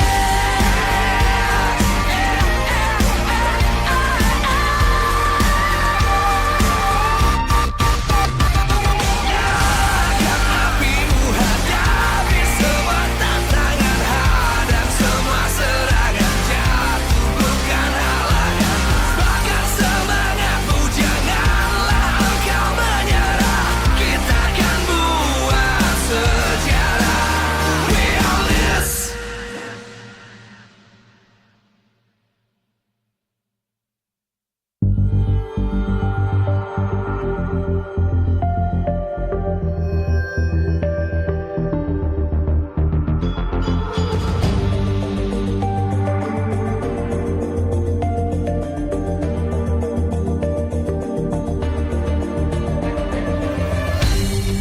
Aku kan berdiri dan terus berlari, terus ke arah puncak tertinggi. Ku takkan berhenti, hanya sampai di sini. Kemenangan abadi menanti. You know we won't miss if we unite our focus. And if you haven't noticed, we all live. Nyalakan apimu, hadapi semua tantangan, hadang semua serangan, jatuh bukan halangan. Bakar semangatmu, janganlah engkau menyerah. Kita akan buat sejarah. We all this, we won't miss. We all this, we won't miss. Saatnya beraksi, jalani ambisi. Aku kan menyawakan hari ini. You know we won't miss if we unite our focus. And if you haven't noticed, we all live. Nyalakan apimu, hadapi semua tantangan, hadang semua serangan, jatuh bukan halangan. Bakar semangatmu, janganlah engkau menyerah.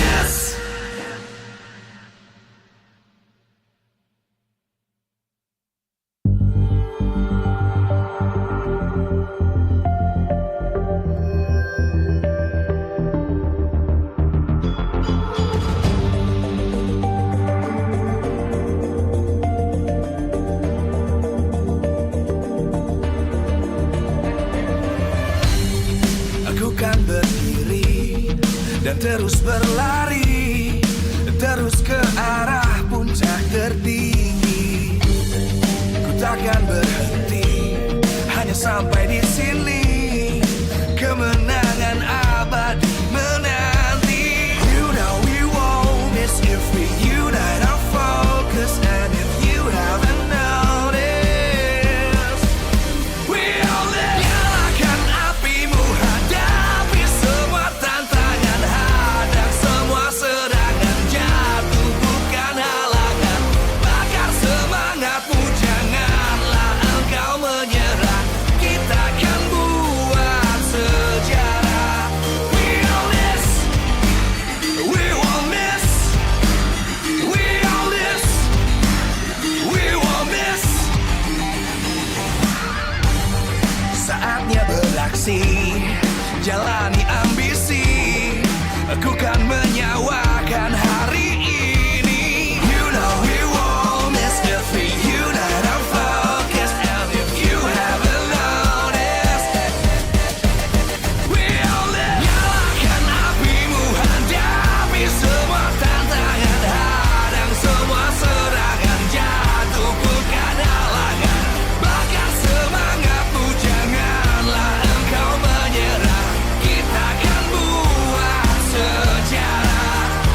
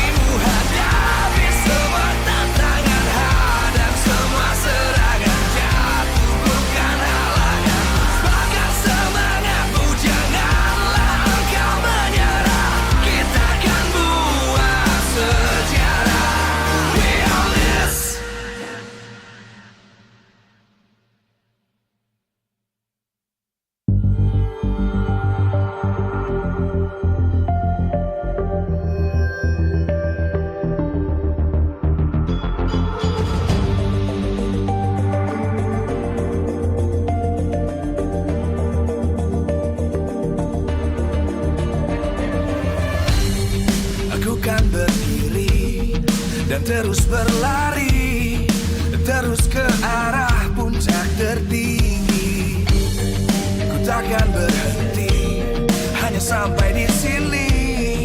Kemenangan abadi menanti. You know we won't miss if we unite our focus. And if you haven't noticed, we all live. Nyalakan apimu, hadapi semua tantangan, hadang semua serangan, jatuh bukan halangan.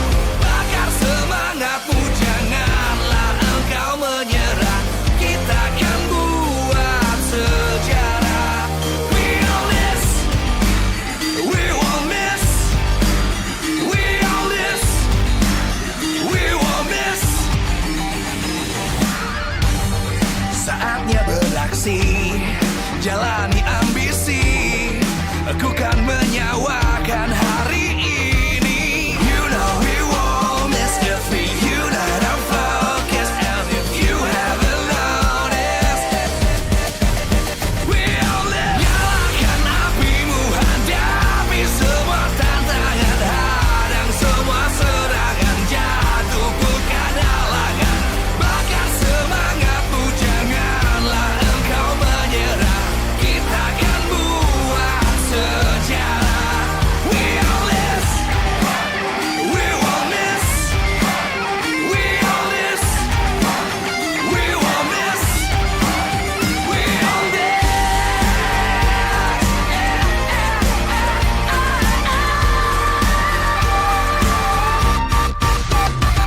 Nyalakan apimu, hadapi semua tantangan, hadang semua serangan, jatuh bukan halangan.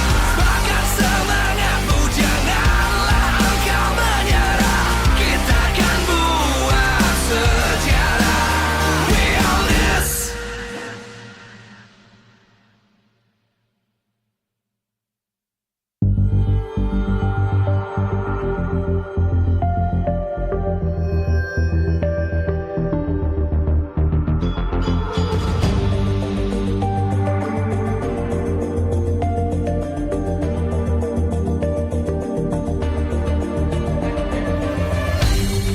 Aku kan berdiri dan terus berlari, terus ke arah puncak tertinggi. Ku takkan berhenti, hanya sampai di sini. Kemenangan abadi menanti. You know we won't miss if we unite our focus. And if you haven't noticed, we all live. Nyalakan apimu, hadapi semua tantangan, hadang semua serangan, jatuh bukan halangan. Bakar semangatmu, janganlah engkau menyerah. Kita akan buat sejarah. We all this, we won't miss. We all this, we won't miss. Saatnya beraksi, jalani ambisi.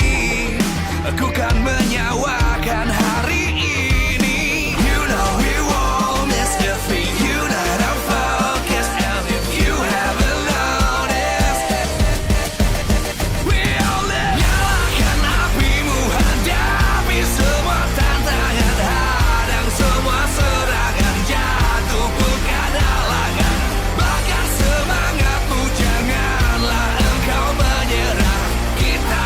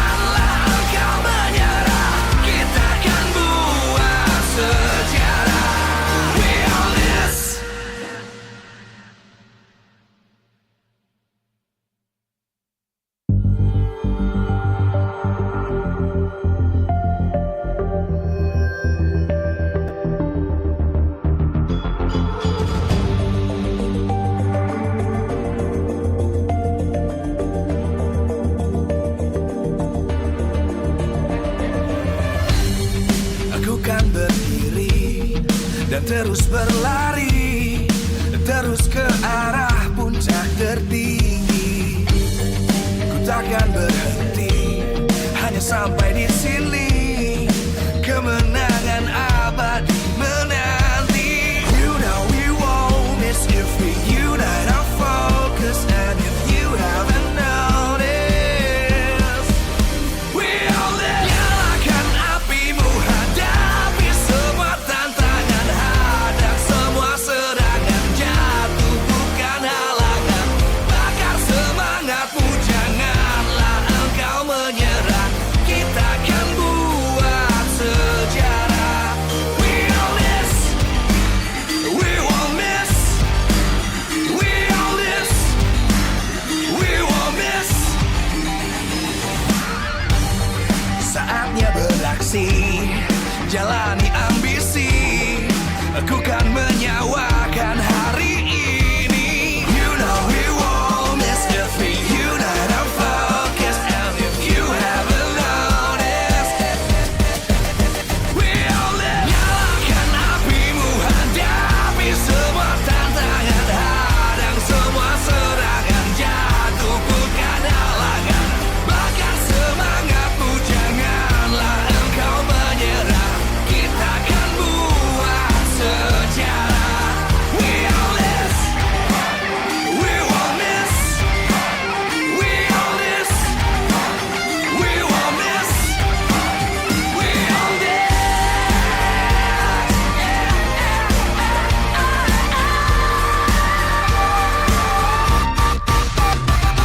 Nyalakan apimu, hadapi semua tantangan, hadang semua serangan, jatuh bukan halangan.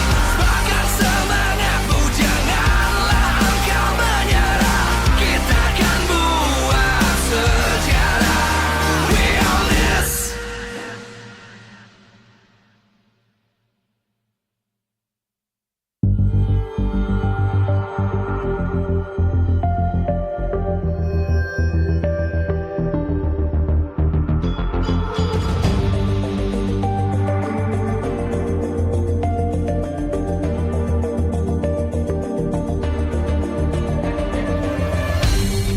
Aku kan berdiri dan terus berlari, terus ke arah puncak tertinggi. Ku takkan berhenti, hanya sampai di sini. Kemenangan abadi menanti. You know we won't miss if we unite our focus. And if you haven't noticed, we all live. Nyalakan apimu, hadapi semua tantangan, hadang semua serangan, jatuh bukan halangan. Bakar semangatmu, janganlah engkau menyerah. Kita akan buat sejarah. We all this, we won't miss. We all this, we won't miss. Saatnya beraksi, jalani ambisi.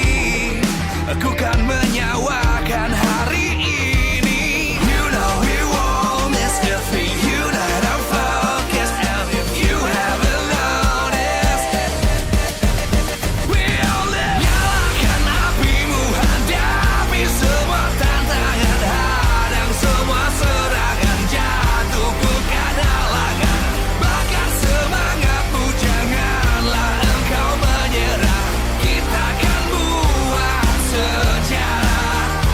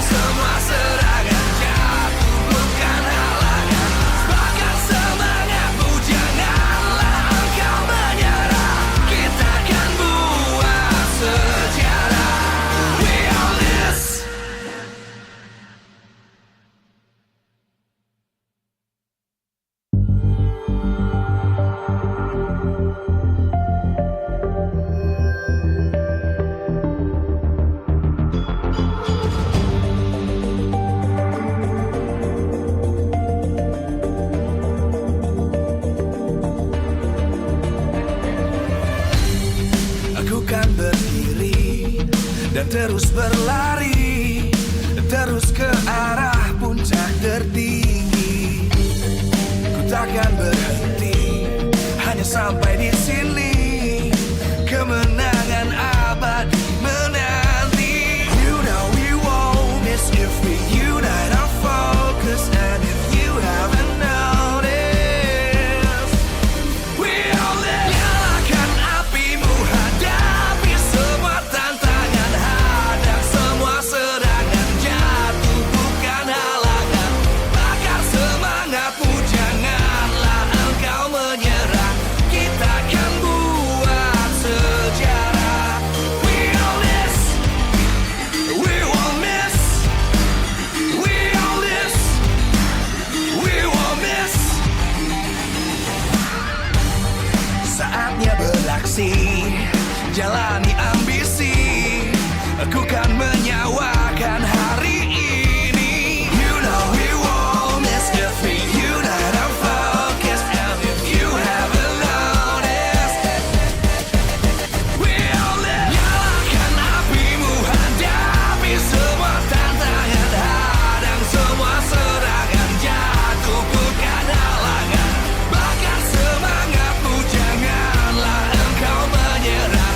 Kita akan buat sejarah. We all this, we won't miss.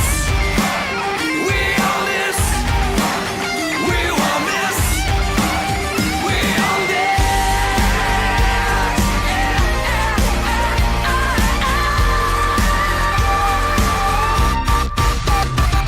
Nyalakan apimu, hadapi semua tantangan, hadang semua serangan, jatuh bukan halangan. Bakar semangatmu, janganlah engkau menyerah. Kita akan buat sejarah. We all this.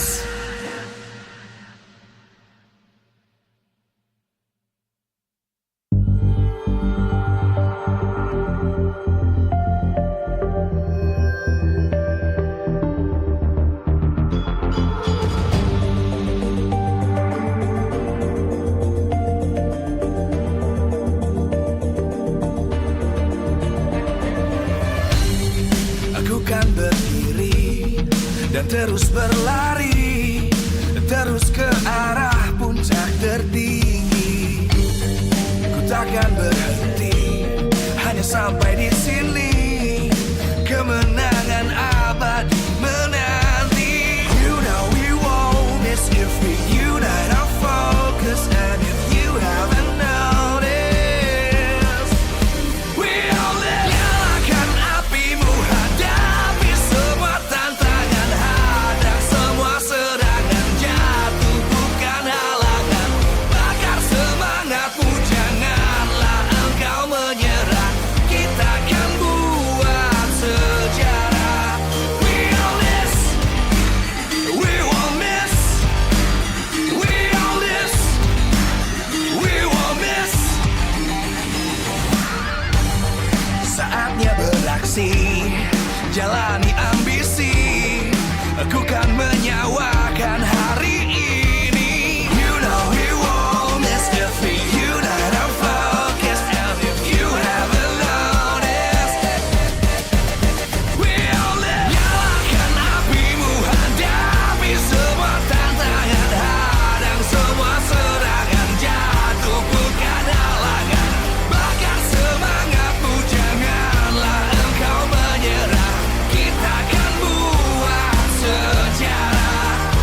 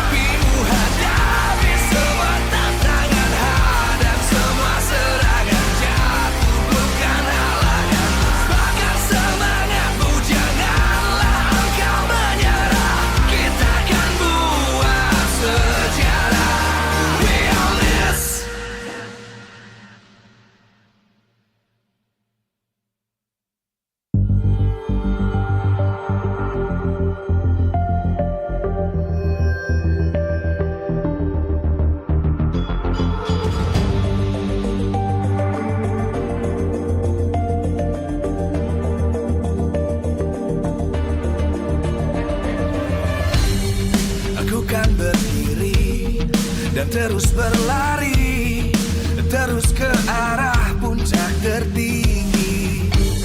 Ku takkan berhenti, hanya sampai di sini. Kemenangan abadi menanti. You know we won't miss if we unite our focus. And if you haven't noticed, we'll nyalakan apimu, hadapi semua tantangan, hadang semua serangan, jatuh bukan halangan, bakar semangatmu, janganlah engkau menyerah. Kita akan buat sejarah. We all this, we won't miss. We all this, we won't miss. Saatnya beraksi, jalani ambisi.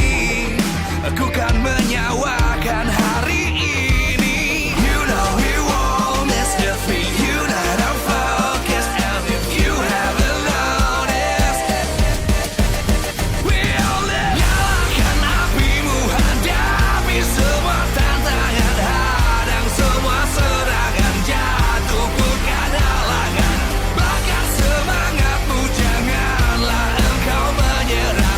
Kita akan buat sejarah.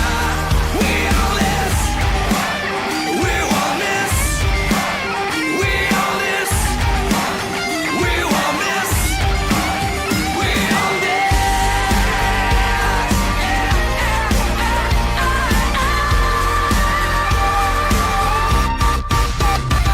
Nyalakan apimu, hadapi semua tantangan, hadang semua serangan, jatuh bukan halangan, bakar semangatmu, janganlah engkau menyerah. Kita akan buat sejarah. We all this.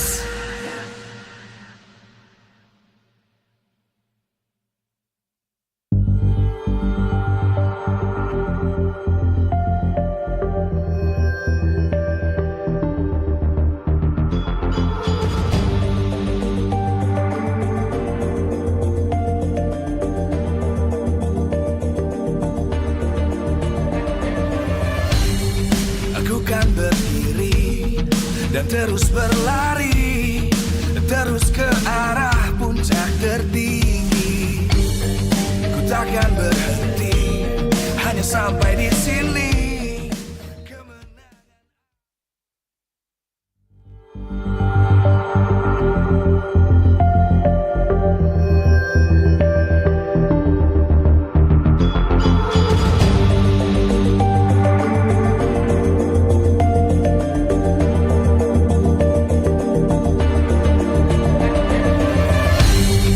Aku kan berdiri dan terus berlari, terus ke arah puncak tertinggi.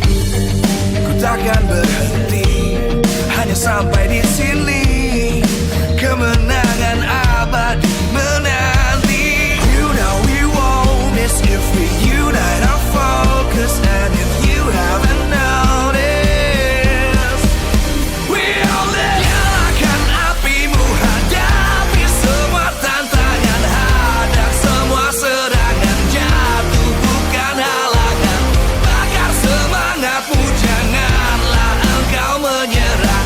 Kita akan buat sejarah. We all this, we won't miss. We all this, we won't miss. Saatnya beraksi, jalani ambisi. Aku kan menyawakan hari ini. You know we won't miss if we unite our focus. And if you haven't noticed, we'll nyalakan apimu, hadapi semua tantangan, hadang semua serangan, jatuh bukan halangan, bakar semangatmu, janganlah engkau menyerah. Kita akan buat sejarah.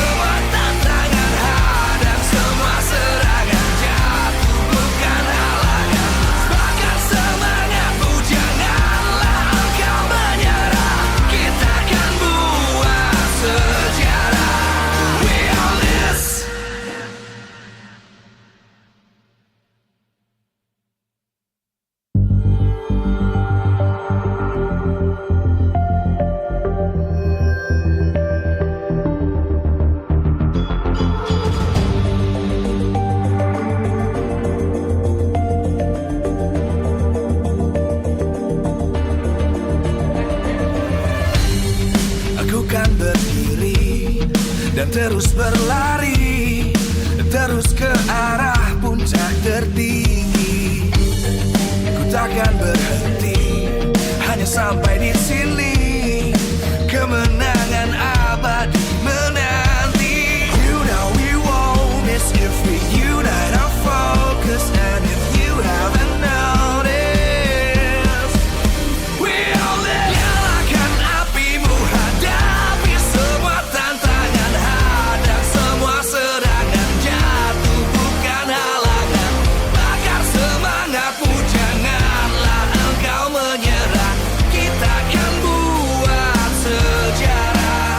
We all this, we won't miss. We all this, we won't miss.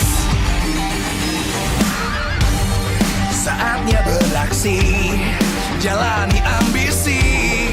Aku kan menyawakan hari ini. You know we won't miss if we unite our focus. And if you haven't noticed, we all live. Nyalakan apimu, hadapi semua tantangan, hadang semua serangan, jatuh bukan halangan. Bakar semangatmu, janganlah engkau menyerah. Kita akan buat sejarah. We all this, we won't miss. We all this, we won't miss. We all this.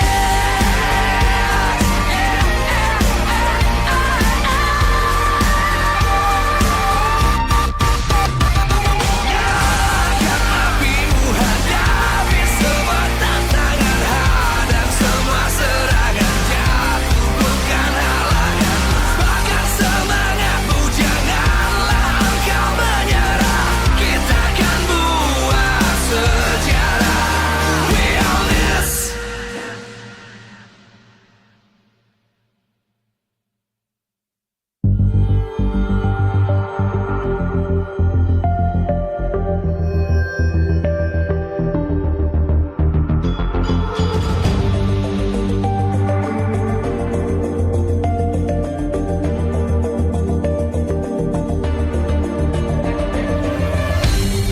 Aku kan berdiri dan terus berlari, terus ke arah puncak tertinggi.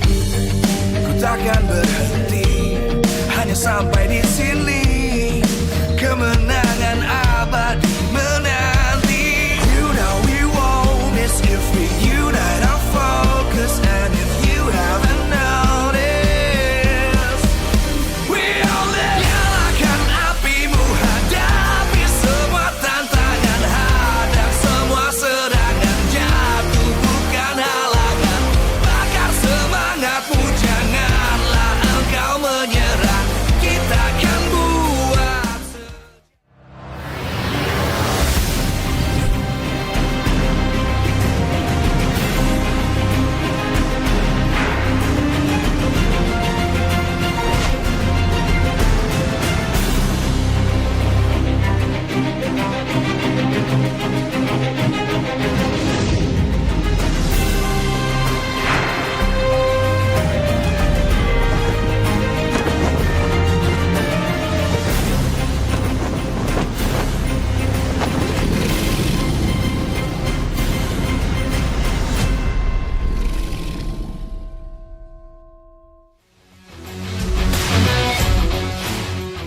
Live from El Dorado Dome, Bandung. MPL Season 14 Playoffs, powered by Moonton.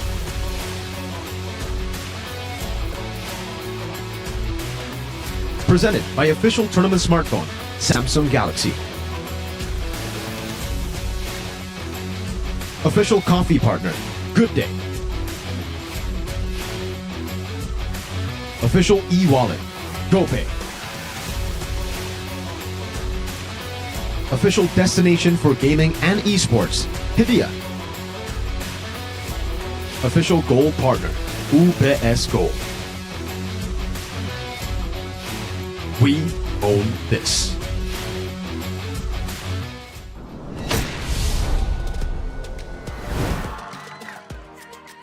El Dorado Dome Bandung akan menjadi saksi bagi perjalanan tim-tim yang sedang berjuang untuk mendapatkan gelar sang juara dan juga tiket M6. Inilah dia perjalanan bagi tim-tim di MPL Indonesia Season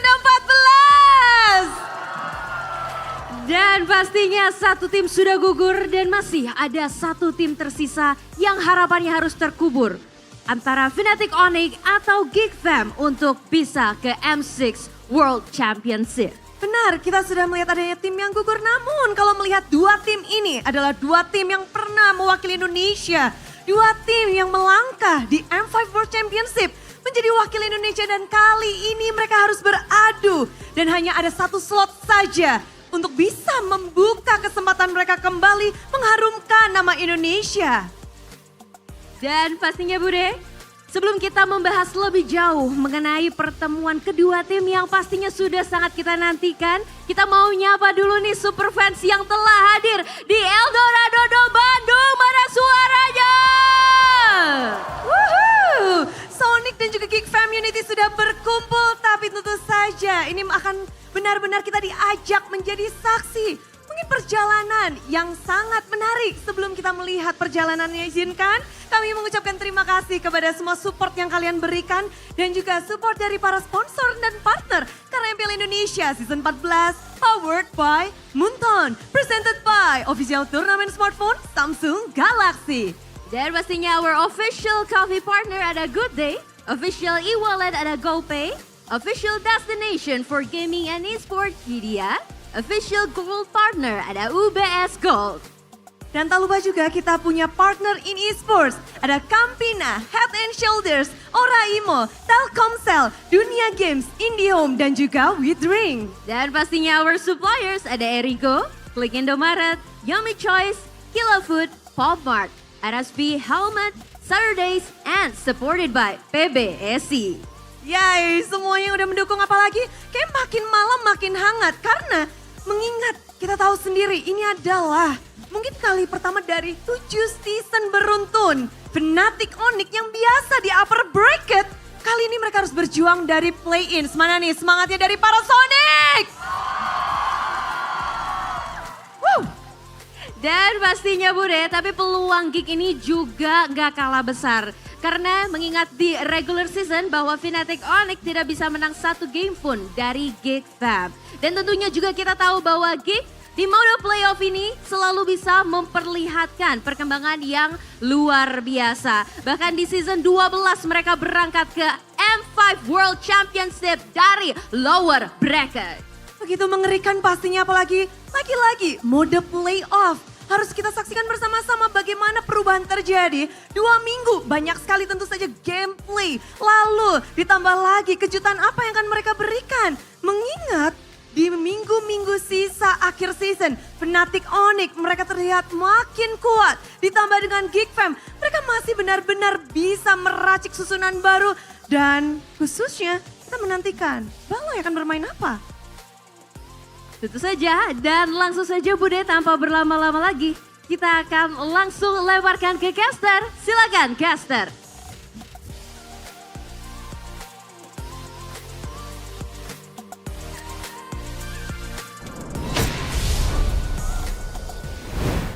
The Sky Kings are vulnerable.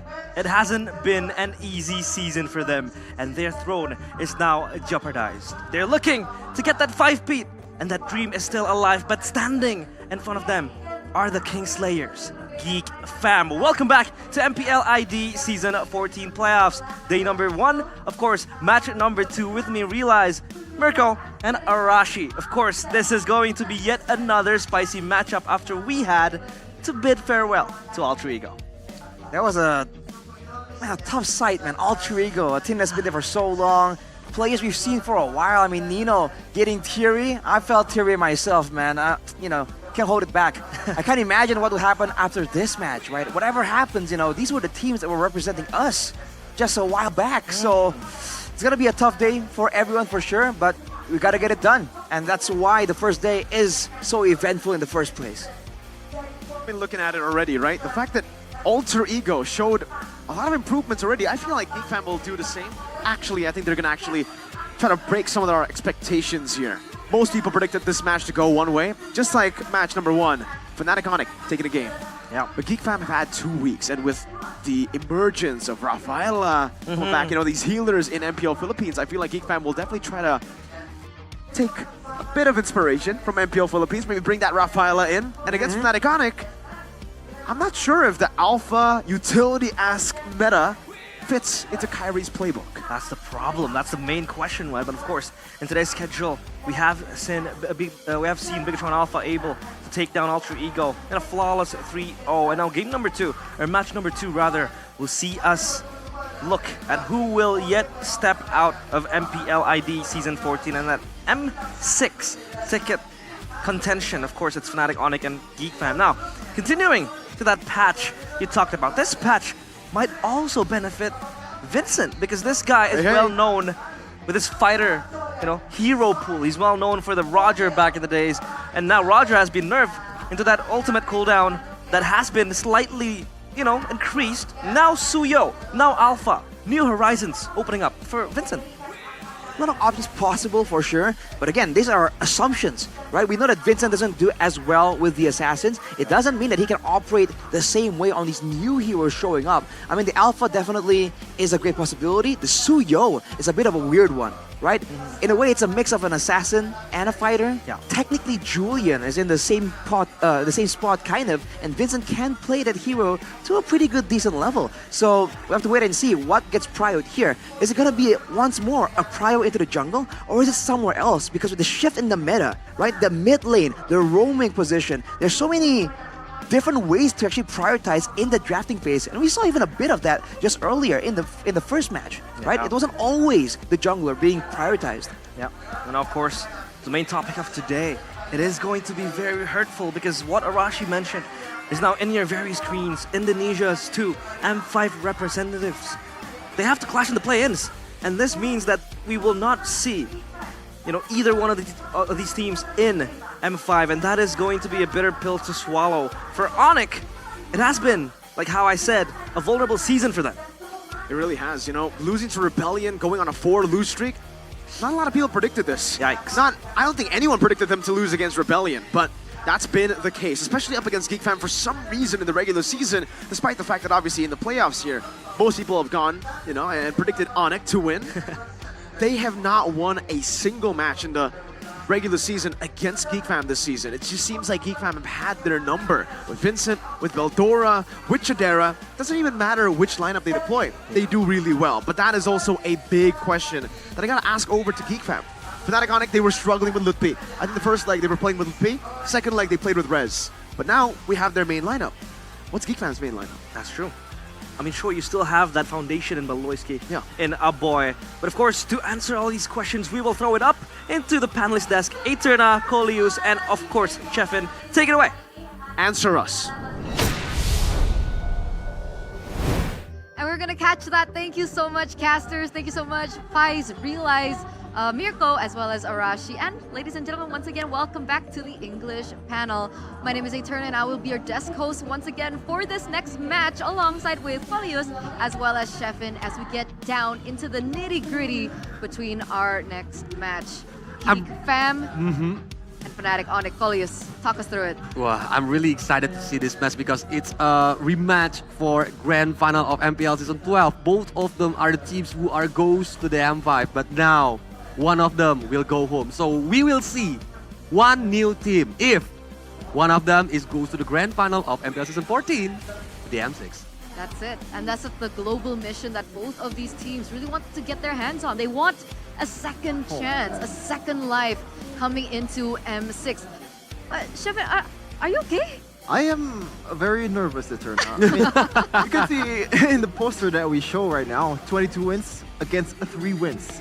That is absolutely insane. Now, there's a good thing though. In this season, it's 4-1 for Geek Fam. There's also a big caveat, by the way. It was before the Rogers got nerfed. It was before the big adjustment that pretty much nerfed Vincent to the ground. Now, with the Suyo, as Mirko and the crew said earlier, maybe that will be the latter day for Geek Fam. And But- not to mention, right, if we're talking about Vince's hero pool and so on and so forth, we also got to talk about the changes for this man, right? The BBB, the big brain Beloy. Like the casters mentioned earlier on, I think it's a really good point to talk about that. There are Rafaelas that might come back into play, the Matildas finding success as well. Do you think that will find new picks in for Beloyski as one of their, spears coming into this matchup against Fnatic Onyx? I hope so, but I think the bigger question would be, will the Hellcurt be there? Will the Sabers and Natalia will be there? Or maybe Selena, the damage assassins, or the damage rumor. Hellcurt is probably the one that Beloyski, is most comfortable playing on, but I really don't think he's gonna pick it. Even Onyx, I really doubt that they're gonna pay any attention towards this Hellcurt pick. If they do actually lose in the first game against a Hellcurt, then they're gonna ban it. That's a big question. That's a big question. And I think one of the other, patterns that we see for Fnatic Onyx is people like to respect ban him away, right? And he does have a message. He mentioned it in one of his interviews in the regular season. Wait for us in the playoffs. Yeah. And we saw Fnatic Onyx, their performance in the final moments of the regular season, that was a different Onyx that we saw from the entirety of the regular season, honestly. Granted, it's Dewa United and Alter Ego. Yeah, but all of us already know that it's not a smooth sailing for Fnatic Onyx. But they proved it on the last week, I think on the week 8 and 9th. Yeah. But now they goes to the playoff and everybody's waiting for what kind of surprise that Onyx want to bring up. Especially with Suyo. I think Suyo is like made for Kairi because he's really good using a high mechanics hero, and we knows that Suyo have the complete package of what kind of jungler needs. The crowd control, the dash ability, the burst damage. So our Geekfam will not banning Suyo for Kairi. It is tough, especially if they're on the second phase. They have to ban the chip, first of all. Maybe ban the Fanny also, because it's just way too much to deal with, and also it forces you to adjust the most out of all the heroes, Mobile Legends, I think.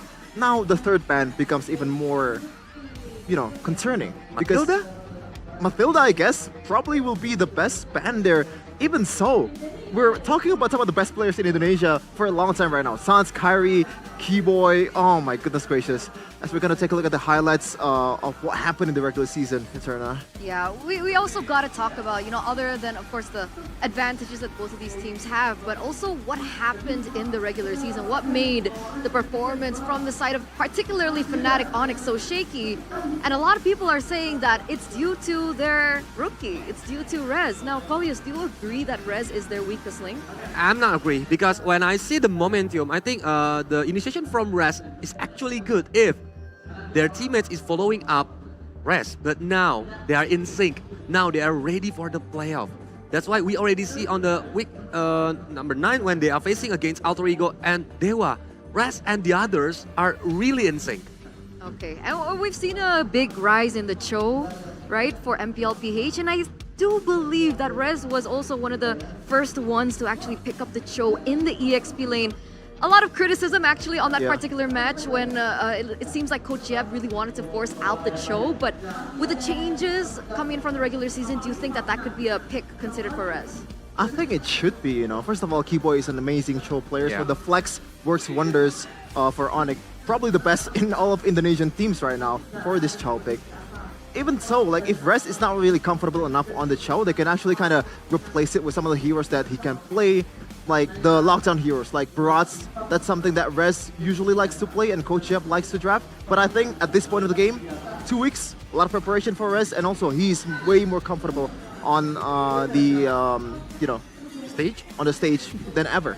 I'm excited, honestly, personally speaking, right? Because when we're talking about creativity, when we're talking about exploration, both of these teams are capable of that. And it actually makes me nervous. I'm not a big, huge fan of both of the teams, but I'm excited to see whether or not we're going to see new picks coming through for maybe even Vincent, right? We are going to take a look at the highlights for Vincent and his gameplay so far. And what do you think? I mean, we talked about a little bit more about the Suyo coming through. Is there something else that he can actually utilize? First of all, Assassins obviously is not his thing. Yeah, his thing. So I think it's gonna be better if he's using the utility jungler, or for example Alpha, or even Suyo for Vincent right now. Because Vincent playstyle is like he will not like do the fast thing. He's like shoo, but he's waiting for the momentum, the right momentum to enter the team fights or stealing the objective. Oh man, I'm kind of snorting a little bit of copium here. What if, what if, okay, let me cook here. What if Geek Fam purposely showed like, oh, Vincent can really play Assassins in the regular season, and now he's gonna pick the Assassins in the playoffs. Hey, it's possible. It's possible, I'm not gonna, let that slide. Yeah, we already see on IL before. I said it to one of the boys in the caster's desk, and they look at me like I was crazy. No, I believe Am you. I crazy? No, you're not. Okay, thank you so much. Thank you so much. We believe Sheffin. It's a big Yeah. possibility, right? Why not save your strategies for the playoffs? And this is the moment where they severely need it. They're up against the four-peat defending champions, Fnatic Onyx, Exactly. disregarding their performance this season. Even if they lose, they will not continue on this journey because they will not go to the lower bracket. They will exactly go home. There's also a good thing to consider for Geek Fam fans out there, though. Historically, ever since Season 12, Geek Fam has been the most competitive team that faced off Onyx. In Season 12, they were in the Grand Finals 4-2. It's not really the greatest of scores. In Season 13, I believe they lost only 3-2, right? I don't remember. Yeah, they were To up be 2-1. honest. They were up 2-1. They have a chance to actually close it out, but actually lose against Onyx.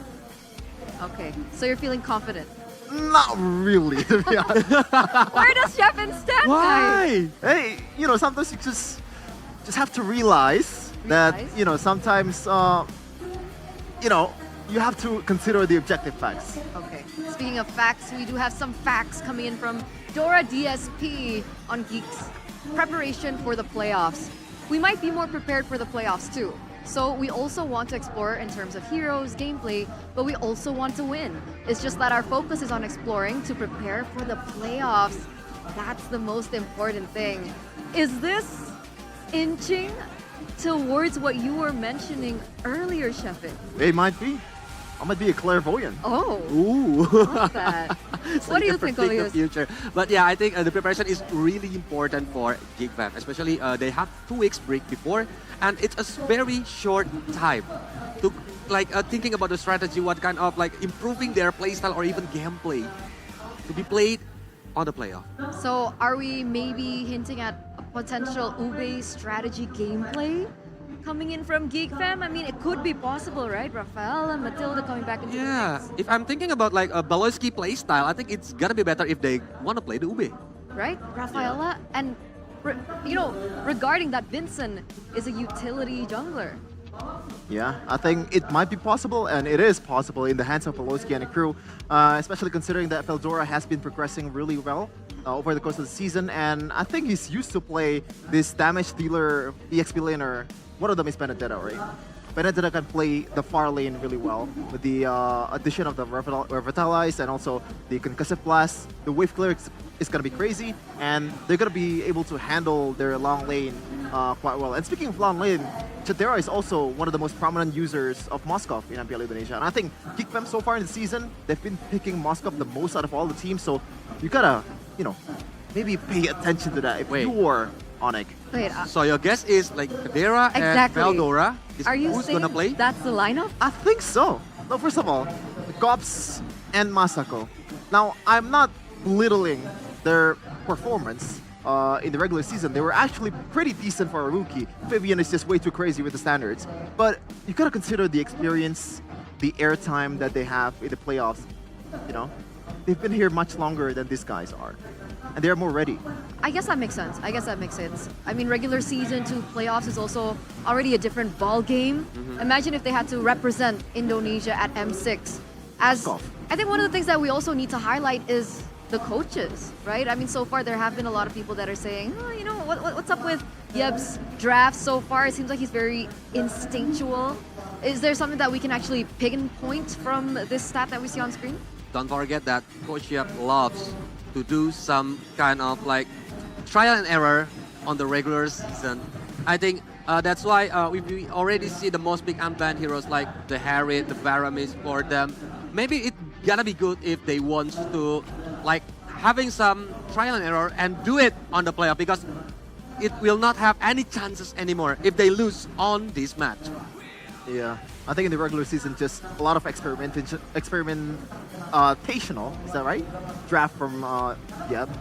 And yeah, it's gonna be crazy, man. And one of the things that I noticed here is that Hayabusa and Fanny Ban coming in from Geek Fam, knowing that they don't only play that, so they are kind of forced to ban that. That's why I'm really worried by the fact that both, even if they are on the blue side or the red side, there's gonna be some investment on the banning phase towards Kyrie's assassin, because so far, out of all the teams that beaten Prime Onyx, usually the target ban Kyrie. That's true. Out of all the players that they have.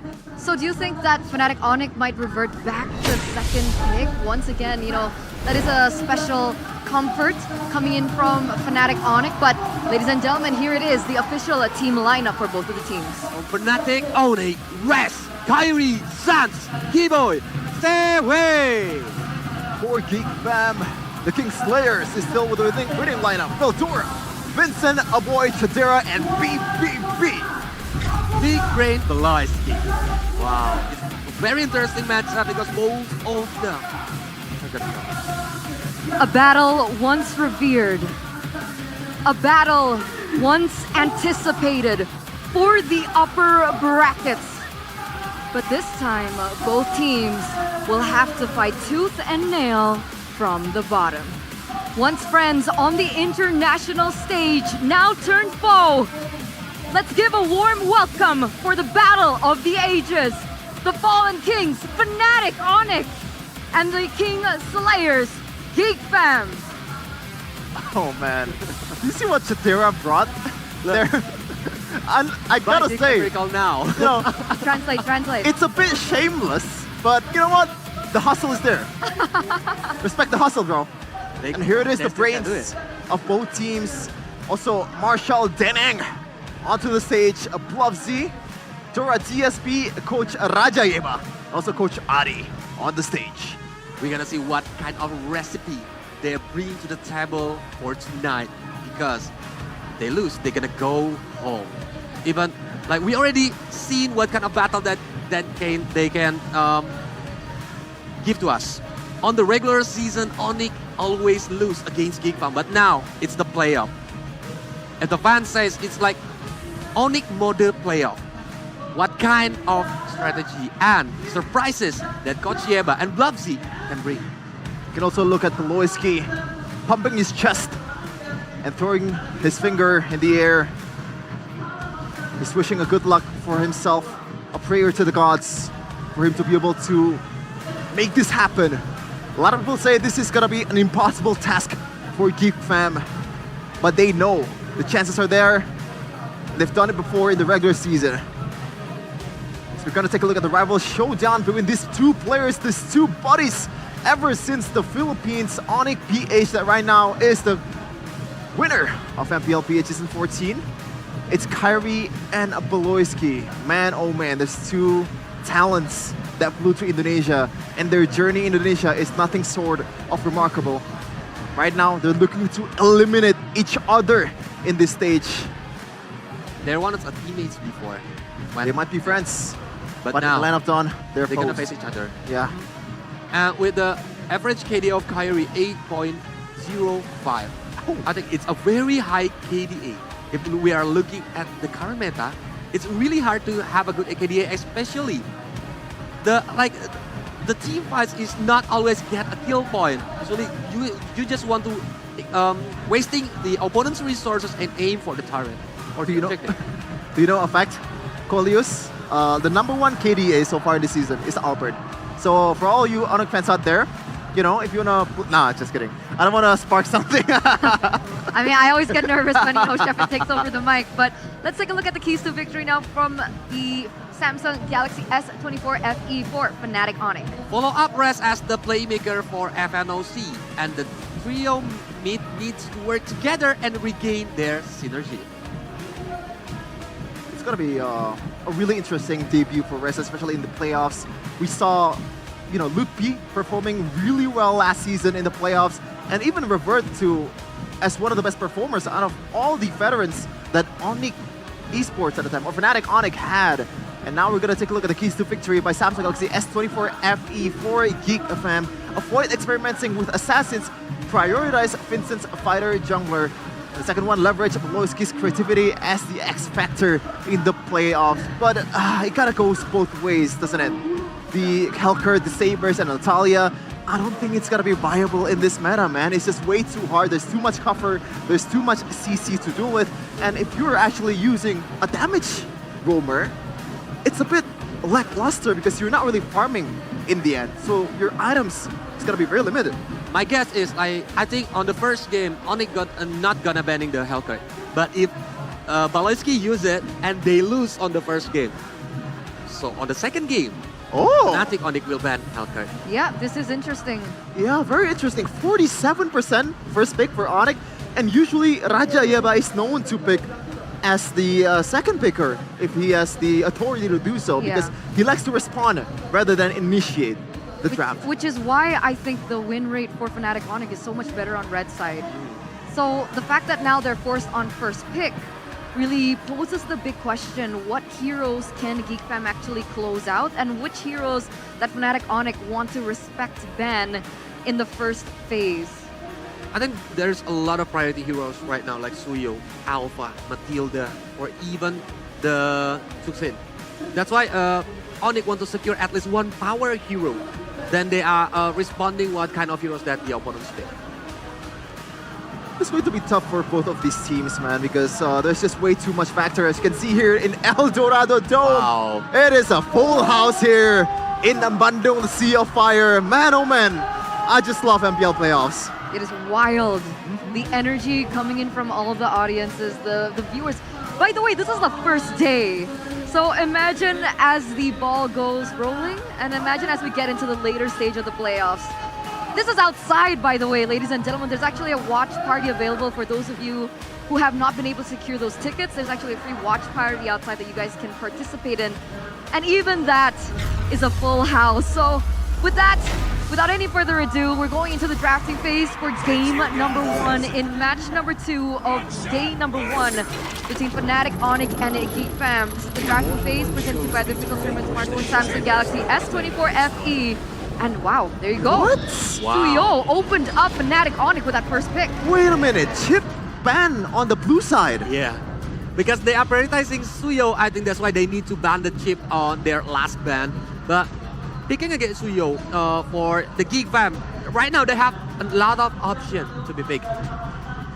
Luoyi is still open for Aboy, and Aboy is a very good user of Luoyi. I think right now the priority falls towards Edith first over anything else. Gatot Kaca is also still there. The flex is pretty much all for the taking for Geek Fam right now. It's gonna be interesting on what they're gonna pick in the end here. And it's going to be the Phobius, and also the Matilda is still open. No, they're not gonna take the Matilda. Instead, they go towards the Yeef route. Now, are they gonna pick it? This forbidden combo in MPL Indonesia so far that boasts a 100% win rate. Matilda and Phobius. Matilda, Phobius, or even the Khalid Gatot. I think Khalid is banned. Khalid is banned, so there's no Khalid anymore. That's why I'm thinking about what if Keyboy wants to play with Rafaela. Even it's not fit with Keyboy's playstyle. I know Keyboy playstyle is the flashy one. He likes to pick off the opponents, but facing against Phobius and Yeef, I think Rafaela can be a good option.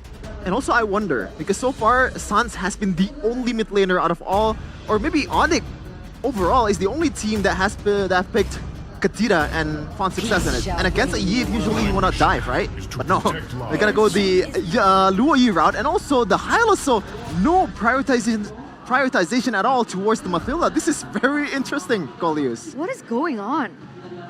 They know each other well. I don't know, man. I don't know. Fnatic Onyx, they're letting the Matilda go. The Matilda... Now you gotta pick Alpha, right? It sounds so good when you pair it up with the Phobius. Like, what's going on? Especially the user is Baloy. Why Hylo? Baloy loves to using Matilda, but they need the frontliner, Eterna, because Suyo needs to get back when the opponents try to catch Suyo. That's why they need the distraction, using the Hylos as the sandbag. But yeah, Matilda. Oh man. This is not the start that Geek Fam... No, they're gonna start that Vincent. Fnatic Onyx wants right now. And Geek Fam, they're gonna start eliminating these options. Understand that the Hylos can still be flexed into the EXP lane. They go for the Kaja ban, taking away Keyboy's hero. Oh my goodness, this is worrying for Vincent. The Alpha is ban, and possibly another ban towards Vincent also. Like, one of the other heroes there. Roger, Nolan? Julian. I don't think Nolan is also good against the Hylos and Suyo in the first place. So Fnatic Onyx, they might want to, bait Vincent into a Nolan. But when they have Matilda, I think Roger might be a good option if he can secure the snowballing factor on the early game. I don't know, man. I don't know, Roger. I think Vincent used it the last time in the regular season, and you can see it the way he played. Like, he's not comfortable on this hero, and the nerf, that 9-second Wolf transform cooldown is just way too much for this guy, and it looks like it's gonna be Nolan towards Vincent. Now, what's gonna be the answer here? What are you cooking, Blovzy, for Vincent? Because he has a very refined taste. He's picky about what he's eating. I agree. One hero that Vincent has used in the regular season, it's not as popular. We didn't see it in MPL PH. Bane. Bane, yeah, I just want to mention about it because Bane with Matilda and Povius, especially with Deadly Catch 1, Luoyi using the diversion, it might be an option for GFAM right now. And it's going to be Moscow first. That long lane, it looks like gonna be Beatrix and possibly Franco. Yep, it's gonna be a Franco, Beatrix, and now Veldora. If he jumps in, he is cooked. He has to pick maybe a Vengeance because it can be utilized, it can be used, even though he got suppressed. So expect that. Now, this is the big question, Colius. Vincent. Oh man, I don't think Bane is a good option either, to be honest. Against a Hylos? Ling? Oh. Yeah, Ling for aiming Luoyi and Beatrix on the early game. But with Matilda. That's the problem. Oh! Borg.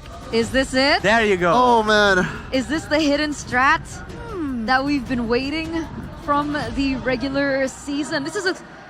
Actually, wait. Debut pick. Wait. Is that Chidera on the export? No way, right? No way. It's a visual bug, Moscow. right? Yeah. Okay. But honestly, I love the drop from GeekFam. It looks solid, but looking against Onyx who using Luoyi, if they got the map control, I think Fnatic Onyx will get the first game. All right, what about you, Sheffin? I don't know, man. I think GeekFam has a chance here, as long as they play the kiting game properly. But with a big notice though, this is the best pickoff team in Indonesia in Fnatic Onyx. Yep. You have to somehow absolutely dodge all of the things that's coming from Keyboy. All right. So the compositions have been set in stone. Ladies and gentlemen, we're going to throw it over to our casters to bring you game number 1.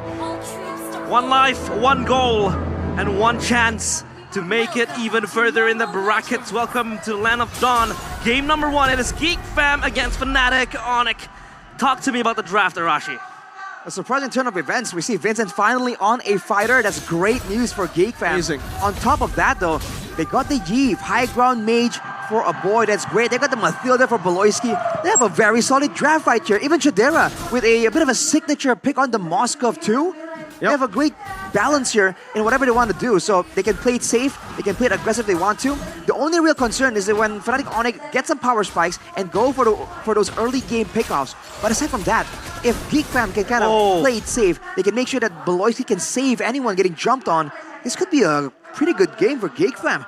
If you take a look at the emblems here by IndyHome, Wilderness Blessings for the mid lane and the roam, it's all about moving around, man. It's about clearing and then going for those ganks. Weapon Mastery for CW, gonna take a bit longer to ramp up. Whereas Chidera going with the Master Assassin wants to get some more pressure, some more fire in that lane, but look at Beloyski. Oh, great stun over, with a blaze of the immortal form. That's first blood over to Kai. That damage coming in from the Suyo. Is Suyo that strong in that early game, Arashi? I mean, the Suyo is absolutely amazing. Look at that damage! Oh boy, oh, that's an iron hook, oh boy! Flicker! Don't use the ignition, luckily, to take him down there, but that's a wasted flicker. Already, so much pressure by the Suyo. Oh man, no way for GeekFam to kind of match that kind of burst damage in the early game. You look at their composition, it's a lot of continuous damage. The Yves spamming out spells, Beloyski spamming out wisps as well, as Vincent's just spraying with the fire. Not a lot of burst damage. So when Kyrie wants to go in and just go for the 1v1 trade in damage, he wins every single time. You gotta wait a bit longer here before they can kind of match up. But this is the Turtle with the level 4 power spikes. In GeekFam, in theory, have a lot of tools to guarantee that they can go for this 50-50. Yeah, I've talked about the setup. GeekFam has it all. They have the zoning tools, they have the jump tools to really just rile Fnatic Onic the Turtle scenarios. But for now, it's just Rez trying to tank up the Turtle. But in bottom lane, Bloody Hunt, Nibiru's Passion, CW.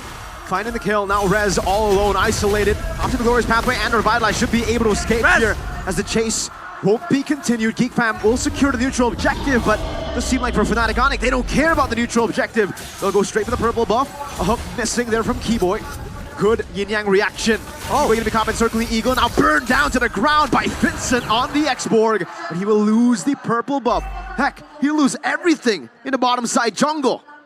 Wow, highway robbery from Kyrie right there. Fnatic Onic, understanding they don't really have the same kind of impact level 4, they just give up the neutral objective and go straight for the change, the trade on the other side of the map, and the purple buff invade.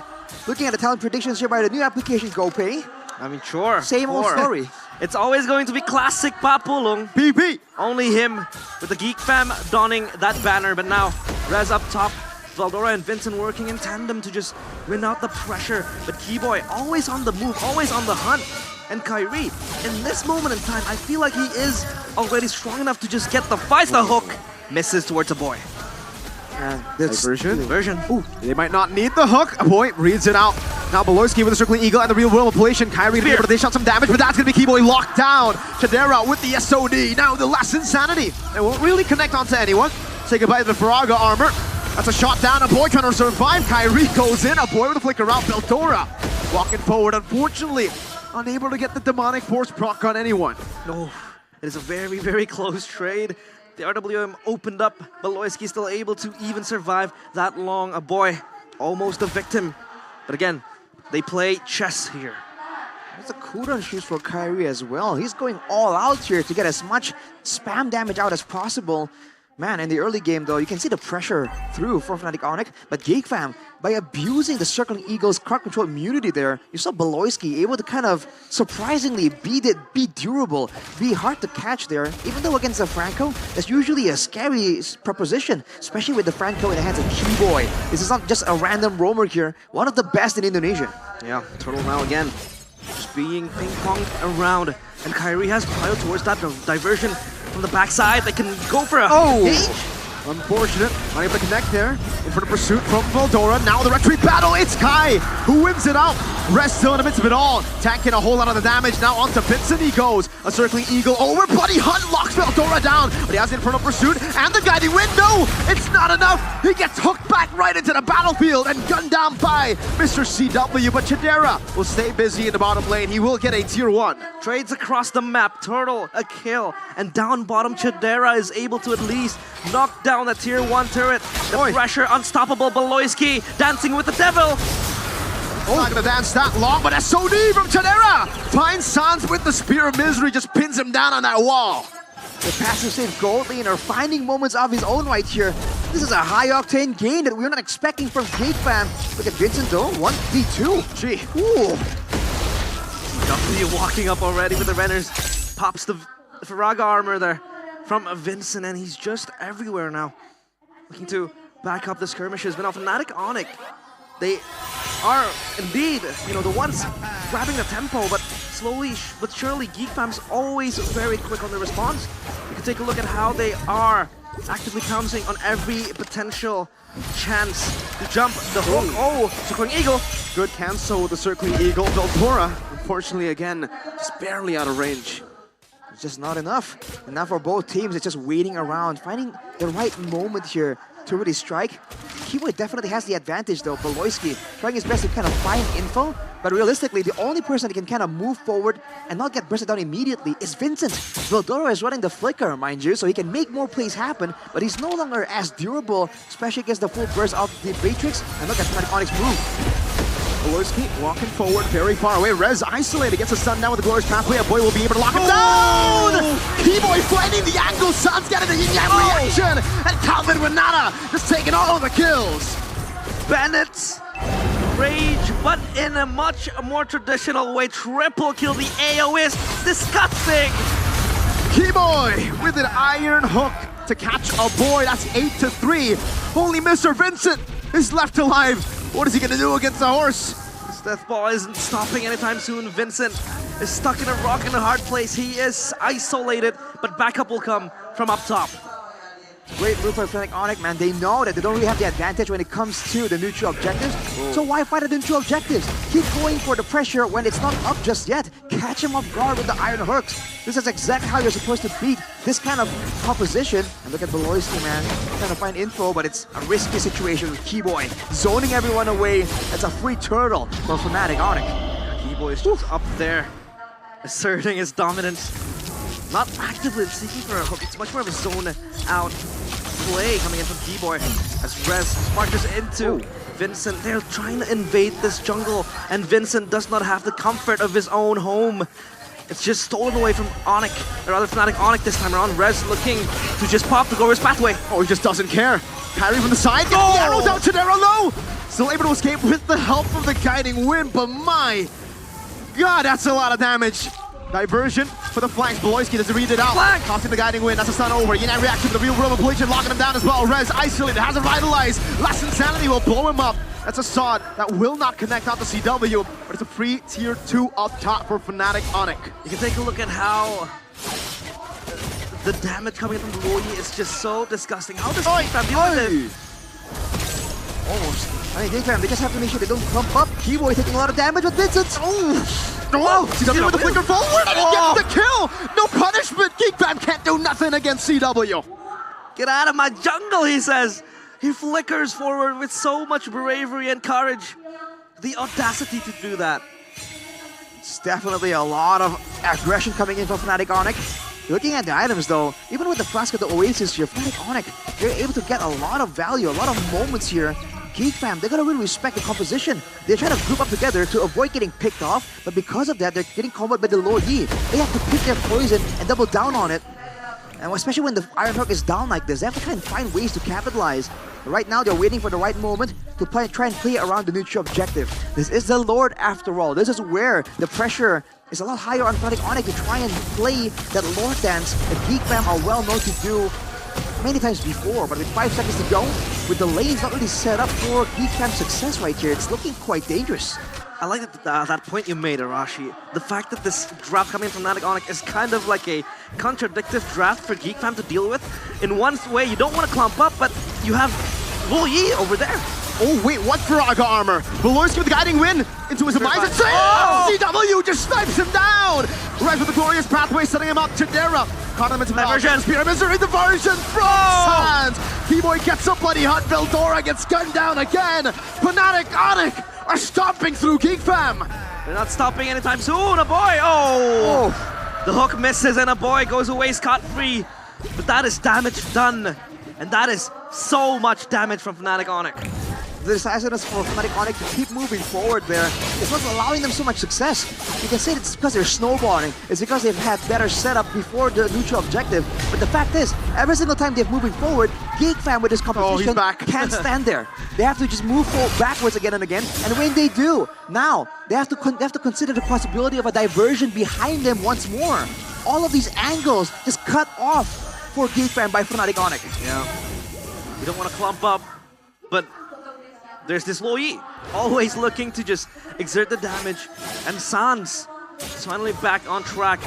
We haven't seen much of him in the regular season. He has been shrouded behind the shadows of other young blood mid laners, but now he's here. He wants to play, and he wants to go to M6, even though it's still far-fetched.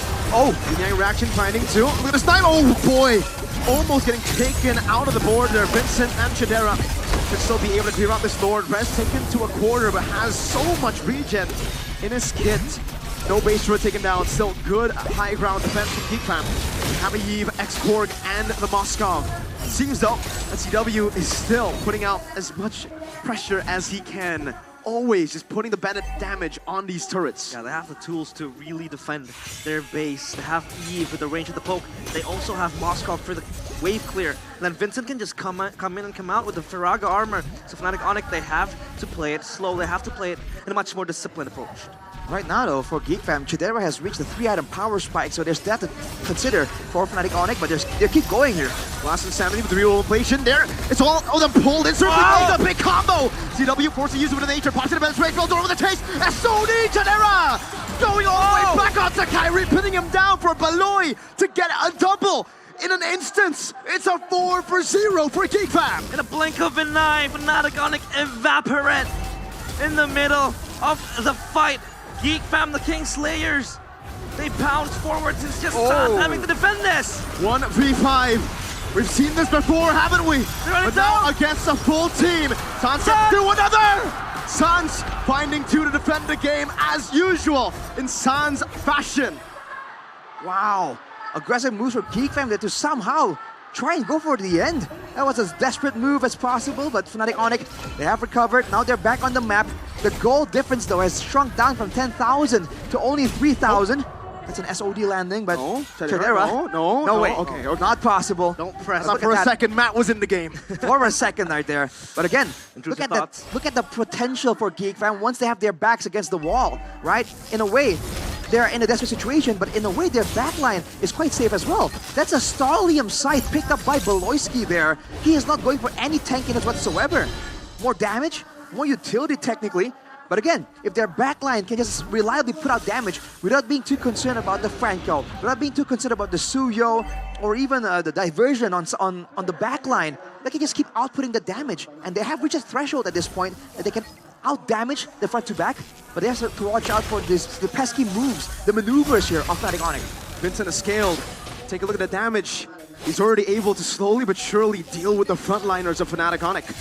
Beloyski with the guiding wind.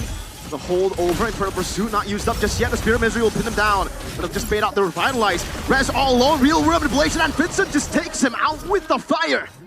No, it's very easy for them now to just shred down a Rez. They have the damage. They're scaling with their items. And this now looks kind of scary for Fnatic Onyx. The Eve is going to be massive in these team fights. Just poking down Rez, looking to bait out the Glorious Pathway and then go back. It's just a bait and switch at this point for Geek Fam.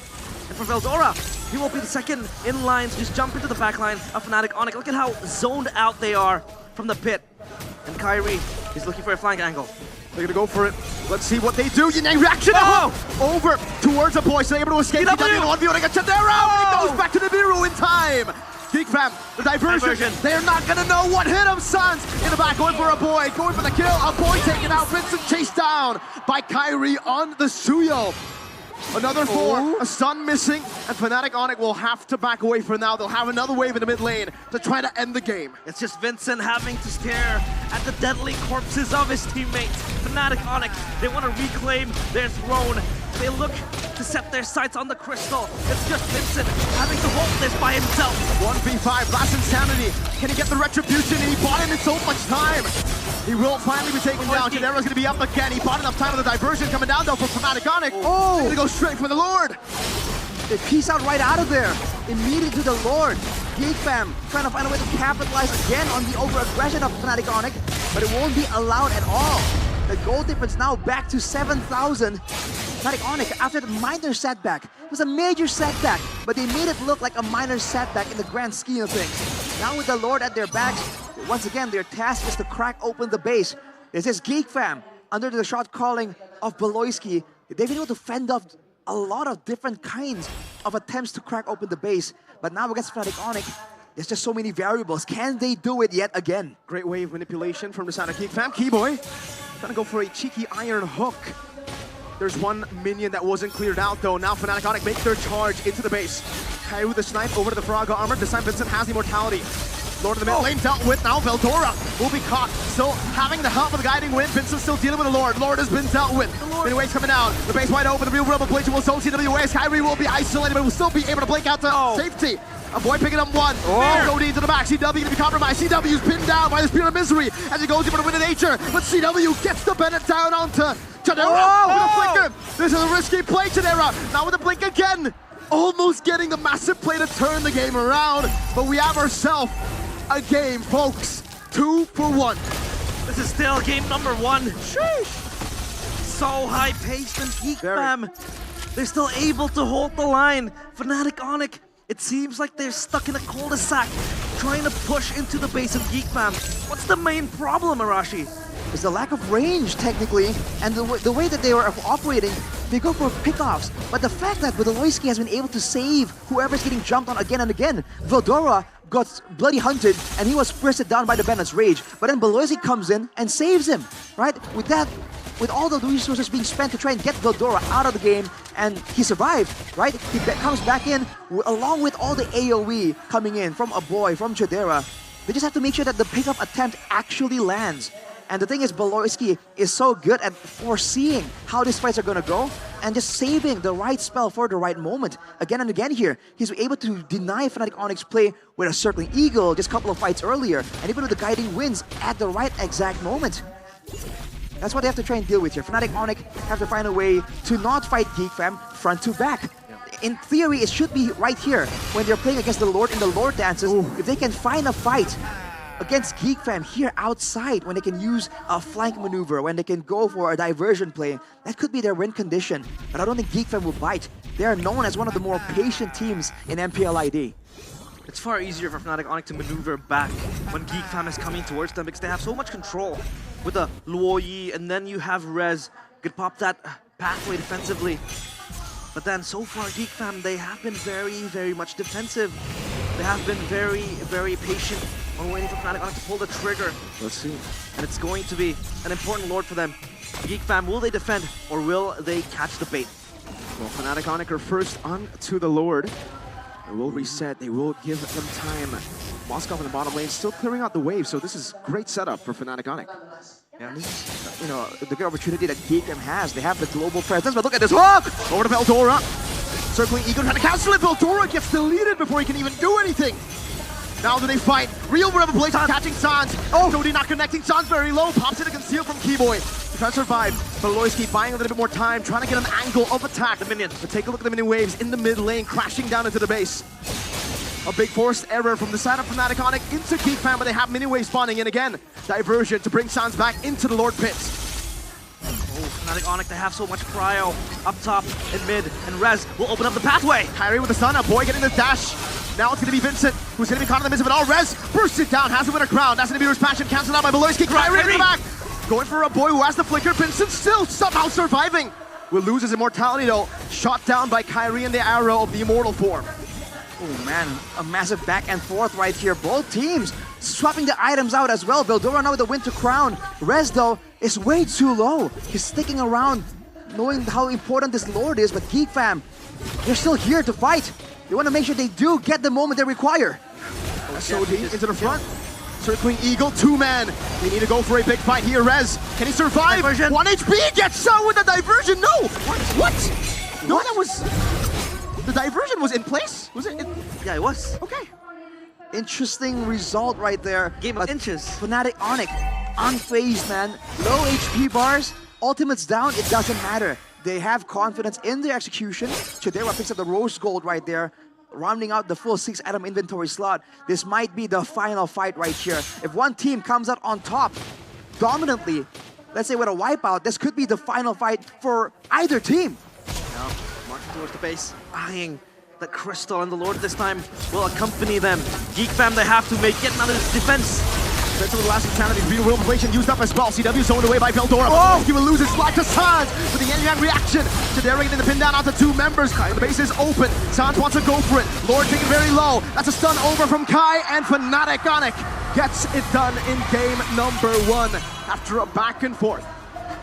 Geek Fam made it hard, and Fnatic Onyx still, they remain supreme in game number 1. That was so close. And Geek Fam, their base, rock solid for 2 or 3 pushes coming from Fnatic Onyx, but still, they prevail. 1-0, Fnatic Onyx gets the victory.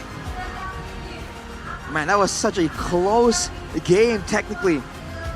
Even if you're supporting Fnatic Onyx, you wouldn't think it would go like that.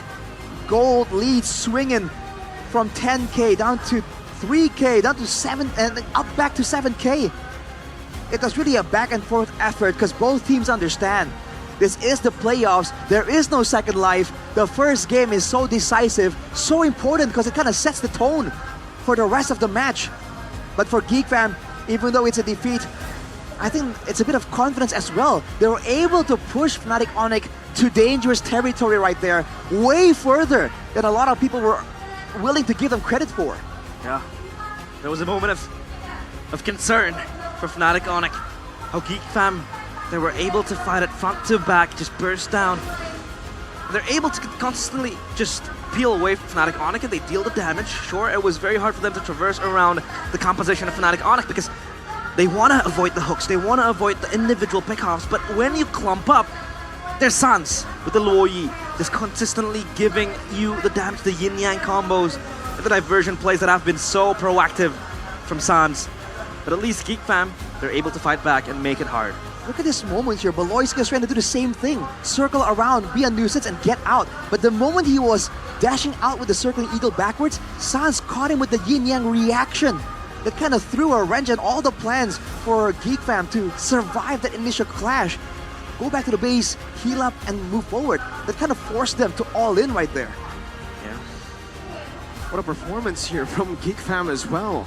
The fact that they went for a full high ground defense kind of composition and they were able to throw or hold the game for so long was quite impressive, despite the 8k gold lead of Fnatic Onyx. Let's ask the panelists on what they have to say. So Eterna, Coleus, and Chefin, take it away.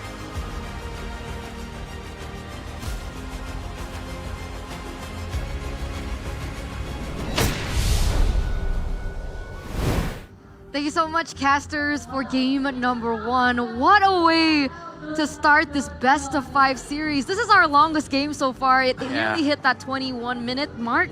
I think it was just shy of 21 minutes, but that was so intense. Even Chefin, I think he nearly tripped over. Please be careful for the next game, Chefin. But Coleus, walk us through what happened. It's a jaw-dropping game. I think it's a dogfight, really a dogfight. Like, everything's happened really fast when Fnatic only got the first kill, but Geek Fam always got the other kills. So it's always a knife for both of them. But it's already different stories when Onyx already got the base turret and the Geek Fam is like failed to get all of the base turret because Sun's defensive is very good. Yeah, I think Sans is just the wall that Geek Fam cannot get through at this point, man. The composition just works perfectly for Onyx because they have a really good, like incredibly good siege potential. Meanwhile, Geek Fam on the other hand, they have also an immaculate defense or high ground potential. So it's like an immovable force versus an unstoppable force. Hey, immovable wall versus unstoppable force. But unfortunately, at the end of the day, just Sans happen. And in a way, they also kind of flip the coin on whether Keyboy will land the hooks or not. And that is something that, against Onyx, I think that is kind of a good strategy, to be honest with you. You have to gamble against this team, man. It's just way too good. Extremely. That's the problem, I think. It's because Keyboy is using the pick-off heroes. Geek Fam needs to be careful about the hook. But if Keyboy using different heroes, it's gonna be very hard game for Fnatic Onyx. And remember, right, from the side of Geek Fam, only one person brought Purify, and that was Beloyski on the Matilda. Everyone else went for Flicker, and it does make sense, right? On the Eve, you want to use the ability to use the Flicker for the outplay potential with the real-world manipulation. We're also going to take a look here at the highlights of that particular game, and we're also going to crown the POTG after this. And honestly, if you're asking me, there's an argument to be made for CW. There's an argument to be made for Keyboy, Rez, as well as Sans. So, I don't know. Chefin, who do you think will get the POTG? Well, I think the one that does the base defend 1v5 here for Fnatic Onyx, and the way that they use the diversion, I think so far against, even with Moreno, this is the best Louis so far in this day. Okay, we'll see. Ladies and gentlemen, our MVP presented to you by the official tournament smartphone, Samsung Galaxy S24 FE. See? CW. Get it? CW? Okay. But I love how CW plays very aggressively, and even he always got the kill points to secure the kill points. It's really important heroes or role from the opponents to get the other objective for Onyx. I think in the first few minutes, he already had what? We talked about it in the game, right? 2k gold lead over. And honestly, the facilitation by Keyboy to make that happen was also incredible. So, you know, huge props to Keyboy on this Franco. It's just the way Onyx operates, man. And I think in the first total fight, they completely kind of concede in a way they bluff concede the total because Rest was handling it. And meanwhile, Keyboy just walking down to the other side and just picks Chatera off, and it really sets up the tempo in the gold lane, because right now Pelosi has to kind of babysit Chatera just like in regular season, and it makes sense, man. It's just at that point, against a Franco, against a Beatrix, the kill pressure is just way too much to deal with, and now Pelosi, he's just a Matilda in the early game. It's just, sometimes just gotta, you know, realize or maybe, you know, accept the fact that you're gonna lose the early game. Yeah, and we didn't see a lot of Matilda combo with Vincent on this game because Onyx is usually starting the setup first, the initiation first, and then they just do the counter setup. This one, did he when just recall? to the defensive, oh my god. On a 1v5 defense? Yeah. Did he just recall? 1v5. Man, this guy's crazy. It's too early to say that they might be back. I mean, Kyrie did mention it in his interview, right? Wait for us in the playoffs, and this is a completely different Fnatic on it. Oh, look at that. Sans again. Oh. With this kind of gameplay, I'm not sure it's gonna be 5 games. Maybe GigFam can stall 1 game, but for 2 games, or even winning this match. What do you think, Stephen? I think this sets up a good series, to be honest. I think at the very minimum, this is not gonna be sweep.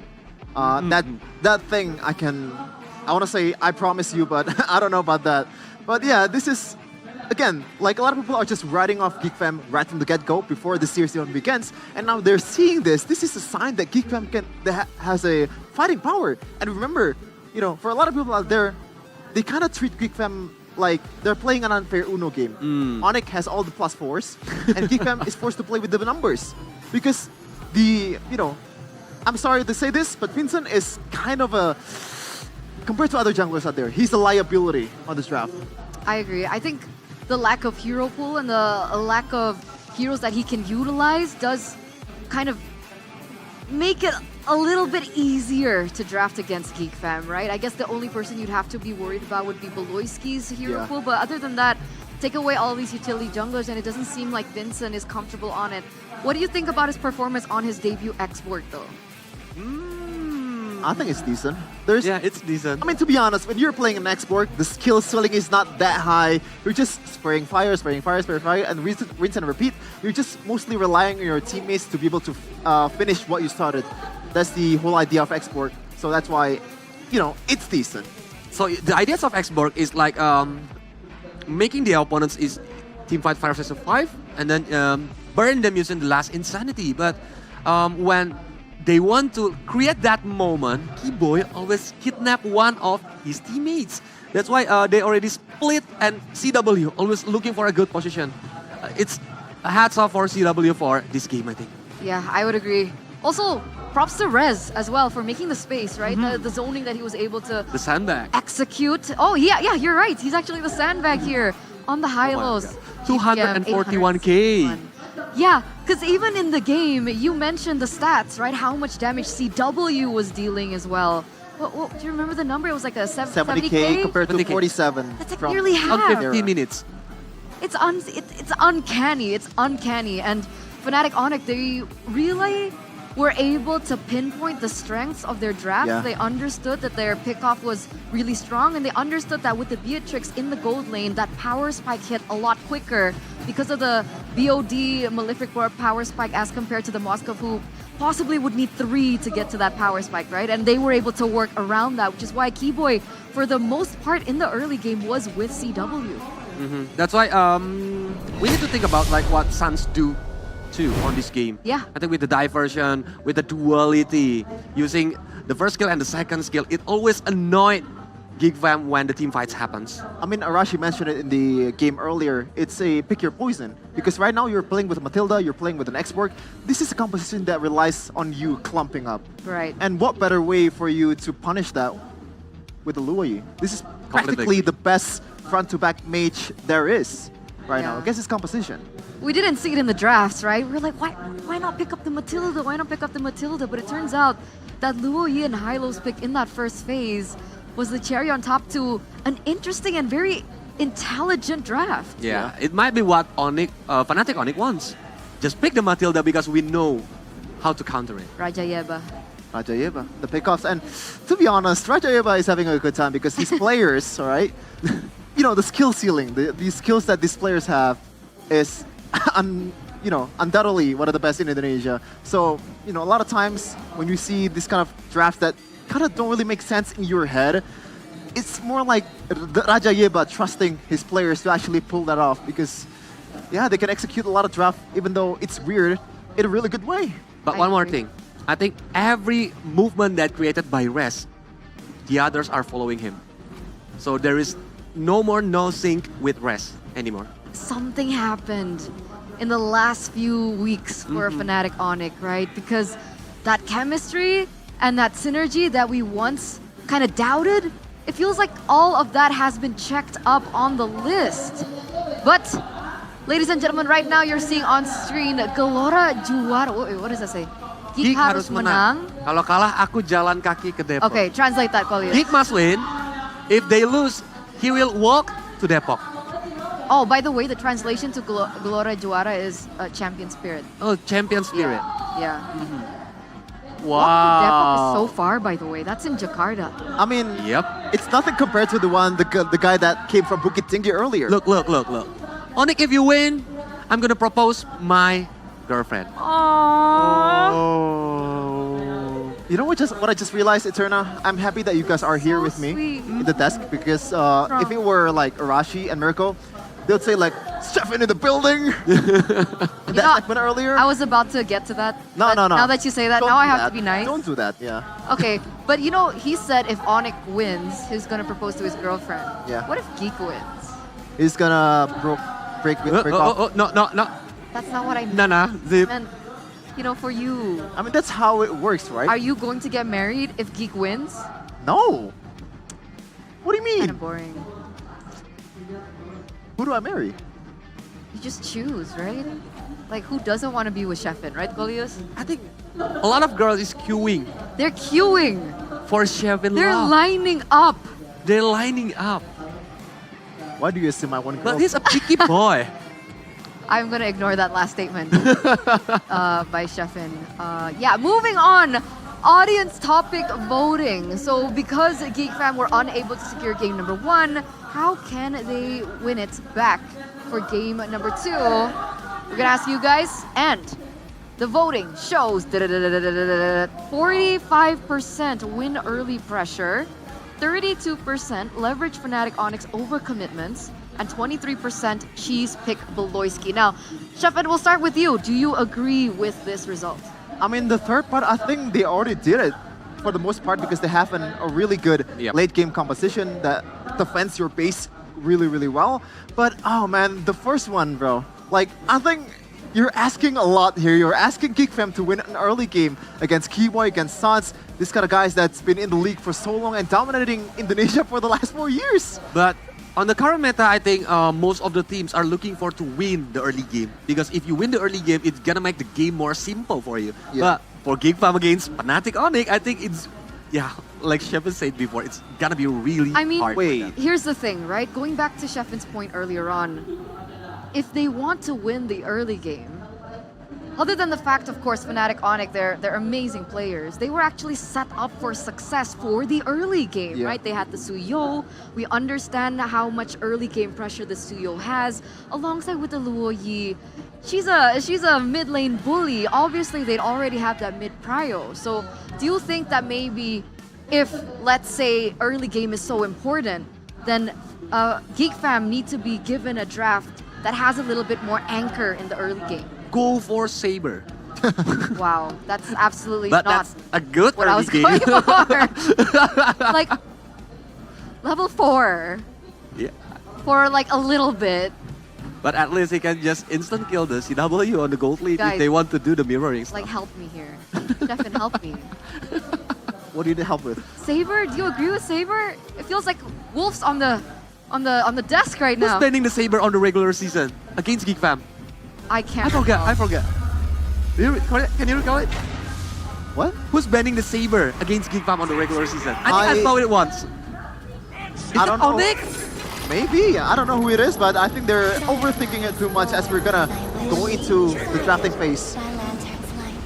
Presented to you by the official tournament smartphone Samsung Galaxy S24 FE. Now, oh man, remember both of these teams have actually opted to swap sides. Geek Fam in first pick on blue side. They have committed to 3 respect bans against Kyrie, the Fanny, the Ling, and the Hayabusa. They're going back to that strategy, and Geek Fam have now picked up the Suyo. If they don't want to open the strat yet, maybe they can pick the Alpha, and if an Alpha is good against the Suyo, and Matilda with Alpha can be worked too.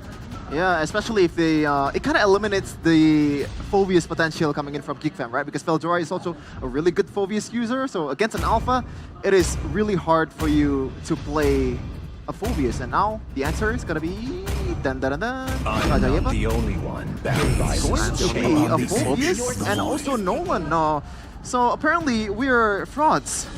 I think we already see it on the MPL PH Grand Final, because King Kong is the one who using Suyo, if I'm not wrong, and the opponent is using Nolan. And the playstyle is when King Kong wants to set up the turtle, Nolan is already on the opponent's jungler, eliminate all the creep, all the jungle creep. So mirroring movements is movement that we mentioned before. Okay, so Fnatic Onyx want to go for that, but that needs to be facilitated, right? So how do Geek Fam complement the Suyos though? Do they want to go Matilda still? I think you kind of have to at this point, and maybe pick an Edith because it's a really good matchup against a Phobius. And ooh, you know what? The Edith, just Edith. Edith and Beatrix. Ready to engage. Your team There's a is long time no see. Paramis. That is an early Paramis. And the Valentina is still open for Sans. I don't know if that's gonna be the answer for them, but it is an option. Wait, let's talk about this Faramis. We haven't seen the Faramis in quite some time. Sure, it is a boy's power and signature pick, the Faramis, but even in MPL PH, not so popular. Why do you think the Faramis gets picked up here? team is banning. Luoyi. I think because they want to play a very teamfight-oriented game. That's why they want to use the Varamis and Hylos as the sandbag in front line. But looking at Luoyi, it's the natural counter of Varamis. Yeah. The Kryptonite. Oh man, again, the Luoyi, I don't know when, but there has to be some kind of adjustments coming in from Bloodsy about this hero, because I think, you know, yes, CW was the MVP, but I think the one that really makes Geek Fam's life really hard is that Luoyi. The diversion is also the high ground defense that Luoyi offers when things are looking really quick for Onyx. It's gonna be hard for them to face off against this hero, as the Matilda from Beloski is banned. And I think they're gonna ban CW11. Okay. Because 1-1 is a very good hero against like Suyo and the Hylos as the frontliner. But Aramis though. You know, going back to the Luoyi point, Luoyi is great, but she also needs someone that can synergize well with her, right? Earlier on we saw the Franco, and we also saw the Beatrix. So could that be the potential bans that Geek Fam want to take away from Fnatic Onyx here? I think so here. Beatrix might be possible. Because technically the 1-1 does work. To me, Your fun is all that matters. Yeah, because it's really important. If CW got the 1-1, I think it's gonna be dangerous because Keyboy can following up using the Franco and Kaja. Exactly. And it's gonna be powerful for Fnac. I don't think there's no bad option here coming in from Onyx in the gold lane. If Beatrix is gone, then carry might be the option here, because you have you have a really tanky frontliner in Hylos, and if you pick pretty much anything, it's gonna, you know, you're gonna melt it down. And in the process, against Suyo and Faramis, I think it's much better using Beatrix than Curry. Yeah. Because Curry is it's gonna be facing a hard time if they just go with the Nether Realm and just go all out to aim for the CW. I mean, the Tan is also possible, right? Because he has some kind of AoE damage also. Okay, I think, so you mean like the single target from the carry as well as the range is what makes the Beatrix a better pick here for Fnatic Onyx? Because Beatrix can be considered as the high ground heroes, right? Okay. Using the balance spreads, it can clear the minion very fast. Because using Luoyi, I think is not a very suitable hero if the opponents later will come with a 3-lane minion. But if, let's say, they go for the Beatrix, is it possible that this is an EXP lane Hylos and we see something like the Hellcurt in the room? Oh, man! No, Hellcurt is getting banned, right? They cannot use Oh, Hellcurt. you're right, Hellcurt's banned. Natalia?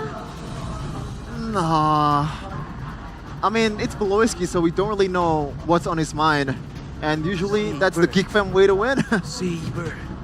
Let's go for Saber, Beloy. Please don't. But yeah, on level 4, I think Luoyi gonna facing a nightmare if Saber being used by Baloy. Yeah, unless like, you know, can the Luoyi like Winter Crown?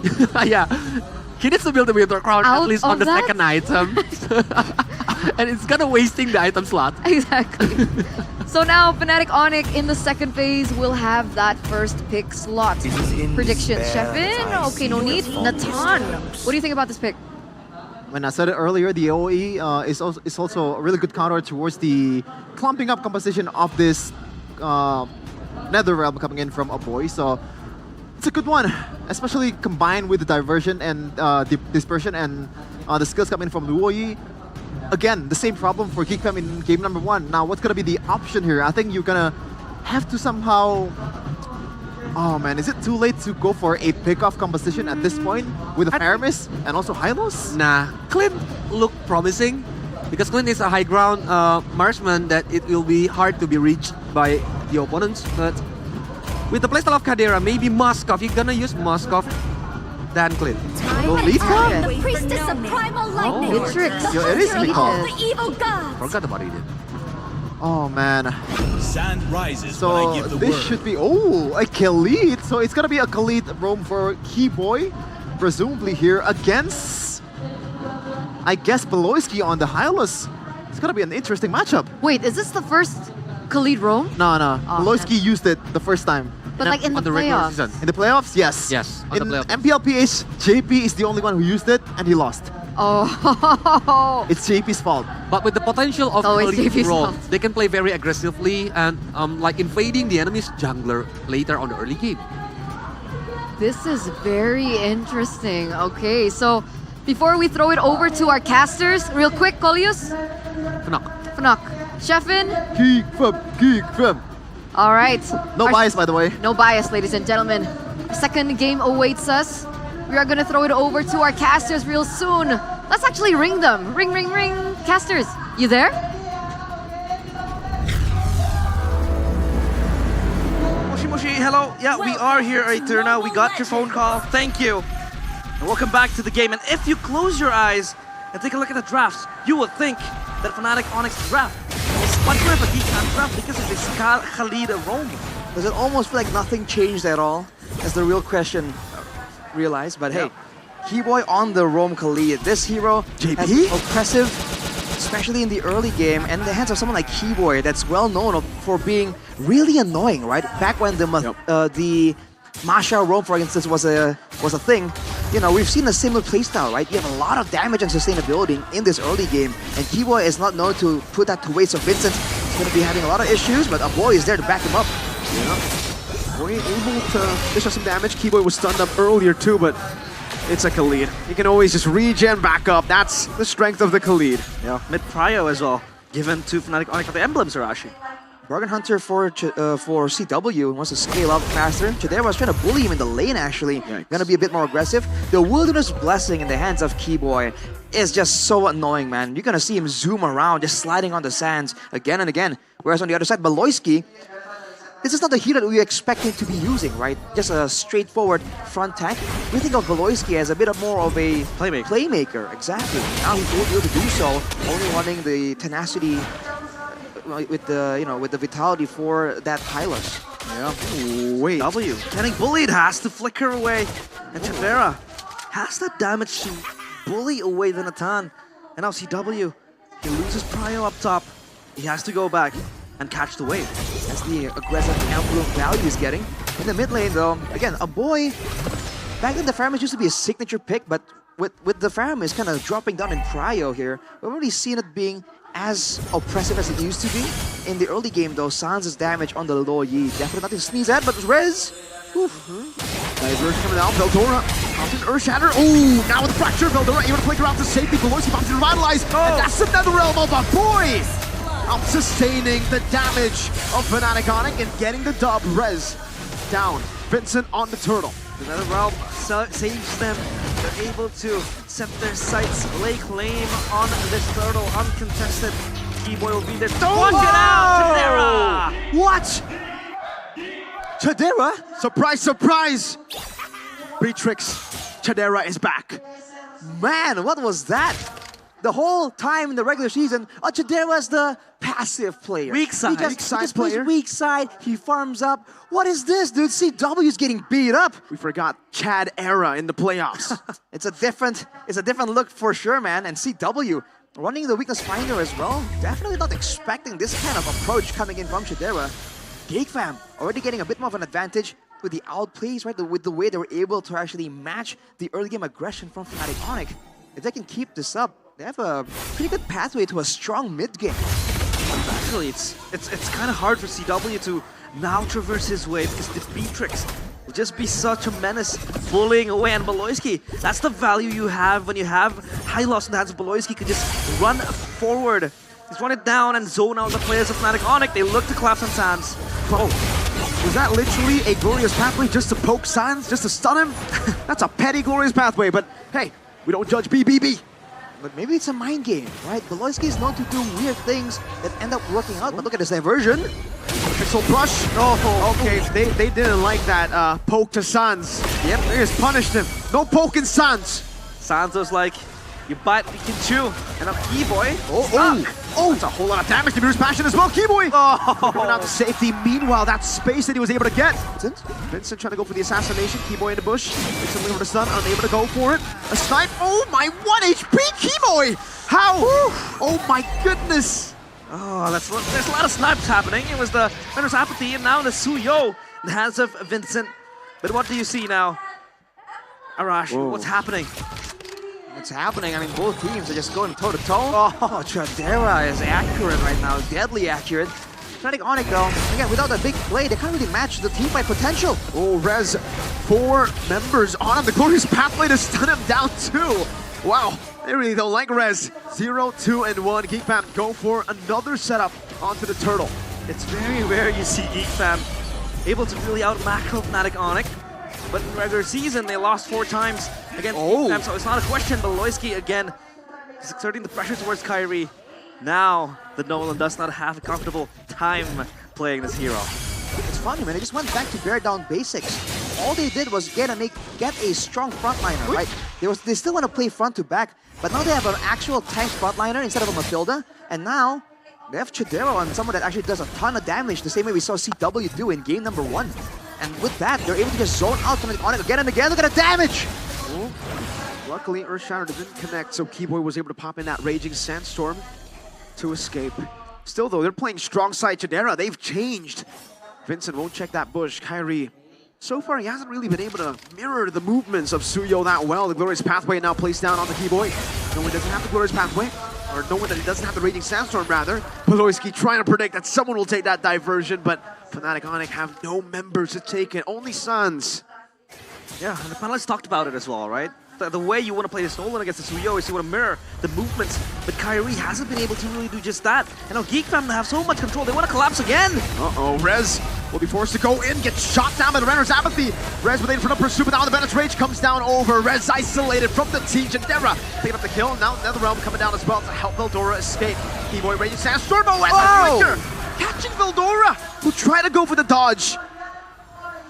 A bit of a trade there, but the tower falls to GeekFam. The Suns divergence out. I think a big signature moment, a signature factor here you have to talk about is the fact that Suns hasn't really been able to get any prio in the mid lane, with the roamers busy doing something else so many places at once, in the jungle, in the bottom lane, in the top lane.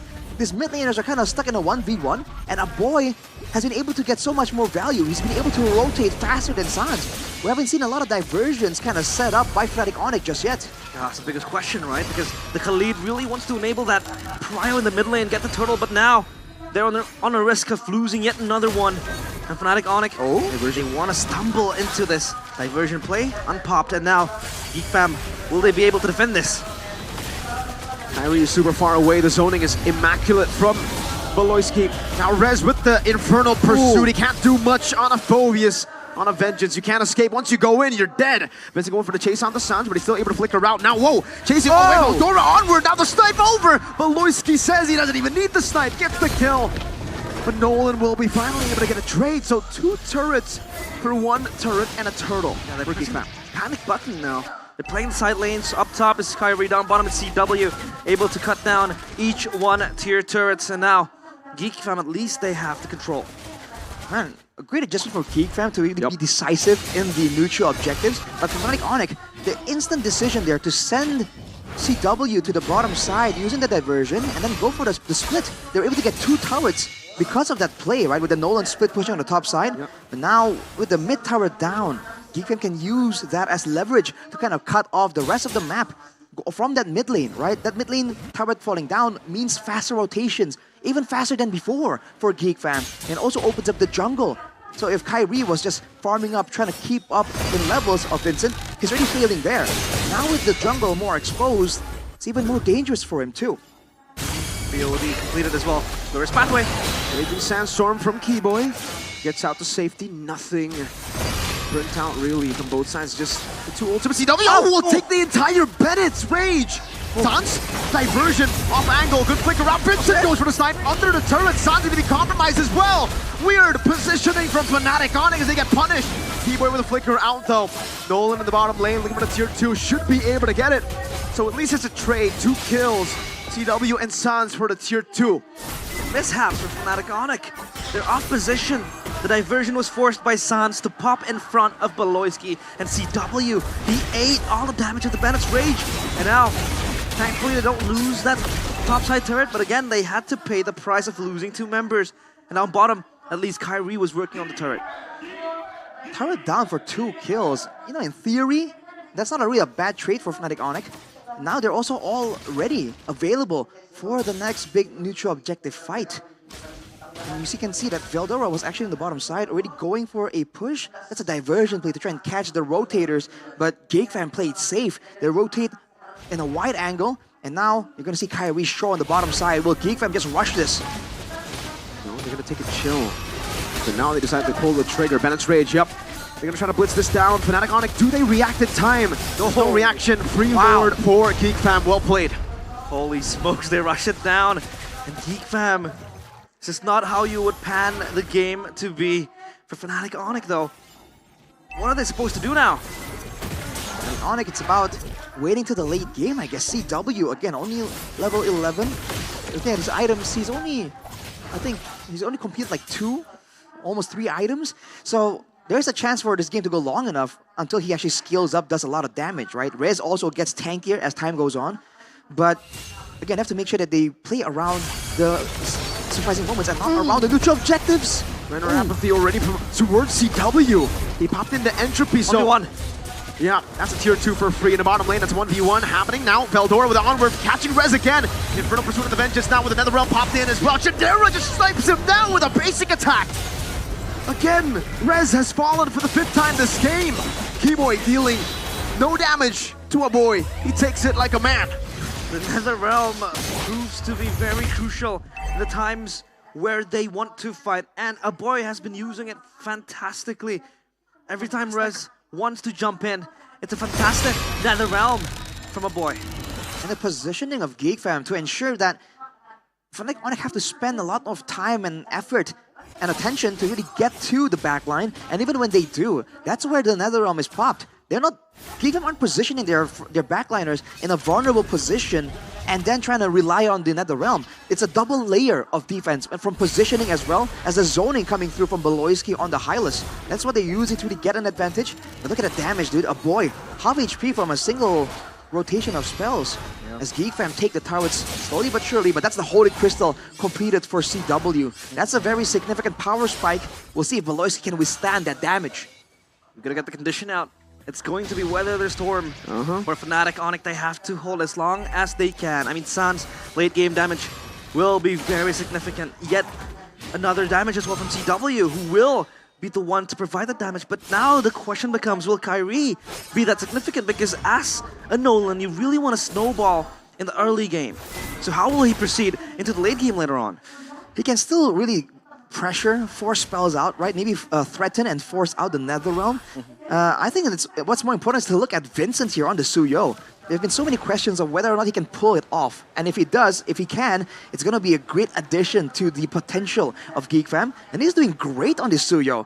Hasn't really been caught off guard, hasn't really been caught out of position. And he's using the kit quite reliably. It seems like he has a lot of time on his hero at this point, and he's kind of really good at deciding when and where and what spell to use at what moment. He's also not really revealing himself because there's no need to, right? And now the frontline issue becomes a problem here. Rez and Keyboy are tanky, but in front of a snowballing Beatrix, a 3-0 and 3 Beatrix, they just don't look that tanky at all. Yeah, see Halbert completed as well for that anti-regen towards Beloyski, but Kyrie! Whoa! Great catch earlier, but Kyrie was able to push in enough damage to actually throw Vincent back. Kyrie actually winning the trade with regeneration, helping him out. But it's okay for Vincent. He can go back to his own jungle too. So for both these jungles, yeah, it was just a bit of a, a jab at each other. There goes with the Rose Gold Meteor as well. And with Boy picking up the Lightning Truncheon, more teamfight potential. But look at Rez already trying to make a difference. Trying to push away Geek Fam, but look at the diversion. Yeah, Boy reads it out. The Earth Shatter from Eldora. And the reset for the Lord. Yeah, they're just juggling it around. And the taunt wasn't baited out. Beloyski should still be good. Has revitalized as well. Oh, Veldora! Earth Shatter and the onward Rez. I thought he was isolated, but actually is him escaping. Popping into Vengeance and Geek Fam respected. Oh! The double snipe from Vincent and Chidera. CW and Rez are forced back. And this is a free Lord for Geek Fam because of the snipes. 2 hitmans in the family, and that is Vincent and Chidera. Just wanting to snipe down Fnatic Onyx, and just because of that single bullet, multiplied by 2 Fnatic Onyx scamper away, and they relinquish control of the Lord.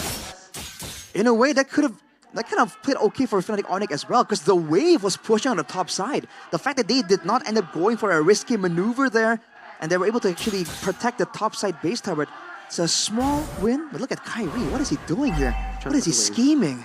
Cutting the wave is just not letting Geek Fam have the privileges of building that minion wave. I feel like they want to crash it into the base. But he has let the wave past.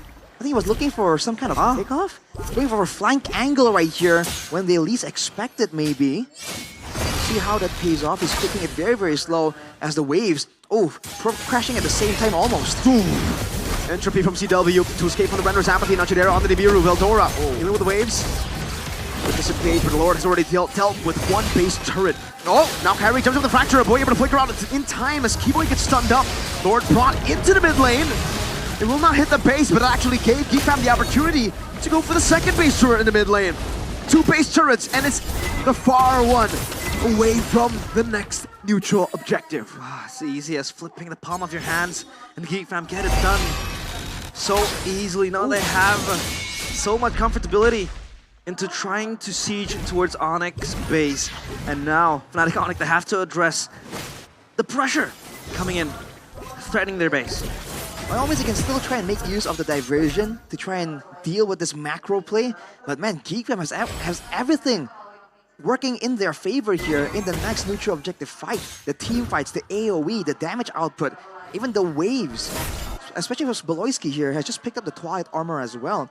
Again, this item was kind of buffed in the last patch, the last big patch. So now, oh man, if Fnatic Onyx are trying to match that kind of burst, even onto Beloyski, it won't be that simple any longer. Look at Kyrie though. Yeah, Kyrie is just in the shadows looming. He's not necessarily mirroring the movements of Vincent. I mean, it's way too late to do just that as well. It's down to 16 minutes now. He's just looking for a flank angle.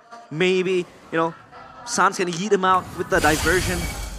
But it's so hard for Fnatic Onyx now. I mean, Chidera feels like he has aimbot as well with the Render's apathy. Yeah. But now that's a full inventory slot for Kyrie with the Molecular War. Rez, no mobility. Bennett's Rage again. The Vengeance is able to keep him alive for a bit. Chidera with the gun down, but it's onto the Vengeance. Now to that the wall. That is Rez's 6th death, and Keyboy can't do anything about it. No one from Fnatic Onyx can deal with that. Another getting CW. What a read from Chidera. But unfortunately, it was a pixel away, and the Lord should be free again for Geek Fam. Is this the game-ending Lord? Deathless there, looking to just assassinate CW on the back of the Renner's apathy. But this Lord, like Mirko mentioned, Arashi, will this be the game-ending Lord? It might as well be, man. There's a lot of damage available for Fnatic Onyx with the Lo Yi, with the Natan as well, reaching full items finally. But Geek Fam have item swaps that they can utilize to really get an edge in the next fight. And not to mention, man, you know, but if you close your eyes, realize does it almost feel like nothing changed. Yeah. Geek Fam abusing the Nether Realm, playing a front two back, taking it to the late game, and just playing it calm, cool, collected around the neutral objectives. What season is it? It feels so clean, so disciplined, so structural. And now, the bigger test awaits. Will Fnatic Onyx hold? The Lord charges in. Glorious pathway used up already. Held over the Primal Wrath. Oh my god, Riz! Pops in with a crown. Now Radiant Sandstorm unable to connect there. Rez will be isolated. Taken now. Winner crown by Keyboy as he goes for the heal, but he will not be able to heal that damage. Again with the Earth Shatter. Veldora catches Kyrie. San's able to flicker out to safety. CW walks into his demise. Geek Fam equalize. It's 1-1. The King Slayers descend and pull down the Sky Kings. They are yet to celebrate, but at least they equalize it. 1-1. Geek Fam steal game number 2. Man, we just thought that Fnatic Onyx looking different. Just doing so well. And this is their playoff form that everyone was fearing. But Geek Fam, immediately after a close game in game number 1, turned it around and demolished Fnatic Onyx in game 2 on all fronts. And it's a one-sided game as well, Arashi. It's so dominant. Fnatic Onyx just in the back foot for almost 15 minutes. See, it seems like Geek Fam, they had Fnatic Onyx number. They're able to just outmaneuver them in every single department. That Netherrealm popped on time. It feels like a very traditional composition. Nothing too flashy. Nothing too, you know, invention-ish, if that's a word. But for Geek Fam, if it works, it works. Yeah. A boy on the Faramis, right? We were talking about how the Faramis, MPL PH, it hasn't really been finding any success. Yeah. Even in Indo, we haven't really seen the Faramis. It's kind of lost its prio around the MPL ID meta. But when it's a boy, I guess we could talk about it, right? This guy's main hero has been Faramis for the longest time, and he always performs on it. It's different the way he plays the Faramis. I don't know how to explain it. He's Faramis. He's the Netherrealm. He knows something that we do not. That's the simplest way to put it. He sees things in the Land of Dawn on that Faramis that we just don't. The timing on these Netherrealms are so good. He has a plan. It's not a, oh man, we're under attack, activate defenses. No, he has a plan on when and how he wants to use it, man. And the whole team, I think this composition requires great communication. And you see very little miscommunication moments there from Geek Fam. Yeah. Showing again that despite everyone's opinion that, oh, Geek Fam, no way, right? They're gonna match up against Onyx. They're really proving a lot of people wrong. Shout out to Shevin. Crazy, yeah, Shevin. He said, Geek Fam, Geek Fam. Yeah, he was shouting, Geek Fam, Geek Fam, Geek Fam. And he was like, I'm not biased. Some people call him mad. And he was also kind of pessimistic. Exactly. But look at what Geek Fam can achieve. If they are all in the same frequency. They call him a madman. Once a geek, always a fam. Unity. The duality of man. You wanna address that real quick? The duality of man. Sometimes you just have to be pessimistic and, you know, realize the objective facts. But right now, I'm rooting my team. So I'm gonna be as copium as possible, as delusional as possible. I mean, you were right. Yeah, if there's no one that's gonna believe it, then who else? Who else? Who else? The family. The family. Shefin's family. Shefin's family. That's a bit In too solo. far, but Oh, like distance-wise, being too far. Anyway, 18-minute game, ladies and gentlemen, for game number 2 as Geek Fam were able to strike back. And it's insane because when we asked the audience what they thought, they were like, you know what, let's try and prioritize the early game for Geek Fam. And that was a draft that really did favor Geek Fam for the early game, and that's what they were able to accomplish there, the entirety of that win for game number 2. Yeah, using Suyo, I think they can get the early game. Even, I know, the ideas of using the Khalid for the roamer on FNAF, I think they wanna, like, pressing the Suyo on the jungle, but it didn't work. Instead of, like, a movement from Aboy and Beloy always got the kill points, especially the solo kill from Chadera. Why? Like, that was how? So uncanny. Chadera, usually weak side, right? And he was able to do that against CW's Natan.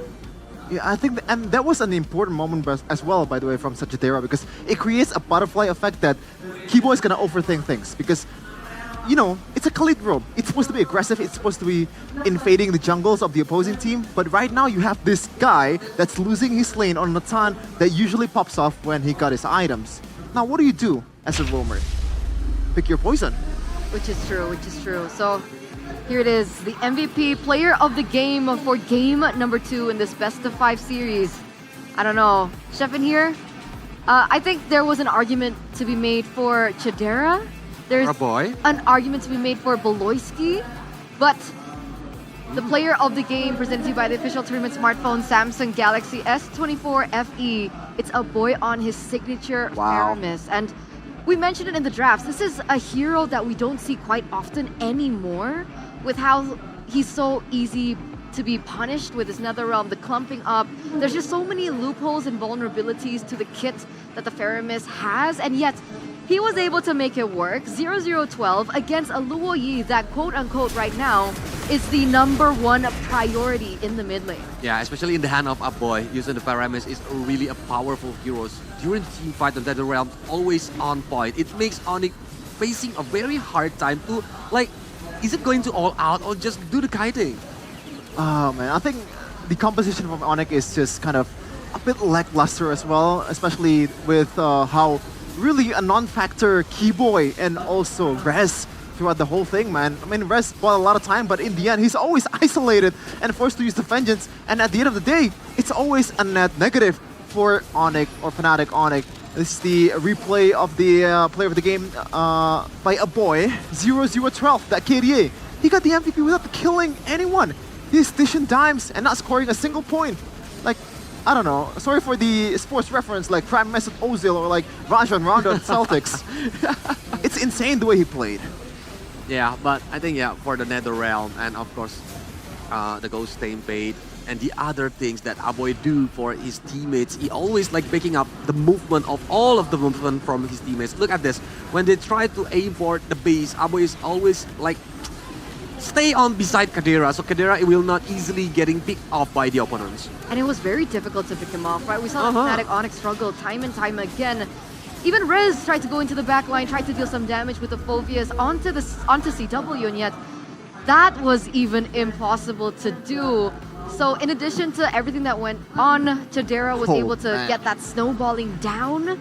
And so the damage that he was dealing already on the Beatrix was so tough for Fnatic Onyx. And unfortunately, despite CW being able to get to the power spike that we mentioned, too little, too late. Yeah, it is. When you look at the objectives, man, 3 turtles for GeekFam, 3 lords for GeekFam. And the fact that out of all the 2 games right now, this is the most one-sided one. And it's going towards GeekFam. It's crazy. 10k gold lead for GeekFam. What are we watching? They start the lead from the mid to late game, I think, yeah. Because on the early game, Onyx is trying to do some pick-off games using the diversion from Luo Yi.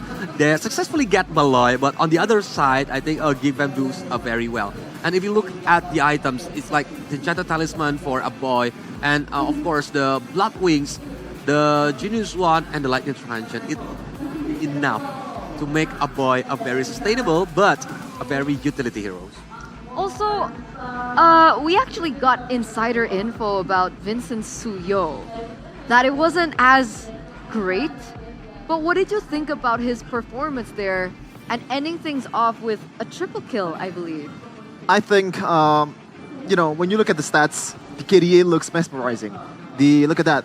Total secured, Lord secured, perfect objective game, but outside of that, in the team fights, it's just decent.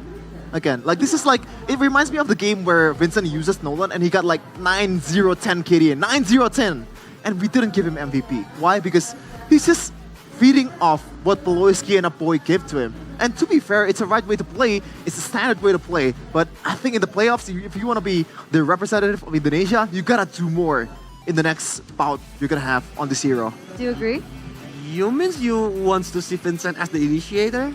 No, I mean just a bit more active, is what I'm trying to say. Like on the rotation, on mobility. But yeah, I'm quite agree with that because using Suyo, where the powers is on the early game, he can do some like a quick kidnapping the opponents. It's really important for Suyo to make the movement. We didn't see it on this game because all of the movement, it start from a boy and Baloy. Okay, so one thing to note for Vincent, be a little bit more active, right? But regardless, he got highest GPM, if I'm not mistaken, right? That's Vincent, right? But he's always farming all over the place, man. That's true. That's true. So, a 1-1. We're still a game away from match point, and this could go in anyone's favor.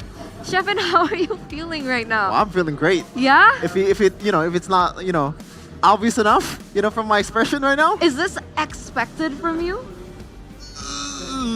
No, but I'm welcoming the surprise. Okay, that makes sense. I went for 4-3 Fnatic Onyx. 4-3? 4-3. The grand I mean, finals? 3-2. 3-2. 3-2, sorry. Where am I? Already in the grand finals. Oh. Yeah, I have the You same think ideas. Fnatic Onyx and Geek Fam- It's possible. I'm not a clairvoyant. I'm not Shevin. But what was your prediction for this? Yeah, I have the same ideas. I think it's 3-2 for Fnatic Onyx, but we didn't know until the game number 5 maybe, because both of them are really strong. Even on the paper, I think it's 50-50. 50-50? 50-50. They have their own specialty. Do you agree? I didn't say 50-50. I would say like you don't trust your team?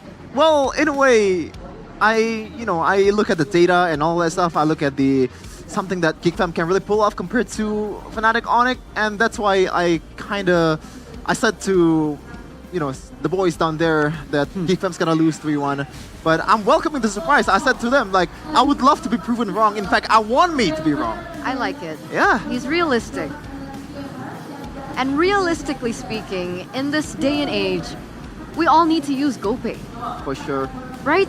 I mean, easy transactions, easy to use, easy, reliable, efficient, just everything you guys can actually get if you go and use the GoTo wallet for gamers with huge damage.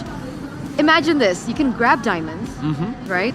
While GoPay Games treats you with up to a 15k cashback. Oh man. How is that not value? And on top of that, you guys can also top up on diamonds on the GoPay Games, and you guys can also get 15k of your balance back.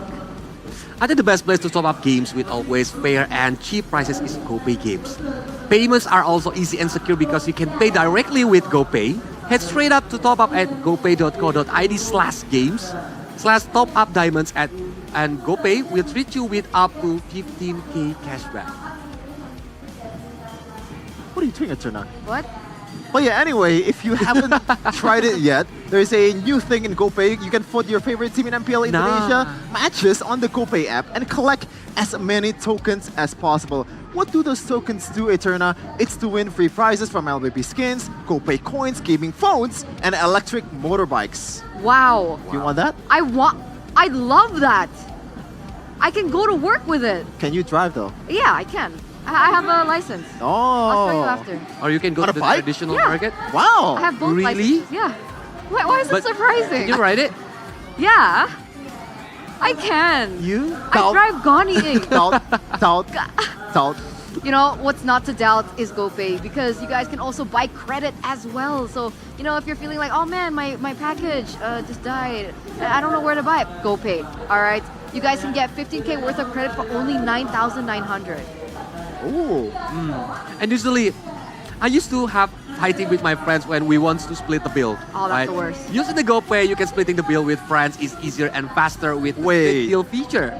Just snap a photo of the receipt right in the GoPay app. That's actually really cool. Like, when you're hanging out with the boys and the girls, like usually, oh, you're paying, no, we're gonna split the bills, right? How about it's tax? always How about so service? inconvenient. Yeah. It's always, a headache. You forgot you ordered something else, it kind of, left out something. Oh man, this is such a good solution to the problem. Totally is. Yeah. Totally is. Unless you have Mirko, like, you can just ask Mirko to pay for everything. Yeah. That's also an option. But... Shout out to Mr. Freddy Cloho. He bought me a GeekFam jersey down there. Aw. Hey. How come you... Shout out to my boy. Fair. Love you, Daddy Mirko. What? Because I'm broke, Eterna. Are you broke? No. Yeah. No, Should I'm buy not me something broke. too. I mean, I could hook you up with something of value too, like the Kadia Discord, maybe. I'll accept that. I think that's a cool gift. Yeah. Okay? But the thing is, Eterna, I can get it for free without your help. Not if I didn't tell you, and not if I didn't tell you guys back at home. Ladies and gentlemen, don't forget to check out at Kadia Gaming. Follow them as well on their social media. Because, you know, Kadia is not just about esports, it's for all game communities as well as fans. It's idea. Kadia. With Q, it's like Oh. Q. It's called Palkola Wait, in Arabic. can you repeat? How you call it? Idea. Kadia. I think so. Okay. Trust me, I'm 10% Arabic. No, I believe you. Yeah. So, feel the sensation of entering the world of gaming in real life with the most complete facilities. And, you know, not just the Discord, they also have a real life city in Kadia City that you guys can actually experience. Like, I hope to one day be able to come over there. I hope so too, because it's not just about esports, it's all for games, communities, and fans. Yeah. It's not just about games, guys. Actually, everything's about game for me. I don't know. What do you? Life is a game. Life is a game. But it's not a game for Fnatic Onyx if they still want to represent Indonesia at M6. So before we get into game number 3 to see the next victor, we are going to throw it over to our host, Alisa, Bude, what are you doing over there? Udah pertarungan yang sengit ya, kita akan melihat nih di game selanjutnya apakah bisa sama-sama mengejar poinnya dan kita pastikan kita akan melihat siapakah yang akan mendapatkan poin ketiga terlebih dahulu. Betul. Tapi Bude, kalau dari tadi kita udah deg-degan ya nontonin game dari Fnatic Onyx dan juga Geek. Dan kita bakal seru-seruan bareng nih sekarang karena kita bakal bermain Franco Hide and Seek. Asik! Di sini kalian semua bakal punya kesempatan untuk mendapatkan hadiah. Ingatkah kalian pada season lalu dan di season ini akan ada activity yang tentu saja akan kita bagikan hadiah kalau wakil dari kalian semua bisa mendapatkan kemenangan. Dan inilah dia, kita akan langsung panggil satu orang yang katanya jago banget main Franco-nya. Langsung saja, come here, let's go! Boleh dong kita minta tepuk tangannya karena nasib warga Eldorado Bandung untuk mendapatkan skin gratis bergantung pada pemain kita satu ini. Namanya siapa? Perkenalkan nama saya Ervasa. Ervasa, jago banget nih main Franco-nya kayaknya ya. Udah jelas banget sih. Oh, pede. Udah jelas. Bentar. Top global? Top global sih. Top global? Serius? Serius. Global warming? Global kampung. Win rate-nya? Cuma 46 sih. Itu beneran cuma sih. Ya. Tapi ini pede nih, kamu akan mewakili semuanya loh. Bismillah aja sih. Bismillah aja. Oke, 1 Franco sudah kita dapatkan. Namun tugasmu ini main berat karena kamu akan melawan tim dari MPL. Bukan Fnatic Onyx, tenang. Bukan Geek Fam juga. Bukan, tenang. Ini adalah dari kru MPL. Kita akan langsung undang sebelum itu trio MPL, trio Wakwow kemari. Oke. Sini, sudah bergabung ya lawan Franco kita hari ini nih. Tim MPL boleh kenalin dirinya terlebih dahulu nih, namanya siapa? Halo, nama aku Dido. Perkenalkan, nama saya Hikam. Perkenalkan, nama saya Yuda. Oke, gimana tim MPL udah optimis untuk melawan jagoan kita di Franco Hide and Seek kali ini? Ya, semoga hoki aja lah. Semoga Hoki Bude. Oke, karena memang lumayan ya, instingmu akan diasah. Jadi buat kalian yang bingung, seperti apa sih permainannya? Ayo kita cek bersama-sama, inilah dia cara bermain Franco Hide and Seek. Caranya inilah dia, dari rules-nya sendiri. Bahwa pastinya kita akan bermain yang diikuti oleh 4 peserta yang sudah berada di depan kita. Dan pastinya dari 3 MPL tim ini akan bersembunyi di bush yang telah ditentukan di area sungai dan juga turtle pit. Benar, dan yang memakai Franco, wakil kita hari ini memiliki 5 kesempatan untuk melakukan Iron Hook. Jika bisa mendapatkan 3 kru MPL yang bersembunyi dengan hook, maka penonton menang. Dan jika kamu menang, berarti kita akan membagikan redeem code. Mau skin? Mau redeem code? Mau. Langsung semangat nikmatin ya. Jadi sudah mengerti rules-nya? Mengerti. Mengerti. Siap. Tim MPL apakah sudah mengerti? Gas. Gas? Oke, gas. Siap gas? Kita akan hitung mundur ya. Jadi mengerti tugasnya. Kalian bertiga adalah bersembunyi dan kamu akan harus menemukannya. Kamu gak boleh ngintip ya. Tutup mata ya. Ya. Oke, kita akan hitung mundur bersama-sama. Semua teman-teman dari Eldorado Dome Bandung. Mari kita hitung mundur dari 5, 4, 3, 2, 1. Let's go! Bersembunyi. Oke, kita akan melihat ya. Mau ngumpet di mana nih abang-abangku? Ya ngintip-ngintip dikit kali ya buat bocorin dikit. Oh, ini ada yang pakai Cloud, ada yang pakai Matilda, ada yang pakai Benedetta. Tenang, mereka setelah bersembunyi, mereka nggak boleh bergerak lagi. Jadi kita bisik-bisikin ya. Oke, di mana nih? Kalau udah siap kalian bilang ya. Di Turtle Pit ya. Di area Turtle nih. Ini Loh. Itu perangkonya kenapa itu? Malah jalan-jalan sendiri ya. Mungkin lagi lihat dulu nih Bude Franco-nya nih yang. Ayo. Kita sama-sama. Iya, udah pada ngumpet belum? Ini Benedettanya jangan di situ dong, kasihan. Coba kita lihat.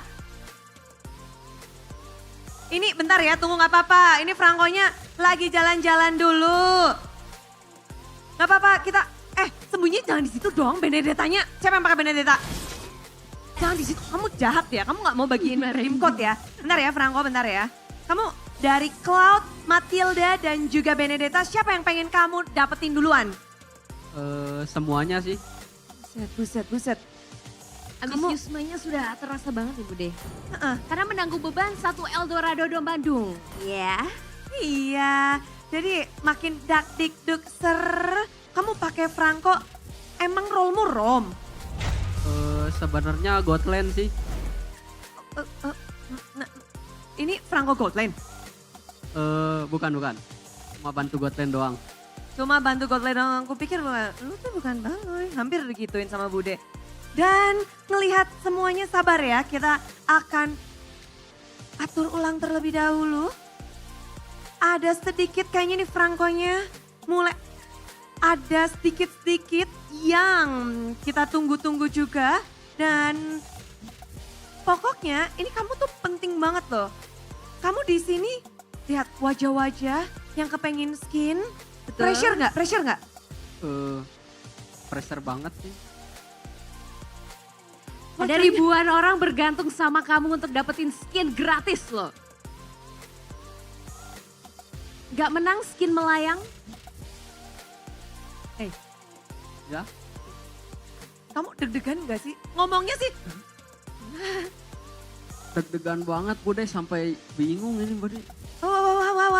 Wah, bingung. Tapi kamu berani di sini, berani untuk melawan, itu mentalitas. Kamu jadi pro player jangan bilang nih. Dan bilang kamu mau jadi apa? Jadi pilot aja Bude. Oh, berarti mau pakai Matilda nanti ya, Ngeng. Nanti Matilda siap-siap nih. Kalian biasa terbang-terbang, ditangkap nih yang pilot-pilot. Tapi kalau dilihat dari wajah-wajah lawanmu hari ini ya, meyakinkan nggak sih? Mereka bisa bersembunyi dengan baik nggak? Ada gimana kamu melihat lawanmu hari ini? Sepertinya sangat sulit dibaca. Sangat sulit dibaca. Soalnya yang satu pakai jaket gak kelihatan. Karena itu makanya dilepas, nanti minta dilepas ya. Tapi nih, Bude penasaran lagi. Tadi namanya siapa, maaf? R Pasa dipanggil R. R? Dari mana R? Dari Bandung. Asal Bandung. Geek Fam Unity sejati, dari lahir? Geek PM sejak lahir. Sejak lahir, buset. Mungkin minta prediksinya nih buat next game. Kira-kira Geek Fam bisa menang lagi nggak melawan Fnatic Onyx? Insya Allah bisa sih. Bisa sih. Ada nggak player idola di Geek Fam? Kadera. Oh Kadera, karena sama-sama gold lane ya? Betul. Betul. Hero apa yang kamu paling suka kalau pas lagi dimainin Kadera? Patrick. Patrick. Kenapa Patrick? Kan namanya biasanya Cloudera. Soalnya Patricknya setara sama Skylar. Widih, serem. Ini sih yang dinantiin ya. Tapi kamu kan gold laner juga nih. Apa sih yang harus dimiliki oleh seorang gold laner menurutmu? Yang harus dimiliki gold laner itu uang sih. Bener sih. Nggak salah. Bener ya. Fakta. Farming ya. Ya. Kamu cara memiliki uang? Sedikit sih. Loh. Tenang, tapi kamu sekarang udah punya Franco nih. Franco sudah di tangan. Sepertinya kita akan siap. Ini abang-abang Q masih bersembunyi dari tadi. Ya ampun, kita udah lupa loh ada tim MPL. MPL ya. Tenang, masih berlanjut. Dan kita akan masuk ke dalam Land of Down. Oke. R, tahu kan arahnya kemana? Bismillah. Penonton, MPL, fans kasih tahu nih, maju. Mana nih arahnya bener nggak? Jadi penonton boleh ya ikutan memberitahukan. Ayo, kamu mau narik kemana? Kanan apa kiri? Kanan atau kiri? Mana Ayo, kasih tahu penonton dong. kanan atau kiri? Ayo. Ini skin tarik dong. Skin gratis kalian bergantung Tarik pada satu. penonton. Aduh, gagal. Satu gagal. Masih ada 4 kesempatan Ayo, lagi R. let's go. Ayo R. R. Minta bantuan penonton, call a friend boleh ya. Maju apa mundur, apa kanan apa kiri? Nah. Ah! Dikit lagi. 2 kesempatan gagal, let's go. Masih ada 3 lagi R. Mereka sih pada teriak dikit lagi, berarti masih arah yang tipis. Arah yang tipis yang tadi. Yang tadi, bener. Yang tadi. Kamu gak boleh masuk, push. Coba putar balik. Masa, ayo putar balik dikit. Aduh salah, kanan. Maju tuh kata penonton, maju. Maju. Ayo penonton lebih kencang lagi suaranya. Tarik. Apakah dapat di situ? Apakah ngumpetnya di situ? Yuk. Ini penonton langsung kayak, ayo, let's go. Nah. Tarik. Loh, gak apa-apa, tarik aja itu. Tarik. Ya. Let's go, lagi, ayo lagi. Masih 2 lagi kesempatan, yuk. Yuk. Ini dari tadi padahal si Cloud-nya diem aja ya. Ini emang 46%. Nih lurus aja, nah tuh. Ada garis lurus, belok kiri. Coba di situ dan kamu coba tarik lurus, coba. Coba. Tarik R. Wow! 1 sudah terdapatkan oleh R ya. Oke.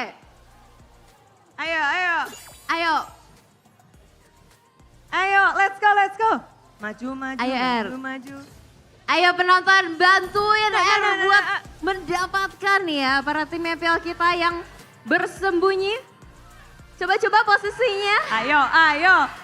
Nah. Waduh. Aduh. Tipis. Tipis banget. Serius. Daerah situ tuh, Dikit tapi lagi tipis. loh.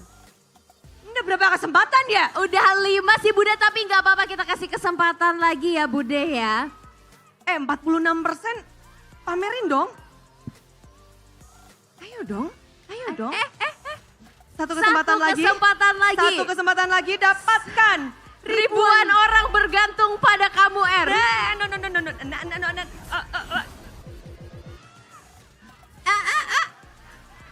Balik badan. Iya. Dan habis. Kamu hanya mendapatkan 1. Kenapa? Apa kendalamu? Yang ngasih taunya bingung sih kanan kiri Bude. Kan ente yang pakai perangko. Kumaha? Jadi goyah pikirannya Bude. Oh, jadi nggak fokus Bude dengerin penonton ya, padahal mau dibantuin ya. Tapi nggak apa-apa, karena kamu udah ngedapetin satu dan Bude seneng banget semangat dari Eldorado Dome Bandung. Kita akan tetap bagikan Alisa redeem code. Silahkan ya disiapkan handphone dan jempol-jempolnya karena redeem code ini akan kita bagikan untuk teman-teman semua dan bisa berkesempatan untuk mendapatkan skin gratis. Oke, apakah semua sudah siap? Ayo. Belum? Siapin dulu. Siapin dulu ponselnya. Boleh?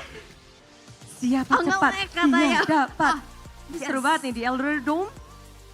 Dan 3, 2, 1. Inilah dia redeem code. Ayo. Let's go. Siapa cepat dia dapat berkesempatan mendapatkan skin gratis. Siapa tadi yang ketangkep? Ya, yang pakai hoodie ternyata. Jangan typo, jangan salah. 86XR5VN77DY4233D7. Coba kata-kata penutupan untuk hari ini. Dan tentu saja untuk kemenanganmu. Hoki Bude. 2 kali pula. Hoki Bude. Geek Fam bakal hoki gak nih? Hoki sih harusnya. Wow. Makin rame pastinya. Coba kasih semangat untuk tim Geek Fam. Woohoo. Untuk tim Fnatic Onyx. Oke, sudah kompak sekali ya. Kita akan melihat juga after this. Apakah di game selanjutnya? Yes, karena game ketiga akan kita lanjutkan. Dan tentu saja masih akan ada game-game seru lainnya. Jadi wajah-wajah di sini mungkin akan bisa bertarung lagi. Terima kasih untuk kalian semua, terima kasih untuk antusiasmenya. Dan tentu saja kita harus bersemangat untuk menyambut game ketiga Fnatic Onyx dan juga Geek Fam.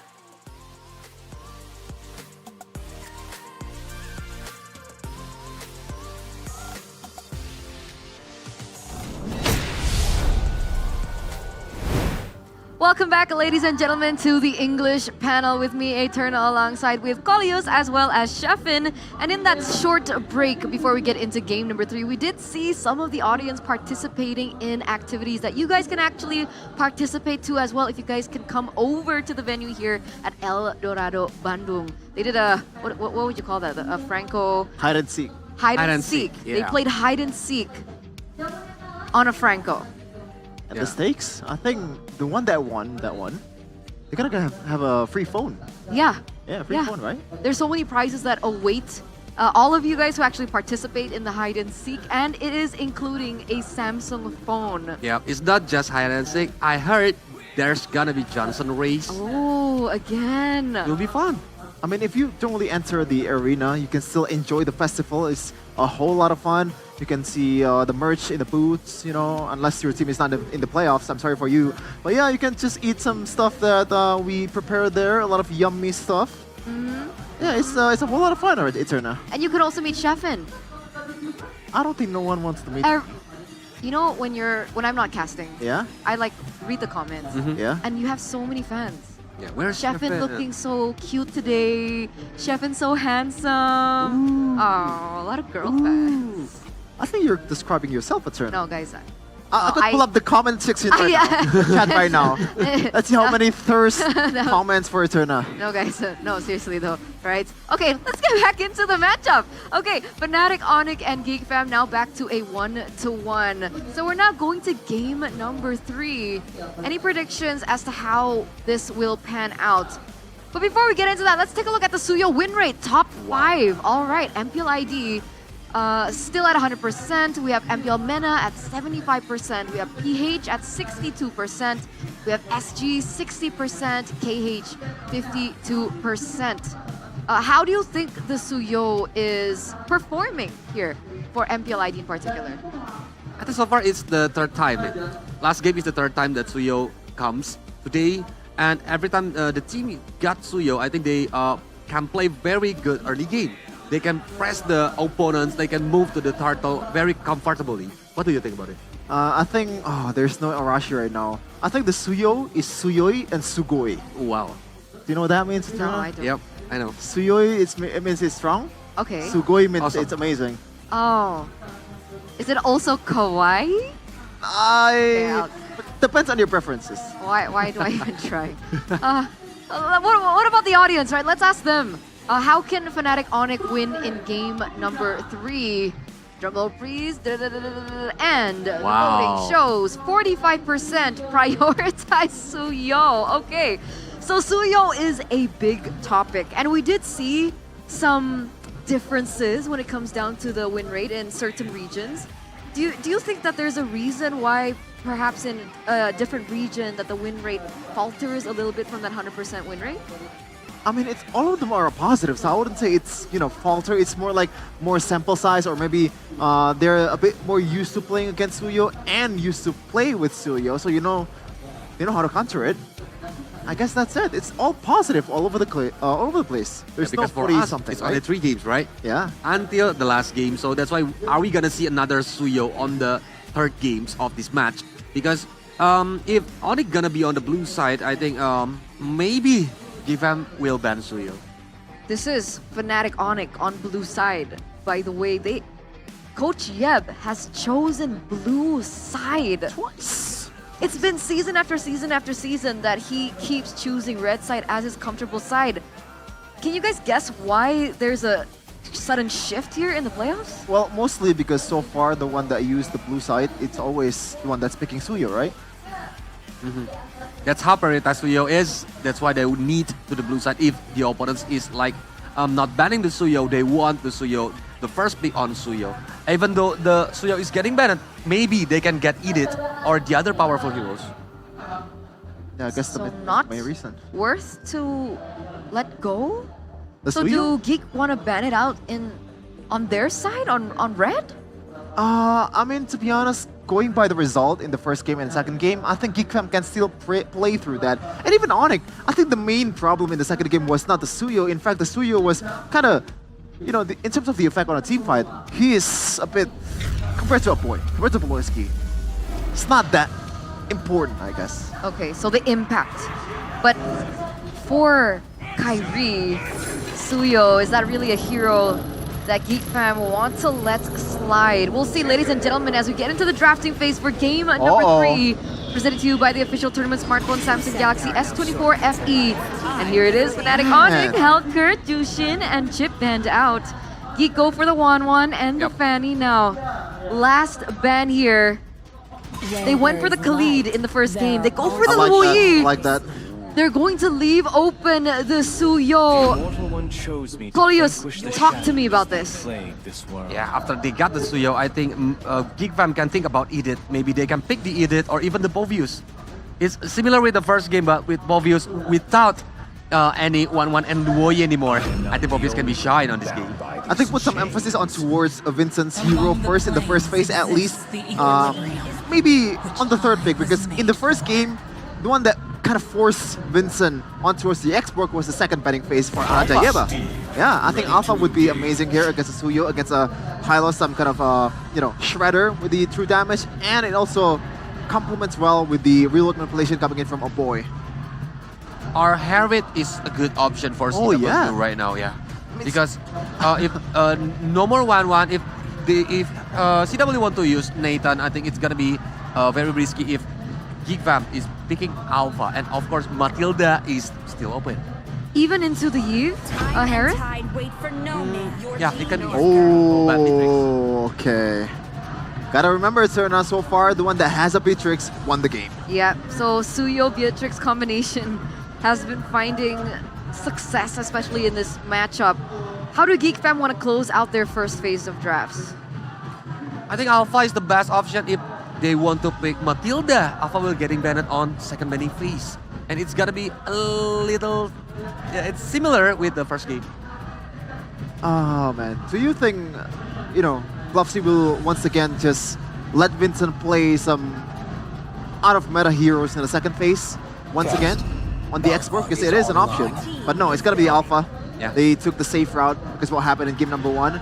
Now for Coach Bluffsy, there is no mid laner so far in the opposing team, but they choose to go for this pick-off heavy roamers because they knew that with Beatrix, it's gonna be tough to face this combo. Yeah, we saw what Fnatic Onyx was able to do in game number 1. They don't want to see a similar thing happen. You're right, the Franco is still open for Fnatic Onyx to pick up unless GeekFam want to take it away. But there are certain counters to the Franco, I would imagine, up until this point. Is it possible that they just let it go, bait Fnatic Onyx to pick it up, and go for the counter towards that type of gameplay? Yeah, because when facing against Alpha, the true damage from Beta is really painful for Franco if the Franco cannot like escape from the team fights. But the Iron Hook from Franco, if they got the map control, it's gonna be dangerous. But yeah, they still have Edith, and Edith is more dangerous than Franco on this draft. That's why it's a wise ban from GFAM. I think they have some kind of solution towards the Franco, knowing that they just gonna let go of this hero. Because when you think about it, in the first game, Kaja was open for Keyboy, and they choose to go for the Franco, I believe. Kaja was Banned out. Oh, banned. It's Banned the out. same ban. Kaja and Edith in the second phase. Oh, okay, never mind. So yeah, it's going to be a Tigreal for Beloski. Wow. We talk about this. It's a deny. Tigreal, especially in M5, Beloski used to play this hero a lot. And it's a good complement towards the Alpha's combo, but we got a cross-region data here, Eterna. Yeah, in the MPL Latam Season 2 playoffs, it looks like Phoveus has a 100% pick and ban rate with a total of 6 picks and a 50% win rate. What do you think about the Phoveus in our region, MPL ID so far? I think Phoveus is still strong, but we need to be careful because usually, like the team tendencies is more using the crowd control XP lane, so it can like helping the teammates during the team fights, or they're using like Hylos, the very tanky one, because Phoveus is not that tanky anymore. I like that mid laner. You know, a lot of control towards some of the dives that's coming in from GeekFam's composition, especially when you're playing these kind of heroes, Alpha, Tigreal, and Phoveus. It is just a hassle to play against this Curse Blast, these Terrifies, and also the Eternal Guard overall. And if you use the Purify Suns, it can serve as a cancel for the Implosion. So it's a cover for the Franco and also enables some of the damage-dealing heroes coming in from Fnatic Onyx, and they close it out with a Natan. So a bit more magic damage, I like that, but in terms of physical damage, a bit lacking, but I don't think that's going to be a problem. Because Nathan, if he already got the power spike, I think it will be a very dangerous hero, especially for defending the high ground. Looking at the draft, on the third game, I think it's gonna be Geek. Geek, okay. What You about don't you, have to ask. Sheffin? You don't Okay, okay. It's definitely Fnatic Onyx. Thank you, Sheffin. But remember, ladies and gentlemen, so far in this current match, and so far in this current patch, rather, the team that is able to get a better early game footing will win this. And it looks like Fnatic Onyx have a really solid early game. So with that, we'll throw it over to the casters to bring us game number 3. Thank you, panelists. And now we are back into game number 3. Into the Land of Dawn we go. Still Fnatic Onyx trailing, a rather equalized after what was such a dominant game by GeekFam. But will they be able to retain the dominance in game number 3? Well, this is an interesting fact. In both games, 1 and 2. Oh, whoa, hang on a minute. Beloski? Oh, trying to go for the clear. Oh. He reset it. Yeah, quick buff. reset. It's not going to be the full reset like before the whole patch of the purple buff, but still, it's annoying. And it will give Vincent already an advantageous clearer on the Alpha. Even more time to now just build out that snowball. Yeah, it's a great delay. Well, the fun fact I was going to say is that both teams that actually won in game 1 and 2 had the Beatrix, Hylas, and Suyo. That's an interesting coincidence. Beloski once again, though. Again with a shove over to Keyboy. Unfortunately, there's no Spear of Alpha. There's an Iron Hook, though. Again, both these roamers just playing with their skills, going back and forth. But definitely, Vincent getting a lot of value with the faster clear because of Beloy's reset. Beloy's going with to pull yourself together along with the firmness, so it's just tankiness and playmaking as always. More in line with what he's used to. And in the gold lane, see the weapon mastery again from CW, so... Whoa! Keyboy! Oh, Curse Blast from Sans and the basic attack fade away. You can try to flicker out of the basic attack, but it'll follow you. Vincent, not level 4. Whoa, I think Kyrie took that away. It's insane how Kyrie was delayed, but not Beloyski. Oh, a mistake from a boy, then a mistake from Beloy. Can he escape? Sans, Curse Blast, no flicker to get away. 2 early kills from Sans. And you can see the reset, or rather the pressure placed on Vincent with the Spear of Alpha defensively. Kyrie with the Force. Trying to go for a little bit more damage. Veldora displaces him, stops him from going for the Immortal form for even longer. But What looked to be a dub for Geek Fam has now turned into a massive win. Keyboy! Again with another hook onto a boy. Whew. The pressure coming in from this Franco, dude. In theory, Geek Fam, you know, they can still get a bit of an advantage. They still have a lot of good setup tools to go for big team fights. But Fnatic Onyx, as long as they're able to leverage the frontline durability of Rez and Keyboy's pressure here, if they can get the advantage in moving into the jungle in the rotations and setting up traps for Geek Fam, they can start snowballing very reliably. My oh my. Whoa. A lot of things happening, and it's skill shot galore in Land of Dawn for game number 3. So far, the pressure has been exerted a lot by Keyboy. Penetration minute by CW. Just clear out the wave and maybe create irritation from Sans. And so far, Kyrie, he was delayed with the purple buff, but the fact that he was able to get level 4 earlier than Vincent is not short of something very, very, very, very good for Fnatic Onyx, because he's able to be in the fights again and so present as well for Fnatic Onyx. Well, Beloyski and Keyboy, you're seeing a big difference right here. Beloyski's just kind of reacting for the most part. He did go and prioritize the invasion, the delay onto Kyrie's farming right there, but Keyboy is just going aggressively in the lanes. That's a big difference.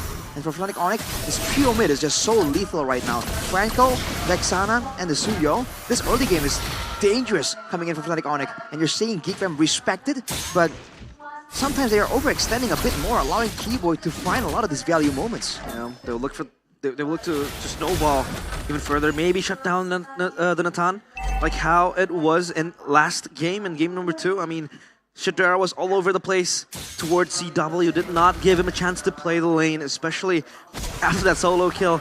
CW was just fully shut down, but now it's a different side of the coins.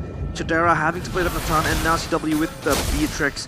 Turtle spawning though, and Beloyski is already standing behind the pit. Onyx, of course, Fnatic Onyx rather, they will try to force this one out.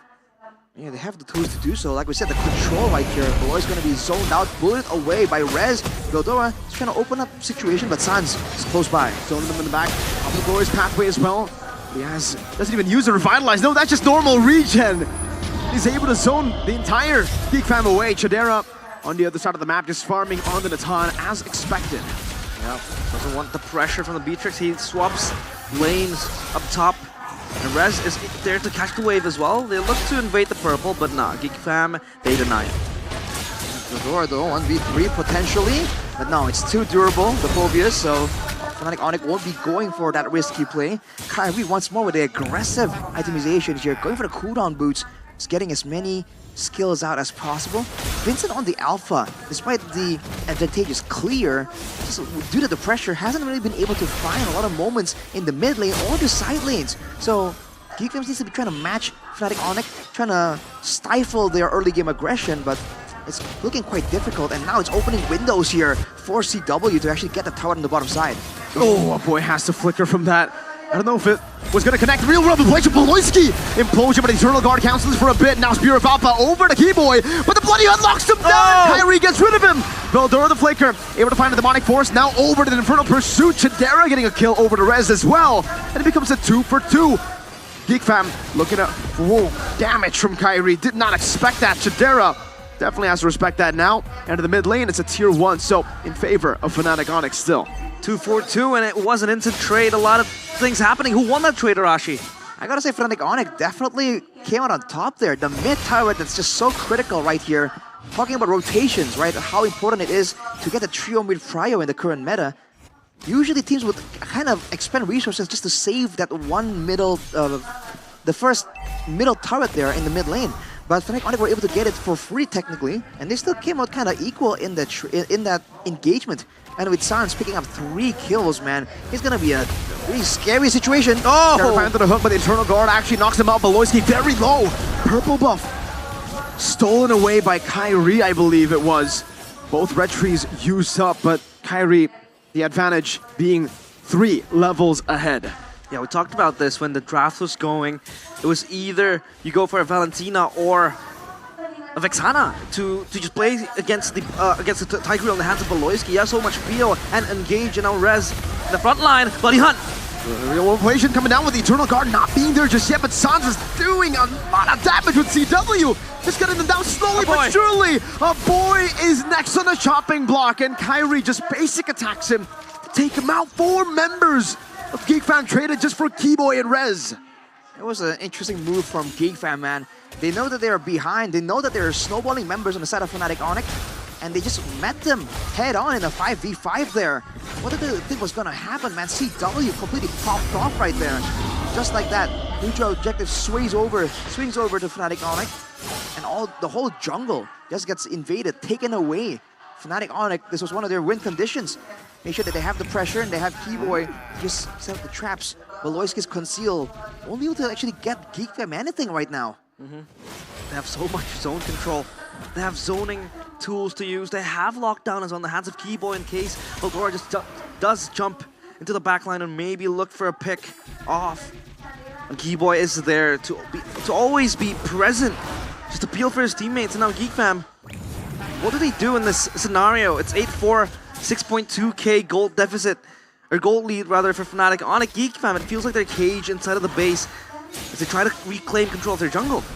They have to try and wait for a big moment with a big implosion. We saw that one of the fights almost went Geek Fam's way, came on way of that, but look at that hook! Iron Hook of the Bloody Hunt into the burst down. Sans with the Curse Blast, able to find him, the real world ablation, zoning CW away. But look at Vincent with the Spear of Alpha over the Rez. They don't do enough damage. Kyrie for the flags and a shutdown from CW. Render's Apathy and Iron Hook from Keyboy. And a triple for Kyrie. Wipeout. Fnatic Onyx once again show who the kings are. How do you play if your playmaker is gone? In a blink of an eye, Keyboy, that was a good pick off towards Beloyski. No implosion, no attack wave, no sacred hammer to supplement Geek Fam to make the fight happen. What can Geek Fam do right now, man? In a front to back, they can't really come out on top. They do have ways to kind of play the high ground technically. If they buy enough time, a boy in Chidera can do a lot of damage. But then Vincent will fall off, and they're going to be very heavily reliant on magical damage. And until that point later, oh, Chidera! Looking for it, Eternal Guard actually captures him, but they go on to Sanzu! 4-man from Beloyski, no follow-up though! Fear of Alpha finding through! That's a good stun from Kyrie to disengage, to stop what looked to be a game-changing play from Beloyski. Arashi got the point. They're able to just go in. A boy, low HP, Kyrie gets the double. Not enough, not enough. Take down CW, take down Sans, but Kyrie has 7 kills. He's 5 levels ahead of Vincent as well. And he has more than enough damage to just secure this Lord outright. That was a step in the right direction for Geek Fam. Getting a couple of, actually 2 very value shutdowns there. The mid lane and the gold laner. That's almost ideal there. A play started by Beloyski, followed up by his team. Actually by Chidera, who started things off. But Geek Fam, they gotta be a bit more respectful again of the danger of Fnatic Onyx. After going in for a fight like that, if they get the advantage, they have to know when to kind of tone it down. Looking at the items here, Glowing One and Wishing Lantern for Geek Fam, so the poke is definitely in there. But again, with the advantage that Fnatic Onyx has, even the Roamer, the Franco that kind of doesn't have a lot of gold income, in theory, has a Radiant Armor. So it's going to be a tough, long, drawn-out fight for Geek Fam to really get a lot of victories when it comes to the front to back. But if they can get the pickoffs, again, that is what they need to do, right? The lack of purifies on CW is something that Geek Fam can definitely abuse. Yeah, Geek Fam has to be wary of that. Turn passive pop, Lord marching in. They might be able to scrap a few turrets, but the end is still way too far for them to think about, so Fnatic Onyx just play it safe. Woo! Boy, look at those hooks. That's the big problem, man. No one can really take the hook without repercussion. Yeah, maybe Beloyski is tanky enough, but then afterwards, what does he do? Oh, wow. Gee, yeah, when your front line gets bursted like that from far shot, I mean, that wasn't even a render. That 7-0 speaks for itself, I guess. Fnatic Onyx aren't able to take any of the base rows just yet, but man, this is looking scary. It's looking bleak. 8.5k gold lead. They can just freeze up the waves and continue to do what they've been doing in game 1. Yo, we underlooked Kyrie somehow. He's a sleeping giant, 7-0. Has his items ready, and even Sans stacking up those damages. And Fnatic Onyx, it seems like they're taking it slow. Could Lord be the timer for them? Ooh. Oh, interesting. Very uncharacteristic mistakes from a boy, I would say. RWM? I think the idea is to use RWM's crowd control immunity to survive if the hook actually lands. Yeah, but usually he's like super nonchalant about it, you know? Exactly, usually he knows the the spacing. calculation, 100%. The spacing. All right, now with that utility down, Hook! Now the Iron Hook connects, and now it's the burst down. CW just takes him out of the map instantly. No counterplay. What was Veldora supposed to do there? They just bursted down. Caught away by CW. Was that a Renners or a burst damage that was just uncalculated? That was Bennett. Oh no. So Fnatic Onic on the driver's seat comfortably. Geek Fam, all they need to do is just reduce, reuse, and recycle. Do the same thing over and over again, rinse and repeat. They have to defend their base. They just can't keep playing this front-to-back burst-heavy style right here, and Geek Fam, again, this is the main problem. Beloyski can't take the hook and re-engage as well. But Vincent isn't tanky enough. Veldora perhaps, right? Maybe they kind of quote-unquote sacrifice Veldora, then maybe Beloyski can kind of capitalize on the moment. But again, that has to be timed perfectly. And it has already happened once, technically earlier. So Fnatic Onic, they're definitely looking out for that potential outplay coming in from the side of Geek Fam, but here's the conceal. Big desperate play for the side of Geek Fam. The Iron Hook not connecting this time around. Geek Fam, no more conceal.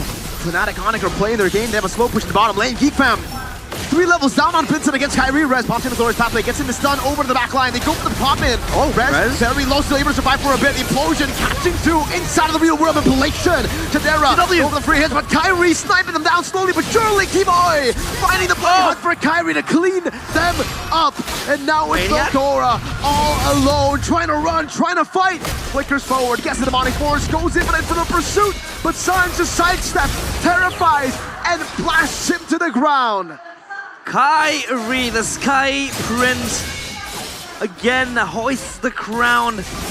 And this time he is 10-0, legendary, almost a maniac, stolen by Sans. But it's all good and dandy because he has the Lord and he's able to get 3 kills to his name.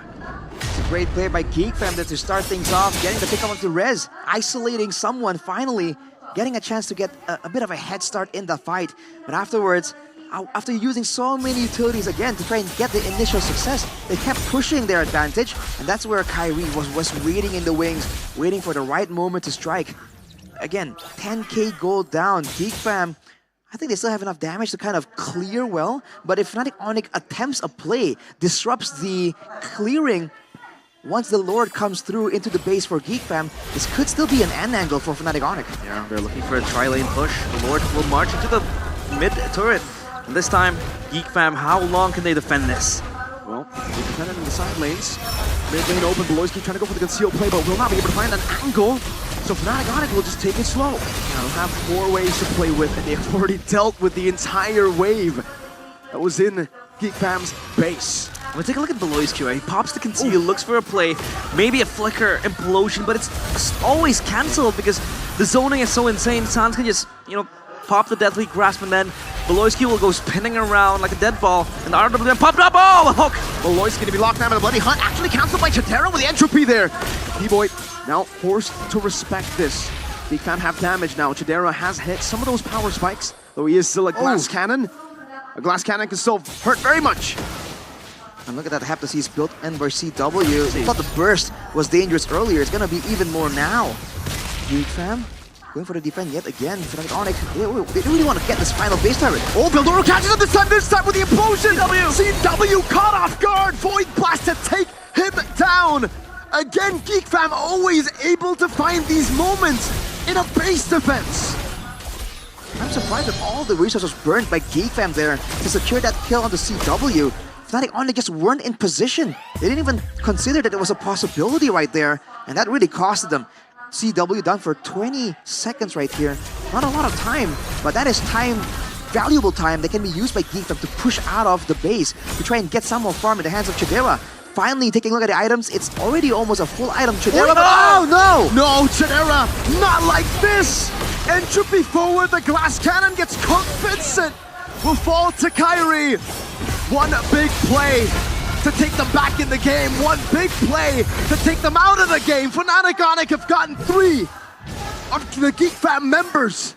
Could that be the game-ending blunder by Shadera? Entropy's forward, and Keyboy was on point with the Iron Hook. with the Bloody Hunt. And now they look to march into the Crystal. Geek Fam, this is so costly. Great sidestep from a boy. Beloyski tanking up all the hits, dodging with Brenner's apathy as Keyboy will be slowed down and taken out by a boy. A lot of great poke from a boy now. He doesn't have the real world ablation. They've defended 2v5. Well played, a boy and Beloy, the two pillars of Geek Fam, keeping them alive. Man, that was a risky situation, man. We saw that Keyboy understood how realistic that defense was for Geek Fam. He tried to go for a flicker play to catch him off guard. If he landed it, that would have been the end for Geek Fam. Wow. But that is not the story that we are having today, man. Fnatic Onyx pull back away, they get the Lord, and once again, what is going on, dude? Rinse and repeat. This is now Geek Fam in the base defense, and they have all the battle spells up. They're trying to move forward. We have Beloyski, explosion from Beloyski into the real world, but MPL like said, leave it to BBB to leave everybody surprised. The war crime general commits his sins again. That single implosion that might just equalize and stabilize this game.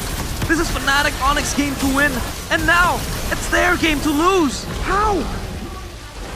Now the gold is down to 8k, and look at this with the death timers. They aren't long, but again, these are windows of time that Geek Fam can use to try and get something. But no, they're playing it safe. They're backing away lest they run into Kyrie and get punished for it. No base turrets, actually one base turret left on top there. Veldora desperately hanging on to it. Now it's a rinse and repeat, man. But again, the late game composition, the late game power that Geek Fam were relying on has arrived. Even the Wind of Nature here, I believe, replacing the boots of Chidera, is going to have solutions for the dive coming in, or even the Bennett attempt coming in from CW. Geek Fam with the Yeeve advantage, with the high ground advantage, they have to play it precisely here. And of course, a huge amount of pressure is on the roamers, man. If Beloyski can find the plays again, that can set everything up for Geek Fam. But if Keyboy can land that devastating Iron Hook, that could be the final hook of the game for Fnatic Onyx as well. Now the priority changes, right? Because you want to avoid, or rather take down Beloyski as soon as possible. Because that implosion is such a looming threat. Always going to jeopardize Fnatic Onyx position and formation. And so far, if you talk about the compositions, Geek Fam, they have strong defense. Because that RWM is always going to be ready when the base is under threat, and Chidera. Even though that a few blunders has been committed, but that late game power is just so insane.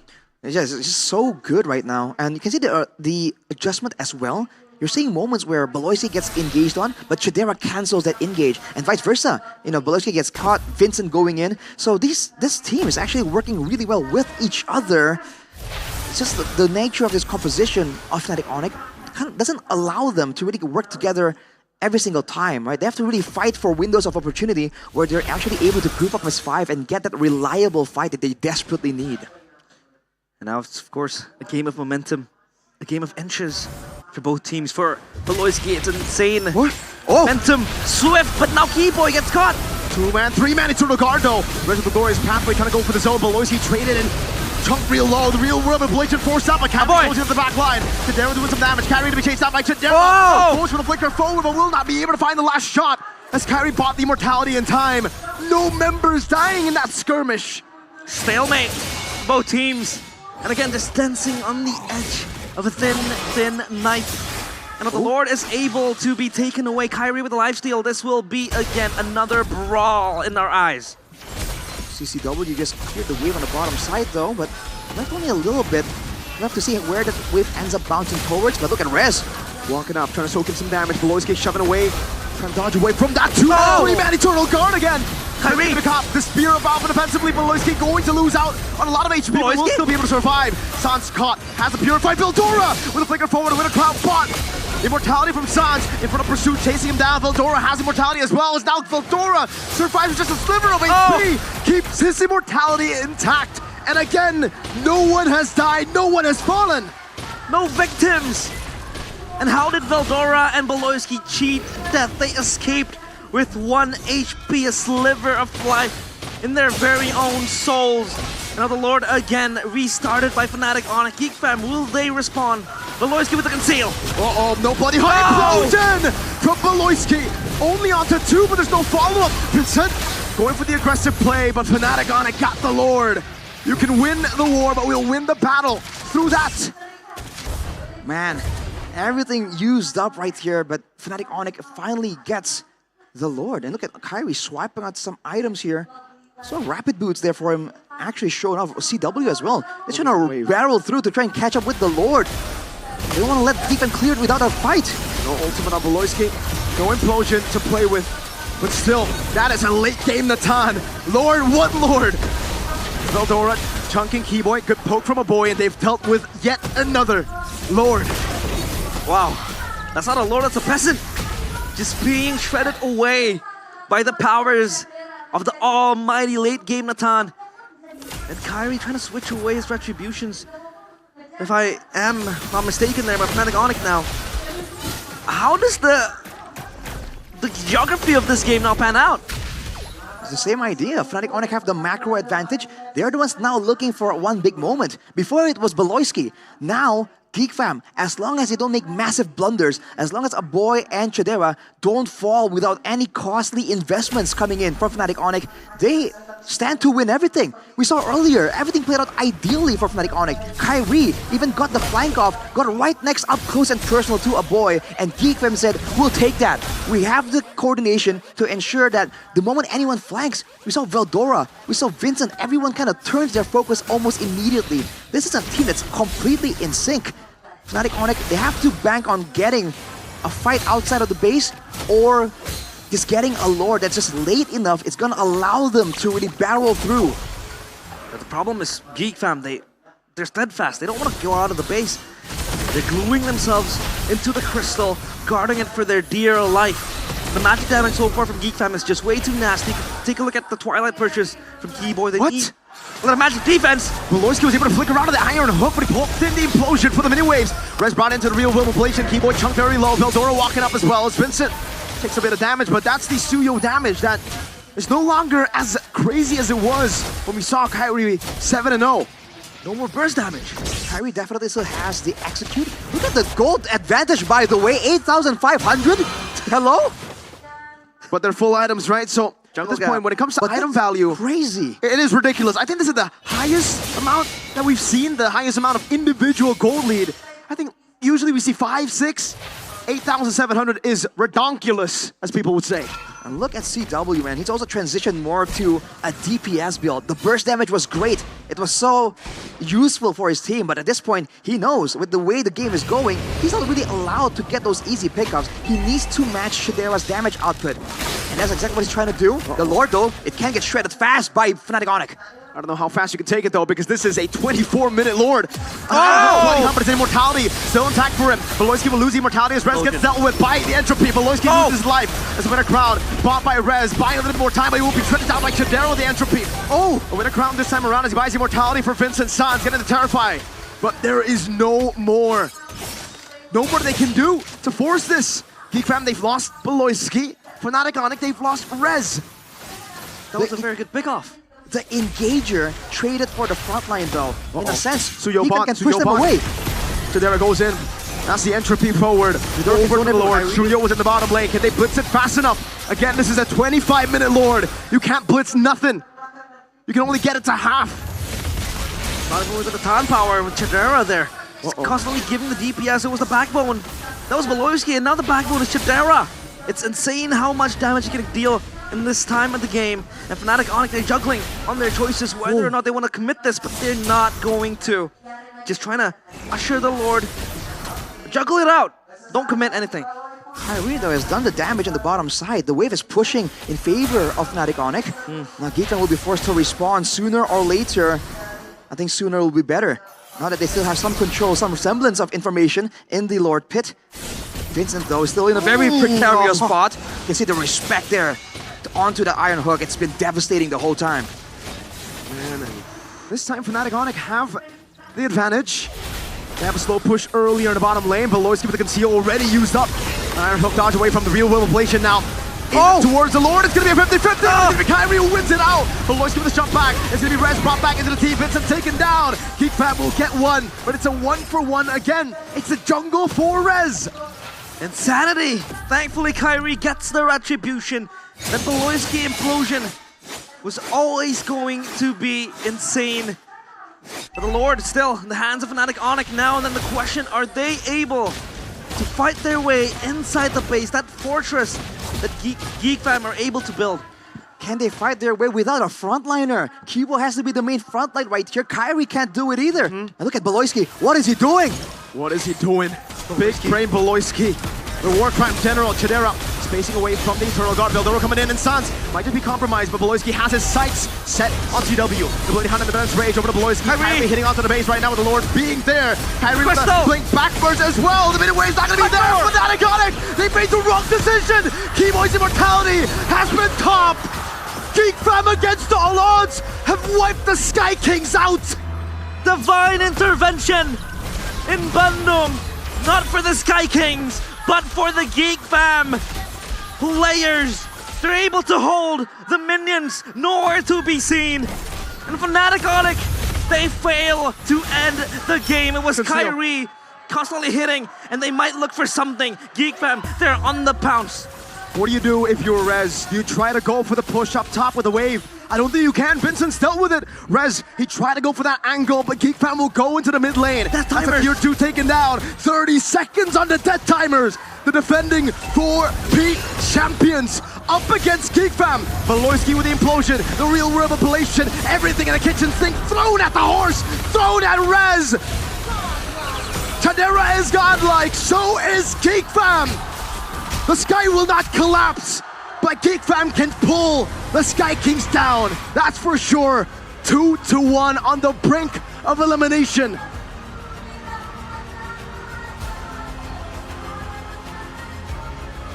Vulnerably, so much happening in that game. Fnatic Onyx, they have never been so vulnerable before. But Geek Fam, they pull it out, that last minute defense. Fnatic Onyx now on the brink of elimination. Just one more game. Geek Fam, 2-1. When you play with margins so razor thin, you gotta be careful not to cut yourself. Fnatic Onyx, slivers of HP away from denying, from taking that crystal away from Geek Fam. But they were able to do it. The rock solid defense of Geek Fam, man. Again and again. We thought it was gone. This perfect impenetrable shield of Geek Fam in the base. But here we are witnessing it yet again. And it has worked. Geek Fam match point. I'm out of words. I'm slurring my words. I'm sorry, but Kyrie was eyeing the crystal. He was about to end it. It was like 2 hits away. But then you see the orange effect in the crystal, which marks that the backdoor effect is in motion.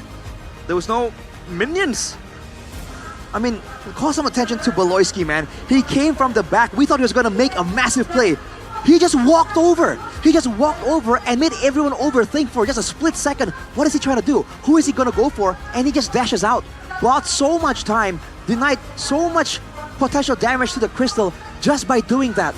The bluff, the mind games from Big Brain Beloyski. That's why we call him Big Brain Beloyski. He can go 0-7, but that's the power spike for him. That was disgusting. It doesn't matter if he feeds. It doesn't matter if he implodes the minion wave.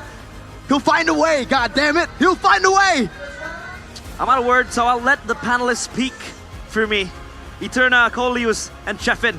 I know Chefin is laughing, but take it away. Thank you so much, casters. What a dramatic game. And now we're at match point. I'm pretty sure all the Sonics out there are shaking. Yeah. Right, 1 game away. And we have to say goodbye to our 4-peat defending champions. But yeah, we already talked it behind the screen before, right? And on the third game, I think on the second game, CW is using Nathan, but the difference is they don't have any enabler. They are using the Khalid as a roamer, but it's different from this game because they have Eve and Tigreal. That's why Kadera have a lot of repositioning and can wipe it. Sorry, Why? are you okay? You thought I was laughing? Huh? You thought I was laughing? This ain't no Kevin. game. This ain't no joke, bro. This is Geek Fam. This isn't a joke. Actually, I can vouch for him. He was screaming the entire time. I think my ears hurt from that last scream that he made. It was like something out of like a metal song or something. Okay, now I'm breaking character, but it's just, oh man, I'm out of words, man. It is just, as they said earlier, divine intervention and also Beloyski. You know, sometimes he's a smart fella, sometimes he's a fart smeller. Yeah, that's the way it is. And Beloyski at a time, you know, he might implosion the minion, he might implosion 3 people at the same time. It's just the way he handled the pressure and also the late game burden that he has to bear. Because at that game, it was like Keyboy versus Beloyski with the backing of Chadera and also Sans, because they were the one that has the responsibility to cancel the engages. I like that you highlight him because he's our player of the game, presented to you by our official tournament smartphone Samsung Galaxy S24 FE. 89% team fight participation, by the way. And you guys were wondering about his choice of emblems, and we got to see it earlier on. Talk us through the emblems. Yeah, because he's using the put yourself together, so he will shorten the cooldown of the flicker. That's why he needs to wait for the momentum to using the flicker and implosion combo at the same time. And we already see it that Beloyski is very patient, wait for the momentum until he gets the flicker implosion moment, got CW, and CW is getting killed.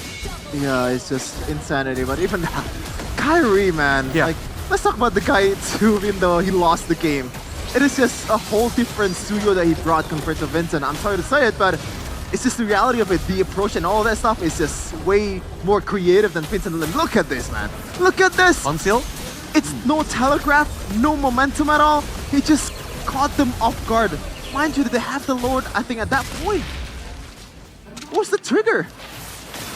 I guess that's just BBB things. Yep. BB. Rainbow Loy. Rainbow Loy the thing. broski. Yep, and this time I think it's overextend from Fnac, where they are trying to end the game, but the minion is already done by Kadera. So look at that. The animation of the shield of the base is active.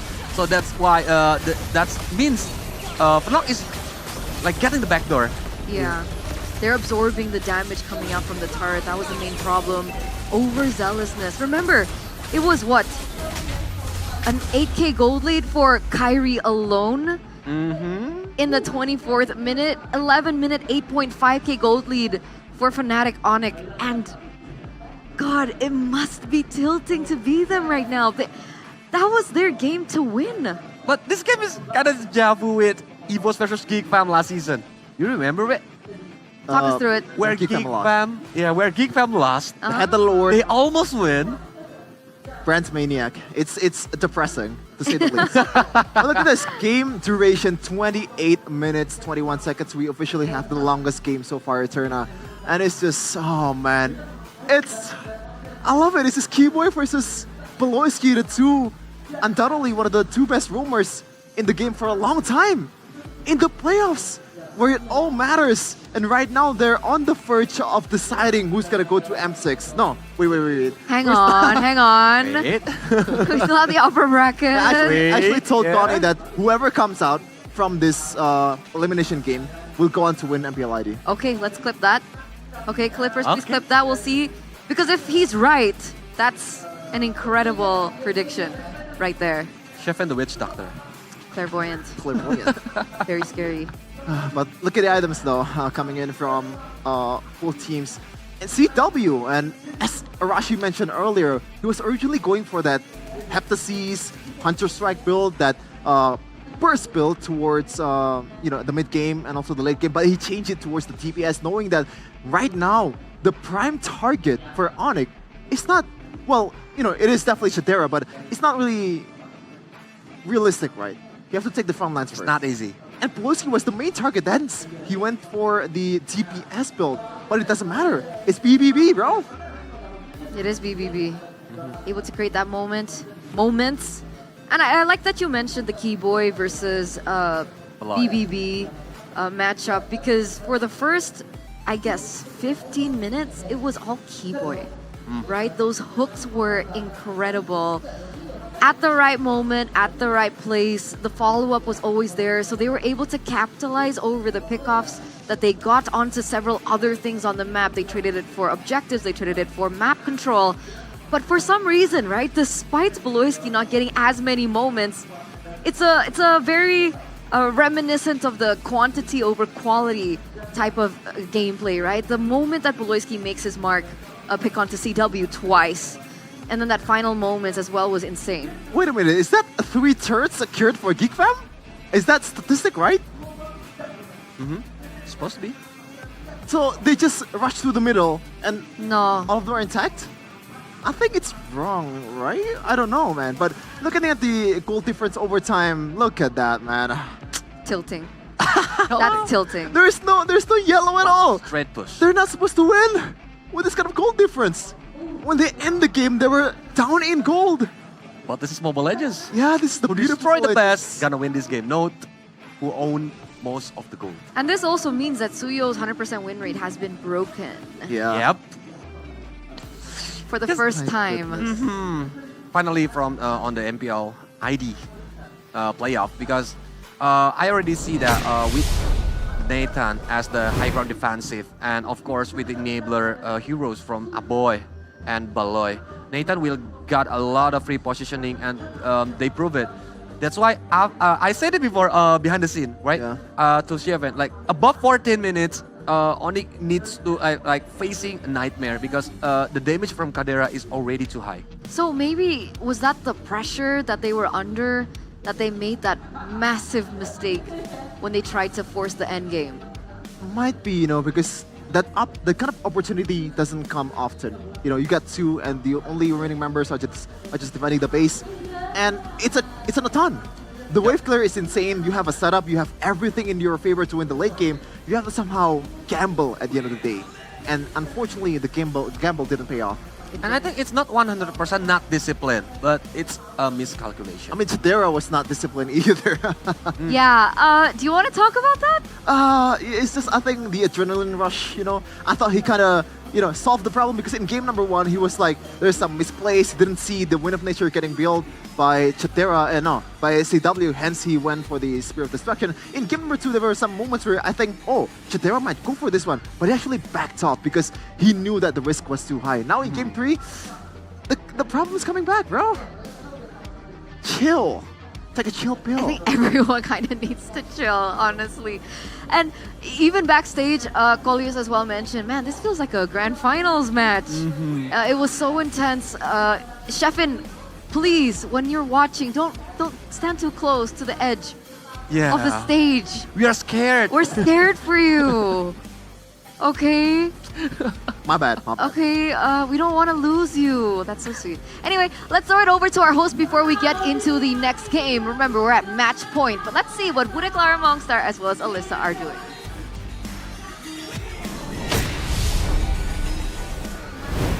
Dan aku ngelihat ini kayaknya menarik banget nih. Boleh diceritain gak sih, aku ngelihat banyak logo-logo tim kesayangan kita di sini ya. Ini ada kolaborasi khusus apa nih di MPL ID Season 14 ini?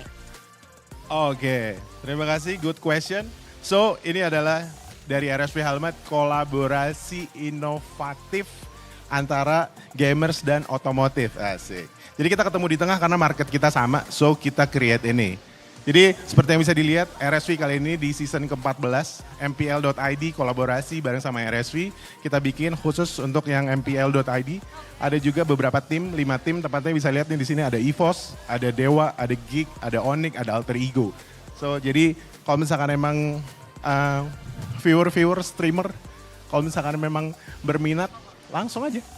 Bener banget, dan kalau kita nonton nih match yang sekarang sedang berlangsung antara Fnatic, Onyx dan juga Geek Fam, yang mana helmnya nih? Mungkin teman-teman dari Geek Fam Unity dan juga Sonic mau lihat-lihat dan juga pastinya mau membeli. Untuk teman-teman bikers, cantik banget, helmnya bagus banget ya. Dan ini keunggulannya apa sih kalau dari RSV Helm sendiri? Oke, RSV Helmet pastinya mengutamakan keselamatan, kita sertifikasi internasional dan nasional, DOT dan SNI. Jadi dijamin pilihan Anda tidak akan salah kalau misalkan memang memilih RSV Helmet. Apalagi livery-liverinya ini sesuai dengan para fans-fans garis keras para Sonic dan ada Geek Fam mana nih Geek Fam? Oh Geek Fam, jadi tahuan dia daripada gue. Ini mah alter ego. No, somewhere. Pokoknya kalau mau langsung mampir ke sini dan lihat langsung ya. Oh ini buat Geek Fam Unity, teman-teman bikers Geek Fam Unity ya, boleh langsung nih mampir ke boothnya RSV karena helmnya bagus-bagus sekali.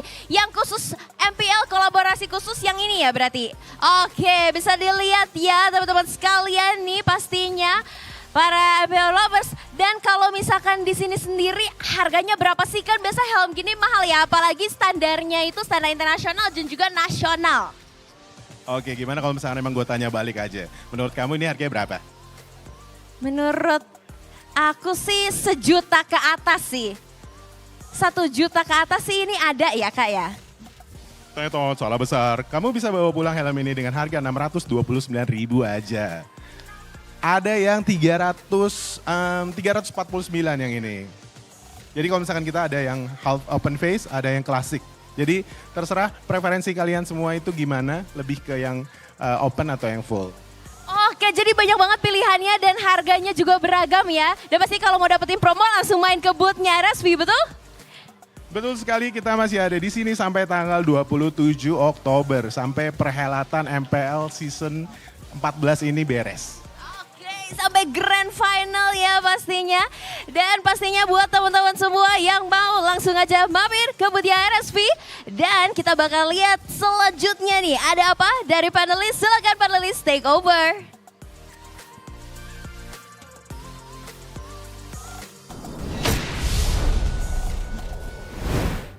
Those are some cool helmets. Guys, are you gonna get yourself one after this? After this, I'm gonna buy the helmet. It's like 600 tau. I might actually buy it right now because I'm worried that I might fall down. You're looking for Oh, the you're right. Oh, So if he falls down, he has a helmet on. You know? Right? Because right now I'm lowering the chances. Don't joke on it. Yeah, I'm lowering the chances that my skull's gonna get crushed. Now I'm gonna break my neck. Hey, let's get back into the game, I think, because it's the 4th game, and it's really important because it's match point for Geek Fam. Match point. Fnatic Onyx led the first series, and Geek Fam were able to come back with 2 games in a row. And now we are given a possibility that Fnatic Onyx will not be present in the finals and for M6. The keyword, possibility. You have to remember in season 13, they were in this exact situation. They were leading 2-1, and Fnatic Onyx completely changed that. Go crazy.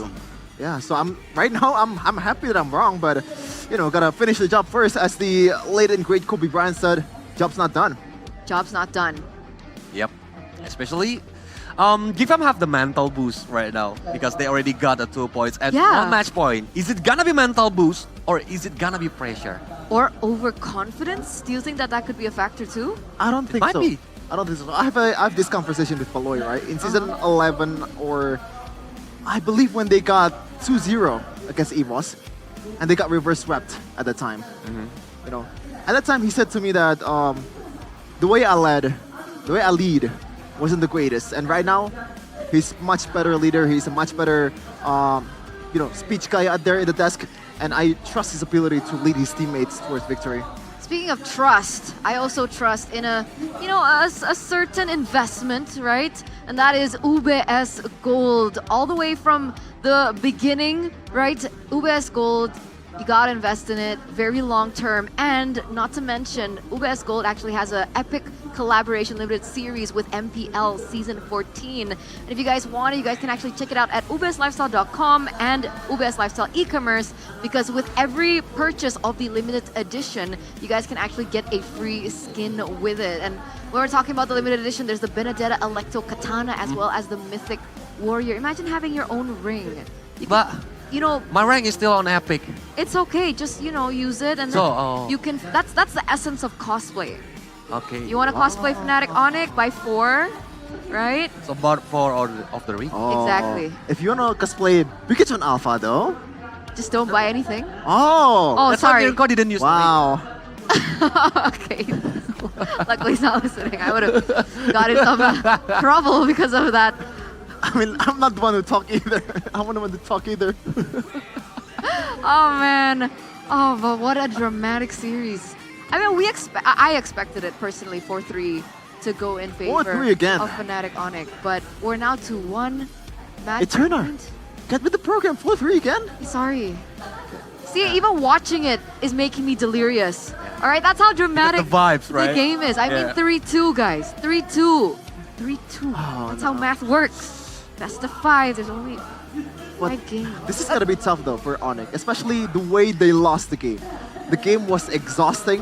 The game was in their hands. They had the map control. They have everything on towards their advantage, but they threw it all away, which is a lot of time. It really demoralizes you. It's tilting. Yeah. Right, the most basic word for it Miscalculation. is tilting. They're tilting.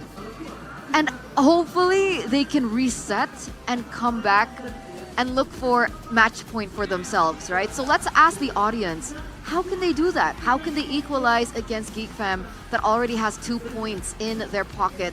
And looks like survey shows 50% stay disciplined in the late game. Number 2, we have reduce.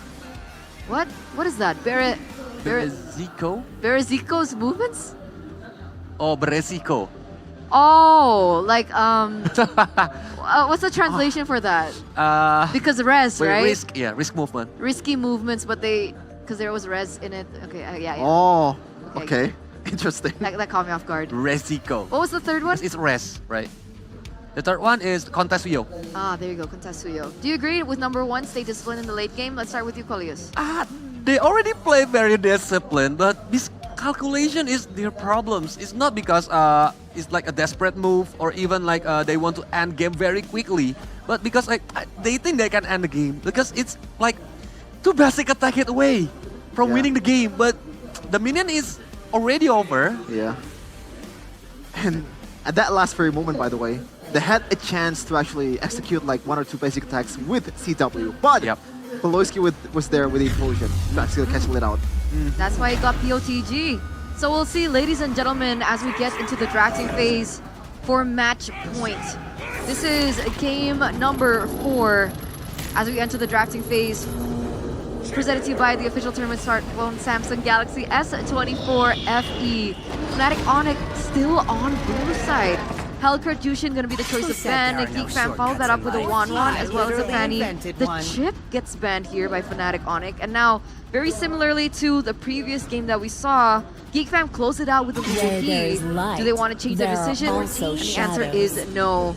This should be Suyo first pick for Fnatic Onic. What's your call? I think the drop is not the problem, but they need to wear off the Eve and the Tiger from the Lloyd. That's what they need to think about it. But are T-Boy gonna use another Franco? That's the question. On Hylos is on Geek's hands now. So not really the greatest matchup for the Franco, whether it's EXP or the roaming. Like if you want to actually use a Franco combo, it has to be either, it has to be carry. Beatrix is impossible for you to burst down this Hylos very fastly as fast as carry. But there's still some, option that they can explore though. And by the way, Beatrix, the first time she lost too, right? Yeah. Just like Suyo.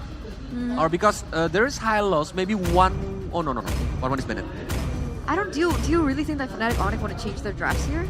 I mean, they were supposed to win with that draft anyway. It wasn't like a draft gift or anything. Oh no. Oh, they go okay. Oh no. This is scary. Ooh. Keyboard! I just have flashback with Keyboy Tigreal during the M5. When he defends the base. Yeah. Yeah. I mean, what Poloski did was kind of reminiscent of what Keyboy did at M5, right? Almost.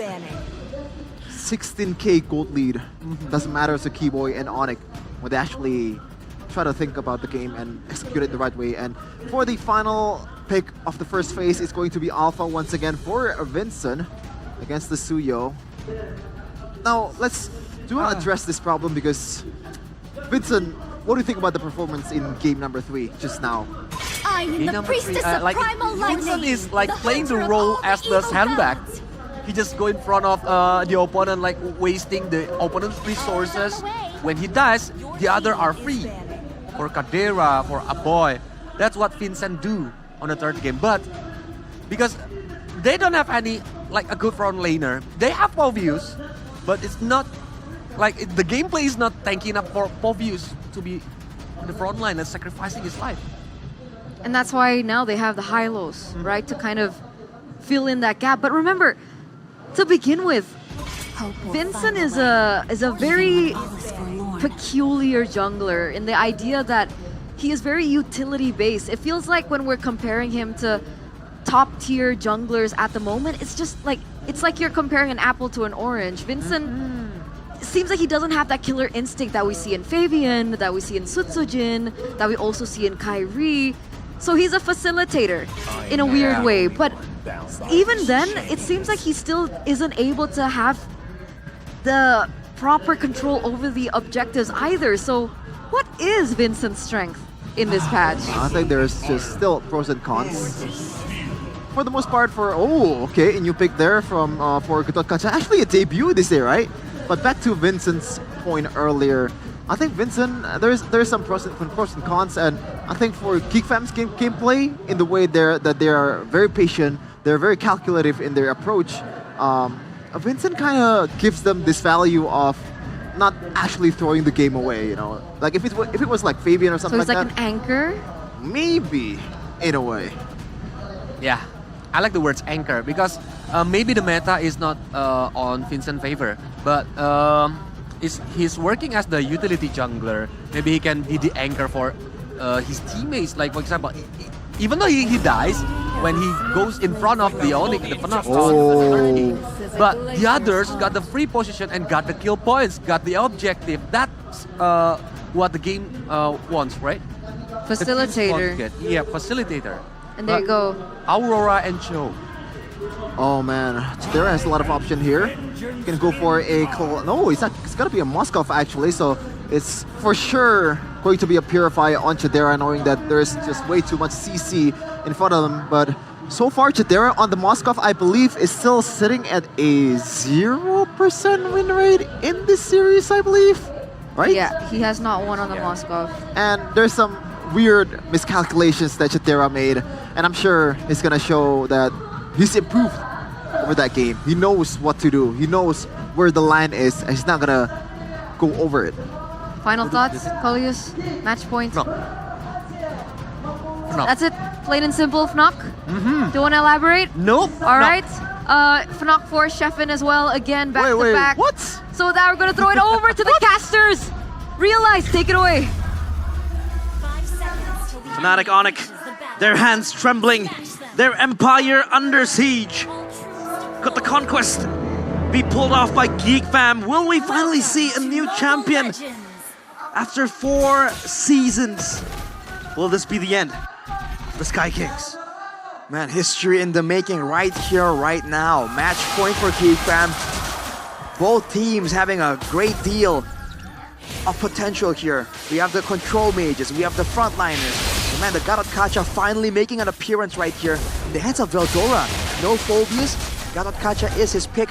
Running the Vengeance, not the Revitalize. And with 2 Purifiers to respect the Tigreal. And for Fnatic Onyx not having any defensive spells, just flickers all across the board. Definitely a risky proposition. Looking at the emblems by IndyHome here, tenacity for both front lines of GeekFam, the Hylas and the God of Kacha. And in the gold lane, that's the Master Assassins for Chidera, going up against the weapon mastery for CW. So it's once again a bid to the late game for Fnatic Onyx. We've seen how that plays out, man. It's going to be a dangerous game. What's your projection on the top side on the XP lane? Who really wins the team fight, or will it much more be a prio or rotational type of play for the XP laner? I personally prefer the Gatot in general over the Cho. More card control, more survivability, better macro attempt. Less execution needed. Exactly, That's true. Easier. But you also do a lot more things independently, right? You can kind of have your own card control tool, you can do damage, you can kind of regen with your passive, and of course that macro presence. With GeekFam having the Spear of Destruction and the Avatar of the Guardian, Fnatic Onyx are always second-guessing, always thinking that that could be a possibility. Yeah, global presence. It's the name of the game for GeekFam. They have both of that already. And now the turtle respawns. Of course, GeekFam, they are quick to respond, but Fnatic Onyx, they have 4 members corralling this site. That's a Jiku doing the way to drag it into the Frigid Glacier. Revitalize, trying to save him there, but it's not going to be enough. Vincent taken down. Now it's a freeze over to Veldora. Do some damage back to Rez while walk in again with the Jiku Do. Finding Beloyski, a 2-kill lead for Fnatic Onyx as we get into the game. 2 minutes in, this will be free. The turtle for Fnatic Onyx. Also, interesting situation there. GeekFam with getting so far up, taking the brunt of all the card control. In theory, right, they have a lot of frontliners that can kind of pressure away using Beloyski on the Hylos, Veldora on the Godguard, who got level 4 by rotating to the mid lane there. But no, the Avatar of the Guardian wasn't even used. So that was an interesting development, but look at this, CW! Yeah, showing him that it's the Beatrix, not you, that solo killed me. Bottom side becomes even much more spicier. Chadera has been able to dominate CW in the past 2 games. I feel like it has been very hard for him. Now, of course, they're going in 1v1. Oh! It's the Beatrix CW! Trading into the Wesker as he shot the Bennett's Rage. Wow, the creativity of just the decision to go for Wesker. Wow, he just knew. He just got a read on Chadera and how he was supposed to play there. Man, I wonder if he actually got grazed by the Bennett's Rage as well. Wow. Look at the hero combo here. This was standing at 100%, I believe. Now it's 1 loss. The Suyo and Beatrix was completed by the Hylos as well in the first 2 games. Now it's a different composition, a different combination that Fnatic Onyx want to have. With Keyboy, an equally impressive playmaker, matching up to Beloyski that's now on the front line. It's definitely an interesting game unfolding before our eyes. And of course, bottom side, Chadera has to play a bit more safe. He has to even run the Purify. Because of the humongous amount of CC coming in from Fnatic Onyx, they have so much control as well. But for GeekFam, what are they eyeing on? What are the timers, Arashi? GeekFam, they gotta wait for, I think, either power spikes for Vincent, for sure. And along with that, I think Veldora. If Veldora can get tanking up and actually, again, do the hybrid job of taking damage and dealing damage, they can really swing the fight in favor of GeekFam, especially if he gets face-to-face against Kyrie. But look at this, oof. A Tigreal and a Cho running at you, that is a terrifying sight. Very, very terrifying. You can see the hand cam of Kyrie, obviously, here on the Suyo. Turtle started. Keyboy able to go for the shove into the Frigid Glacier. Nothing you can do, Veldora, not even on a Gatot Kacha. I don't know, man. The Vengeance, is it really the answer to this burst comp over the Revitalize, Arashi? Kyrie, 2 free turtles. Moskov getting a bit of hits over to the turret up top. I feel like he popped the Vengeance quite late there as well. In theory, right? If you can't really get, if you're stun locked so far, you can't even use, you can't even hit using your passive, then the Vengeance makes sense. But he hasn't really been using it well, regardless. The Beloyski though, with the zoning glorious pathway, I'm kind of feeling this Hylos pick a lot. Yeah, just trying to zone out TW up top, but now he will go hand in hand with Keyboy. Uh-oh, Vincent again picked off, and it's as easy as that to pick Vincent off on the Alpha when you have a Cho and Aurora. That's why the Cho is so important. Oof, look at that, Cho is going around behind, but look at this, Beloyski caught out of position, Implosion solo. And the Frigid Glacier, that's the lockdown. The Bennett's Rage too. The pickoff comp, man. When you have a single target lockdown, and then Bennett, and then Aurora, that's it, right there. Yeah, they have so much control, but they're not committing into full 5v5 fights. They're mostly just slicing it into 2, just trying to get a pick off. One was with Dragon by Rez, and then Keyboy committing the implosion. No, GeekFam, in disarray. I mean, man, these pickups are kind of unfair. It's not like GeekFam is kind of losing 1v1. It's always like a 3v1 for the members of GeekFam, so technically there's still a chance for them to kind of come out on top here. But oh, Avatar! Doesn't land. No, Sans flickers out of it. Safe. That's where we were looking for, right? We wanted to see the Avatar of the Guardian being used to its full potential, but instead, look at this. With only a flicker, Fnatic Onyx were able to get the second turret at 6 minutes. It's a very early turret. Yeah, the Sky Kings are mad. They want to end the game as soon as possible. Look at how wrathful they are. The Keyboy hiding in the bush. Has been a quite hard game, last game for him. Not much of a Keyboy moment as we know him to be. As Geek Fam, at least this time around, they want to corral and control the turtle. Fnatic Onyx, they want to grasp it with 5 fingers, both hands. Keyboy dangerously all the way in the front, but look at this. You see the zoning from Rez and Keyboy. Alpha's very, very vulnerable. This kind of position, Vincent not going to go for the Spear of Alpha just yet. That's explosion, lock them down, and wait, a dragon from Rez to bring him in again! The Avatar of the Guardian defensively, Kyrie with a stun over to Beloyski. He will be able to escape, Veldora does too, but again, Vincent has been taken down. CW! Oh, almost went for the snipe, almost took Beloyski down. Ooh, always want to defend, but that mid tower will fall. Great value for Fnatic Onyx. They have the superior rotations. Rez on the throw, man. Despite the God Catcher having the global presence, we're seeing Veldora really struggle to match his impact. He's been all across the map again and again, and Veldora, I don't know, he's just losing out in effectiveness. That's not what we were expecting with this God Catcher pick. Veldora has been bullied most of the times. He's not able to sustain until the end of the team fight. Mostly defensive avatars. And so far, Rez looking to again engage forward. They have so much control. And that stuns the AoEs. It's all just putting Geek Fam in check. They can't advance further. Fnatic Onyx, they have the defensive line being built so far. And with the turrets all secured from Fnatic Onyx, already 4 turrets at 8 minutes. Usually you can see Chidera maybe push a bit further, but because Geek Fam can't really go outwards without leaving the security of their own structures, this means that Chidera is also limited on how far it can push up due to the lack of information. They have no idea where Fnatic Onyx is at all times, and it's allowing them to go for angles like this. These weird flanks, Rez. Very scary. Glorious pathway by Beloyski. Avatar Guard into the back, CW with the flicker backwards. Sans, Freezing Glacier catching 2! No initiation, Veldora's buying a lot of time. Vincent goes in for the Spear of Alpha and will be able to get the kill down, but Veldora has been isolated, gunned down by CW, who's on a killing spree. Rez with the shampoo, gonna be stuck down as well. Kai from the side getting a boy, and Rez surviving, and SOD tanked by CW to stop Rez from getting picked off. Again, the Sky Kings, they raise their fortress stall. Not even Beloyski might be able to enter. And Fnatic Onyx, 9-1, a dominant game. Geek Fam, again reminded on how immortal, how crazy the Sky Kings are. This is a crazy pace that Fnatic Onyx is pushing onto Geek Fam, man. Every single time there's any kind of resemblance of a fight, it's just going so well. And the Aurora pick is really paying dividends for Fnatic Onyx, dude. Every single time there was a big attempt, the Frigid Glacier just zones the whole rest of the team so that Geek Fam can't really move together as a unit. Fnatic Onyx capitalizing on the fact that Geek Fam operates in unity, right?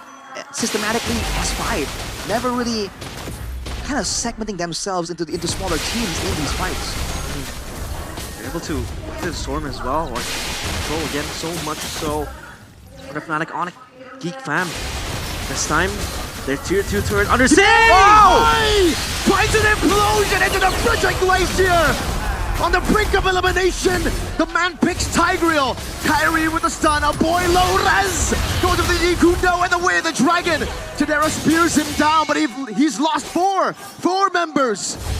The Guardian of the Sky Kings, the Guardian of the Empire of the Sky Kings again, showing what he is made of. Divine he is, so smooth, so sweet. It's a wipeout to take us to Game 5. Shaken, but not broken. Game 5 on the cards. And the Sky Kings, relentless. Their empire still defended. They will not go down without a fight. 2-2 for Fnatic Onyx. As if trying to dispel the doubts of everyone, including us on the desk. Everyone looking and hoping for a new era right now. Fnatic Onyx says no. You must have forgotten who you're talking about. The Sky Kings with a dominant performance there, completely demolishing Geek Fam. If Geek Fam want to play that late game and they're content letting go of that early game, Fnatic Onyx will just double down and come in with even more aggression. Wow, man. The Chode and Tigreal completely just destroyed Geek Fam. Vintage Keyboy. Vintage Keyboy, the implosion. It's the nail of the coffin. And the Sky Kings, they don't take losses lightly. This is what separates the Mortals and the Sky Kings. The Sky Kings, they hit back, they hit hard. Look at this play. Vintage Keyboy, like you said, at M5, when things mattered most.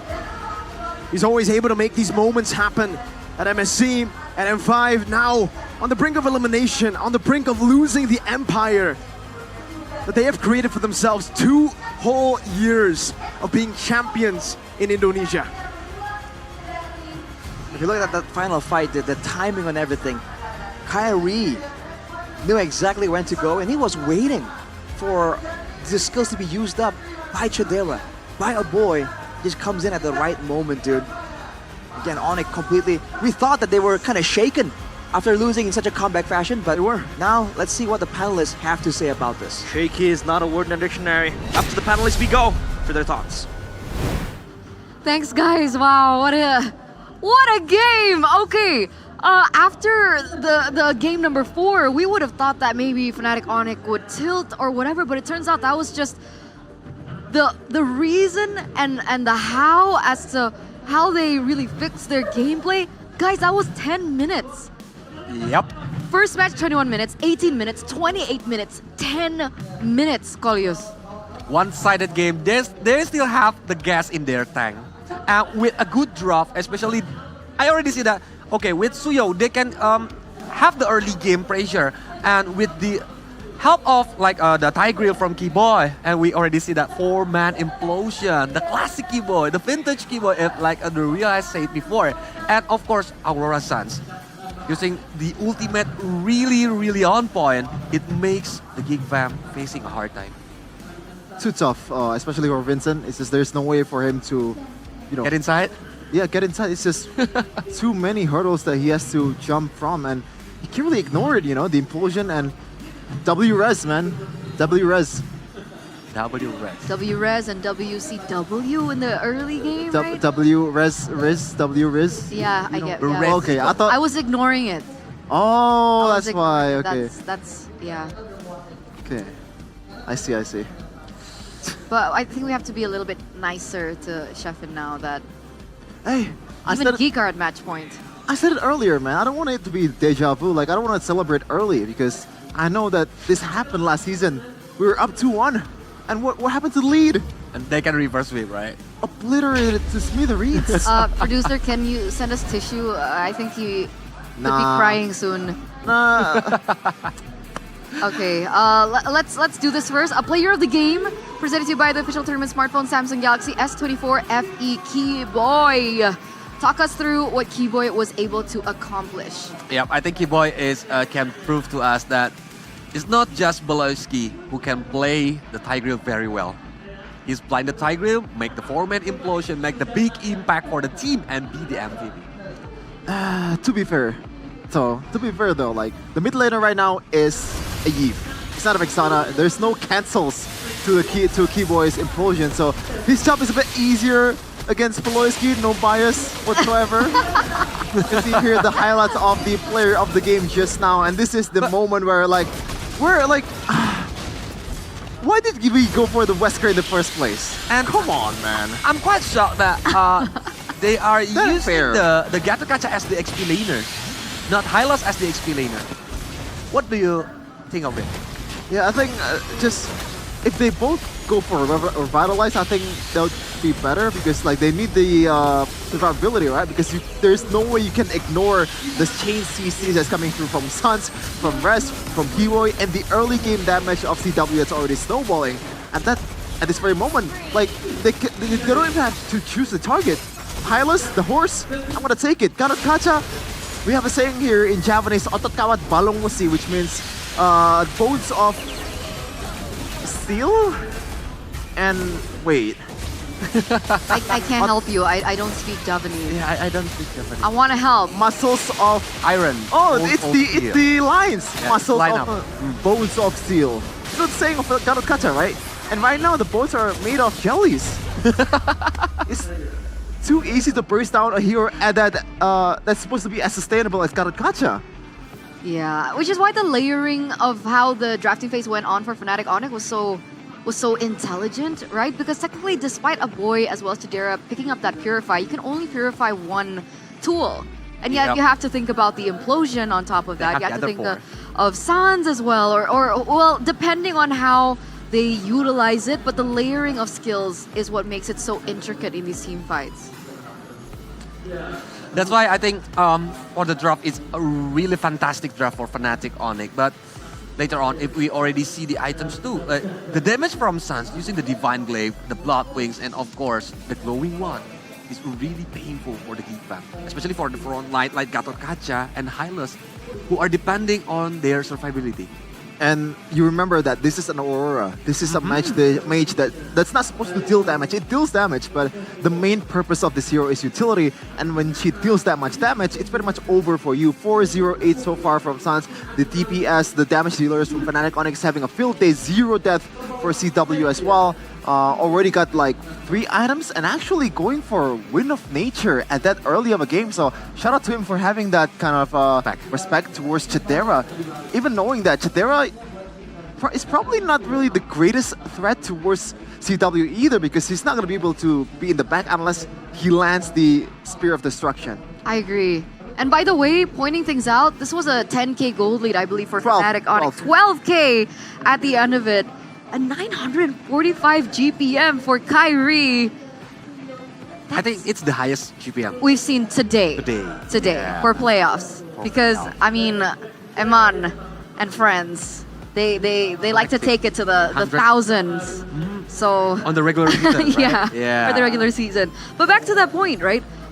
He went in Divine Glaive, but Geek Fam have not even been able to pick up any magic defense items Like Athena. anyway. So even if Geek Fam looked to try and counter the magic damage that they received in these team fights, Sans is like, bro, I already have a Divine Glaive anyway. I one-upped you. It's like a game of chess. Yeah, it's for a good reason, right? They didn't build the magic defense early because the main damage dealers are the Suyos and also the Beatrix. W. Yeah. That's why they are building the physical defense first, but when they are building the magical defense, it's too late because Yeah. the gap is too far away. Oni can win this game easily. 10 minutes. The Fallen Kings are angry. They came back in game number 4 with Oh, a man. vengeance. How will this turn out? We're going all the way, ladies and gentlemen, to a full best of 5. My prediction can still be correct. 4-3. Why? Why?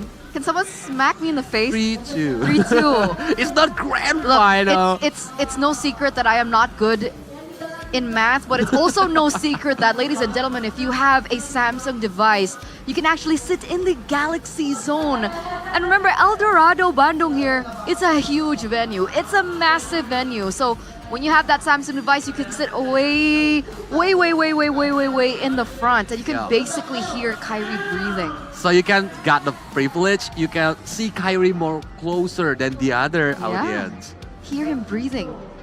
I know Sheffin wants to be there as well because No. most of the brand ambassadors sit there too. He wants to be around the. I think I'm disgusted. I think the fan on the left there, she had a saying "Go Ohio" something worse or something like that. Bro, how rotten is your brain? But speaking of rotten brain, Eterna, you said that you're not good at math, right?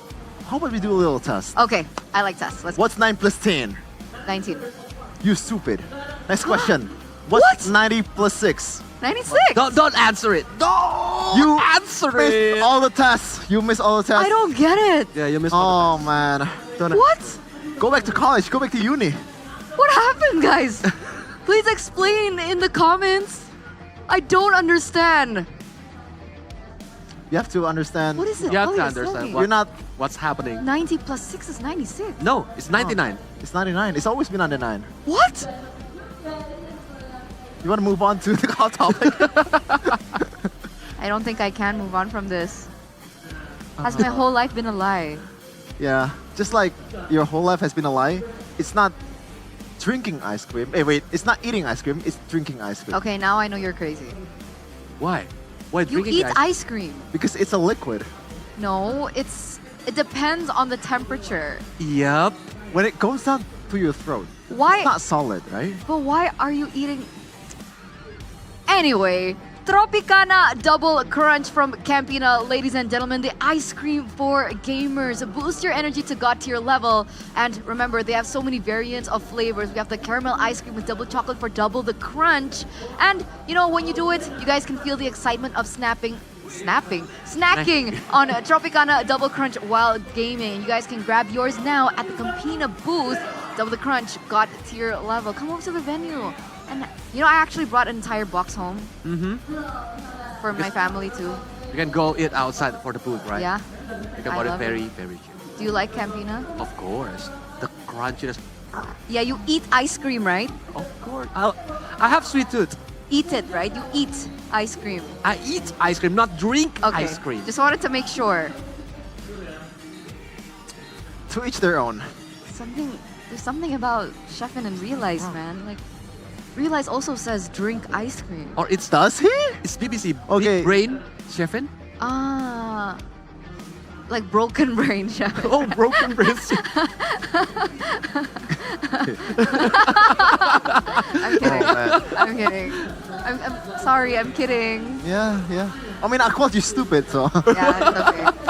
All's fair in war and stuff. But what's also fair, actually it's not fair. It's not fair for those of you who don't know. It's not fair that you guys need to get your hands on Head and Shoulders to wipe out that itchy and gross and wet dandruff right now. Switch to Head and Shoulders Lemon Fresh Gatot Kacha up to 100% wet dandruff wiped out and itch protection. Like the heroes that Feldora used before. Oh, you're right. And he got wiped out.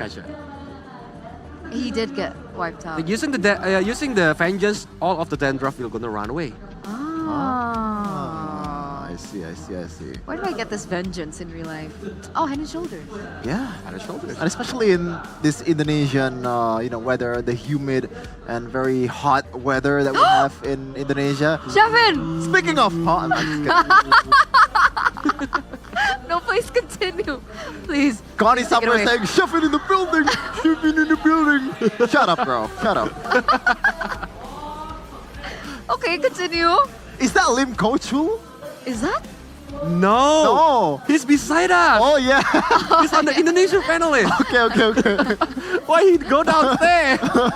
Why are you nervous, Isn't Chefin? it beside the girl? They realize that we say Lim Kochul? I don't think so. Why They are have you a serious nervous? topic like that. He seems nervous. During that, hair cam by Head and Shoulders segment. What's going on Why, here? Chefin? Me? Tell us. Tell us. Talk to us, yeah. Nervous? Why you look nervous? No, I'm not nervous at all. What are you talking about? Really? No. But I see your eyes is on the television. Maybe it would be different if it were Rashi. Oh. Understood. Yeah. Understood. But going back, ladies and gentlemen, now back to a 2-2. It's match point for both of these teams. One more game away for saying goodbye to Fnatic Onyx. I wouldn't even say Kingdom. I'd say Era. Fnatic Onyx Era. It's been 4 seasons that they have dominated MPL ID. And they're one game away of saying goodbye to all of that. That's why everything can happen, because from best of 5 to best of 1 series. It's their last game match point for both of them. Do you guys think there is it's morally wrong to wish for Onyx downfall? No, it's fine. Yeah. For you, it's okay. For you, it's okay. It's just specifically Chefin, it's okay, guys. Okay. But yeah, We'll give them a pass. let's actually talk serious right now because Coach, as I said, did I say it earlier? But Coach Raja Yeba, he's known for making adjustments. He's known for making, he has this whole squadron that can play a lot of heroes that a lot of other teams cannot. Like I said it earlier, Yeah. sometimes the composition doesn't make sense, but when you think about it, when you take account of the mechanical prowess of each individual, it's gonna make sense. So I am very scared of Game 5 or Game 7 Onyx because the amount of information that they've already accumulated throughout the series, and they pour it all in the draft. You know. Okay, so if that's the case, would you change something from the drafts? But before we answer that question, we're gonna give it a little bit of suspense here. Let's build some suspense because we're gonna throw it over to our host before we get to the final game of this best of 5 series. We'll see you soon.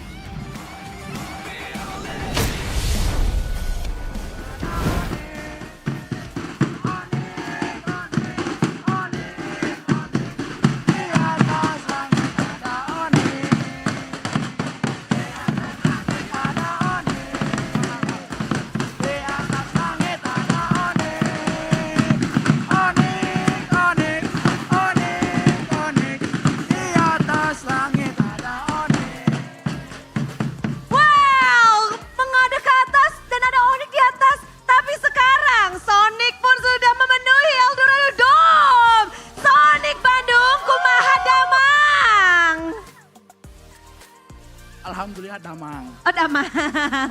Bah ya, ini Sonic Bandung. Kayaknya kalian udah prepare banyak banget ya buat babak playoff ini. Ya dong, banyak. Ini kita alat drum juga baru. Widih. Kita bikin bendera juga baru. Widih. Sama kita bikin merchandise khusus Ultrasonic dong. Aduh. Jadi memang ini spesial banget Sonic yang ada di Bandung. Semuanya udah sini. Dan gimana sih kalian melihat? Kita udah akan masuk ke game kelima. Untuk match penentuan nih buat Fnatic Onyx. Bagaimana Sonic ngeliat ini? Ya kita terus dukung aja apapun hasilnya tetap kita dukung Onyx. Apapun mau menang mau kalah tapi harus bisa menang sih harusnya. Mau Percaya kalah? menang kita. Nggak ada kalah berarti ya? Nggak ada dong. Pede dong. Pede dong. Tapi lumayan dak-dik-duksers ada nggak sih yang ingin mungkin dari Sonic? Khususnya yang ada di Eldorado Bandung ini ingin kalian sampaikan. Karena ini game benar-benar menentukan. Kalah nggak ada lower bracket. Kalian nggak ada bukan dari upper bracket nih. Ya berarti Onyx harus melakukan yang terbaik yang sebisa mungkin. Dan kami terus mendukungnya apapun hasilnya. Terus mendukung. Dan kalau ngelihat dari tadi sih kira-kira game kelima berapa persen ya bisa didapetin sama kalian? Berapa persen bisa kalian dapetin nih game kelima? 100% menang. 100%. Kalau 100%, coba Bude kepengen kalian kasih suara terkeras.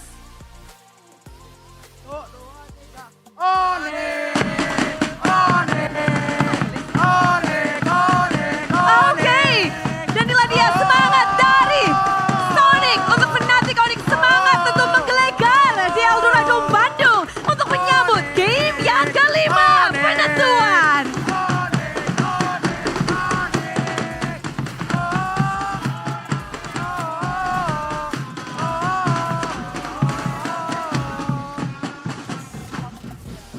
Selalu ada di sini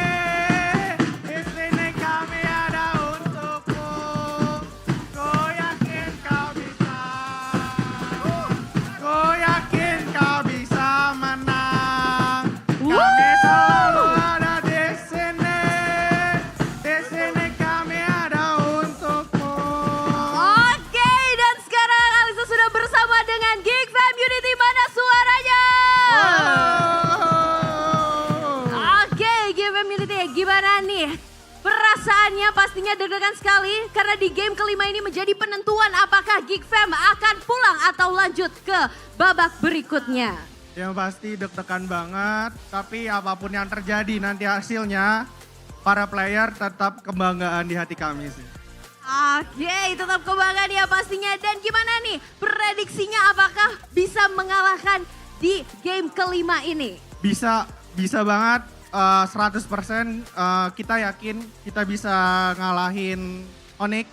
Karena apapun nanti rintangannya di game kelima, tetap jadilah pelangi di tengah hujan dan selalu percaya nakoda terbaik tidak lahir dari ombak yang lemah. Tetap jadi pelangi di tengah hujan. Pastinya kita berharap yang terbaik untuk Geek Fam Unity dan juga pastinya tim Geek Fam yang akan bermain di game kelima ini.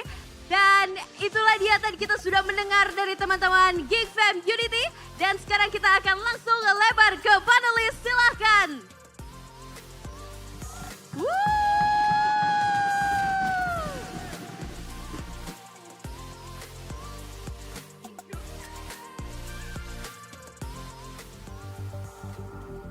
We're now down to the final game in this best of 5 series. Our second game of our opening in the playoffs, and we're going all the way to game number 5.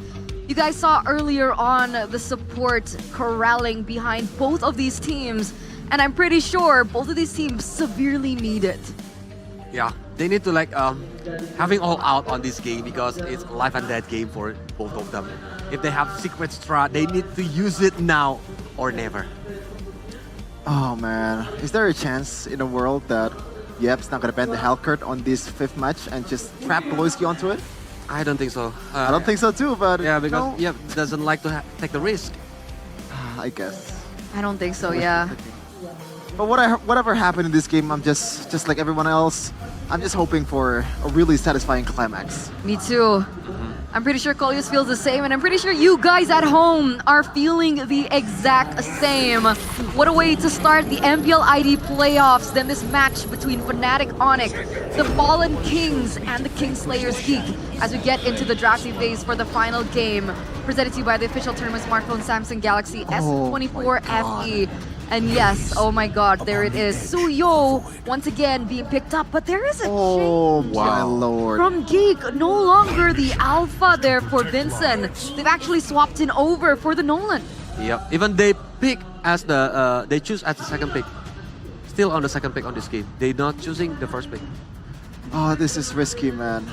It really, there's a lot of burden on Vincent's shoulder right now because as a Nolan, I don't think at this point you have to, like you can play passively, you have to be proactive. And I guess this kind of heroes, I don't think he's gonna do well, man. First of all, the Suyo, it's from a coach, a very prominent coach in MLBB scene, said that this is not the greatest matchup in the world. And also with the Beatrix, especially in the late game when you already have the Has Clause and also Wind of Nature, a trade is not possible for a Nolan and Beatrix. I think they prefer to choose Nolan because it can go to the back line instead of Alpha, who can just on the front line or waiting to be punished by the opponents. That's why they want to change their gameplay. Maybe it's their strategy, their secret strategy that they already trained before. But there's also a significant change coming in from Fnatic Onyx roster, and I say significant because that's a Faramis now. And technically, the Valentina is open. Is it a bait from Fnatic Onyx for them to pick up the Valentina here before it gets banned out in the second phase?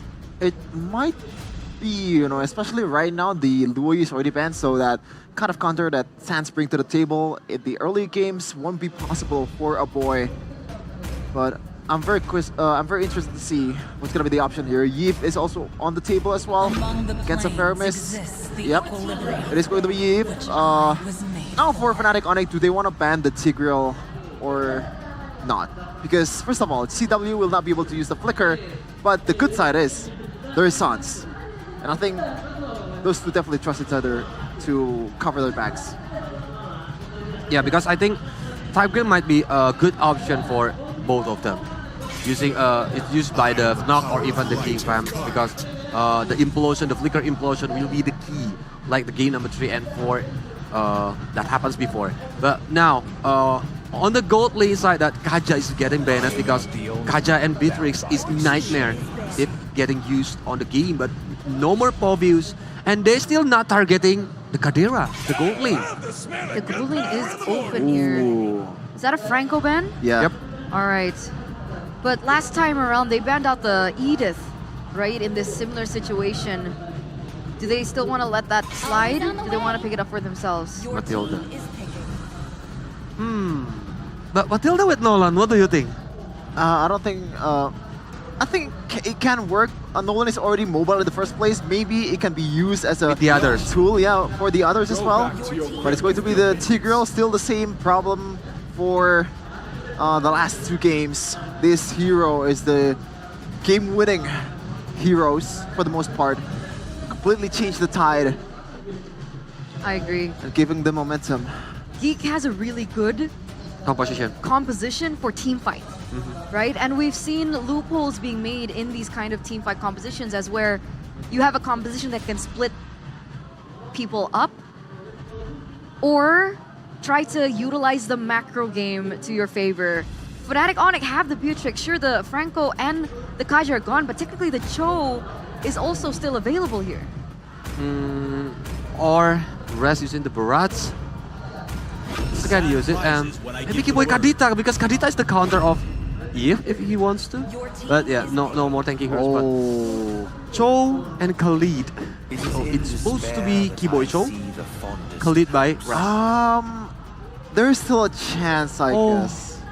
No, it's still Kiboy Cho, I think. As we were taking a look at that. Wait! We're gonna see Joe Keyboy? Yeah. Yep. I'm so excited. I'm so excited. If there's any Joe player other than Yao that I know and that we love, it's Keyboy, man. Keyboy back on his signature hero. How But he plays against the Joe. Beloyski Tigreal. Let's talk about that real quick. Shefin, let's start with you. Geek Fam all the way. Should I deep dive to it or like prediction? Just prediction is fine. Oh, okay. Colius? For me, I'm afraid to say this, but the king will fall. The king will fall. Okay, ladies and gentlemen, going to throw it over to the casters. Take it away. 5 seconds till the enemy reaches In the precipice of fate, both of these teams stand. One, having to beat their nightmares. Two, wanting to hold their empire together.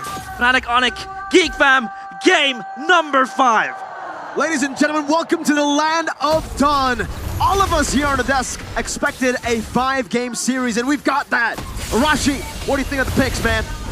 I feel like Geekman has a lot of potential, and the mid trio prio here, I feel like Geekman has a more of a say in how the game goes in this particular game compared to the last game, right? The Tigreal, the Yve, and the Nolan definitely is terrifying. We've seen that against the Faramis, it can be hard to maintain the lane prio, especially with the Cho running around. But when it comes to the damage and kill pressure, I feel like Geekfam has a lot more to say. Yve ready with the Rupture and the Wilderness Blessing. It's all about roaming again, around and around.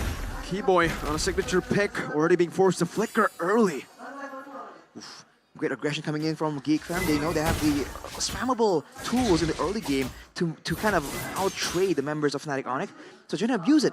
And even in the top side here, CW giving a lot of respect to the potential playmaking tools on the side of Geekfam. But you have to keep an eye out on the junglers. That's where a lot of this early game is going to rely on, right? Both kind of clearing fast, but the Nolan has always been a more consistent, fast clearer with a lot of mobility.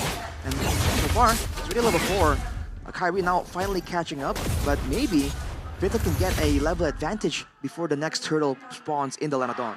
Well, these Keyboys are present to sniff out and mirror the movements of Vincent, just screen him away from the team fights and the skirmishes happening. Turtle's gonna spawn soon. Keyboy again looking for that angle. He's always his Cho that is not as flashy as other Chos, but he's there just to zone out the players of Geekfam or his enemies, and that always works in such an efficient way. But now Vincent comes in. Oh, Fracture, Sans very low. Beloyski walking up the regen, already popped in by Sans. Kyrie going for the immortal form. And it does seem like Geekfam will be able to take control over the turtle pit. Fnatic Onyx will respect it. Rez occupying the bush. Jumping on the Beloyski with some damage. Raging set! Oh! To 3 from Rez. Veldora pops revitalized. Boy going for some damage. Will be able to pick that guy off. A boy has the RWM now. Oh! A boy pops in the RWM in time. Rez going for the regen. It's going to help him against Vincent. But he does get the job done against the boy. Now it's a 2v2 in the mid lane. Kyrie has a stun, but Vincent is going to be locked down on the stuns. He has to respect this guy. Winning it out for Fnatic Onyx. Again, the Sky Prince, he stands tall, looks at Vincent right in the eye, and gets another kill. And Fnatic Onyx win out on this early skirmish. Ooh, this is great for Beloyski right here. Wave the dragon onto the Wesker. CW with a shotgun.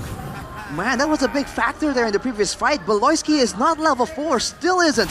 Vincent tries his best to go into the jungle, but the Cho presence, man. Keyboy was doing the bulk of the damage to a boy in that fight. That's a roamer zoning out the mid laner. Definitely right up Keyboy's alley, but look at this. Pressuring the orange. Won't be able to get it though. It's always a treat watching Keyboy with Cho. He's always moving away, zoning out the players of Geekfam. He's so brave and he's just so confident, the Cho. Oh, we're gonna try and punish Rez right here. Rez has cut the wave though, so Veldora is missing out on a ton of EXP. Getting a lot of time here. Yeah, it's just roaming around and they lay claim on the jungle control. Vincent on Crusher will be able to escape and he'll be able to go out unscathed. Right, man, it's all about keeping a boy safe in this early game. The mages are just so critical. And look at Keyboy, man. It's just so slippery to try and catch a Cho of all things. Yeah. And Chidera actually getting a good deal of farm from the mid lane too. GeekFam definitely understand the importance of letting Chidera get a lot of gold, get rolling as fast as possible. He is one of the main win conditions. But now with the early power spikes here, Thunder Belt for Rez, the cooldown boots for Kyrie as well, allowing him more mobility. Go, Baloyski. Way the Dragon Penetrate's coming down as well. Baloyski, before he can even pop the implosion, Vincent unable to get the burst on Sans. And he gets assassinated instead. Raging Sandstorm by Rez, a questionable one at that, but it is gonna drone Chidera away from this minion wave. And it's a big minion wave that Chidera's gonna miss. Oh boy, Vincent keeps going in after the fight has concluded to try and salvage, to try and get something. But he's not snowballing, man. He had 2 kills, now he's 2 and 2. He's gotta wait and wait for the right moment there, or just keep farming. Right farm is one of the main strengths of the Nolan, and Kyrie is level 8 right now. 2 kills, but been a lot more reliable in his decision making. Let's take a look at the replay here. Presented by our 2-man smartphone, the Samsung Galaxy S24 FE. Baloyski, the main engage tool, gets engaged on. Doesn't even have time to pop the implosion, and still Vincent goes in there. 1v3 technically. Gotta stop doing that, man. Yeah, that was so clean from Keyboy. Good target selection as well. Rez 1v1 with Vincent, but it's not going to be enough. Oh man, Vincent still so mobile, but look at Rez. He's just winning out on this lane, cutting away Veldora. Kyrie in the bush. Baloy might look for something. Could be a kill onto Rez. Oh, he got the stun. Oh! Rez with a fleet footwork. The man who has died so many times in the first few games, now on the Khalid. It seems like he's just unkillable, though he died once. Now you see him, now you don't. The rookie that was so doubted by a lot of Fnatic Onyx fans shows what he can do in the playoff stage, no less. Gonna be a trade by GeekFam to get the bottom side turret. Then Atan already with the Feather of Heaven, but on the other side it's going to be a BOD, already ready for CW. So now Fnatic Onyx has a lot more burst potential. GeekFam have to play it safe. Oh man, concussive blast damage from Rez over to Chidera, taking him to half HP. My G. Keyboy, man, so sleek, so sly on the show. He's uncatchable. And Kyrie now gonna control that topside jungle. It's Vincent and GeekFam as a whole. They want to group up. Is this how they want to play? For GeekFam, I'm definitely looking for some kind of combo here, some kind of long drawn-out fight. Fnatic Onyx, they're playing for those moments, right? The Way of the Dragon, Raging Sandstorm into a big combo, and then they back out. And to amplify that, they have the Netherrealm as well to just cut off any play. But look at this! Keyboy again with the Way of the Dragon. Now Raging Sandstorm from Rez! The Menace Rage gets rid of 2 of the frontliners like they are nothing. Baloyski Veldora down. Again, Fnatic Onyx will get a free turtle. 3 turtles, a 5,000 gold. CW with a sniper, boy! Flickering out, but Rez is right there to catch up the scraps. Vincent looking for some damage, but you cannot out-damage this complete crazy sustain of a Khalid. And again, the Sky Kings, they initiate onto Baloyski. They make the war crime general pay for his sins. Conceal popped up, but no follow-up whatsoever. See the desperation in Baloyski, man. He's been getting jumped on. He's been wanting to jump on someone, but Sans should be taken out. Vincent finally gets that assassination, but Sans respawns instantly, has the passive fully stacked up. All right, small win for GeekFam, but again, you can see that Baloyski desperately wants to be the one to make some of these plays happen, but Keyboy, with the superior mobility, is finding it so much easier to go for a fight. But look at this, look at that! Even walking into an ambush, he just slides out. Shunpu, man, that anti-CC perfectly timed by Keyboy. Martial artist at best. So we have Dragon. It's of course going to be a very important tool for Keyboy. It's number 1 to pick off enemies, but number 2, he functions as the zone out tool. Fnatic Onyx to just screen away, open up spaces in the maps, and open up the bushes as well. Now conceal play, they look for something again. Oh man, solo implosion onto Keyboy. Keyboy says, oh, I'll go for it. Great flicker from Baloyski. Now the glorious pathway by Veldora. This should be the punish on Keyboy, but it still is able to get out with the Shunpu. Real world with the Netherrealm to turn it around. Veldora will be dragged down towards the members of Fnatic Onyx. And again, it is 2-0. To Fnatic Onyx. GeekFam can't catch a break, man. Even there, when it seemed like they were committing, they were using everything to try and make sure that Keyboy pays for his sins. It can't be done. Vincent 1v1. No, this is not a 1v1, this is a 2v1. Sans walks up too. That's unfair, man. Raz is way too tanky. And he will be even more tanky. I mean, there's no way Vincent will be able to one-shot Rez with the sustainability he has and the tankiness that he has as well. This is just going to get worse for Rez, but Veldora with the gorgeous pathway and Keyboy walks up to, Baits out the implosion! Raging Sandstorm onto 3. No follow-up there, but it certainly did look cool. They baited out the Purify too, so it was still a big move. Chidera is going to be down for such a long time. CW almost threaded the needle there with a Renner apathy hit. I don't think GeekFam can even walk into the vicinity of this Lord. This is another free objective for the Sky Kings. No ulti. Oh man, Fnatic Onyx now. You can see that the frontliners are completing their Radiant Armors. Veldora! Oh, anyone at this point, right? Even Veldora, that's a tank. That's the man you should never go for, usually. But to Keyboy, he's like, nah, it's all good, man. They don't give a damn. The Sky Kings do what the Sky Kings want. You want to kick back a tanker? Oh, 1v1? Uh-oh. Vincent in the 1v1 against Kyrie. The fracture defensively. They're walking him down. They're Sandstorm. And Kyrie will just cut him to pieces.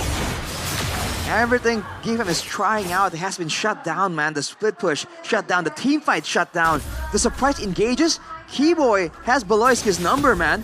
GeekFam has to kind of get some more coordination between Beloyski and Veldora. You're seeing that when Keyboy goes for a pickup on one of them. Oh man! My God, Keyboy, you mad lad!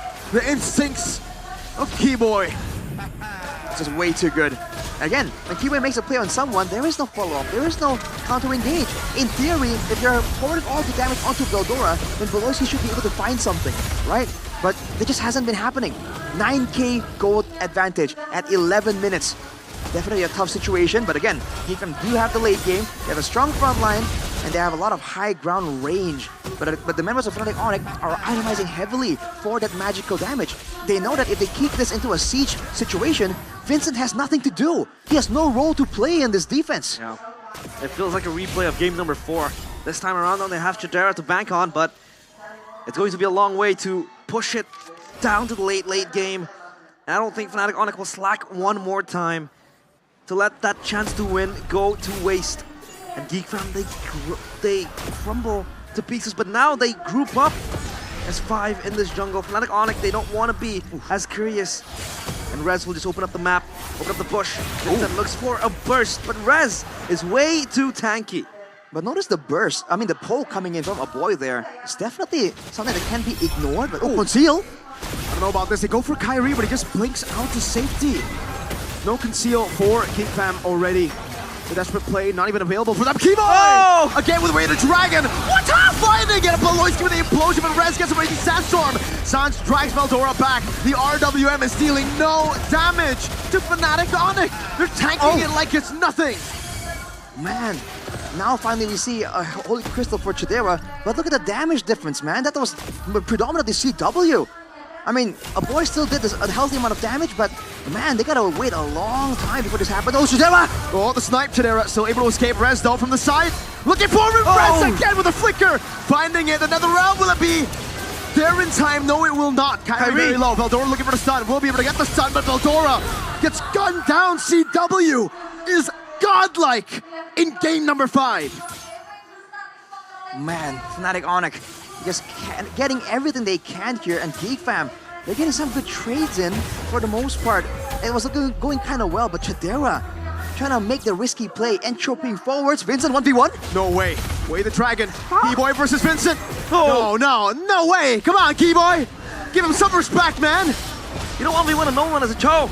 The Kyrie, he gets the Lord for free. Fnatic Onyx again, smiting down on the GeekFam players.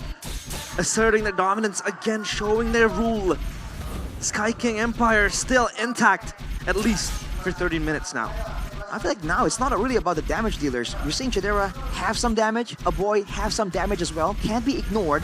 The front line is way too vulnerable, man. Beloyski is so squishy. He's basically an implosion bot. All he does is go for an implosion. And Veldora, the main front line that should be taking all this aggression, taking all the attention away from Beloyski.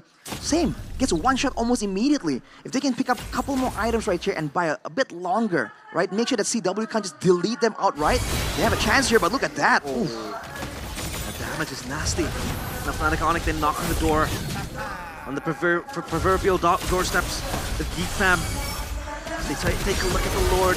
There's pathway defensively. Keyboy looks for something. RWM though, very low.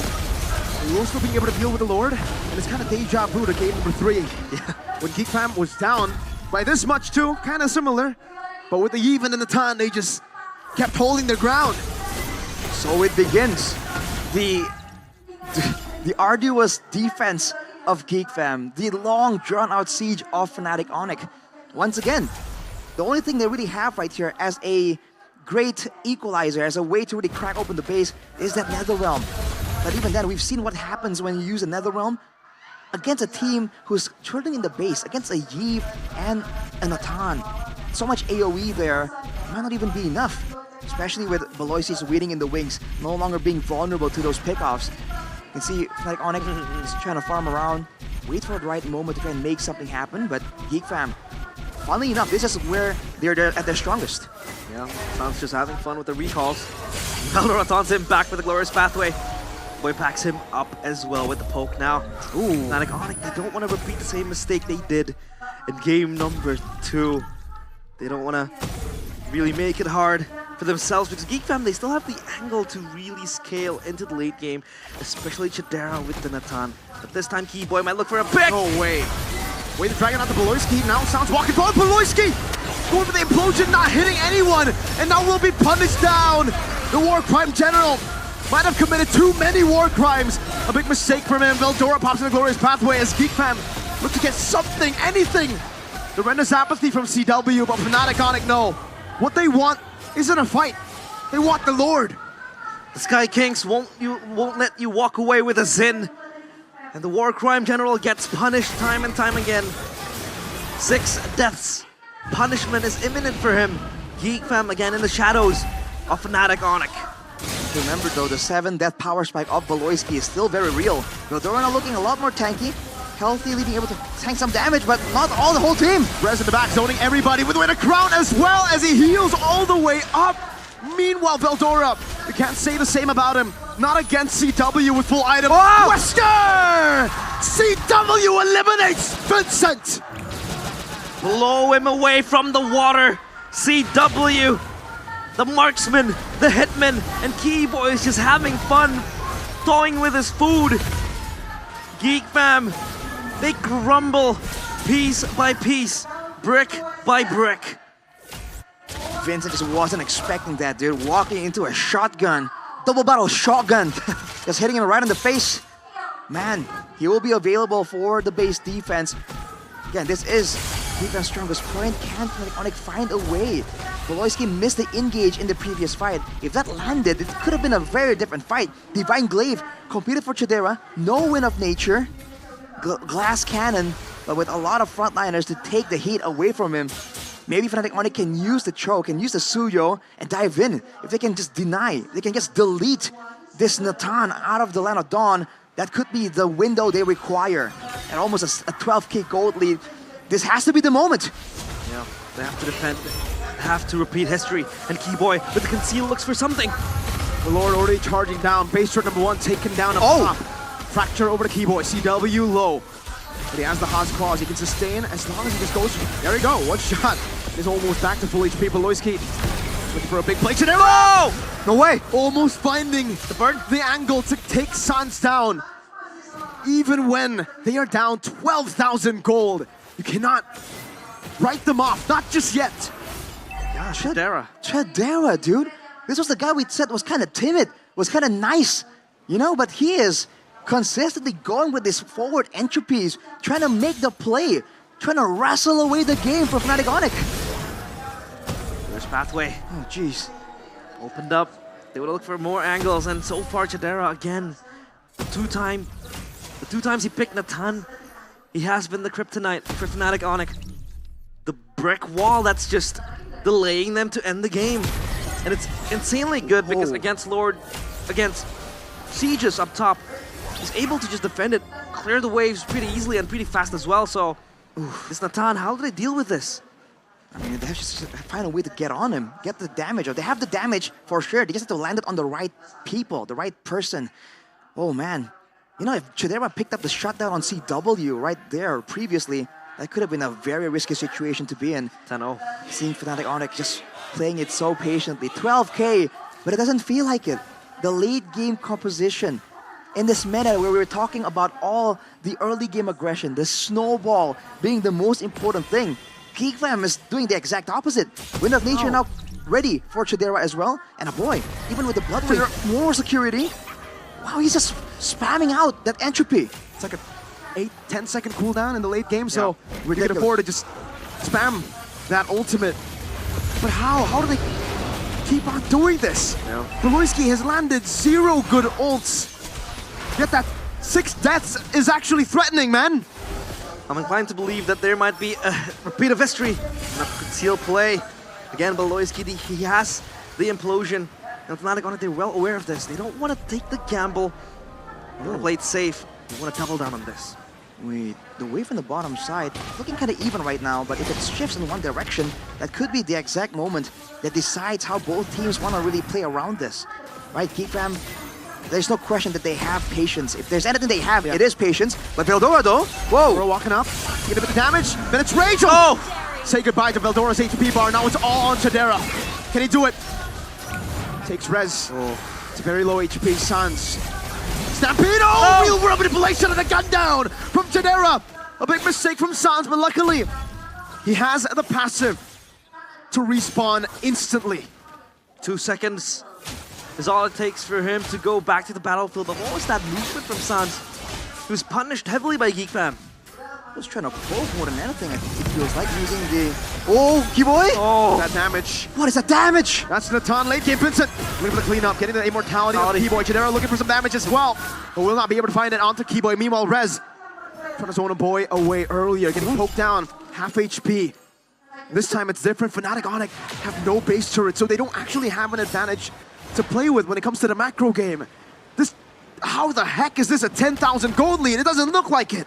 And look at the wave on the bottom side, dude. It is snowballing massively. It's a massive slow push that can take down multiple turrets right here. Fnatic Onyx understands the urgency.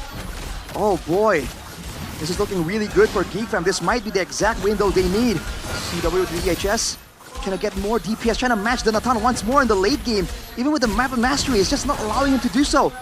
But Vincent, he has to be careful. He is one of the prior members right here. He can't pick off. Whoa! A mistake from Keyboy. The real will Blazing locks them down. Nether Realm coming down from Sans. That's their second HP bar. Missing with the fracture. Rez has the immortality. Will lose the immortality. Keyboy with the flank. Now Beloy's through the flicker and the shot that will not connect. But still, it's Geek Fam with a team fight win. The tier 2 in the bottom lane taken down by the mini waves that was set up by Geek Fam earlier. It's a big wave. You said it, Arashi. And they're going to have to send Kyrie down there. Geek Fam, they see Kai in the bottom lane on the Suyo. They know Sans doesn't have the Nether Realm. Chidera with the entropy, Sans the Purify. Whoa. Keyboy very low.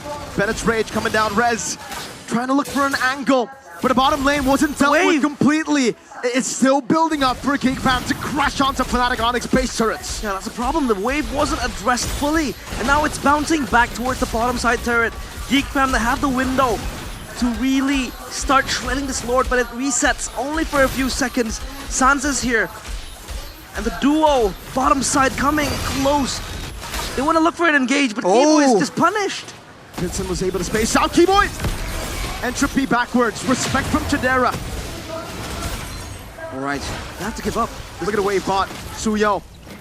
Kyrie's gonna be sent down again. Can they rush this though? The Lord resets.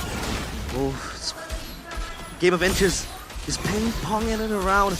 The Lord still not yet to be determined who will be able to lay claim on this.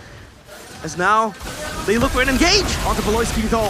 Beloyski has the immortality brought back by the Shadow Stampede. Vincent's still looking for an angle to go for the attack. Goes in the track. Rez is gonna lose his life. But so will Beloyski. Kyrie charging up the stun. Won't be able to look for any more initiations. Rez for Beloy. And again, you have to understand the situation right here. For Fnatic Onyx, Rez is their main frontline. He was the one holding the top side of the Lord Pit on lockdown. Geek Fam now have no engaged tools, but they have all the poke they require. They can just send Veldora out to scout out, to zone away, and push Fnatic Onyx away. It feels like Fnatic Onyx are on their wits' end. They don't know what they're supposed to do.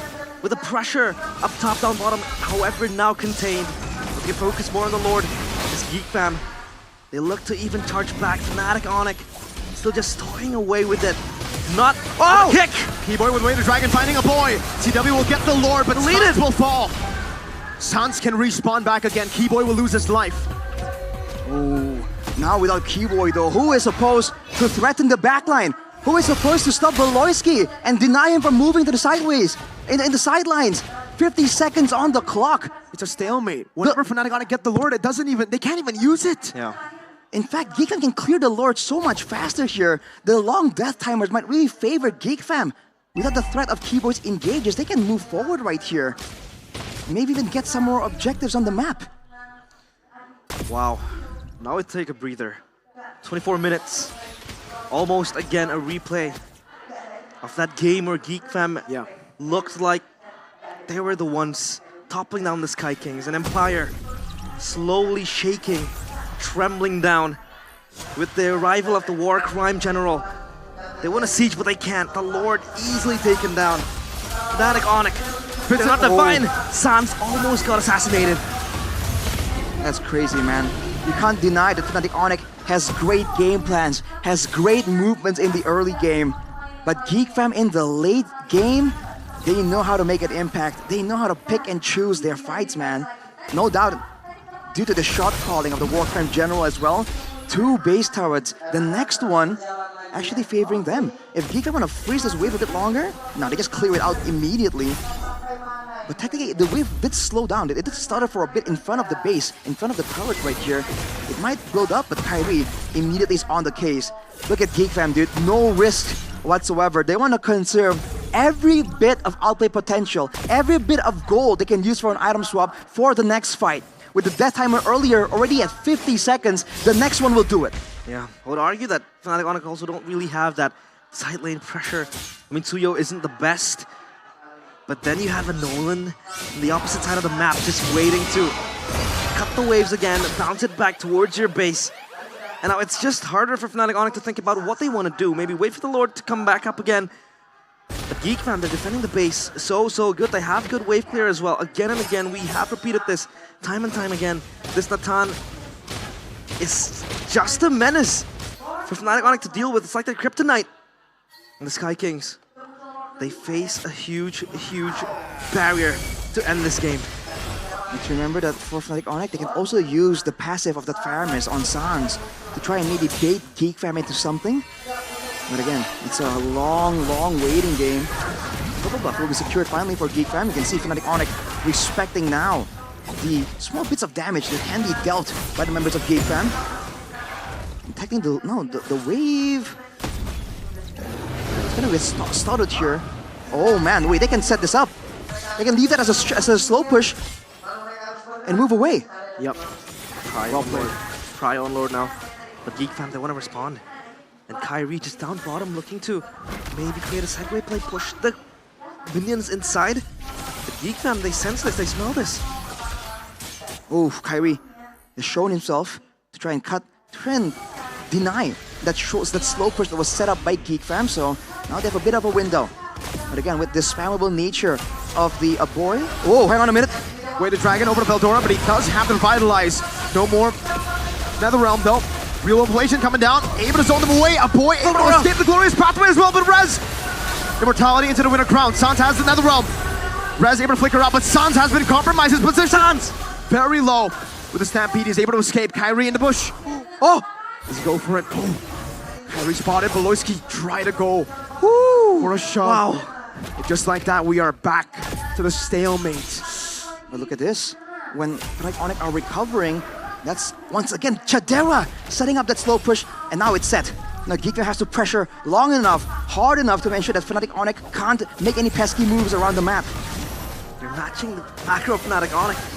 Oh, CW. On the edge of the abyss. CW. This seems very scary. CW might look for a split push, but there goes Sans pulling Beloyski in. It's a big gamble if Fnatic Onyx do this. because they will for sure lose out in the team fight without CW. It'll have to be a backdoor angle. It'll have to be a backdoor. Yeah. But again, the risk is it's a risk they have to take at this point. Yeah, Geekfam are just gonna play it textbook. They're just gonna play patient as long as it takes, man. They are so close. They have gone this far. They might as well go all the way. Scouting the bottom side of the jungle here, Dara can push a bit more decisively.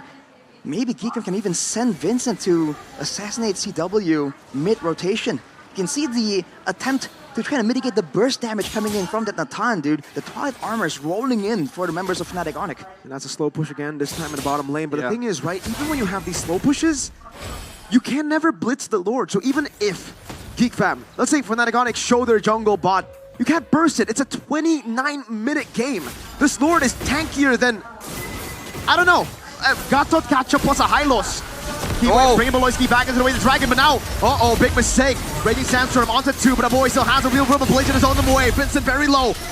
Able to escape, only an immortality from Rez! A boy gets a kill on the Suns, who stepped a bit too far.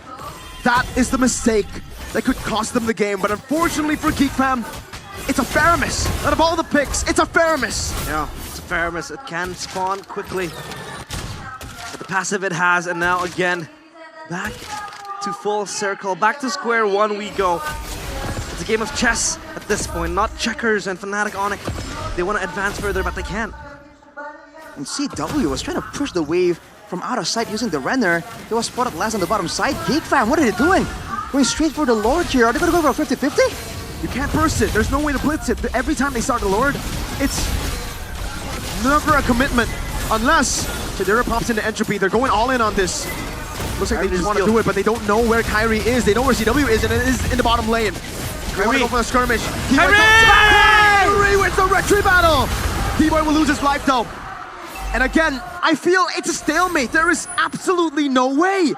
Geekfam have dealt with the wave in the bottom lane. They will clear it, and they'll have an Natan. Fnatic Onyx, the Lord will spawn now, and Keyboy will be up in 60 seconds. My oh my, again, the Sky Prince. He pulls it around from the rabbit hat. And there goes Fnatic Onyx. At least they're able to breathe a much more easily, because now the Lord marches in, but again, Geekfam will just clear it out easily. It's the same cycle over and over again, Arashi. 0 turtles, 0 lords for Geekfam, and they're still in the game. The real manipulation, Glorious Pathway, has been used defensively, but if it's used aggressively, it can be used to catch the members. Oh, Glorious Gate! Quicker out of the Raging Sandstorm, Veldora still able to sustain, and again, the Lord, they're able to clear it out. There's not even a base turret take for Fnatic Onyx with the Lord advantage. This evolved Lord is just like any other Lord. Oh boy, Vincent now with the GDS.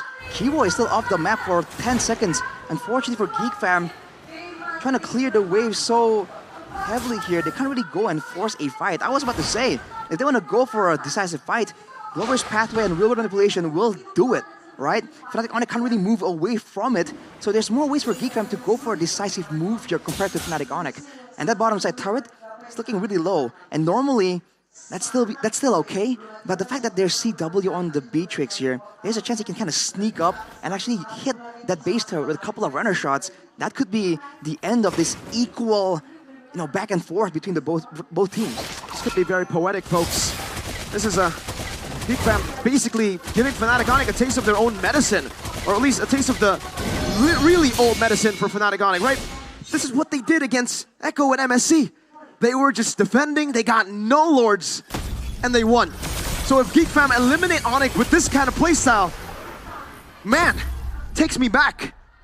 Karma comes fast at you, and that might be the case here, but Fnatic Onyx, so far, they look to be the ones in control, but Geekfam just waiting to fight back through the defenses that they have. And at this point, forget all the items and all of the gold leads. What do you want to do as Fnatic Onyx? You can't even siege. Look for a segue play, you can, but again, the response has been very quick, and I don't think Beatrix is that viable. Like, if you think of a Moskov, I think it is much more safer for you to do that split push, but then you don't have Beatrix. Man, I really feel like it comes down to Fnatic Onyx engaging with the Way of the Dragon, and in the chaos, it has to be Kyrie. If Kyrie can find a way to get to the backline to really punish these very tanky backliners, that could be the solution. Oh, look at that though. Glorious pathway already committed down. Vincent with a poke, with some poke over the res. This time though, the Lord will be spawning in the bottom lane. So, Fnatic Onyx will actually have a slow push always. That's why GeekFam are actually already on the Lord. Again, advance maybe. Takes two to tango, and GeekFam, they're up for the invitation. But again, what's really the premise of taking the Lord? Beloyski finding two, and now Sans with another round. This might be it. Keyboy able to escape. Win a crown after the immortality have been popped. Sans buys the immortality again after with a crown. 30 seconds this time, not the 60-second death timers, not the instant respawn for Sans. But it might be enough. The Beacon shows on the top side. Fnatic Onyx, they're gonna let it go. Kyrie has backed away too. The Lord is at 20,000 HP though. Keyboy walking up again, trying to go for Vincent. He needs to find it. Kyrie! They need to get the opening for Vincent if they want to win this game. Kyrie walking out. Kyrie! Battle! It's Kyrie again who saves the game! But GeekFam get a massive pick.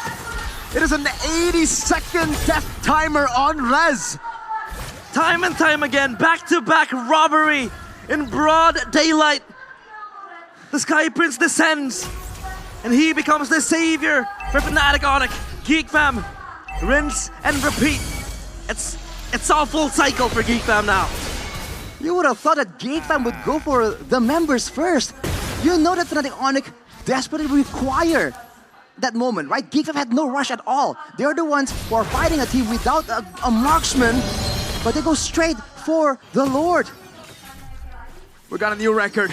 Welcome to the longest game in MPL ID Season 14, overtaking that EVOS Glory game. The Fnatic Onyx against GeekFam is officially the longest game we have right here in Season 14. And we still have no goddamn idea when it's gonna end. GeekFam are fighting for their life. Fnatic Onyx are fighting for their life. They don't want to commit to it. The retreat too from Kyrie is impeccable. It's insane. This is the first time in the history of my career as a caster that I've seen a game as stalematey as this. You would think that with all the slows, with all the chase potential from GeekFam, they would have been able to punish Kyrie and the rest of the members of Fnatic Onyx. They were just scrambling around that Lord pit, but now they're trying to set it up once more. The Lord is back on the side of GeekFam without the base turret. You could say that in theory. Oh, hang on a minute. Oh, woo. Man, every time there's just mini heart attacks everywhere. That was close. How to say? You could say that technically GeekFam has the better advantage. But man, now it's back to the waiting game. Oh boy, this has to be a very taxing moment for both teams. And technically, for the side of GeekFam, you know, their members aren't really as battle tested. And you can say the same thing for Rez. Now, we're on a marathon. It's not about the sprint. It's not about the 10-second moment, the 10-second play you create in the Land of Dawn. It's about whether or not you can maintain your composure as we are approaching the 40-minute mark. Brother, oh my. All eyes on Indonesia right now. Brother, this is day one. Day one! Brother, this is day one. We haven't been able to see the upper bracket teams play now. This is an elimination match. It becomes intense. Even more so than not Fnatic Onyx. Their backs against the wall. GeekFam as well. Now, how do they want to figure this out? It becomes taxing as well. Mentally, of course. The players. How long can they hold their endurance? Your stamina. It all comes down to the mental game now. Like it or not, it affects you externally. And in-game, it feels like, again, they have to play this mental warfare. Now, GeekFam, they have the confidence to pop the pathway. Nope. They have the pathway, but Sans has the Purify. Rez walks up, but GeekFam walk back. It's all about that tango, man. Yeah, but without the Purify, that's the window for Beloyski, man. Purify available for Chidera, getting the potion. Oh, Keyboy! Going in, Radiant Sandstorm into the back, finding a boy.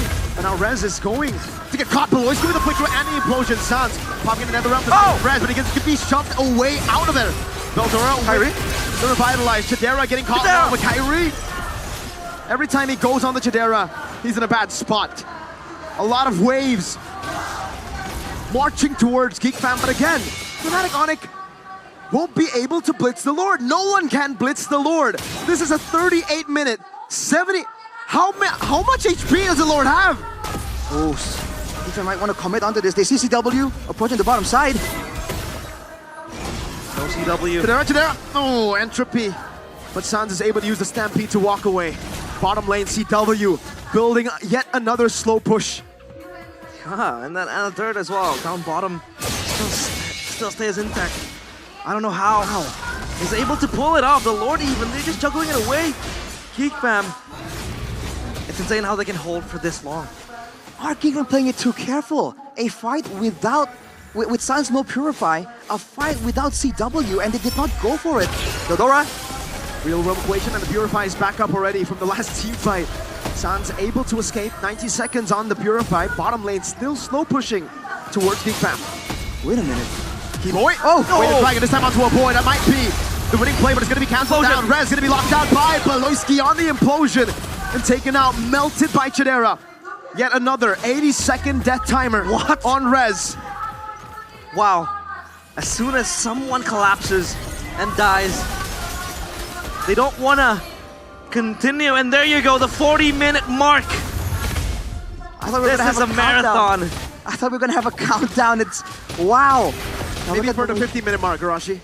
Maybe, man. 10 more minutes. 60 seconds now. Surely, with the wave in their favor, with a man advantage, Geekfam have to make a decisive call. They've turtled all this time. They've played it patient, but they need to do something, and Baloyski is looking for it. Yeah, this Lord, again, in the dying arms of Geekfam. Kyrie still trying to figure out where he wants to maneuver. The zoning is very, very good. Chidera, he pops it forward. The Lord is low. Chidera will secure it.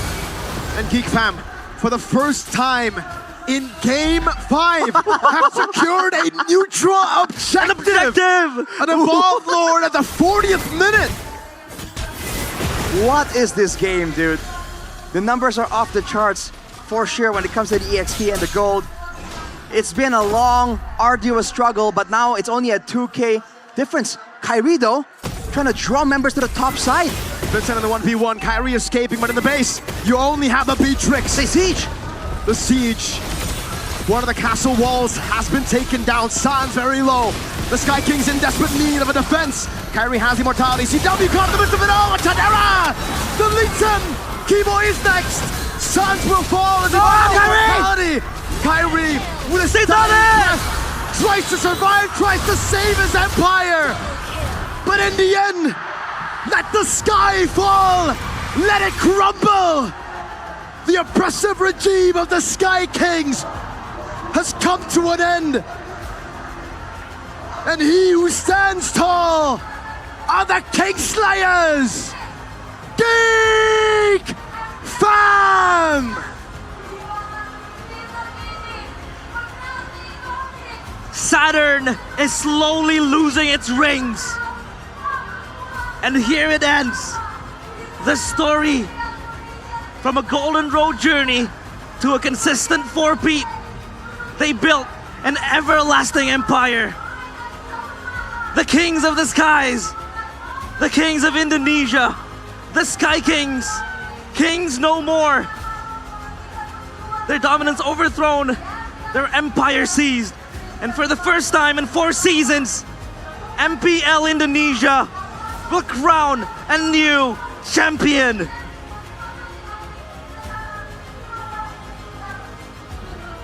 It was definitely a tough game for both teams. It only took 40 minutes. That will be it. Geek Fam against all odds in an arena that was cheering, that was hollering the names of the old rulers of Indonesia. Geek Fam has prevailed. What a sight to behold. We're witnessing history in the making as we speak. How has this happened? Pandemonium in El Dorado. Pandemonium in Bandung. The sea of fire burns Fnatic Onyx to a cinder. We will not see them in M6. The dream shattered. Fnatic Onyx, this lineup. For the first time in 2 years, MPL Indonesia will have a new champion. For the first time in 2 years, we will see Fnatic Onyx lose in the playoffs. Not make it to a world championship, not make it to an international. These are weird times we're living in, but we're all here for it, man. Geek fam. As much as surprising as it was that Fnatic Onyx failed to continue in the playoff stage, Geek fam did an amazing job. This level of composure, this patience is just absolutely unheard of, dude. The sky has fallen. How poetic though. For it to all end in the hands of once a teammate of Kyrie and Yeb. Oh, Big Brain Baloyski. The man who has always been second to this very team, who's always been beaten by this very team, is the one to end the era. That was the panelist. Take it away.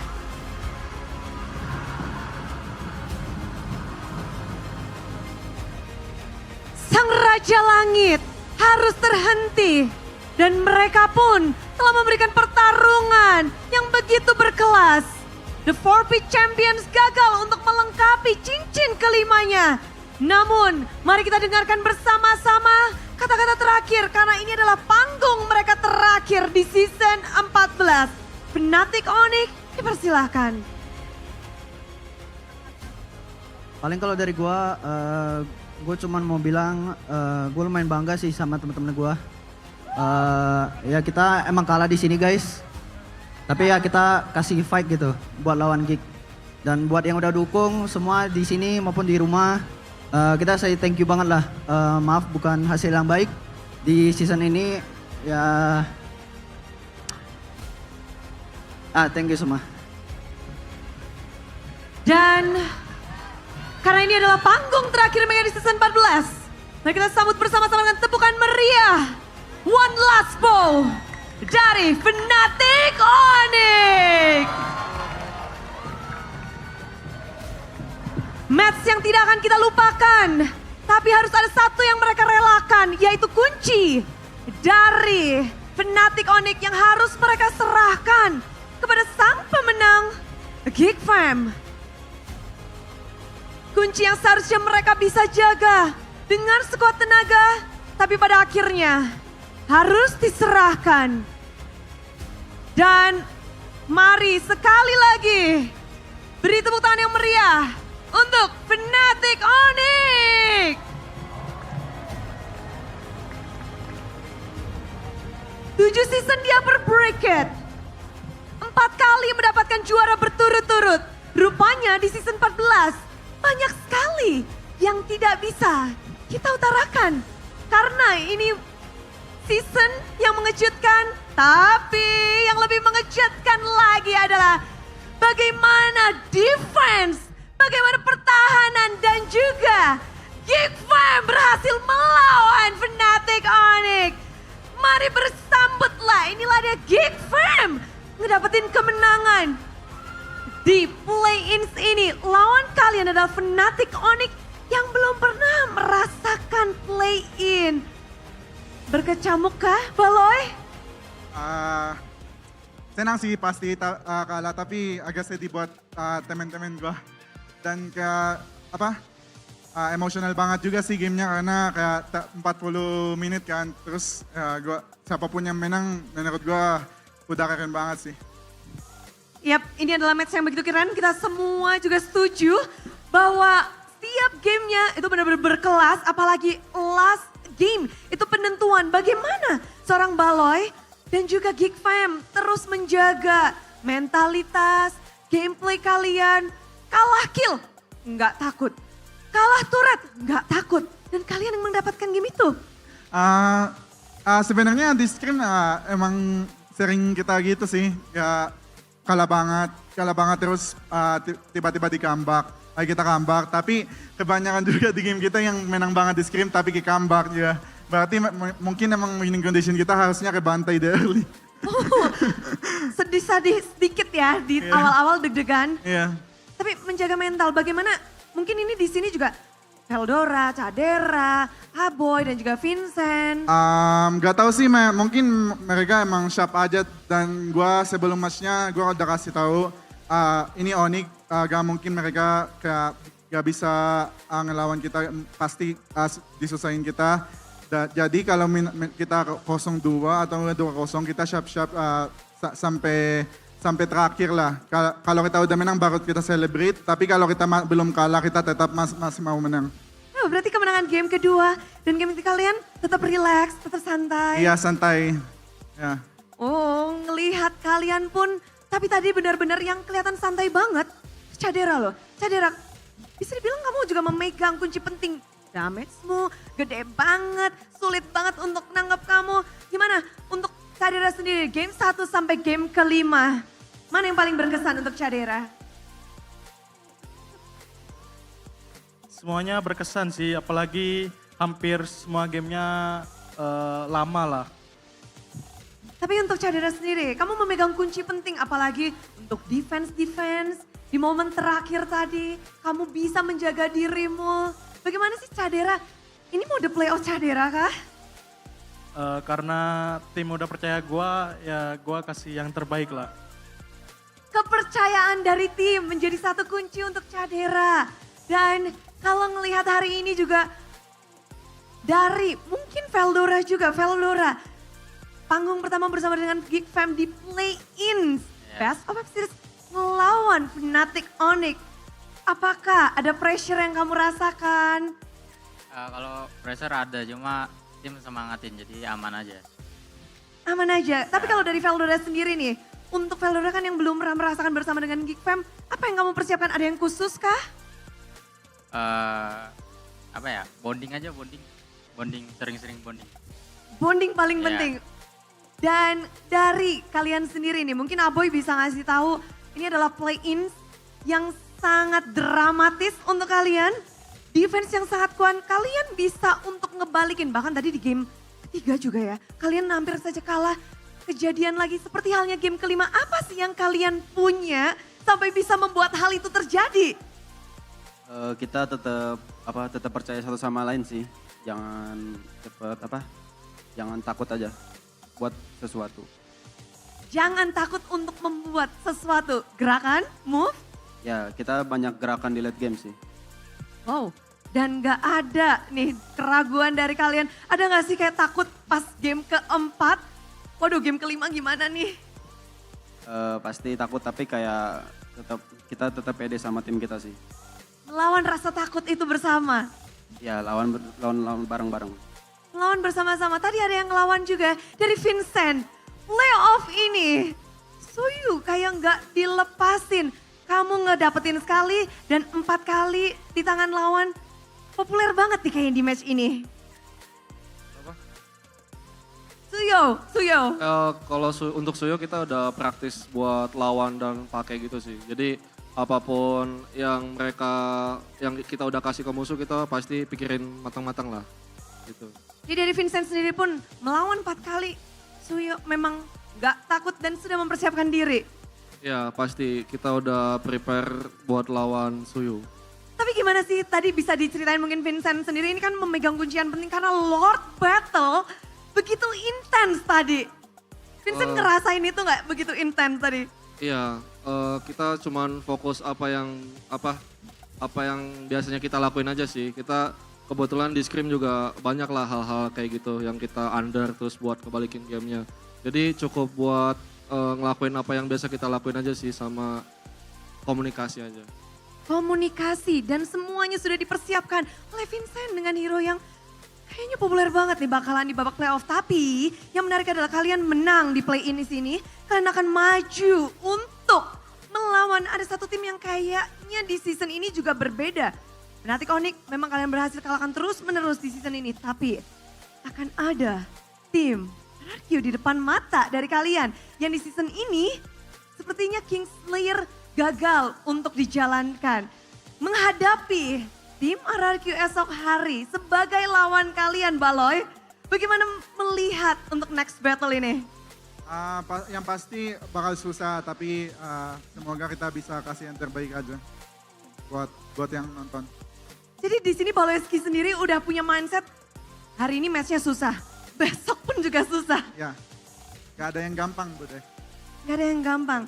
Tapi ngelihat dari hasil mungkin regular season, apa sih yang mungkin paling di point out oleh Baloeski ketika melawan RRQ besok? Kalau lawan RRQ sih, chemistry mereka sih, terus ya space mereka lawan buat Skylar itu. Jadi player yang paling dewasa yang harus dipantengin terus Skylar-nya nih? Betul. Betul. Apakah ada trik khusus nih yang sudah dipersiapkan untuk esok hari? Sebenarnya kalau Skylar susah di stop sih, mungkin kita limit aja mainnya besok.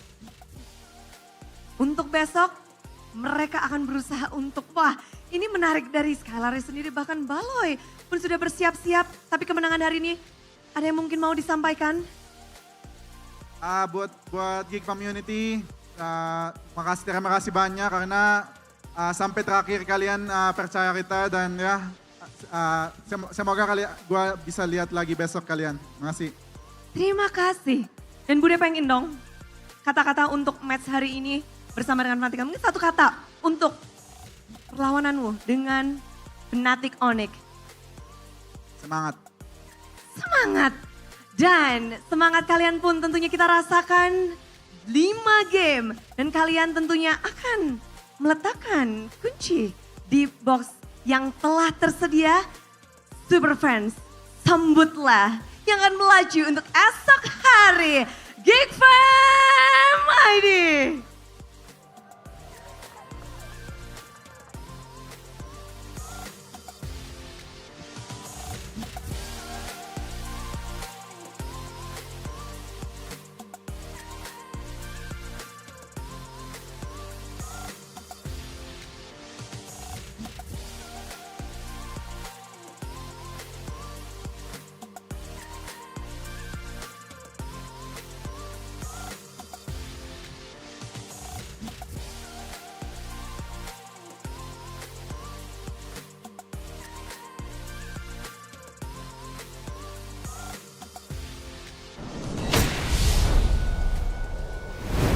Wow, I am honestly in disbelief right now. I am shocked. After 4 seasons, we had Fnatic Onyx as a representative on the international stage, whether it be MSC, SPS, M Series, and they're not even gonna be here. Knocked out on the first day here in the playoffs of MPL ID. And we are the witnesses of the end of the Sky era. The Fallen Kings. Like I said before, when the draft ends, I already see that, oh, the draft from Geek Fam is really solid. They can play until the late game and they can win this game. But honestly, for Shefin. How does it feel to be right? No, I'm wrong. There's been a lot of times where I've been wrong in my life. And this is probably one of those occasions where I really wish that I'm gonna be wrong. And goddamn it is. I am absolutely botched it. It's not the right call, and I'm happy about it. 3-2 Geek Fam. 40 minutes. 40-minute game. Yeah, that was a record-breaking game, ladies and gentlemen, of MPL ID Season 14. Our longest game was 32 minutes between TLID and EVOS, if I'm not mistaken. And then we had a 14-minute game. What a way to start the playoffs.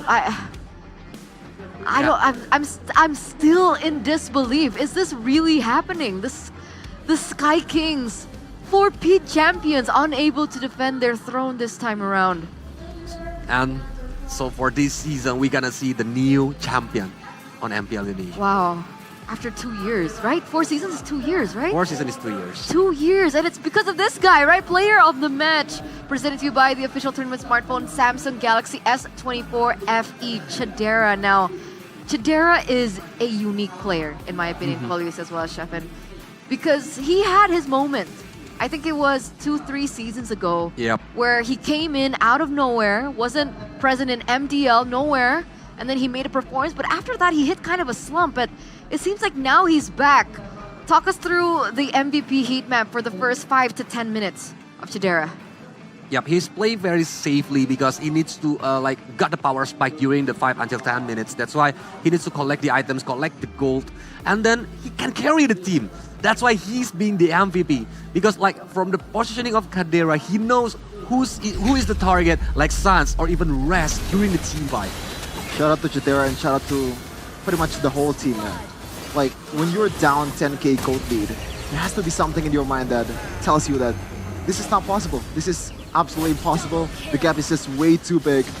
And even then, in like 12 minutes or so, when they were down 10k, it really doesn't feel like they were down by that much, as Miracle would say.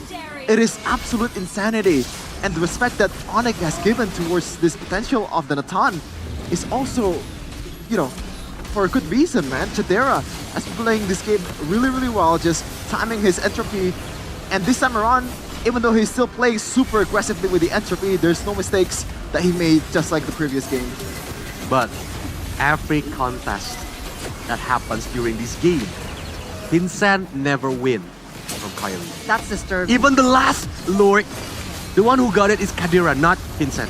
And that's what disturbing. happens with the retribution on Vincent? Which is why I asked the question, right? If Vincent can't play these assassins, if he doesn't have the killer instinct, at least He has the he's able- retribution instinct. Exactly. At least he's able to secure these objectives. But if he can't do both, then what is Vincent's role exactly? And you know, this is a little bit of a flashback as to a statement coming in from our, you know, fellow caster Mirko. He mentioned that Vincent was one of the worst junglers. But let's take a look at the UBS kita golden nggak bisa moment. sendirian di game yang butuh 5 orang ini. Bisa dapat di sini. Gue pegang ini, Chan. Gue pegang ini. Nice one. Pegang aja. Gua aja, Boy. Gua aja, Boy. Dor, kepok.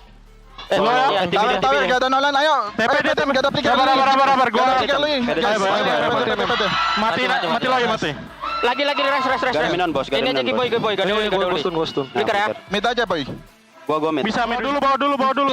Deload, sempat, Chan. Otomatis itu. Ayo. Gak ada flicker kali ya. Halet. Ini, Pove.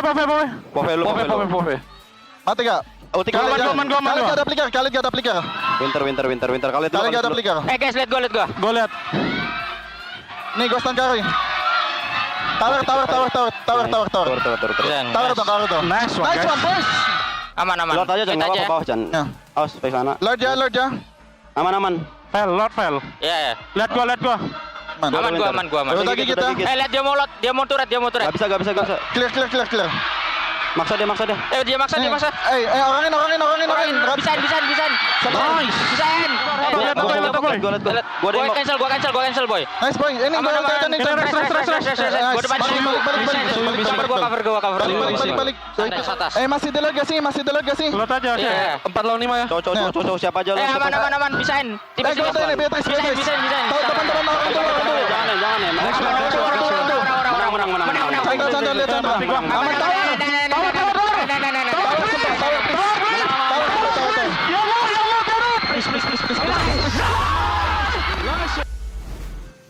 You know what? I think from that mic check, we can learn a thing or two. And I think a lot of the teams out there can learn a thing or two from Geek Fam, right? Their mentality.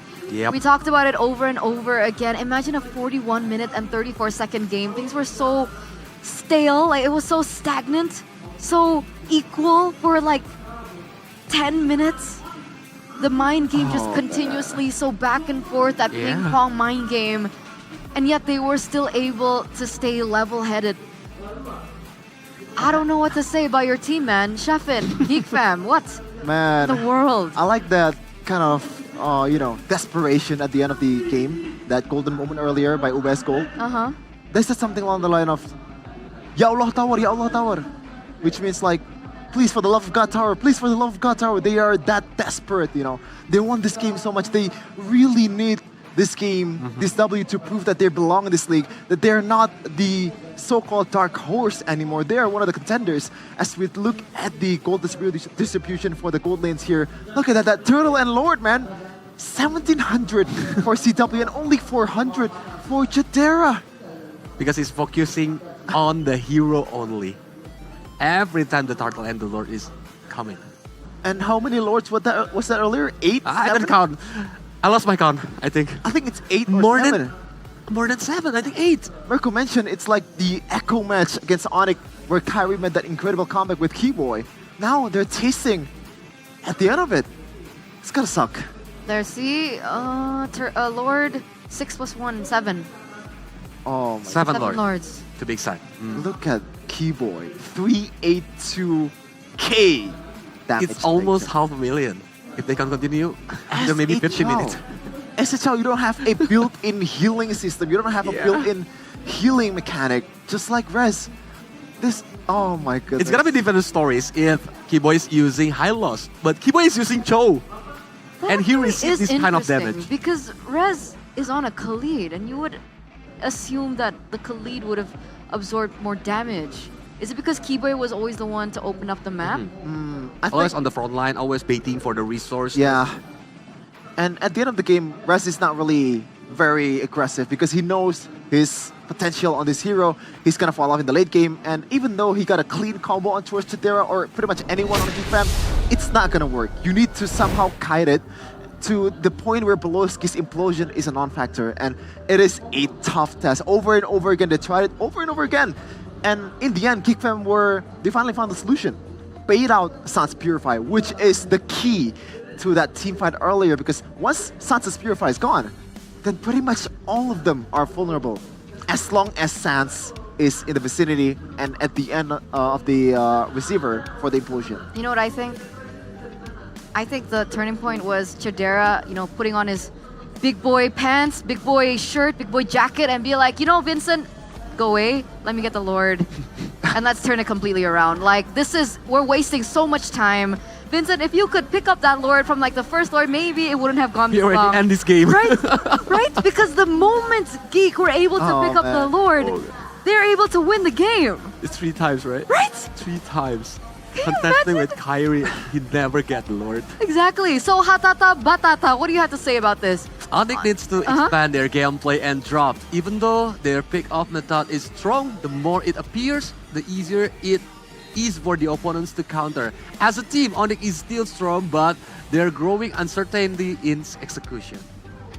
I don't... The uncertainty part, man. Like, when you are at a 40-minute game, you're supposed to be uncertain. Because the stakes is just too high. You have to play really safely. There's a lot of times where GeekFam could have pulled the trigger on towards the Lord, but they knew that the waves are crashing. And even though CW was not in the vicinity, or maybe there is no CW at all, because they don't want to gamble at all. Yep, very disciplined gameplay on the game 5. Yeah, would you consider this being a mistake that Fnatic Onyx particularly did in the game that cost them the match?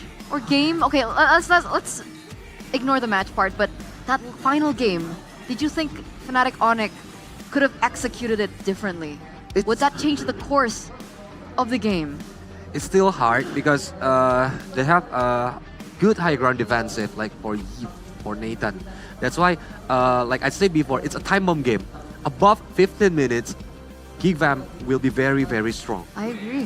For the defensive. And for Khalid on XP lane, that's why if we are looking at the MPL PH, like they prefer to choose Edith than Khalid, because Khalid will fall on the late game.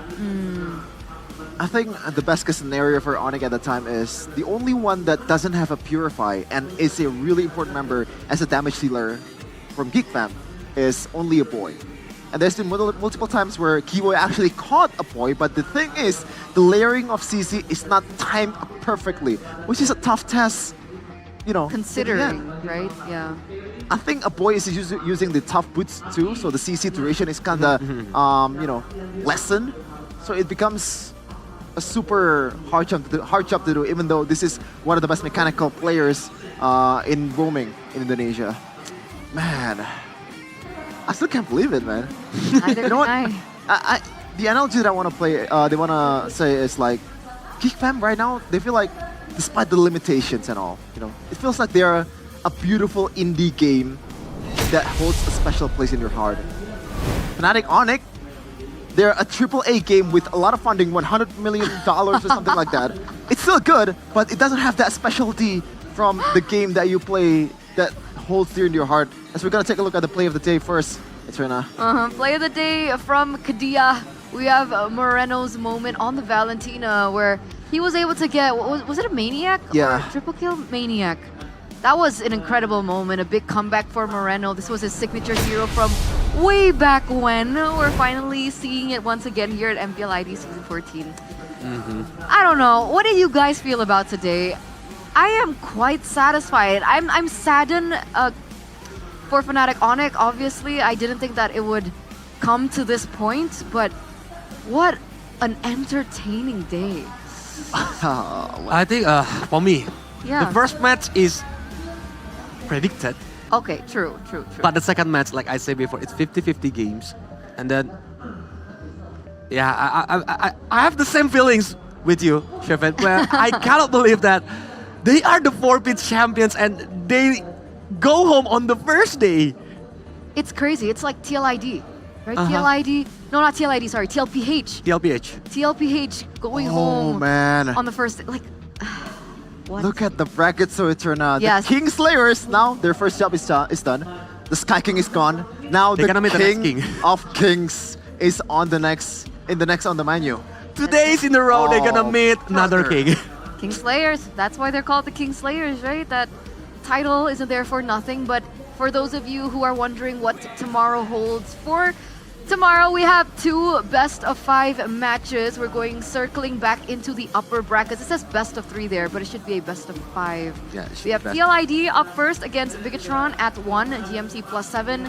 And then it will be followed in by our second match of the day, RRQ versus Geek, later on in the day. But man, Bigatron pulling out all the stops against Alter Ego, but now they have to face number 2 on the standings. And meanwhile, Geekfam, number 1 on the standings, RRQ. The Titans are waiting in the upper brackets. But you know, you don't have to worry too much because as we get into tomorrow, we have the lower brackets. No longer the play-ins, right? Yep. Still have another life if they have any mistakes and they can still like fix for it. So we're down to the top 4 teams. Yeah. And I'm very happy with the fact that no one's gonna stop watching MPL ID right now because as Miracle said, if Onyx wins this season, I almost forgot. do not watch MPL Indonesia anymore because it gets boring. Now we get what you want. Wow, you True. get what you wish, Miracle. That's true, you do. And we also wished for a more competitive season last season. And we're also getting that, right? The top 4 teams right now, they're gonna go all out, just like you guys can go all out when it comes down to audio quality. And you guys can actually achieve that with Oraimo, one of our partner in esports. So enjoy music with less distraction on Oraimo Mobile Legends Edition and TWS Space Buds. Don't forget to visit the official Oraimo e-commerce website right now and secure yours before they run out because they're running out like M6 tickets, right? I mean, Like our grand finals tickets. yeah, our grand final tickets. They're running out like Onyx chances enough. Oh, that's just sold out completely. Right? Man, I cannot wait to meet Connie and realize, bro. Let's go. Oh, Shevin has gotten so much shade for the past few days and maybe even an entire season? More than a season? So, you know, it must feel good being Shevin right now. Yeah, that's why he's speechless, right? It's like, they've mentioned it earlier, it's over and over again. It's always Onyx that stops the track of GeekFam. Season 12, they were able to get to the finals, it's Onyx. Season 13, they were able to get to, I believe, upper bracket, then got knocked out to the lower bracket by Onyx once again. It's so sad. It is sad. But And what's it's not sad though? Oh, okay. What's not sad? What do you think? I don't know. Good internet. Oh, We can push rank every night. No with the good problem, internet. no No lag. problem at all. No How? lag at all. How do I do this? Because you don't let your rank drop just because of lag. Experience gaming with fast and stable connection from IndiHome Paket G2 1. For 300,700 rupiah, get internet with speeds up to 100 Mbps. Yeah, I saw the price on it. 375K, it's normal for Wi-Fi, but when you look at the speed that it offers, 100 Mbps, that is nuts. You know, I think I pay like triple or quadruple What are you the price doing? of the same speed. What are you doing with your life? Exactly. So now I feel really bad about myself. Thank you, You guys. got scammed. I got scammed. So subscribe now, guys, on mytelkomsel or tcell.id/NASIONAL. Nacional. Nacional without the E, sorry. Why did I say it like that? Nacional, no, I'm kidding. So without the E. Different. It's different. But, you know who wasn't able to take the Lord? Who? Vincent. But if he did... It'll be a full cup. Okay. We drink. Oh, I get it now! Don't forget to check out the legendary collaboration between We Drink X MPL ID Season 14. Vincent, I'm so sorry. You must be like a nice person. I don't mean this I know.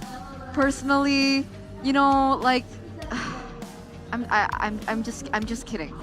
Nah, he's not kidding, Vincent. She's that mean. No, I am kidding. I'm the nice You're person mean. on the desk. What do you mean? I'm the nicest English caster. Right, guys? That's even more cap. I didn't realize this, actually. No, I think Quali is... Oh, no. Not true either.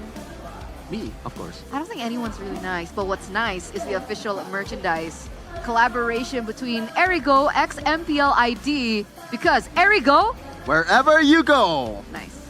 Man. The varsity. Also the jerseys. Oh man, I really like that. I finally got myself one, bro. That's the t-shirt with the dragons on the back. Oh man. Because we are in Lembang, Bandung, I think it's quite cold in here. So after this, I'm gonna go to the Erigo booth and buy the varsity. Me too. I think I want one too. Colius, do you have some spare, rupiahs for me?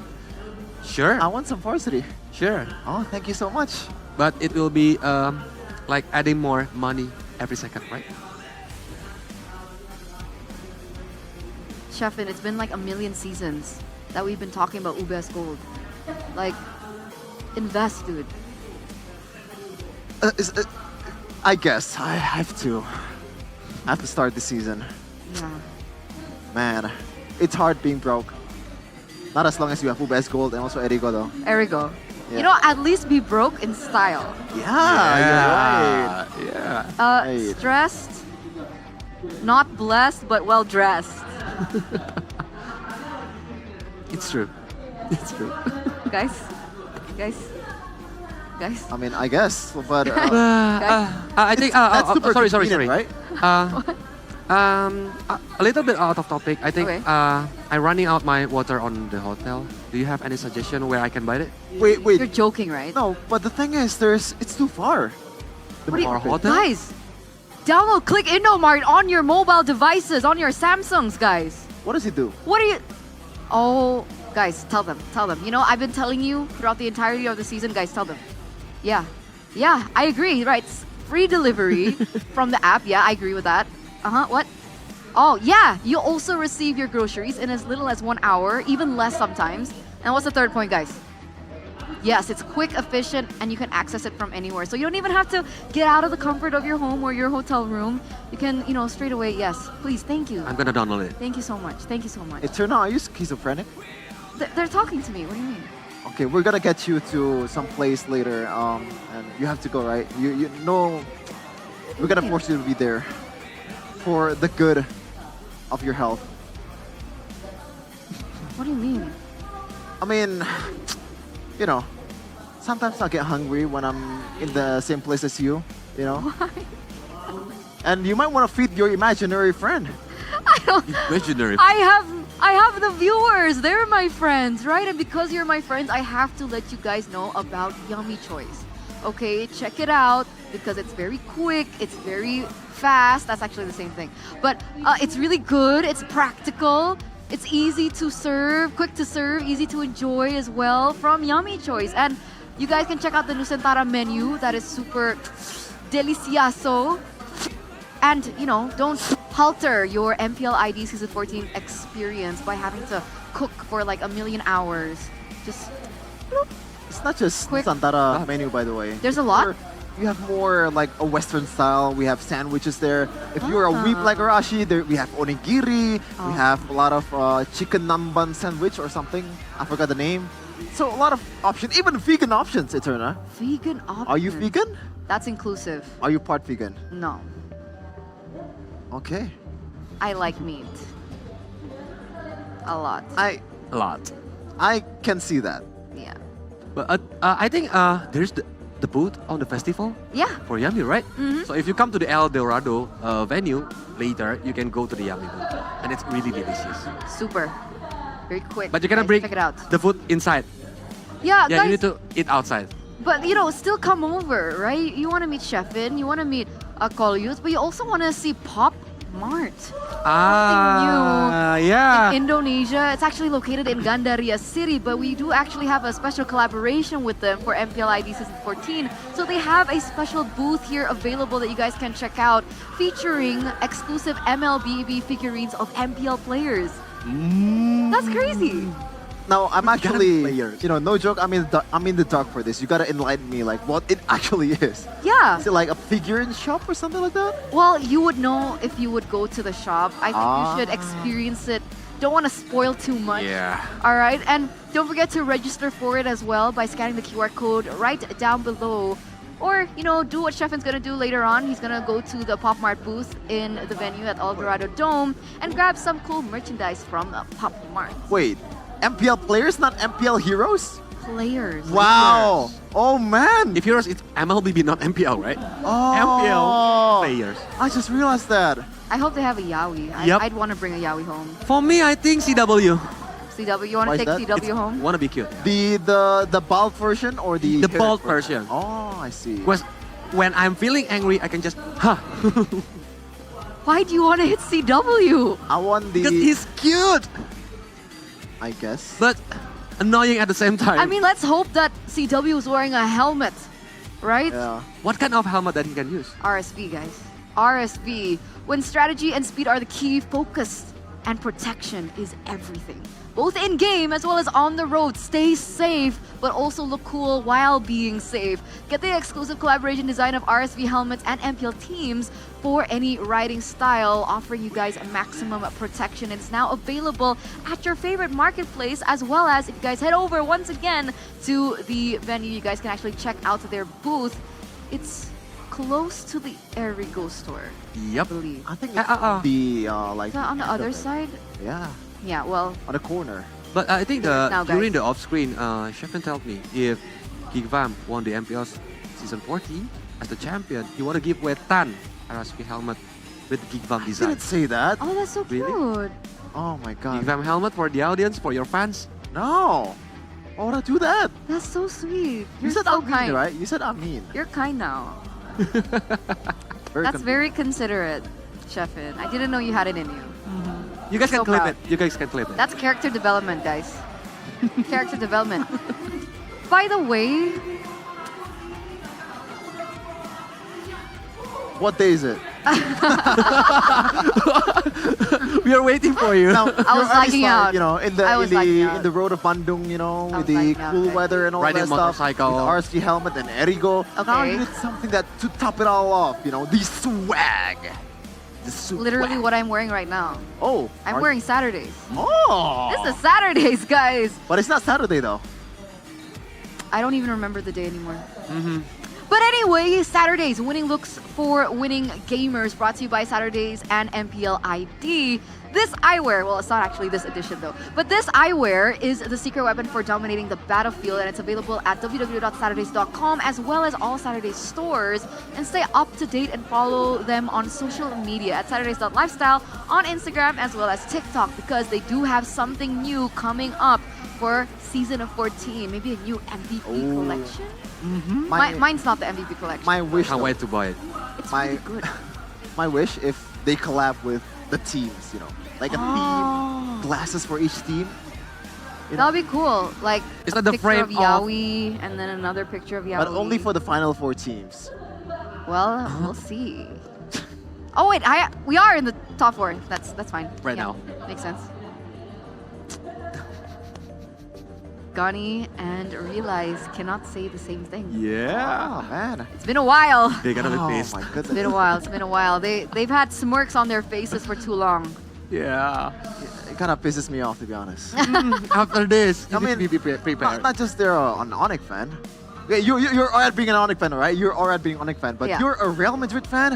What kind of NPC are you? And also Arsenal fan? Bro, there are better teams in London.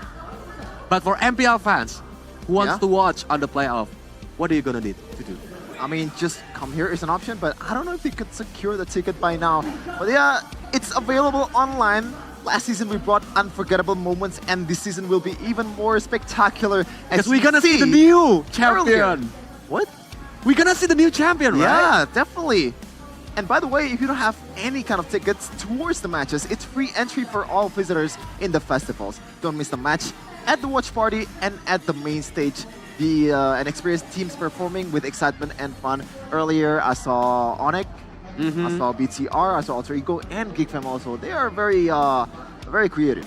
They have the brand ambassadors and the talents as well that are performing. So if you guys are fans of one of the talents, maybe Geek Poodle or Onyx Gebian, Fior as well. They're not always here, but you can actually check out the schedule if you come over to the venue. And by the way, there's one extra event that a lot of people have been waiting for. Magic Chess. Guys, yeah, where's the Magic Chess tournament? No, we got MCNC here in Lembang in El Dorado, Bandung. What are you waiting for? Come here, play some Magic Chess, defeat Mr. KB, the best Magic Chess players in the Magic Chess player in the world. Are you good at Magic Chess? Yeah, I play.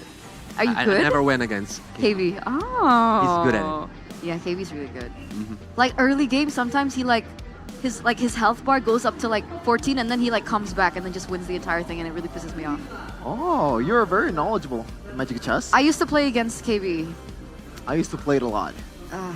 But now? It's fun. It's still fun. I think if I dive deep into it again, it's gonna be like, oh man, I'm gonna be playing it a lot, man. Because another black hole. In Magic Chess, the conveniency is what I'm looking for, you know.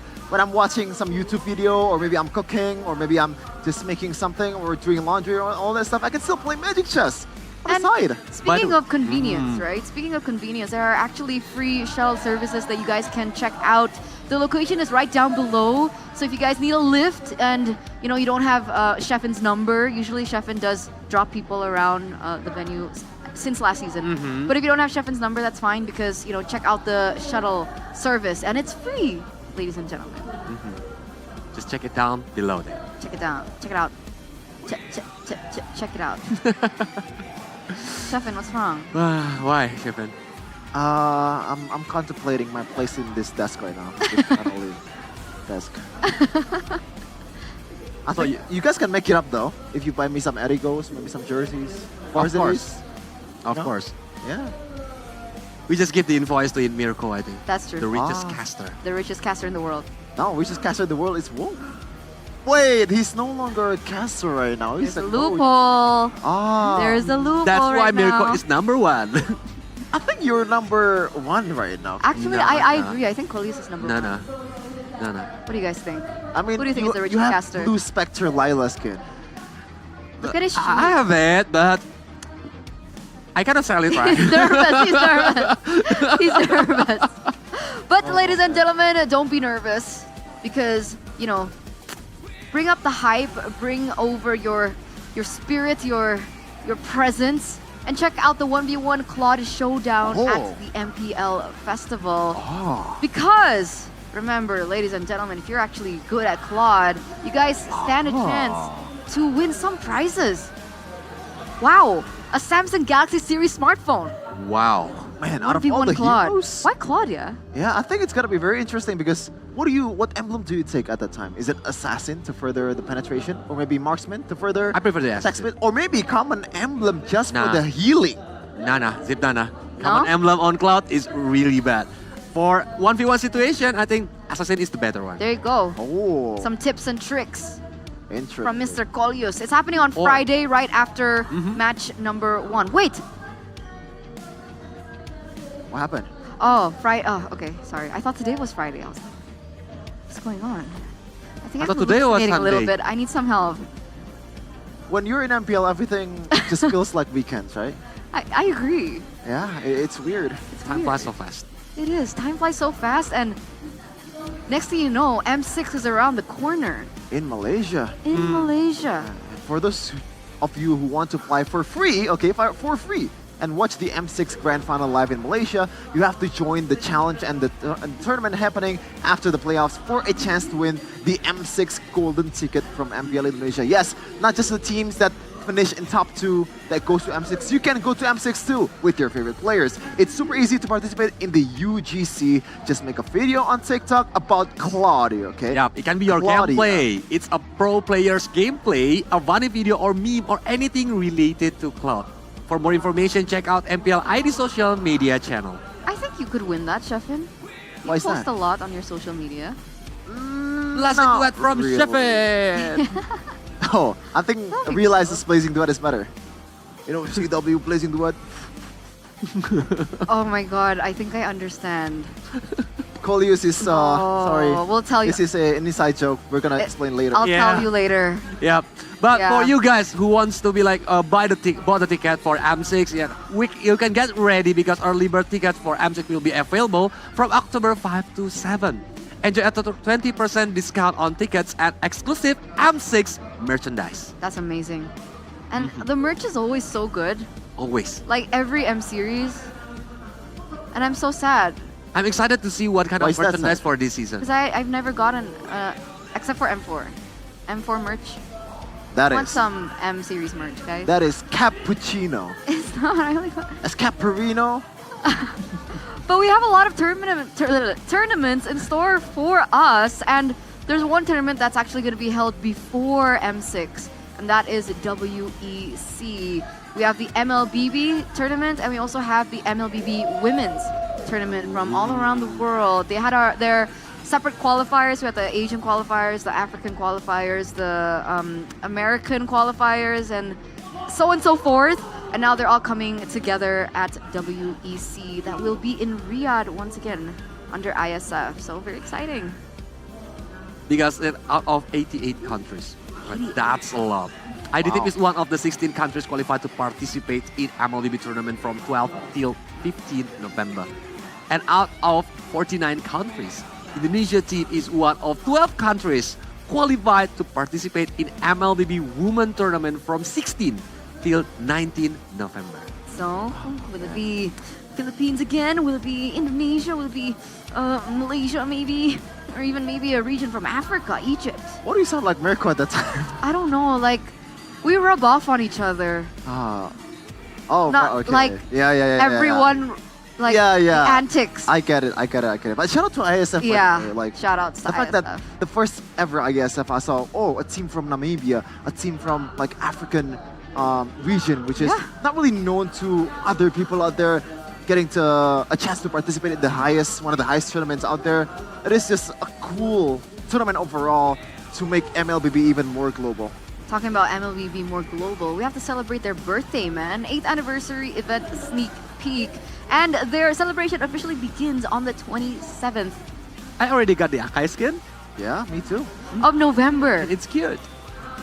Dude, I keep forgetting to like roll Playing the dice? every day, and now I'm still at 5,000.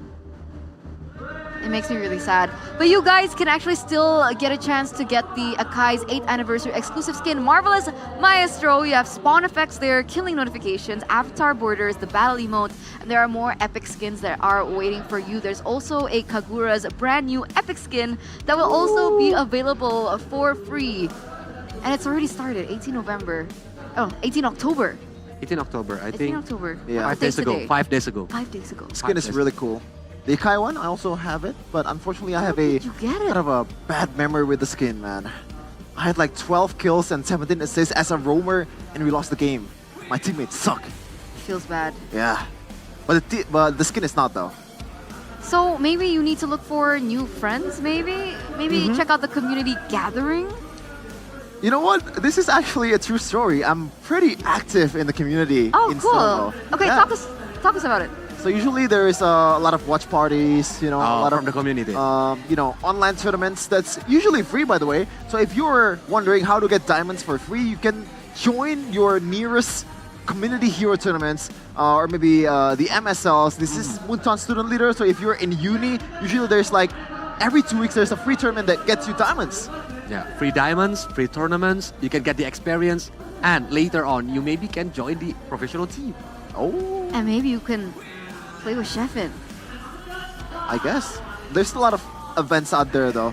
that this event offers: the short drama screening, anniversary video shoutout, cake decoration challenge, anniversary My Dance cover, fun match on offline tournament. This is the usual stuff for the community, and it is just super cool to see the Indonesian Mobile Legends community just thriving, man. I think that's not all.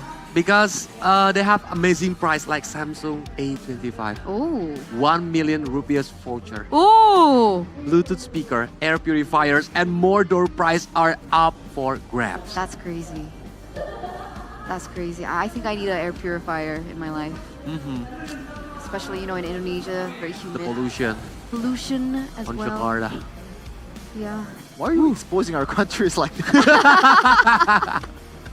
Yeah, that was a little weird, actually. Yeah, that's But fake news, guys. time flies so fast, and it's hard to believe that MLBB has been with all of you for 8 unforgettable years. And this time, MLBB has invited a sand art expert to recreate our cherished memories using skillful hands and colorful sand. So if you love this event, drop a comment and show your support, because the 8th anniversary celebration is ongoing. Don't forget to join the event and win tons of prizes. Have you seen it? No. I've seen it. I see it. Where? I think it's On the PT, right? Yeah, in the PTs. It's super cool. Really cool. I don't think I noticed. Yeah. But by the way, Mobile Legends, it's progressed so far until right now. And right now, we have to, support this game for this event in Mobi's award. Oh, okay. So we've been nominated for 5 categories 5 categories. at the Mobi's award. First Okay. is Mobile Game of the Year.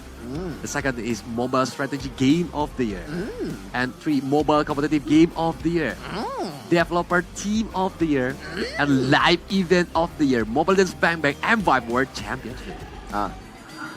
What does that sound? Never mind. By the way, you can support MLBB by voting at mobileawards.com/vote. Just the normal stuff. If you're an MLBB fan, you would do that because you care about this game, you care about the progress that these developer made for enhancing the game's experience. Because as a player myself, I'm pretty satisfied with the way the meta is going right now and the game is progressing, man. For sure. Shout out to devs. Shout out to the devs. So don't forget to cast in your vote, ladies and gentlemen, to continue support MLBB. And hopefully MLBB can always progress through the Growing every upcoming years. I agree, yes. But ladies and gentlemen, this does mark the end of our first day in MPL ID Season 14 Playoffs. It's been us on the panel with me, Eterna, alongside with Kolios as well as Sheffin. One word to describe today. Let's start with you, Kolios. Awesome. Awesome. What about you? I hope for the worst for Goni and Realize. Wait, one word. One word, Sheffin. I said it. You only have one job. Worst for Goni and Realize. That's 9 words. Evil's number. Happy. Euphoric. Okay. Euphoric. I give it already. Why are you looking at me like that? It's him. No, what? What a day. Thank you so much, guys, for tuning in with us up until this point. And I gotta admit, I was not expecting Fnatic Onyx to win. But yeah. So I thought like the unpredictability of playoffs would be saved for MPL PH, but it looks like here at MPL ID,